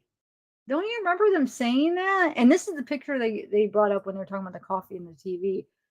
I swear they said that. Not today, but before. That's just a little crack where he threw it or whatever happened, but it's not sticking inside the TV. Do you guys remember that too? Them saying that? So I don't know what that's all about. Yeah, her scalp would have been red. You're right. So I wonder what that was, because even if she was framing it and make it looking like it and was pulled hair out of her head, then her scalp would have been red then too, because either way the hair would have been pulled out of her head, right? So what was that little mark then? I mean, it did look, I don't even know, I couldn't tell. Let me see if I have that, or we could blow that up. Because there was something going on with her head. You'd think it would have been red, but like I said, even if she was faking it to pull the hair out to make it look like it, it would have been red either way, no matter how the hair got pulled out, right? So I don't know. I'm not convinced it looked like there was really missing hair. I don't even know. It did look like something was going on there, but I don't know what it was. Let me try to find it. What do you guys think? Hold on, let me try to find it here.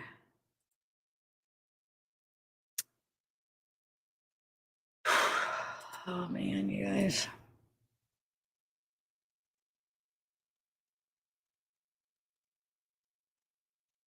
Let me find that. How did I even find that little channel that I had on? It was like I don't even see it now, but how did I even wonder how I even had it on earlier? Huh. Oh no, that's yesterday. Hold on.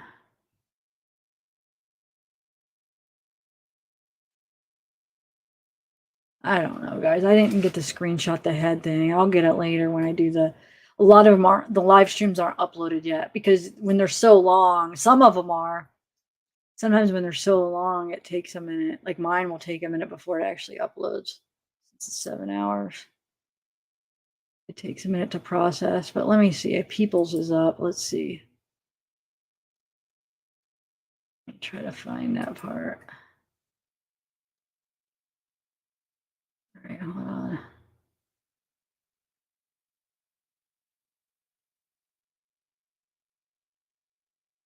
Right here.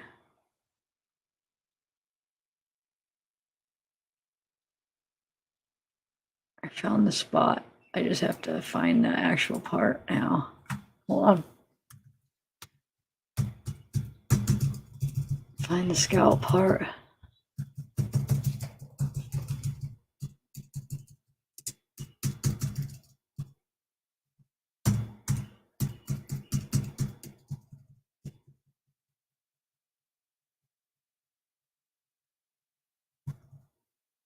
Don't mind this. I'm just going through it. I found the hair, so it should be coming up. I'm going to screenshot it so I can zoom in.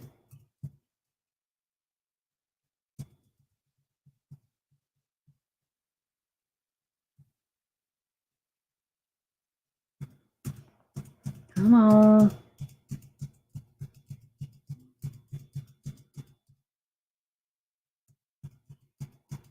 There it is. Okay. I don't know. Maybe there isn't anything. Hold on.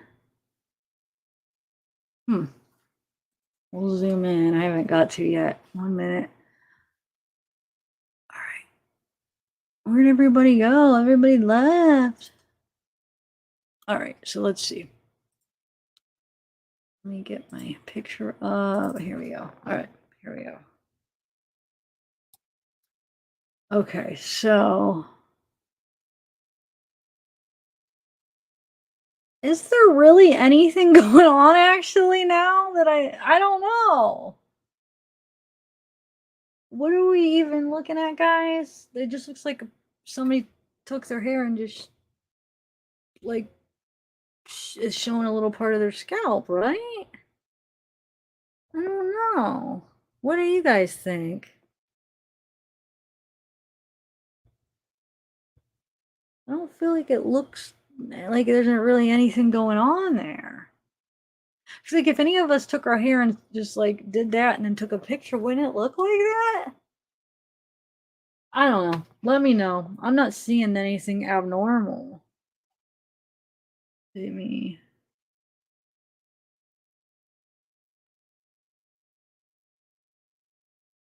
Like, oh, she probably just pulled a few strands out of her head and then I don't know. Yeah. That's true. Remember the nurse did say, is this the altercation she examined her on? I don't remember which one. One of them, and she said she didn't see anything, but was it this one? I don't know, guys. I know it's not even a bald spot. I'm so confused.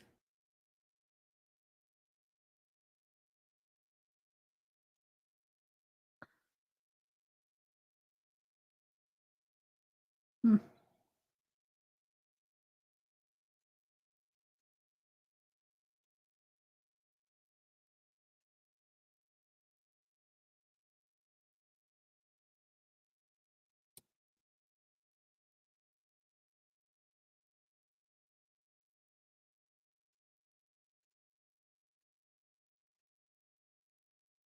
I don't know.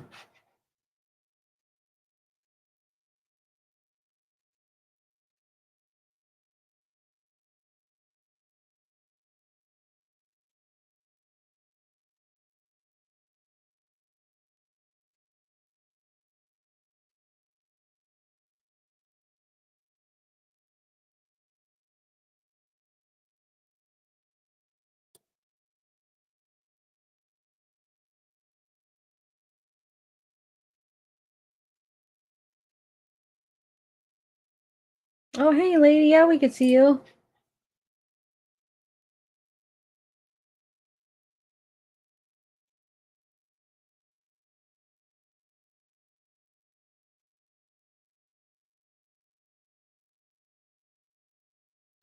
All right, guys. Well, that's that. Let me see. Is there other ones? It's the hair. That's the wine on the wall.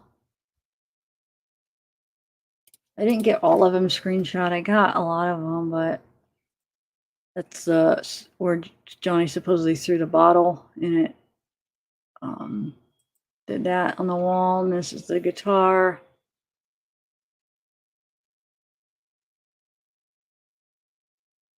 The bed.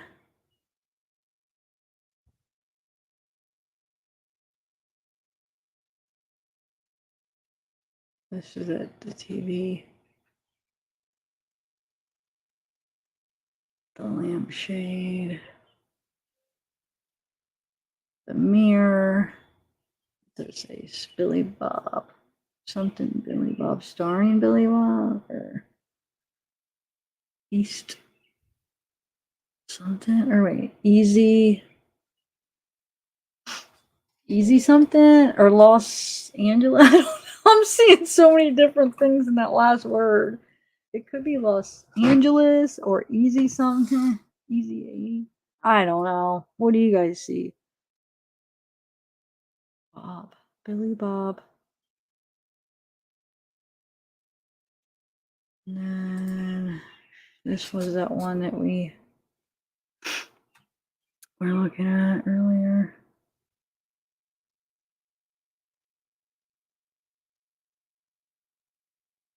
And this the one that supposedly, I guess, the lipstick that they're saying that Johnny's defense are saying that she wrote that on lipstick.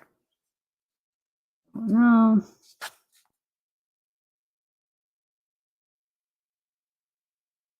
And this is that lampshade.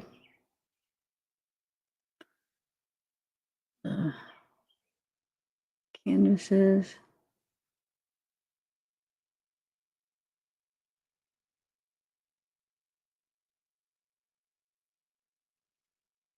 This is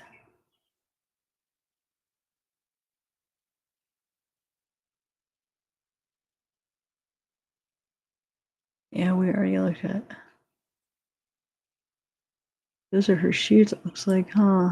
Well, women's shoe.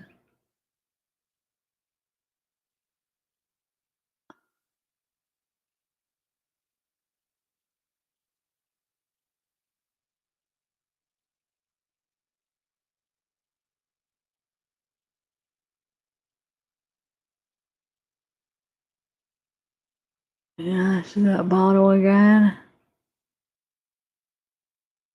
And oh, these are just those pictures I was putting up when we listened to the audio.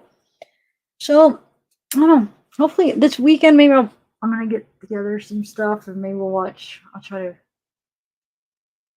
We gotta finish watching the rest or listening to the rest of that audio.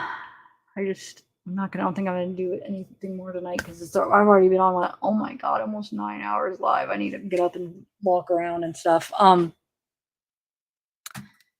But yeah, so hopefully this weekend we'll I'll be able to do some stuff, and then this next week we'll go over some stuff then too, maybe since we'll be off, and then May 16th is when they come back, right? At 9 o'clock. So, all right, guys. Well,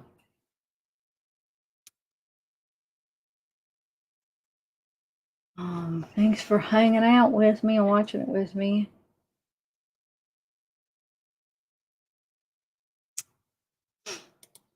No, yeah, he admitted. I'm talking about they said the lipstick that the Carly Simon quote. Remember, he said that was her with the lipstick. That's what they're claiming, that part that she wrote that.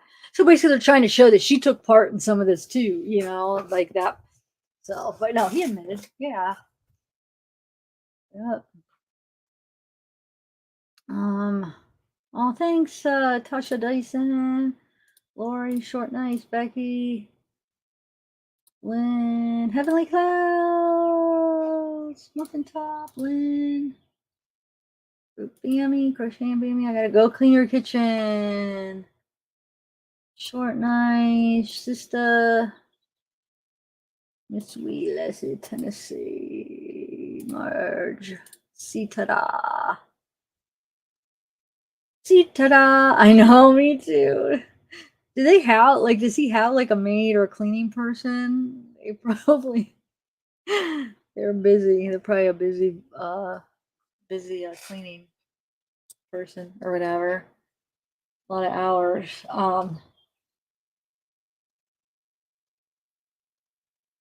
Wait, why short and ice? Oh, I see. This okay, I see. Yeah.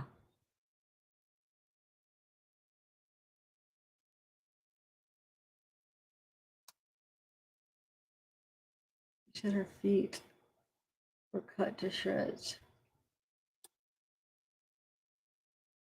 Oh, thank you. That's what it says. Thank you. You're right. Easy Amber. Yep. Um.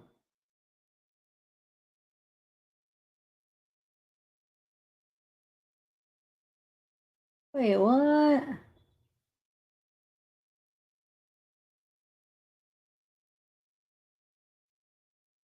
Well, she was wiping.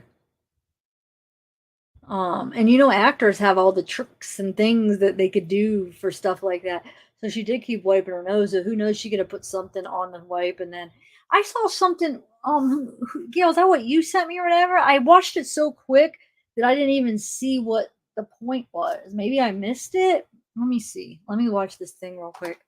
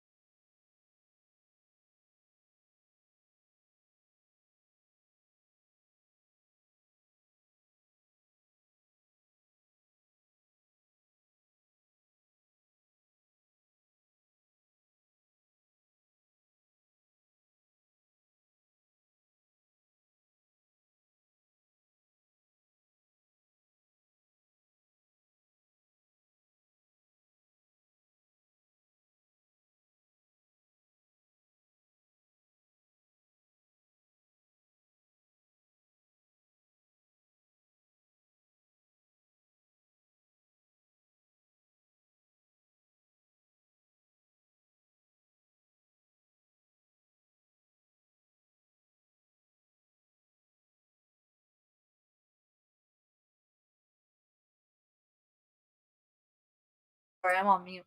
If she did put something up her nose, it didn't really help though. It didn't make a difference. You know what I'm saying? There really wasn't a bunch of tears anyway. So I don't know. What was that what you're saying for like tears or whatever? I feel like it didn't make a difference either way. So that's you know what I'm saying? Because the acting was so bad. And so if there was a little bit of tears, which I don't even think I saw any.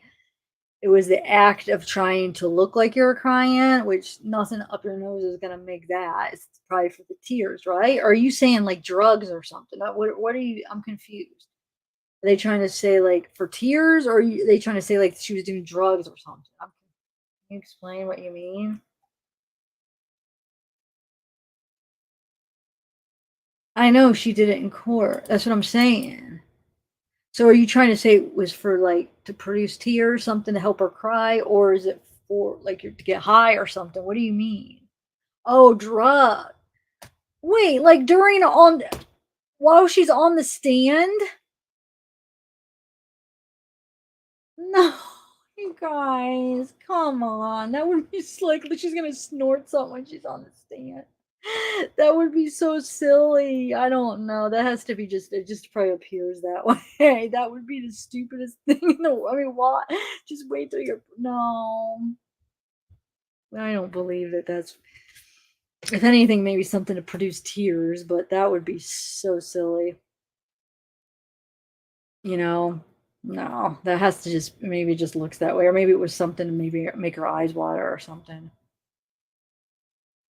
I mean, just think about that. Use common sense. Like she'd be up on this stand and like snort something. I mean, what? That would be the most ridiculous, idiotic, stupid thing to try to get away with. Like that. That's the silliest thing I've ever heard. That's a conspiracy theory right there. No. Unless if it was something like something for tears or something, you know what I'm saying? Where it was on her Kleenex and it was something she just like inhaled like a scent, certain scents. She had that Kleenex to make the tears, but otherwise, why would she even need to snort something for drugs? If she needed to take drugs, just orally take them, they last longer. You know what I'm saying? And if it was something she needed to like help her relax on the stand, she could take it before, during lunch, during break, or even stored it. But like up on the stand, I mean, that would be stupid. And orally would be the best way to take stuff, like to calm you down. You know what I'm saying? So no. If anything, it's not drugs though. If anything, it could be a scent maybe to help tears. But Sarah, think about think about this though.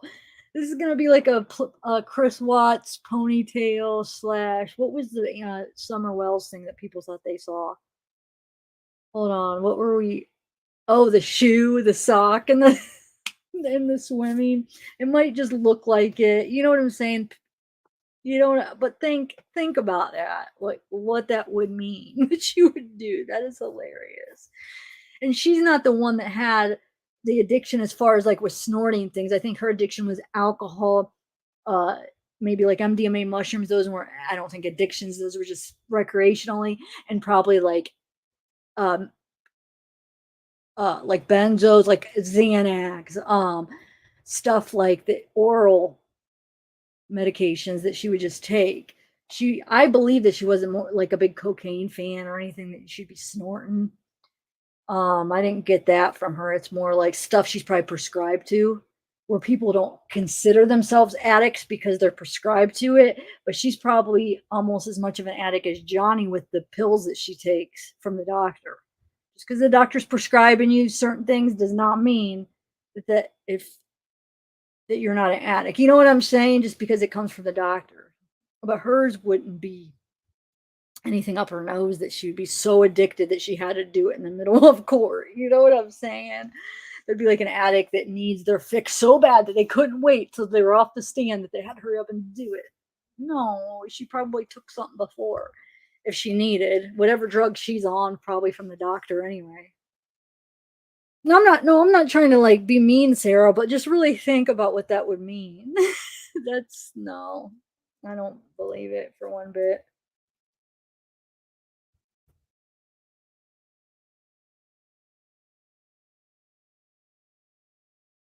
Yeah, well, what I was saying, maybe a scent To make her tears? What I'm saying is, if anything, it's something to create tears or something. It wouldn't be like an illegal drug that she'd be taking. So yeah, maybe she did something like that. You never know. But it didn't help her because. All right, email me the thing. But I'm sorry, I'm gonna let the common sense override whatever I happen to see that it could look like something that it's not. Because I know from studying these cases, going through videos, that sometimes things appear like they are stuff when you slow them down and zoom them in.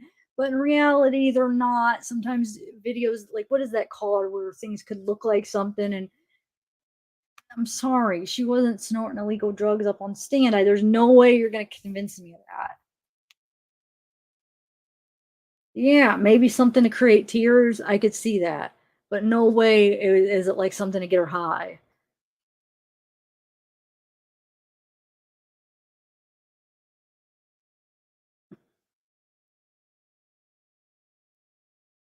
But if it was ecstasy, she could just do it before break or on lunch break. It wouldn't be something she would need to do up on the stand. Ecstasy lasts like 4 hours. You know what I'm saying? Like, you could just do it before, like, on your breaks. You wouldn't have to do it up on the stand. But like, to create some tears, if she wanted to try to fake cry, you know how actors and actresses have like little tricks? Maybe there was some kind of scent on it or something. But I don't know, that's the only thing I could buy.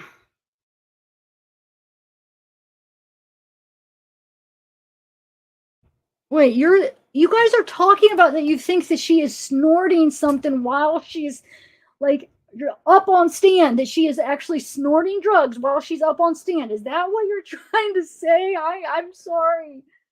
In my opinion, I would bet my life that she was not snorting illegal drugs like cocaine or ecstasy up on stand. Are you guys serious? If she was that desperate and that much that she couldn't go without it, she would wait for a break. Like, this is her life. Like, she would do that. You have police, you have the judge, you have cameras on you. Are you serious? Like, you guys, I don't care if it appears that way. Just think about this.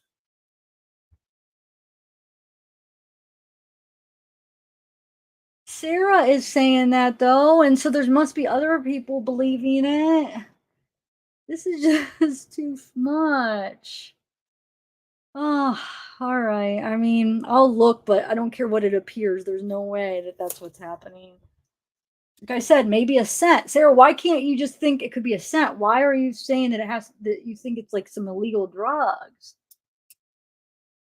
Like, maybe it's some scent or like salts or whatever that make you create tears? I mean, think about it. She would go to prison if she got caught. Like, what would be. Yeah, or on the break she could. But I think like anything that she probably would want, she could just orally take it. You know what I'm saying? I don't know. But no, lady, they're saying Sarah's saying that that it was while she was testifying that she did it. That's why I'm like, just I don't know. All right, guys, I'm gonna go. You could send me it, but I guarantee there's another explanation. That would be just the stupidest thing in the whole freaking world. I would be living in an alternate universe. That would be. I mean, you have all the cameras on you, like, but just Sarah, like, just let the common sense of it all outweigh what you're seeing, because sometimes things appear like they're not. Or are you considering that it could be something to create tears, some kind of salt, fragrance or something that's not illegal? If she got caught, she wouldn't go to prison. I'm sorry. I don't know why. Maybe 7 hours, 8 hours, 9 hours. I apologize, but.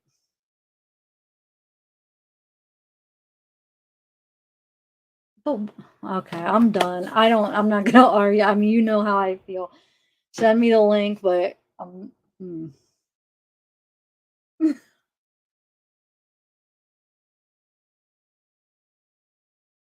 yeah, maybe she had a scent on it. But I'm saying that didn't help though. If she took something to create tears, it did not help her, because I don't even think I didn't really see many tears anyway. And it's how bad that actual fake trying to cry looked. She didn't pull it off.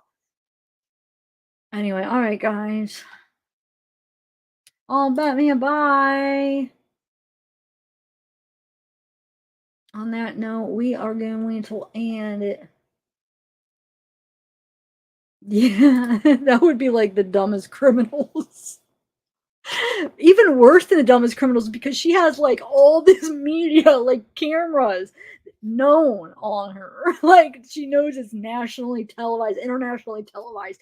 She's in the court of law where they take people to prison. I mean, you got a judge, you got the freaking cops. I mean, that would be I would feel like I am living in some kind of weird, like I would just be like, am I dream? I mean, I'm sorry, you would have to almost like inject me with something to believe that. Oh, all right, guys, I'm gonna go.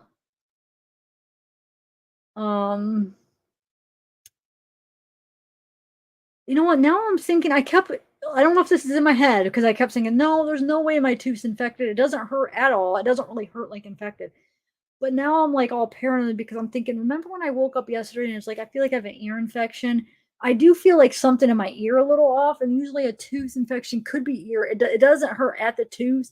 Now I'm like, oh my God, I should have went, because what if it is infected? If it is, the ear thing just started, yesterday? So that means it's not that long, right? Yeah, send it to me, Sarah. I'll definitely look. But what I'm saying is, if you see her sniff something, why can't you believe that it could just be something to make for the tears? Like, why are you so convinced that it has to be like a drug?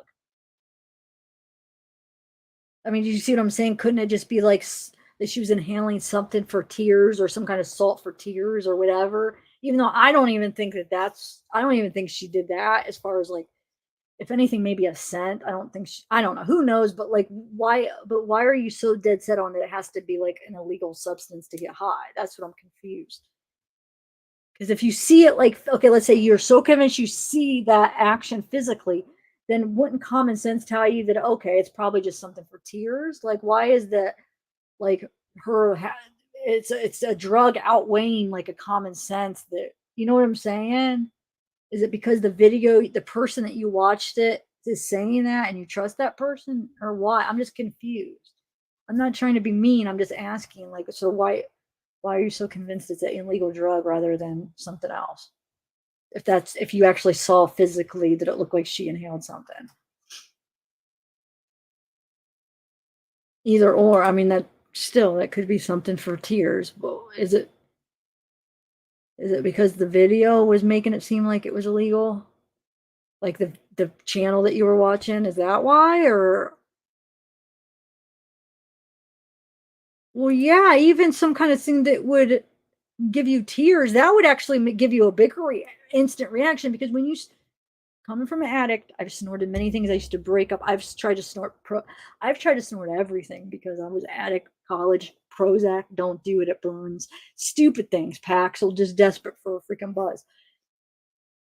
Vicodin, that actually does give you a buzz. But like cocaine, like if it was cocaine, like you would have probably more of an instant reaction with something that's going to create like some kind of tears than like for cocaine. If you're a cocaine addict, when you snort it, it's not going to make you like you would probably, you know what I'm saying? You would see more of a reaction, probably like an instant reaction as soon as you snort it, probably from like something that is like really strong to make you create tears more than like cocaine.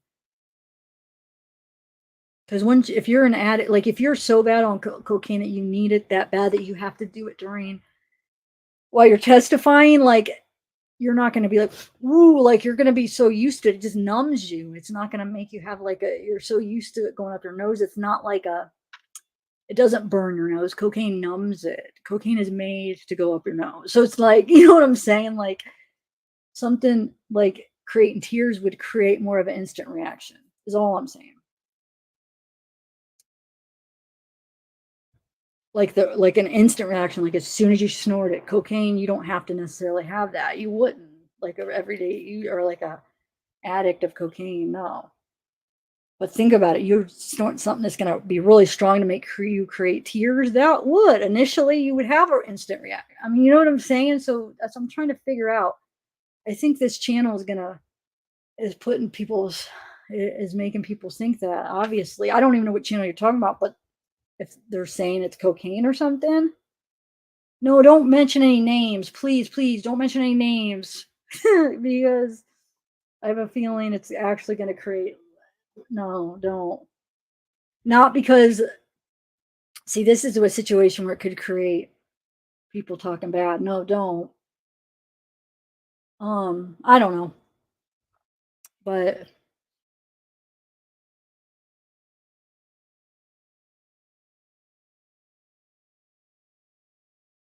do you ever think she's sniffing in because she's not really wiping away tears? So she's, you know what I'm saying? Maybe it's just like, but it could just be a scent on there, you know? I know, that's what I'm saying. It didn't work too much, huh? I don't know, guys. I'm gonna go.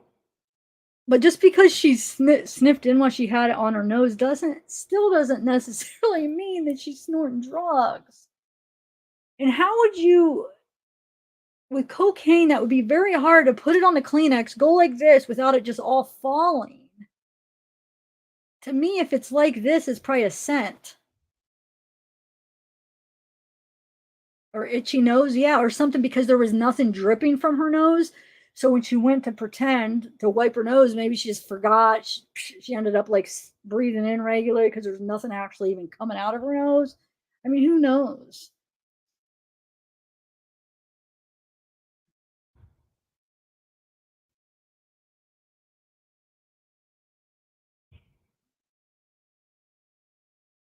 That's what I'm saying. It doesn't burn. If it's good, like, unless if it's cut with something that it's not, it shouldn't be cut with. But good, that's exactly what I was saying. It doesn't burn. I was talking about you're not answering to me. Maybe you misunderstood. I don't know if you reacted to me. I was saying I used to be stupid and want to buzz, like just be so desperate, snort Prozac, like stupid things that didn't even do anything. That burned. I said, don't ever do Prozac or Paxil, that burns. But I said, Coke doesn't burn at all. You wouldn't have a reaction. It numbs your whole nose and your whole face. And then it numbs your gums and stuff. It doesn't burn at all. And especially you're doing it that every day that much, or you can't go out. You can't go like a second without it that you do it up on stand. You do it quite often. You would not have a reaction. I mean, from the initial thing, it takes a couple minutes to get like a feeling. You know what I'm saying? Like the buzz from it. But like, I don't know.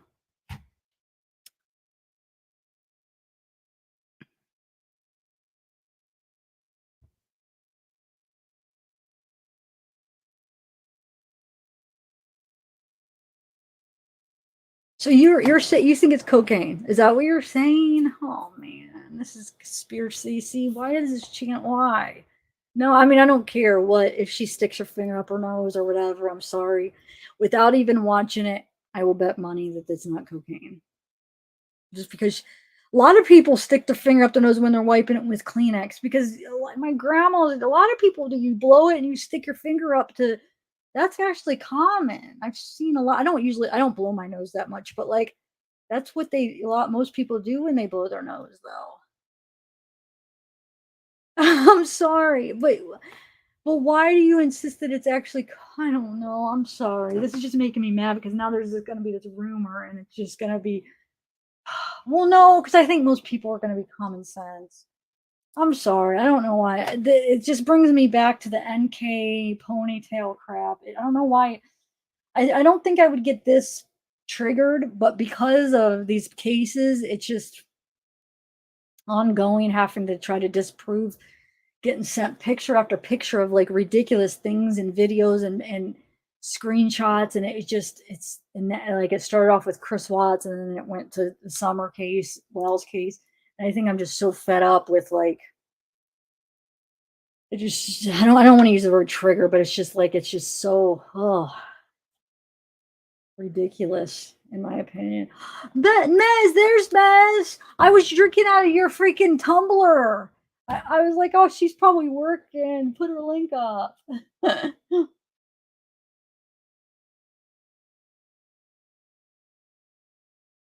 I'm sorry, I don't mean to get so. You could tell, like, I've dealt with this kind of stuff a lot, Sarah. Where I do my research, I go back to those screenshots because sometimes people send me screenshots and it does look like what they say, and it's like, well, that does kind of look like it. Let me go find the part of the video, and then you go back. A lot of people don't. It'll get passed around through people, and everybody's like, the screenshots just get passed around, and creators just put up the screenshots. This is this. This is this. Oh my god. Oh my god. But like, if you go back to the source, I always do that because I'm like, I'm not gonna put some out. Let me go back because it would be huge though. Like if sometimes people send me things, and if I would just say, oh my god, this is what this is, like I would get so many views, and people would be like, oh my god, that is it. But like, I'm sorry, the truth is more important than views to me. And some creators do run with those things, and they do get a lot of views. But I always go back. So I'm like, I'm not gonna. That's so I go back and go to the frames right before it, right after, and there's always an explanation why it looks like that. And it's always like, sometimes I'm disappointed. I'm like, man, that would have been a good video. Like, oh shoot, that's all it is. You get like, oh my god, cool, this is gonna be huge, and then you get to it, and you're like, oh, that's what it is. Okay, that's why it looks like that. All right, and so I don't know. But then it's just like then there'll be another screenshot. So many screenshots came from the Chris Watts, that morning video. So many different things that if you screen the pixels, the lights, the shadows. So that was the first thing. And there'd be a bunch of different things: ponytails, purses, reflections, shadows. What else? Oh, NK holding Bella, Chris fighting with Bella, or Chris like grabbing NK, like all these. I've seen it all. And if you just look at the screenshot, it does look like that. They'll send me, look. I'm like, oh my god, wow, that does. But it's not. You just. I'm just giving you examples why I'm just like so fed up. And then in the Summer Wells, then there's a bunch of stuff with the last picture of her in the truck, and in the reflection in the back seat there's stuff, and beside her, and then in the window, like there's this. Do you know how many things I've heard out of the different window stuff of, this is somebody's face, this is grandma, this is somebody with a hat, this is Hunter over here, back here. And then the last but not least is the shoes and the feet of her swimming with her shoes and socks. And now we're going to deal with her snorting cocaine on the stand. Anyway. Yeah, that's very common. Most people do actually do that. Bye, Landers. Oh, Zeke's here. All right, I'm going to go, guys. I'm sorry. I didn't mean to get all triggered and weird. But I will watch it, Sarah. All right, bye, guys. Thank you, everybody. See you probably this weekend, maybe tomorrow or this weekend. All right, bye. For sure next weekend, though. All right, bye. Or this week. But hopefully we'll do it this weekend. All right, bye. And don't be mad, Sarah. I'm sorry. It's just, I think I still love ya. All right, bye, guys. And yeah, send it to me. I'll definitely watch it.